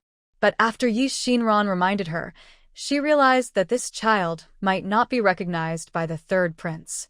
Instead of covering up this matter and becoming a thunder that may hurt yourself at any time, it is better to expose this matter directly and let everyone be on the bright side. After trying to understand the relationship, Leng Qingyu finally felt better. I have to think carefully about how to operate this matter so that it will be foolproof. I will tell Prince Rui about this tomorrow, so that he can have an idea. Xinran said. The three of them discussed it and finally had dinner safely. Xinran told the two of them about today's treatment. The treatment process went by briefly, but the reaction of the Qin family and his daughter was described in great detail. I see. Everyone in this family treats Chun Yen as a treasure. For Chun Yen, they seem to be willing to give up the palace. Sister, if it were me, I would rather trade the throne for you. Lu Chongqing rushed to express his position. Xinran was really coaxed by his words and said with a smile, "Okay, I know you have a sister in your heart. Be good, and my sister will pamper you in the future. I don't need you to pamper me. I will be a big tree in our house from now on to protect you and my mother from the wind and rain." Okay. Lung Qingyu also laughed. The next day, Xinran got up and went to Prince Rui's mansion. When he arrived, King Rui was still standing in Qinyan's room, watching him in trance. Chunyan remained in the same state as yesterday, motionless. Xinran greeted King Rui, then went to the bedside, gave Qinyan a good check, stood up and said, "Everything is normal. King Rui doesn't need to worry." King Rui calmed down, moved his legs that were already numb, and pretended to be relaxed. "I'm not worried. I just came over to see him." Xinran quickly took out a few bags of medicine, hung some water for Qinyan, and then walked out of the room with King Rui and went to the front hall. According to my experience, it will take him 7 days at the fastest to wake up in this situation. However, it is a good thing for him to sleep for a few more days so that he can recover faster. Xinran comforted King Rui thoughtfully. King Rui sighed. "I feel relieved if you say that. I'm just afraid that I won't be able to say a word to him before I leave. The new year is coming soon. Is King Rui going to travel far away at this time?" Xinran asked immediately. Prince Rui did not hide it from her. "Didn't you ask me about northern Xinjiang before? Something happened to the military rations shipped there. Now that the Xixia mountain in northern Xinjiang has been sealed by heavy snow and the Kashi tribe is watching eagerly, someone who is familiar with the terrain must lead the team there. The emperor is worried and can only leave this task to me."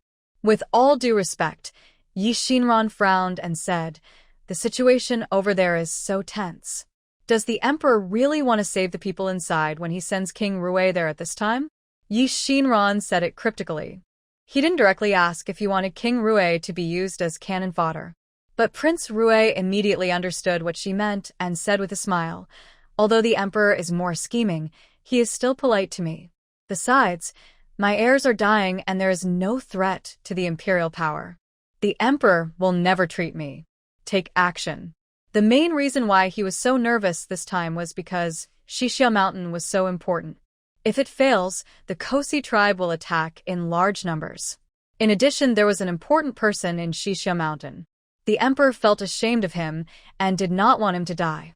The imperial court has raised so many elite soldiers, but in the end, I, an old man, have to do it myself. How can this not be said to be a tragedy? King Rui sighed at last. Xinran only listened to half of it, but by the time he got to the end, his heart had already flown far away. The situation in northern Xinjiang is so serious.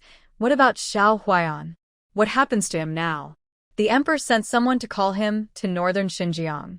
Was the person whom King Rui said the emperor valued? Was Xiao Huaiyan?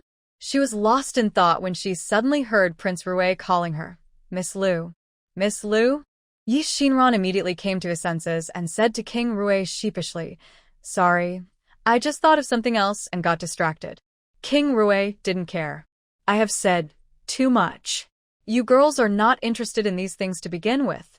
"No," Xinran said quickly, "I'm very interested. I just thought, if King Rui wants to go to northern Xinjiang, can he take me with him? The people living there in the ice and snow in northern Xinjiang must be if you suffer from typhoid fever. I have a wonderful prescription that can cure typhoid fever, frostbite, and febrile diseases. The bitter cold in northern Xinjiang. How can this be caused?" King Rui waved his hand to let her give up the idea. However, he was very interested in the strange prescription she said. "Miss Liu, why don't you tell me the prescription? I'll have someone prepare the medicine and bring it over." "No one else can use my prescription." Xinran shook his head. "Just like treating Qinyan, I dare say that no one can learn this skill except myself." What Xinran said is true. Although King Rui didn't ask in depth what kind of treatment Xinran gave Qinyan, he could tell with just one glance that no one else in Daliang knew this skill. "Let's discuss this matter again." King Rui still didn't agree, but this time he didn't refuse so simply. "When does the prince plan to leave?" Xinran asked further. 15 days later. The emperor gave the Ministry of Finance 15 days to raise military rations. 15 days is enough. Yi Xinran said. Within 15 days, I guarantee that Chen Yan can wake up. At the same time, I also plan to tell the prince some news, hoping to get the prince to agree to my going to northern Xinjiang. What news? King Rui asked. It's about the third prince. Xinran replied. About him? Prince Rui was disdainful. Do you know as much about him as I do? Yi Xinran nodded. I guarantee that Prince Rui definitely doesn't know about this news, and your subordinates may not be able to find out. Oh. King Rui was really interested now. Tell me about it. If it's useful, can King Rui take me to northern Xinjiang? Yi Xinran put forward conditions. The third prince's matter is related to the safety of your Lu family. Even if I don't ask, you will tell me. King Rui was not let in by her and said calmly, You are still trying to use this matter in exchange for conditions. Are you too greedy? Yi Xinran did not feel embarrassed. He smiled and said, Prince Rui is still smarter. But I really want to help, and I hope Prince Rui can seriously consider my proposal. Then can you talk about the third prince now? Yi Xinran suppressed her smile and said seriously, The third prince is having an affair with my sister, and Lu Zi is pregnant. Is this happening? King Rui looked stern. This was indeed something he didn't expect. The third prince always kept away from strangers when he was outside. When concubine Shu proposed marriage to him before, he had resisted. Unexpectedly, he actually tried to sneak into Chinsong secretly. Is this good news or bad news for us? Yi Xinran looked at King Rui's face and asked worriedly. King Rui pondered for a moment. In the long run, this is not good news. However, if you can do something about it, you can turn this bad thing into a good thing. Does Prince Rui have any suggestions? Yi Xinran asked. King Rui smiled. I can help you inform the emperor about this. In order to protect the face of the royal family, the emperor will definitely let the third prince get married as soon as possible. As for the rest, it is up to you. Good. Yi Xinran nodded. Then I'll go back and discuss it with my mother. She couldn't rely on King Rui to give her an idea about matters in the inner house. Since King Rui had done what he could, she would have to figure out the rest on his own. In the past few days, King Rui was busy arranging the army. After talking to Yi Xinran, he left the palace. Yi Xinran waited until all Chen Rui's medicines were taken and gave him a comprehensive examination before leaving with confidence. Back at the home mansion, she told Leng Qingyu what Prince Rui meant. Leng Qingyu said, Prince Rui put pressure on him, so the third prince must take action. In the past, the third prince disliked Lu Zi's background and looked down on the home mansion. If it weren't for the fact that the Leng family was rich, they would never have agreed to this marriage.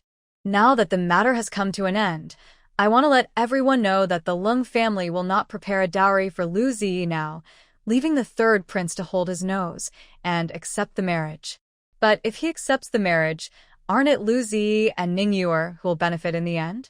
Yi Xinran was still a little worried. Leng Qingyu sneered, What a beautiful idea they have. Ning Yuer and Lu Ting'en set up a poisonous plan together to kill me and then seize the family property.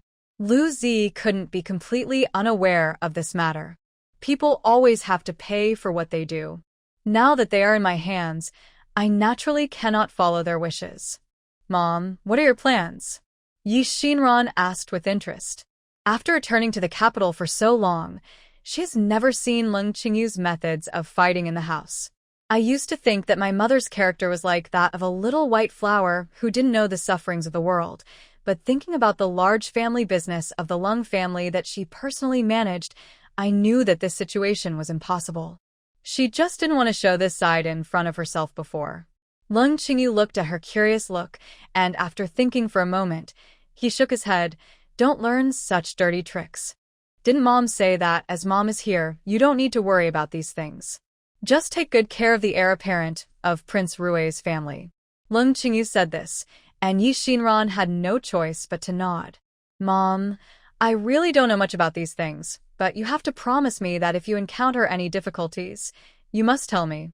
If you have more people to come up with ideas, you will have a better chance of winning.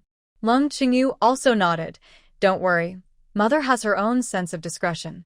Mom, you and sister have so many things to do. What about me? Lu Chongqing was a little unwilling.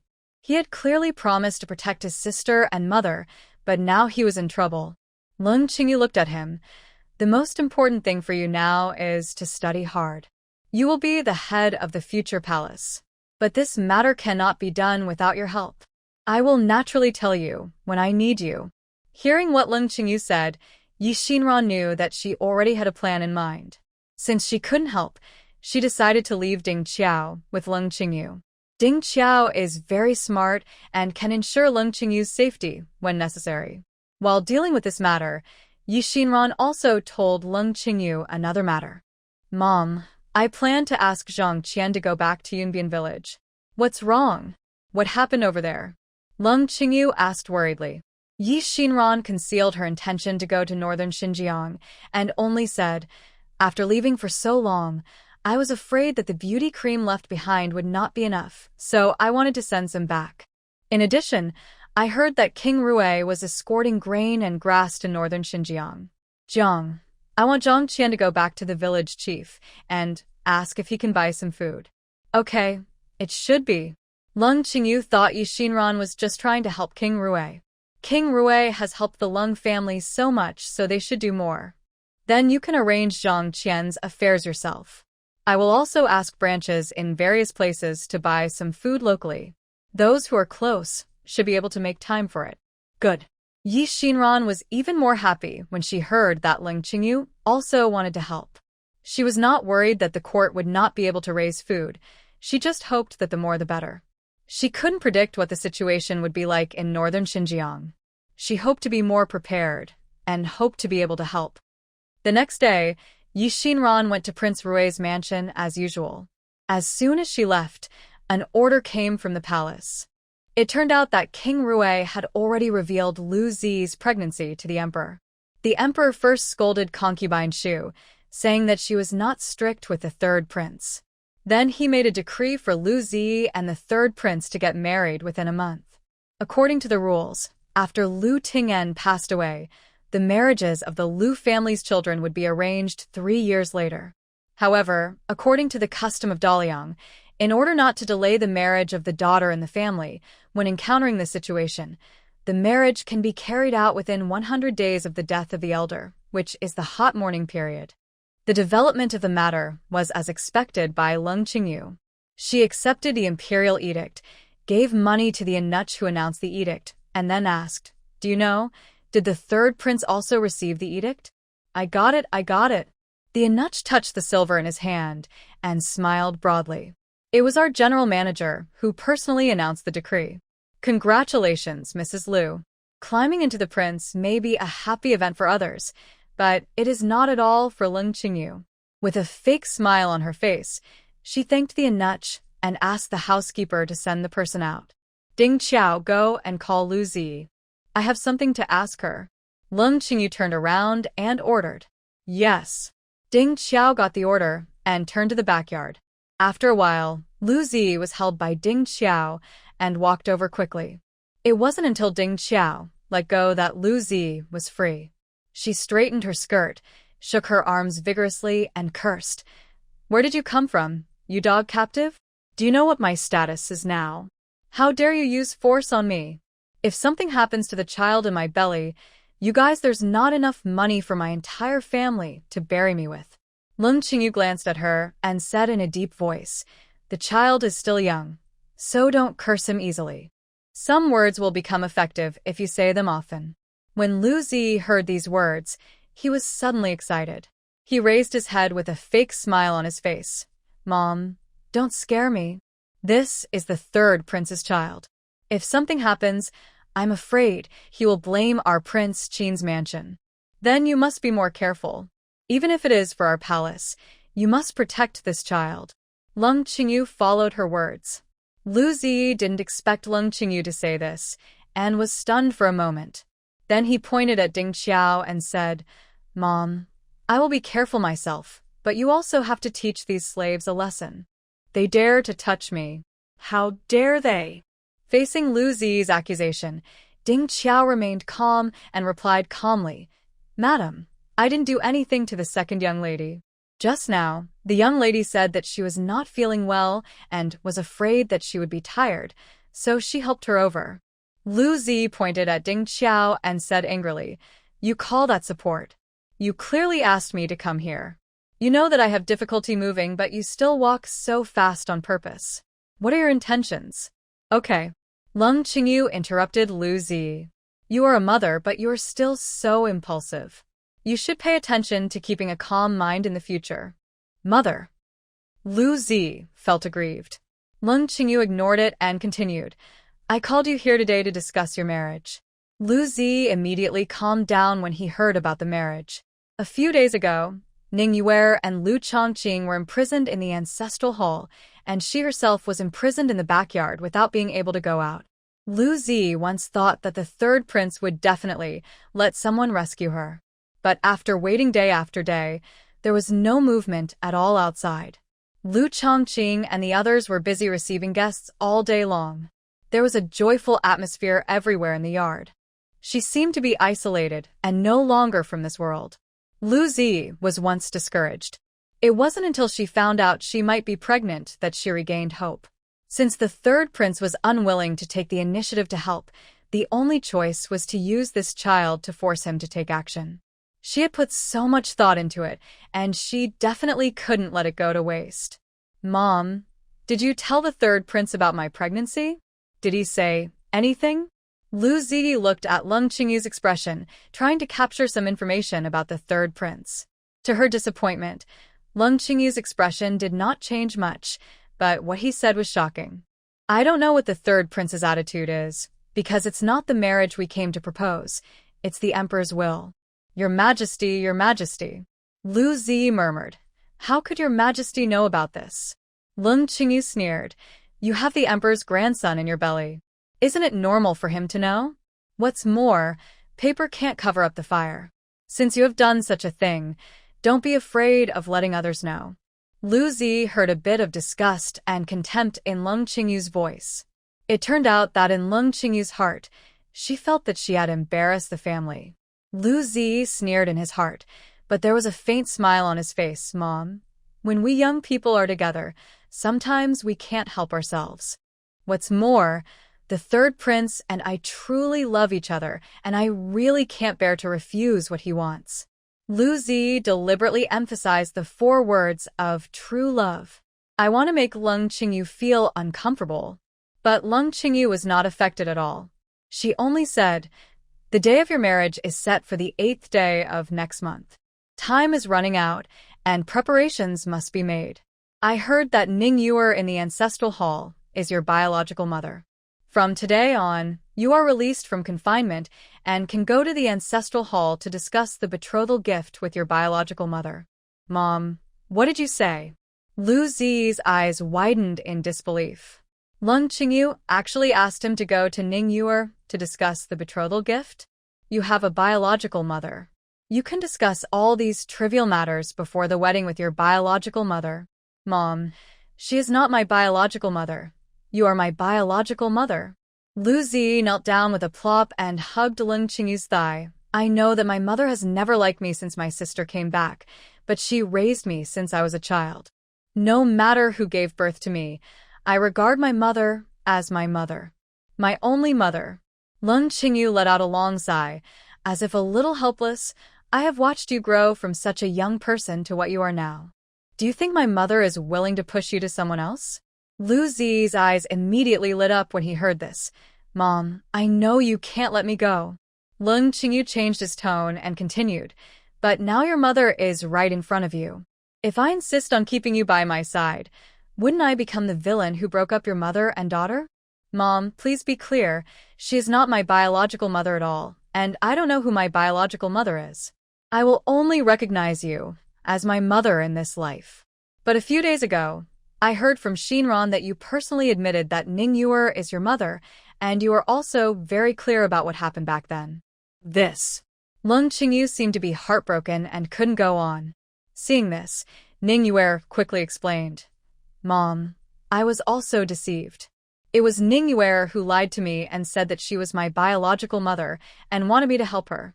I don't know what happened at that time, but I was deceived and said such rebellious words. Later, I woke up at night and regretted these words. I originally wanted to ask my sister to explain it clearly, but my sister locked me in the yard. Don't let me go out. I regret it all the time these days. Really? Lung Qingyu asked, really? Lu Zi replied. Seeing that Lung Qingyu was still hesitating, she further said, Mom, you also know that the third prince's mother, concubine Shu, is very favored by the emperor. This time I marry into the third prince's mansion, and if I can make concubine Shu favor her, then I can beg her to find a better job for my brother. Lung Qingyu seemed to be moved by her words and nodded slightly. Lu Zi was overjoyed, knowing that he had caught Lung Qingyu's weakness, so he continued, So we must make this marriage a success and make everyone in the capital envious of the third prince's mansion. In this way, I will only that family can speak. What you said makes sense. Lung Qingyu said, however, your sister has reminded me many times that you and Ning Yuer are of the same mind. Now you say it nicely. If you fall out with me in the blink of an eye after you get married, it will turn Ning Yuer and Lu if Chongning takes over and enjoys the blessing. Wouldn't it be a big loss for me? How is that possible? Ning Yuer said quickly, my mother and I will always be of the same mind. Hey. Lung Qingyu sighed again, as if he didn't know what to do. Lu Zi stood up, straightened his still unseen belly, and said, Mom, even if you don't love me, you should also love your grandson. This is your first grandson. Lung Qingyu felt disgusted when he saw Lu Zi's shameless look, but he still maintained a hesitant look on his face and said, if you want to marry the third prince, you need 82 lifts to show your identity. Come on. These things were actually prepared when you discussed your marriage with the third prince, but now I have a grudge in my heart. You have an additional sister, so I will give you 36 dowries. When Lu Zi heard what Lung Qingyu said, his face suddenly turned cold.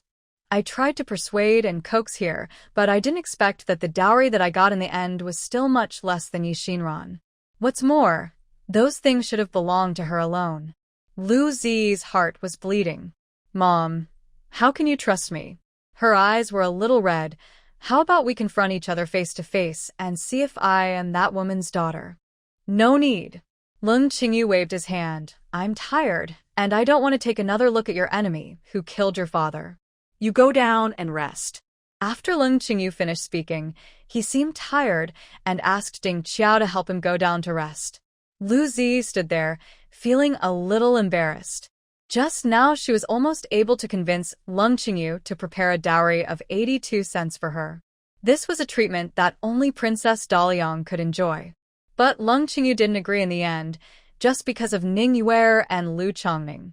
She used to think that they were her relatives, but now she only thinks that they are stumbling blocks on her way to advancement. Why do they want to come back? Why do they want to go back to the home mansion? With such thoughts repeating in his mind, Lu Zi walked around the yard without a clue. When she raised her head, she found that she had arrived at the Lu Mansion's ancestral hall. The door of the ancestral hall was closed, and several servants were guarding the door. Seeing Lu Zi coming, the servants all crescent mooned to salute. Open the door, I want to go in and take a look. Lu Zi suddenly came up with the idea of meeting the two of them. The servant was a little embarrassed. Second miss, Madam has ordered that outsiders are not allowed to see these two people. Lu Zi's face turned cold. Am I an outsider too? No. The two guards looked at each other, then reluctantly opened the door and let Lu Zi in. As soon as Lu Zi entered the door, he smelled an unpleasant smell. It's like the rancid smell is mixed with the smell of fish from the night before. Lu Zi vomited, covered his nose with a silk handkerchief, ran out in a hurry, squatted in the yard, and vomited. Miss. Shantao gently stroked her back and vomited for a long time before Lu Zi recovered. Ning Yuer and Lu Chongning in the room heard the noise, moved their injured legs, and crawled to the door. When they saw Lu Zi, they seemed to have seen a savior. Zi, you're here? Are you here to see us? Lu Zi calmed down, wiped away the tears that had just burst out of his eyes, turned around and said calmly, I'm not here to see you. I'm just passing by. Ning Yuer thought of something and quickly changed her words. Yes, how could you come to see us specifically? But Miss Lu, we are so pitiful. Can we ask Miss Lu to intercede for us and let Mrs. Lu let us live? Chongning and I plan to go back to Yongning Lane and live there, and we won't disturb our house anymore." Hearing Ning Yuer's words, Lu Zi felt the corners of his eyes soar. Although she has not lived with Ning Yuer in these years, when she occasionally sees her, Ning Yuer always cares about her in every possible way. When Lu Chongqing was a child, he competed with himself for favor. To prevent Lung Qingyu from getting close to him, his father would secretly bring him here and let Ning Yuer coax him. At that time, I didn't know that Ning Yuer was my mother, but I felt close to her inexplicably. In the original plan, their family could live a happy life. The result was ruined by Lung Qingyu and his daughter. With a mixture of resentment and distress, Lu Ziyi looked at Ning Yuer and Lu Chongning again, but when he saw their current appearance clearly, the distress in his heart disappeared, replaced by a kind of despair. The current appearance of Ning Yuer and Lu Chongning is really pitiful. Their legs couldn't stand up, so they could only drag them on the ground. Their clothes were so dirty that they couldn't even see their original appearance.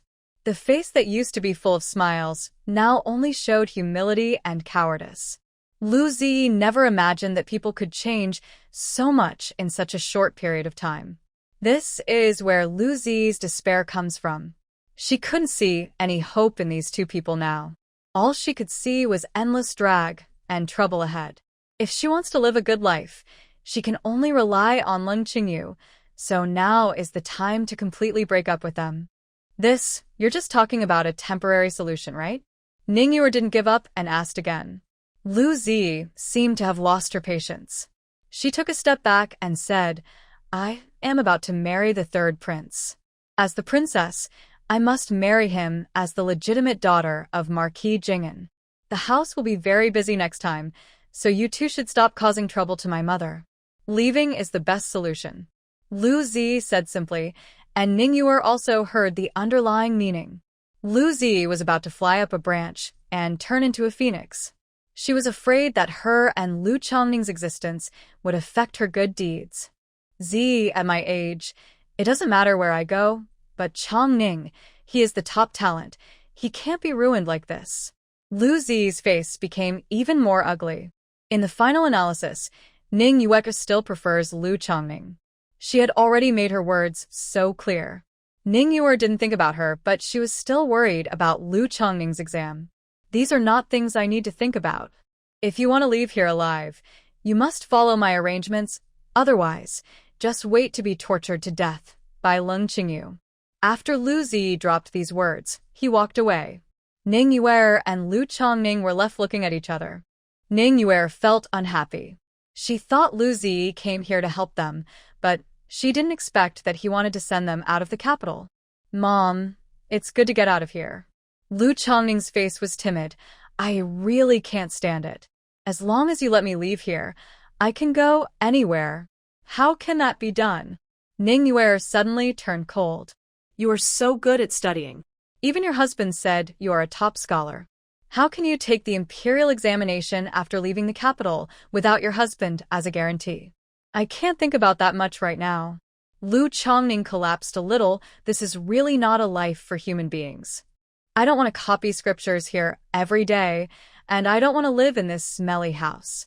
This room is full of memorial tablets. I'm scared." Tonk Nink. Ning Yuer stretched out her hand to hold his shoulder. "Your father is gone, and Mom will only have to rely on you from now on. If you can't get ahead, what will Mom do?" "Mom, can't we just find a small place and live peacefully?" "No." Ning Yuer raised her voice. "I have endured humiliation and hardship all my life just to be able to stand out one day. How could I live in that kind of life? I am not willing to accept it. I am not willing to accept it." Ning Yuer tried to use her inner voice to awaken her son's fighting spirit, but she heard the servants in the mansion shout, "Why are you making such a fuss? This is the ancestral hall of the Lu mansion. How dare you make such a loud noise here? According to the rules of the government, anyone who disturbs the ancestors by making loud noises in the ancestral hall will be punished with a cane of 20. Ning Yuer was so frightened that she immediately shut her mouth when she heard the cane rebuke 20. The old wounds on her body had not healed yet, and she could not add any new ones. She quickly begged for mercy. "Brother, please have mercy. We just spoke a little louder. We never dare to do it again. Never again. Now go back and copy the scriptures immediately. If you don't finish copying, don't eat at night. Okay, let's go back and copy it right now. Ning Yuer apologized and watched the gatekeeper close the door of the ancestral hall again. The dark and smelly scene returned to the room. Ning Yuer looked at the rows of memorial tablets in the ancestral hall and then at her son huddled aside, feeling a sense of sadness from the bottom of her heart. She was also a favored young lady. At that time, my parents loved me and I lived freely. If it weren't for Lu Ting'en, how could she have fallen to where she is today? She gave birth to a son and a daughter for Lu Ting'en. Wasn't it just to live a life like a master? Now that their daughter is married to the third prince, good times are just around the corner, but they want to drive them out of the capital? No, this is absolutely not possible. Ning Yuer pinched the palm of her hand, then moved over to comfort Lu Chongning. Chongning, cheer up. Mother will definitely find a way to let you stay in the capital. When your sister becomes the third prince's concubine and later becomes the queen, nothing can stop our good life. Don't be afraid. You are her brother. She will definitely help you. Lu Chongning shrank, and although he didn't believe it, he still nodded. In the evening, before the two of them finished copying the scriptures, several people suddenly came into the room. Ning Yuer shrank in fear, and after taking a closer look, she realized that it was two doctors who were coming. The servant pointed to Ning Yuer and Ning Yuer to the doctor, and then said to Ning Yuer, "Madam, please be kind and find a doctor to treat you. If you feel uncomfortable, just tell these two doctors." The two doctors looked at the environment of the ancestral hall and looked at each other without speaking. The rules of this wealthy family are strange. How do you teach the servants to like being in the ancestral hall? Not afraid of staining the eyes of our ancestors. However, the two of them said nothing. They carefully examined Ning Yuer and her son, helped them clean the abscesses, applied gold sore medicine, and bandaged the wounds well. Before leaving, the doctor wrote down another prescription and gave it to his servants, telling them to take the medicine according to this prescription and take it for 15 days. The servant thanked the doctor and sent him out. After returning, he said to Ning Yuer and her son, "You change your clothes and follow me to see my wife." Ning Yuer was panicking, thinking that Lu Zi had already begged Leng Qingyu to send them away. When they entered Leng Qingyu's room, they found that Ning Yuer was not there. Leng Qingyu was the only one sitting there, flipping through an account book in his hand. The two were helped over by servants. After entering the house, the servants retreated. The two of them were left standing there with their bodies half hunched over, trembling and unable to stand firmly. Leng Qingyu raised his eyes and said to the maid, "Why are you so ignorant? Why don't you move a chair for Cousin Ning?" The maid immediately stepped forward and brought two chairs over. Ning Yuer and Lu Chongning's injuries were both on the back of their thighs. As soon as they sat down, the wounds they had just bandaged tore open again.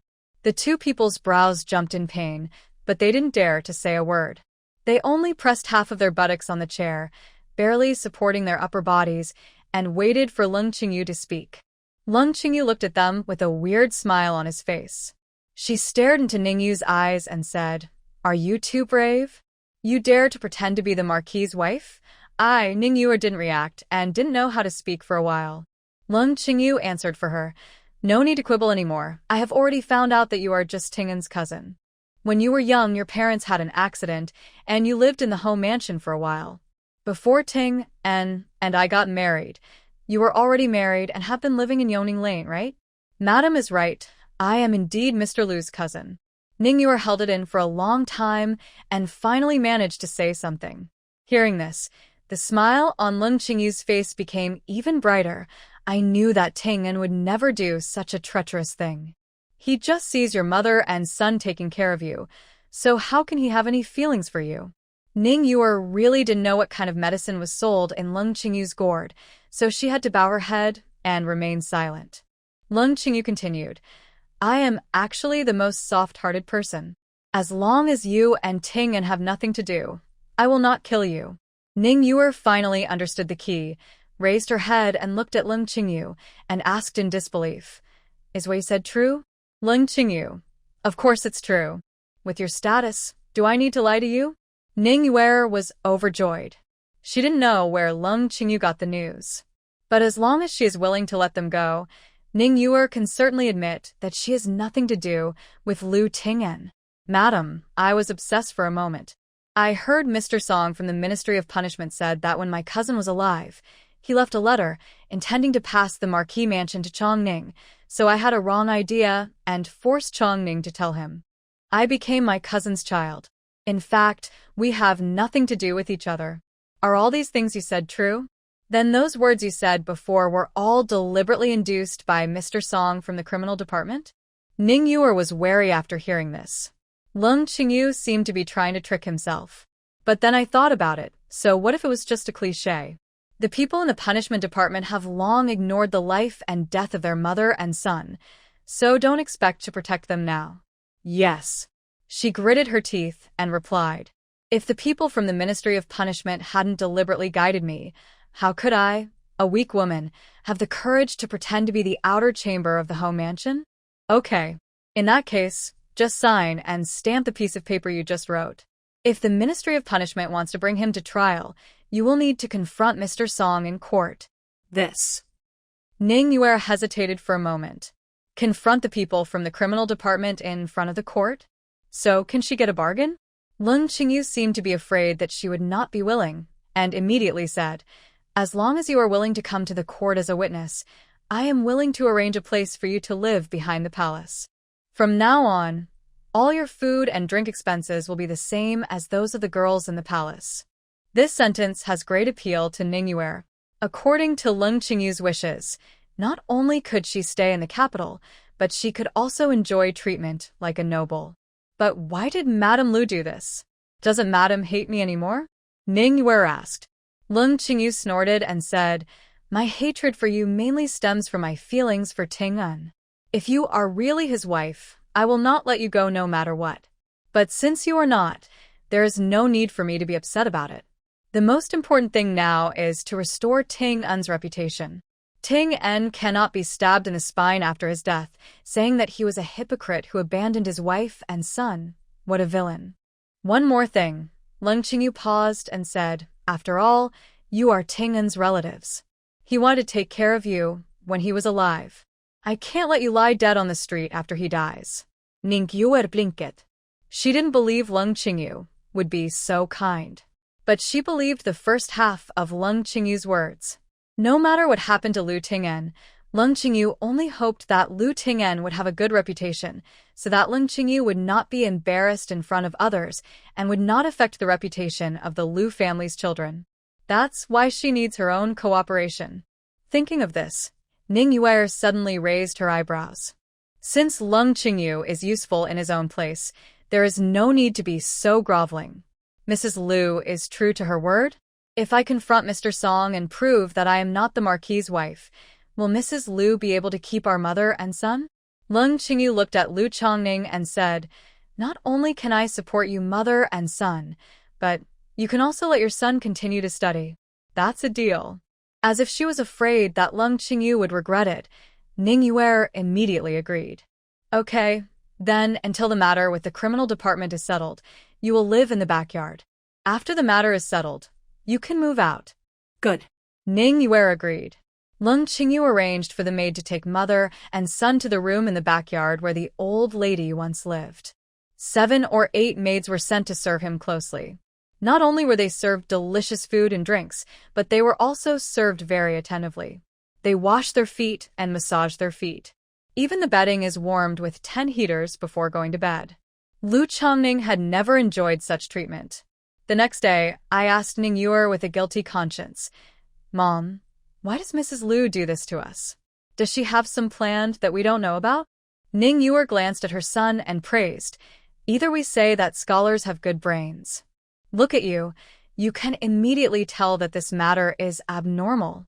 After boasting, she continued, do you think Mrs. Lu will really help us? She is doing this just to ask me to help her clarify your father's matter. Once the matter is settled, she will definitely turn her back on him. Then what should we do?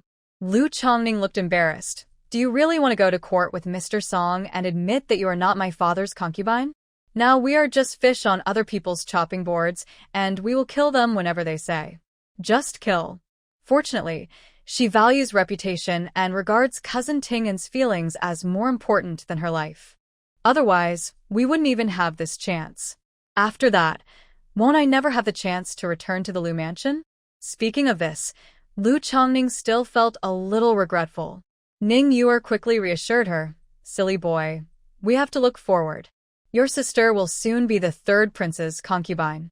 With this relationship, what does a Lu mansion mean? As long as we can stay in the capital when your sister gets married, it will be the day when we turn around. There will be no need for her to drive us away then. Even if she begs us to stay, I won't even give her a look." But sister said yesterday that she wanted us to leave the capital. Lu Chongning was a little worried. Ning Yuer said, "Don't be afraid, this is not far from your sister's yard. When she knows the news about our stay, she will definitely come to see us. At that time, I will discuss future matters with your sister." The mother and son lived in the yard like this for 2 days. But Lu Zi never showed up. It wasn't until the morning of the third day that Lu Zi came to the courtyard angrily. The first thing he said after entering was, "Why do you live here? What on earth did you do? Zi, you finally came to see us." Ning Yuer came forward with a smile in her eyes. Lu Zi ignored her at all, walked directly into the house, and signaled the maid to close the door. It wasn't until there were only 3 people left in the room that she spoke again. "Weren't you locked up in the ancestral hall before? Why did Lung Qingyu let you out? Did you promise something? Lung Qingyu has something to ask me for, but..." Just as Ning Yuer was about to answer, Lu Zi said angrily, "Didn't I tell you that I would plead with her and let you leave the capital? What exactly did she ask you to do? You agreed without even discussing it with me. If it affects my marriage, you..." Seeing that Lu Zi was really angry, Ning Yuer quickly comforted her and said, Zi, don't be angry yet. Listen to my mother. How could she harm you?" Lu Zi held back the anger in his heart, turned around and sat on the chair. "You say it." Ning Yuer also wanted to sit down, but the wound on her hind leg was scabbing, and it was time to recover. She hesitated for a moment, then stood in front of Ning Yuer and said, "This happened so suddenly that I didn't have time to discuss it with you, but Nyangdu, I take your affairs seriously and will never affect your marriage with the third prince. What's going on?" Lu Zi was very impatient. Ning Yuer quickly said, "Actually, it was Lung Qingyu who asked for help from me, so she released me. She wanted me to go to the Ministry of Punishment to clarify the relationship with your father. He said that I was just his cousin, not some extramarital affair." "She actually wants you to do such a thing?" Lu Zi was a little surprised. Now that Lu Chongqing has been crowned king, they have the final say over the entire Lu mansion. Whether you have an affair with your father or not will have any impact on her. What she wants to do with you is not a matter of her words. Ning Yuer disagreed with her point of view and shook her head. "Why is there no impact? She, Lung Qingyu, has been arrogant all her life because of your father's exclusive favor. How can she easily accept that he has someone else she loves? What's more, she is just a businessman's daughter. She doesn't have the ambition of a wealthy family. Knowing that your father has a childhood sweetheart like me, he must be trying his best to save the situation. I just thought, since she wants this face, I will grant it to her and use my status as an outsider to exchange for your brother and I to stay in the capital safely. I think it is worth it." "You really believe her?" Lu Zi still had doubts in his heart. "What if she regrets it after you clarify it for her?" Ning Yuer quickly replied, "I have thought about this too. When the lawsuit came to court, I directly proposed in court that Chongning and I would live back in Yongning Lane, and the Lu family would protect our safety. In order for me to testify, she had to agree. In this way, everyone will know where I am going. If something happens to me and Chongning again under the protection of the Lu family, wouldn't it be the Lu family's problem?" Listening to this, Lu Zi always felt that something was wrong. However, Ning Yuer didn't let her think too much and continued, "Mom, after thinking about it, this is indeed the best solution. After breaking away from Lu Ting'en's identity as an outsider, I no longer have to look at Lung Qingyu's face. Even if she wants to harm us, it won't be as easy as it is now. Mom is really reluctant to leave you. Your brother and I are not at ease leaving you alone in the capital. After Ning Yue finished speaking, Lu Chongning immediately nodded in cooperation. Lu Zi was upset and said with a cold face, "The matter is over. If you want to stay, then just stay. But you have to remember that you are just Lu Chongning's mother, not my mother. If you say what you just said again, don't blame me for being ruthless." Only then did Ning Yue realize that she had just said something wrong. She raised her hand and slapped her face hard. "You should be slapped if you can't control yourself again with this foul mouth." Lu Chongning went up and supported Ning Yue, shouting, "Mom, what are you doing?" And he held her hand down to prevent her from continuing the beating. Lu Zi couldn't stand it, so he had to warn her again. "Since you have reached an agreement with Leng Qingyu, remember your identity. You are not allowed to call yourself mother in front of me in the future, and you are not allowed to show too close to me." Ning Yue was a little sad. "Although you are no longer my daughter, I am still your aunt. I care about you, so there's no problem, right?" Lu Zi became more and more impatient. "What's the point of you caring about me? Do you have money? Can you buy me a dowry? If you can't do anything, don't keep leaning forward." Ning Yue was stunned by these words and watched Ning Yue walk out the door and leave the yard with the help of the maid. "Mom, sister seems unhappy?" Lu Chongning looked at Lu Zi's back and said. Ning Yue calmed down and said softly, "It's okay. She is pregnant now and is easily irritable. Just wait until this period of time has passed." Lu Zi had just left here when Leng Qingyu got the news. Ding Qiao reported everything he just saw. "You mean she stayed in the house for a short time and then left? Did the mother and son follow her out?" No. Ding Qiao replied. "Has the new nurse seen this scene?" Leng Qingyu asked. I saw it. "I stayed far away just now because I was afraid that the guardian would discover my whereabouts." As soon as the second lady entered the yard, Zhang Huyuan jumped on the big tree next to the yard. After the second lady left, he also left quietly.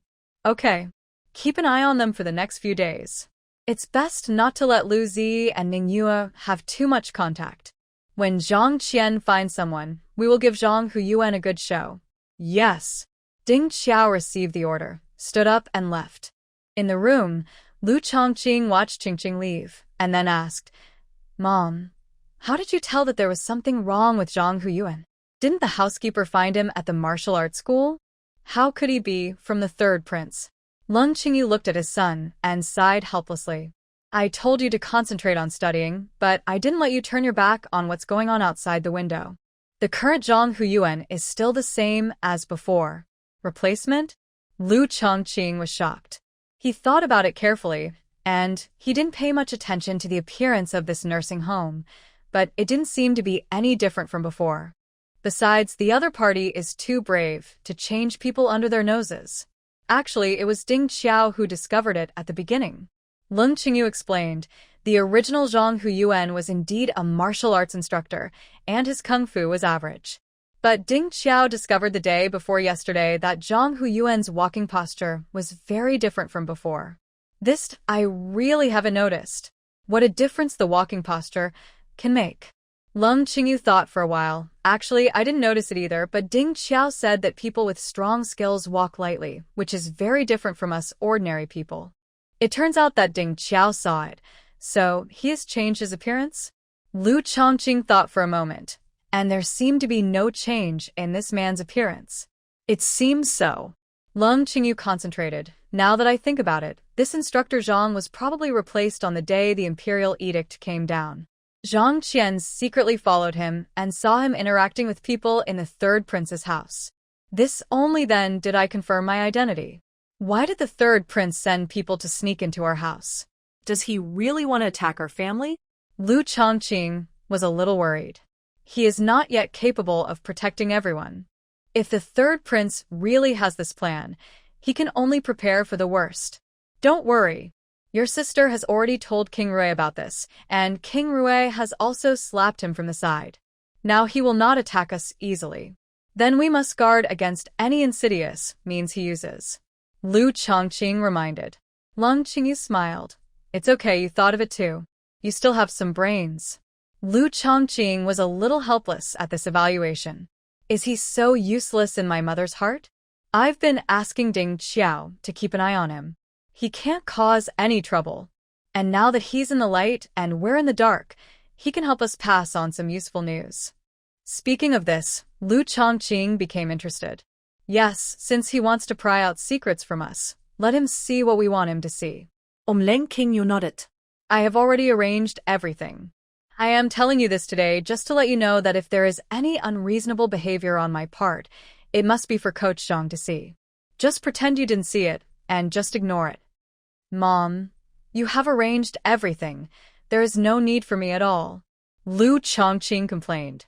Leng Qingyu said, you have things you need to do. Don't get involved in such dirty things in the inner house. Okay, listen to Mother. But if Mother needs me to do anything, you must tell me as soon as possible. He warned worriedly. Leng Qingyu nodded. Don't worry, I won't make it easy for you. Your sister said that Chen Yan, the eldest son of Prince Rui's family, will wake up in the next few days. At that time, you will go to the house to congratulate him as Prince Qin. It's your first time to go out to socialize as a prince, so be prepared.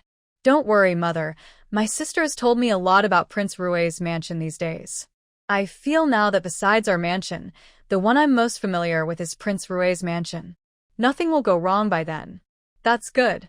Leng Qingyu was still very relieved about this son. Prince Rui has helped us a lot during this period, and he is a senior figure in the court, and the emperor likes him deeply.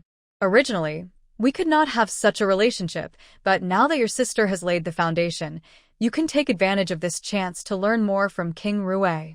King Rui is a decent man and has a lot of knowledge about how to govern the country. As long as he is willing to teach you, you will definitely be a pillar in the future. These are not important. Lu Chongqing said, you know this is not my ambition, but as long as Mother likes it, I am willing to do these things. As long as you want to. Leng Qingyu sighed. After everything at home is settled, our family will sit down and have a good chat. It's time to think about the future for you and your sister. A few days later, Zhang Qian returned to his home. There was also a middle-aged woman who came back with her. The woman looks ordinary and does not look like she would have any friendship with the Marquis. The maid in the mansion was curious and secretly inquired about this man's origins, and later found out the truth from Zhang Qian. It turns out that this woman's name is Yun Yang, and she is a master in making incense. Because the eldest lady is obsessed with making incense, the lady specially asked Zhang Qian to go to Qingping County to find someone. Madam is so kind to the eldest lady. Yue took the little maid to deliver daily necessities to Yun Yang. On the way back, the little maid felt inspired. That's right, after all, the eldest lady is her biological son. Yue said with a mysterious face when seeing no one around. Sister Yue, what do you mean? Isn't the second lady the madam's biological child? I remember when the eldest lady was found, the lady said they were twins. The little maid looked surprised. That's just rhetoric on the surface. Yue took the little maid to the corner, looked around, and then said, I'm telling you, don't say it everywhere. If Madam hears it, we will be kicked out of the house. The little maid raised her hand and promised, Sister Yue, don't worry, I won't tell anyone. Yue lowered her voice and said, if nothing else, take a look for yourself. Are there any similarities between the appearance of the eldest lady and the appearance of the second lady? The little maid thought for a while. The eldest young lady looks like the madam, and the second young lady is a bit like the master. I heard that some twins don't look alike. Yue, that's true. But this is definitely not the case for the eldest and second young ladies in our family. They don't look alike. That's because they are not twins at all. Let me tell you, the last time I went to Yuntong County with my wife, a lot of things happened. It turned out that our second young lady was the child of a local farmer. I carried the wrong child back then, so I brought her back. The madam's biological eldest daughter was left in Yuntong County for more than 10 years and suffered hardship for more than 10 years. Madam was almost heartbroken after knowing the truth. What? The second young lady turned out to be. The little maid covered her mouth, not daring to say those words. Yue nodded, yes. Madam is kind-hearted. Although someone changed her child, The love between mother and daughter for more than 10 years cannot be broken off. That's why they said they were twins. Wow. Then the second young lady must also know her life experience? The little maid asked. I know, Chiyue said. It's just that I don't think she appreciates it, and I always feel that Madam treats her badly. Even if I am going to marry the third prince this time, I am not very happy. The Madam really has nothing to say to the second young lady. Second miss, aren't you very happy? Besides, marrying the prince is something that many people dream of. How could second miss not be willing? The little maid was puzzled. Chiyue sighed softly. To us, the third prince is like the moon in the sky, and it feels like we are dreaming just by looking at him. But the second young lady is a young lady from the Ho family after all, and she is well informed. I heard that these ladies don't seem to care about family status, but more about the hearts of two people. Childhood sweethearts. Being in love with each other is the most important thing. If you ask me, their marriage should have been arranged earlier. If it were delayed any longer, I would be afraid that something would happen to the second lady and that one. The little maid seemed to have heard some shocking secret and was so frightened that she could not close her mouth. Sister Chiyue, the person you are talking about cannot be the one living in the backyard. Sure. Chiyue raised an index finger to stop the little maid from continuing. You must keep this in mind and never tell others, remember? Remember? The little maid nodded like a fool. The two hurriedly left the corner and returned to work in the yard. No one noticed that right where they were standing, separated by a wall, a man was standing there with his arms crossed, having listened to everything they said. He sorted out the information he had just received in his mind and felt that the news this time was a bit important. When no one was paying attention, he took out a small notebook and wrote down all the information in his mind, waiting to report it to the third prince next time. And the third prince has been in a bad mood recently. It's been a long time since he's encountered something so difficult. First, King Rui suddenly intervened and promoted Lu Chongqing to the throne. As a result, not only did Ningyu and her son's plan to monopolize the Ho mansion fail, but Master Song from the criminal department was also involved. Fortunately, the man named Song had some brains and took over everything and picked him out in time. He also thought that he must not let the emperor know that he was related to this matter, but as a result, the news of Lu Zi's pregnancy spread from the Lu mansion. His father didn't even ask for his opinion and directly decreed the marriage, which made him have to wonder if there were any ulterior secrets in the Lu family. Now that the Lu mansion has Prince Rui's mansion as its backer, what they do must be carefully considered. Lu Zi's purpose is even more confusing. If this woman really had the same heart as him, she would never involve herself at this time. So, what do they want to do? The third prince prides himself on being the one who is always in control, and he has never been toyed with or applauded by anyone. Of course, this time is no exception. So, he immediately sent someone to find an opportunity to sneak into the Lu mansion and inquire about the news there first. However, the news from his subordinates was disappointing. Lung Qingyu didn't seem to do anything special.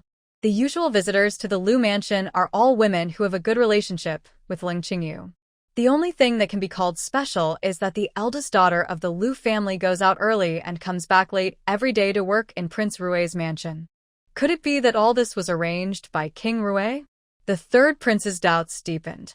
At this time, he received the news from the spy. The message said, Ningyu has eased the relationship with Lung Qingyu. Ningyu agreed to come forward to clarify that she and Lu Ting'en were just cousins, and Lu Chongning was not Lu Ting'en's son. In addition, people in the mansion said that Lu Zi was not the biological daughter of the Lu family, and that Lu Zi had a close relationship with Ningyu as mother and son. This complicated relationship made the third prince more and more agitated. Of course, he knew about the relationship between Lu Ting'en and Ningyu, but now he really suspected that Lu Zi was not Lu Ting'en's daughter. Maybe Lu Ting'en wanted to use this daughter to get closer to him from the beginning? Now that Lu Ting'en is dead, his relationship with Lu Zi has become the only tie between him and the Lu family. But Lung Qingyu is not a fool. He clearly knew about this relationship, and yet he still wanted to marry Lu Zi to him. He even did not hesitate to use King Rui's power to advance the marriage. What is it for? The third prince was puzzled. Fortunately, Lung Qingyu didn't worry him for too long. The Lu family soon made new moves. Although Ning Yuer said she was tough, she was always afraid of the day when she would actually go to court. However, after waiting for several days, she saw no movement from Lung Qingyu. The fear in her heart weakened, but her doubts gradually deepened. What is Lung Qingyu doing? Why hasn't there been any movement? For this reason, she specifically asked Lung Qingyu, but Lung Qingyu just said, "It's not the right time yet. I will naturally come to you when needed." Ning Yuer lived like this day after day. One day, Lung Qingyu suddenly sent someone to call her to the front yard. She thought what she was worried about had finally come to pass. Unexpectedly, after meeting, Lung Qingyu said nothing about testifying, but kept asking her how Lu Ting'en had gotten along with their mother and son over the years. "Speaking of it, I was careless. Ting'en was thinking about you, but I didn't realize it at all. When did he go to see you?" When Ning Yuer heard this, she muttered and didn't know what to say. "Did you say that Lu Ting'en secretly visited through the back door of the restaurant while socializing?" Lung Qingyu will definitely be furious. She thought for a while and finally came up with a suitable response. "In fact, I have rarely seen my cousin in these years.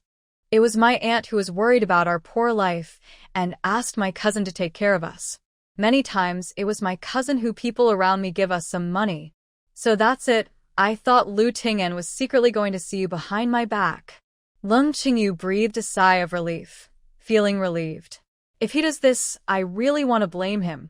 We have been married for so many years, and we don't have any trust at all.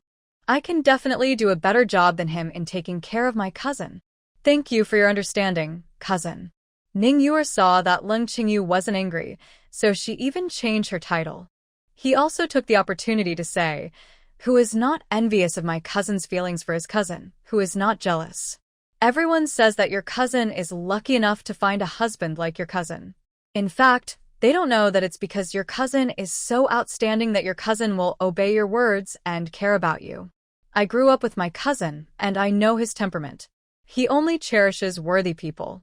Ning Yuer's compliments made Lung Qingyu laugh heartily, and even the tone of her words became much more intimate. Ning Yuer felt proud, thinking that she had drawn closer to Lung Qingyu this time and would have more opportunities to negotiate terms in the future. Little did they know that Lung Qingyu only deliberately dealt with her so that things in the backyard could go smoothly. Backyard. Lu Chongning was studying in the courtyard when a little maid suddenly broke in and said anxiously, "Master Lu, the second lady asked you to come over and have something to say." Lu Chongning was surprised that after they had lived together for so long, Lu Zi came over every time, and he and his mother had never been allowed to go there. "Why did you suddenly think of letting him go?" Seeing his hesitation, the little maid urged, "Mr. Lu, the lady said the matter is urgent and asked you to act quickly, otherwise you will miss something big." Once he heard that something might be wrong, Lu Chongning didn't dare to delay. Lu Zi screamed so urgently. Maybe something big had happened. Could it be that mother was bullied by Mrs. Lu again? Lu Chongning hurriedly followed the little maid to Lu Zi's yard, not noticing that Lu Zi's yard was unusually quiet. "Mr. Lu, please, the lady is waiting for you in the room." The maid walked to the door and didn't go in again. As soon as Lu Chongqing stepped into Lu Zi's room, the little maid immediately locked the door outside. Only then did Lu Chongning realize that something was wrong. He turned around and tried to push the door open, but a strange fragrance wafted into his nose. Before he could react, he plopped down and lay down on the ground. After Lu Chongning fainted, two figures immediately flashed out of the inner room. One is Zhang Qian, and the other is Yunyang, the woman Zhang Qian brought back a few days ago. Zhang Qian knelt down and felt Lu Chongning's breath. After confirming that he had indeed fainted, he nodded towards Yunyang. Yunyang received the signal and looked back at the house. On the bed in the house, Lu Zi, like Lu Chongning, was lying unconscious on the bed. "It's time to start," Zhang Qian whispered. Yunyang nodded. He found a chair and sat down upright, then opened his mouth and made extremely wild sounds. "Chongning, Don't be so hasty. Be careful. I'm still alive. The voice was melodious, and it was exactly the same as Lu Zi's usual speaking voice. After a few gasps, the voice in Yunyang's mouth changed and turned into a man's voice. Z, why did you come here? Do you know how much I miss you? I thought you only wanted to marry the third prince and had forgotten me a long time ago. It turned out to be exactly the same as Lu Chongning's voice. After Yunyang finished her performance, she looked at Zhang Qian proudly. Zhang Qian nodded and motioned for her to continue. How could that happen?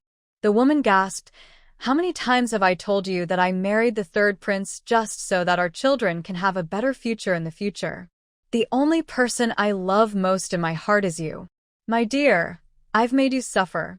If I hadn't been incompetent, how could I have let you do such humiliating things? The man's voice was somewhat self-blaming. The woman immediately said coquettishly, For you and our children, I am not afraid even if I suffer too many grievances. You must remember that no matter where I am in the future, you must not forget me and cannot fool around with other women. Don't worry, I, Lu Chongning, will never do anything wrong to Z in my life. Please love me, okay? Next, there were waves of wild sounds, and Coach Zhang, who was listening to them under the window, blushed and almost reacted. The relationship in Prince Qin's mansion is too messy. He had only been undercover for a short period of time, but he didn't expect to uncover such a huge adultery.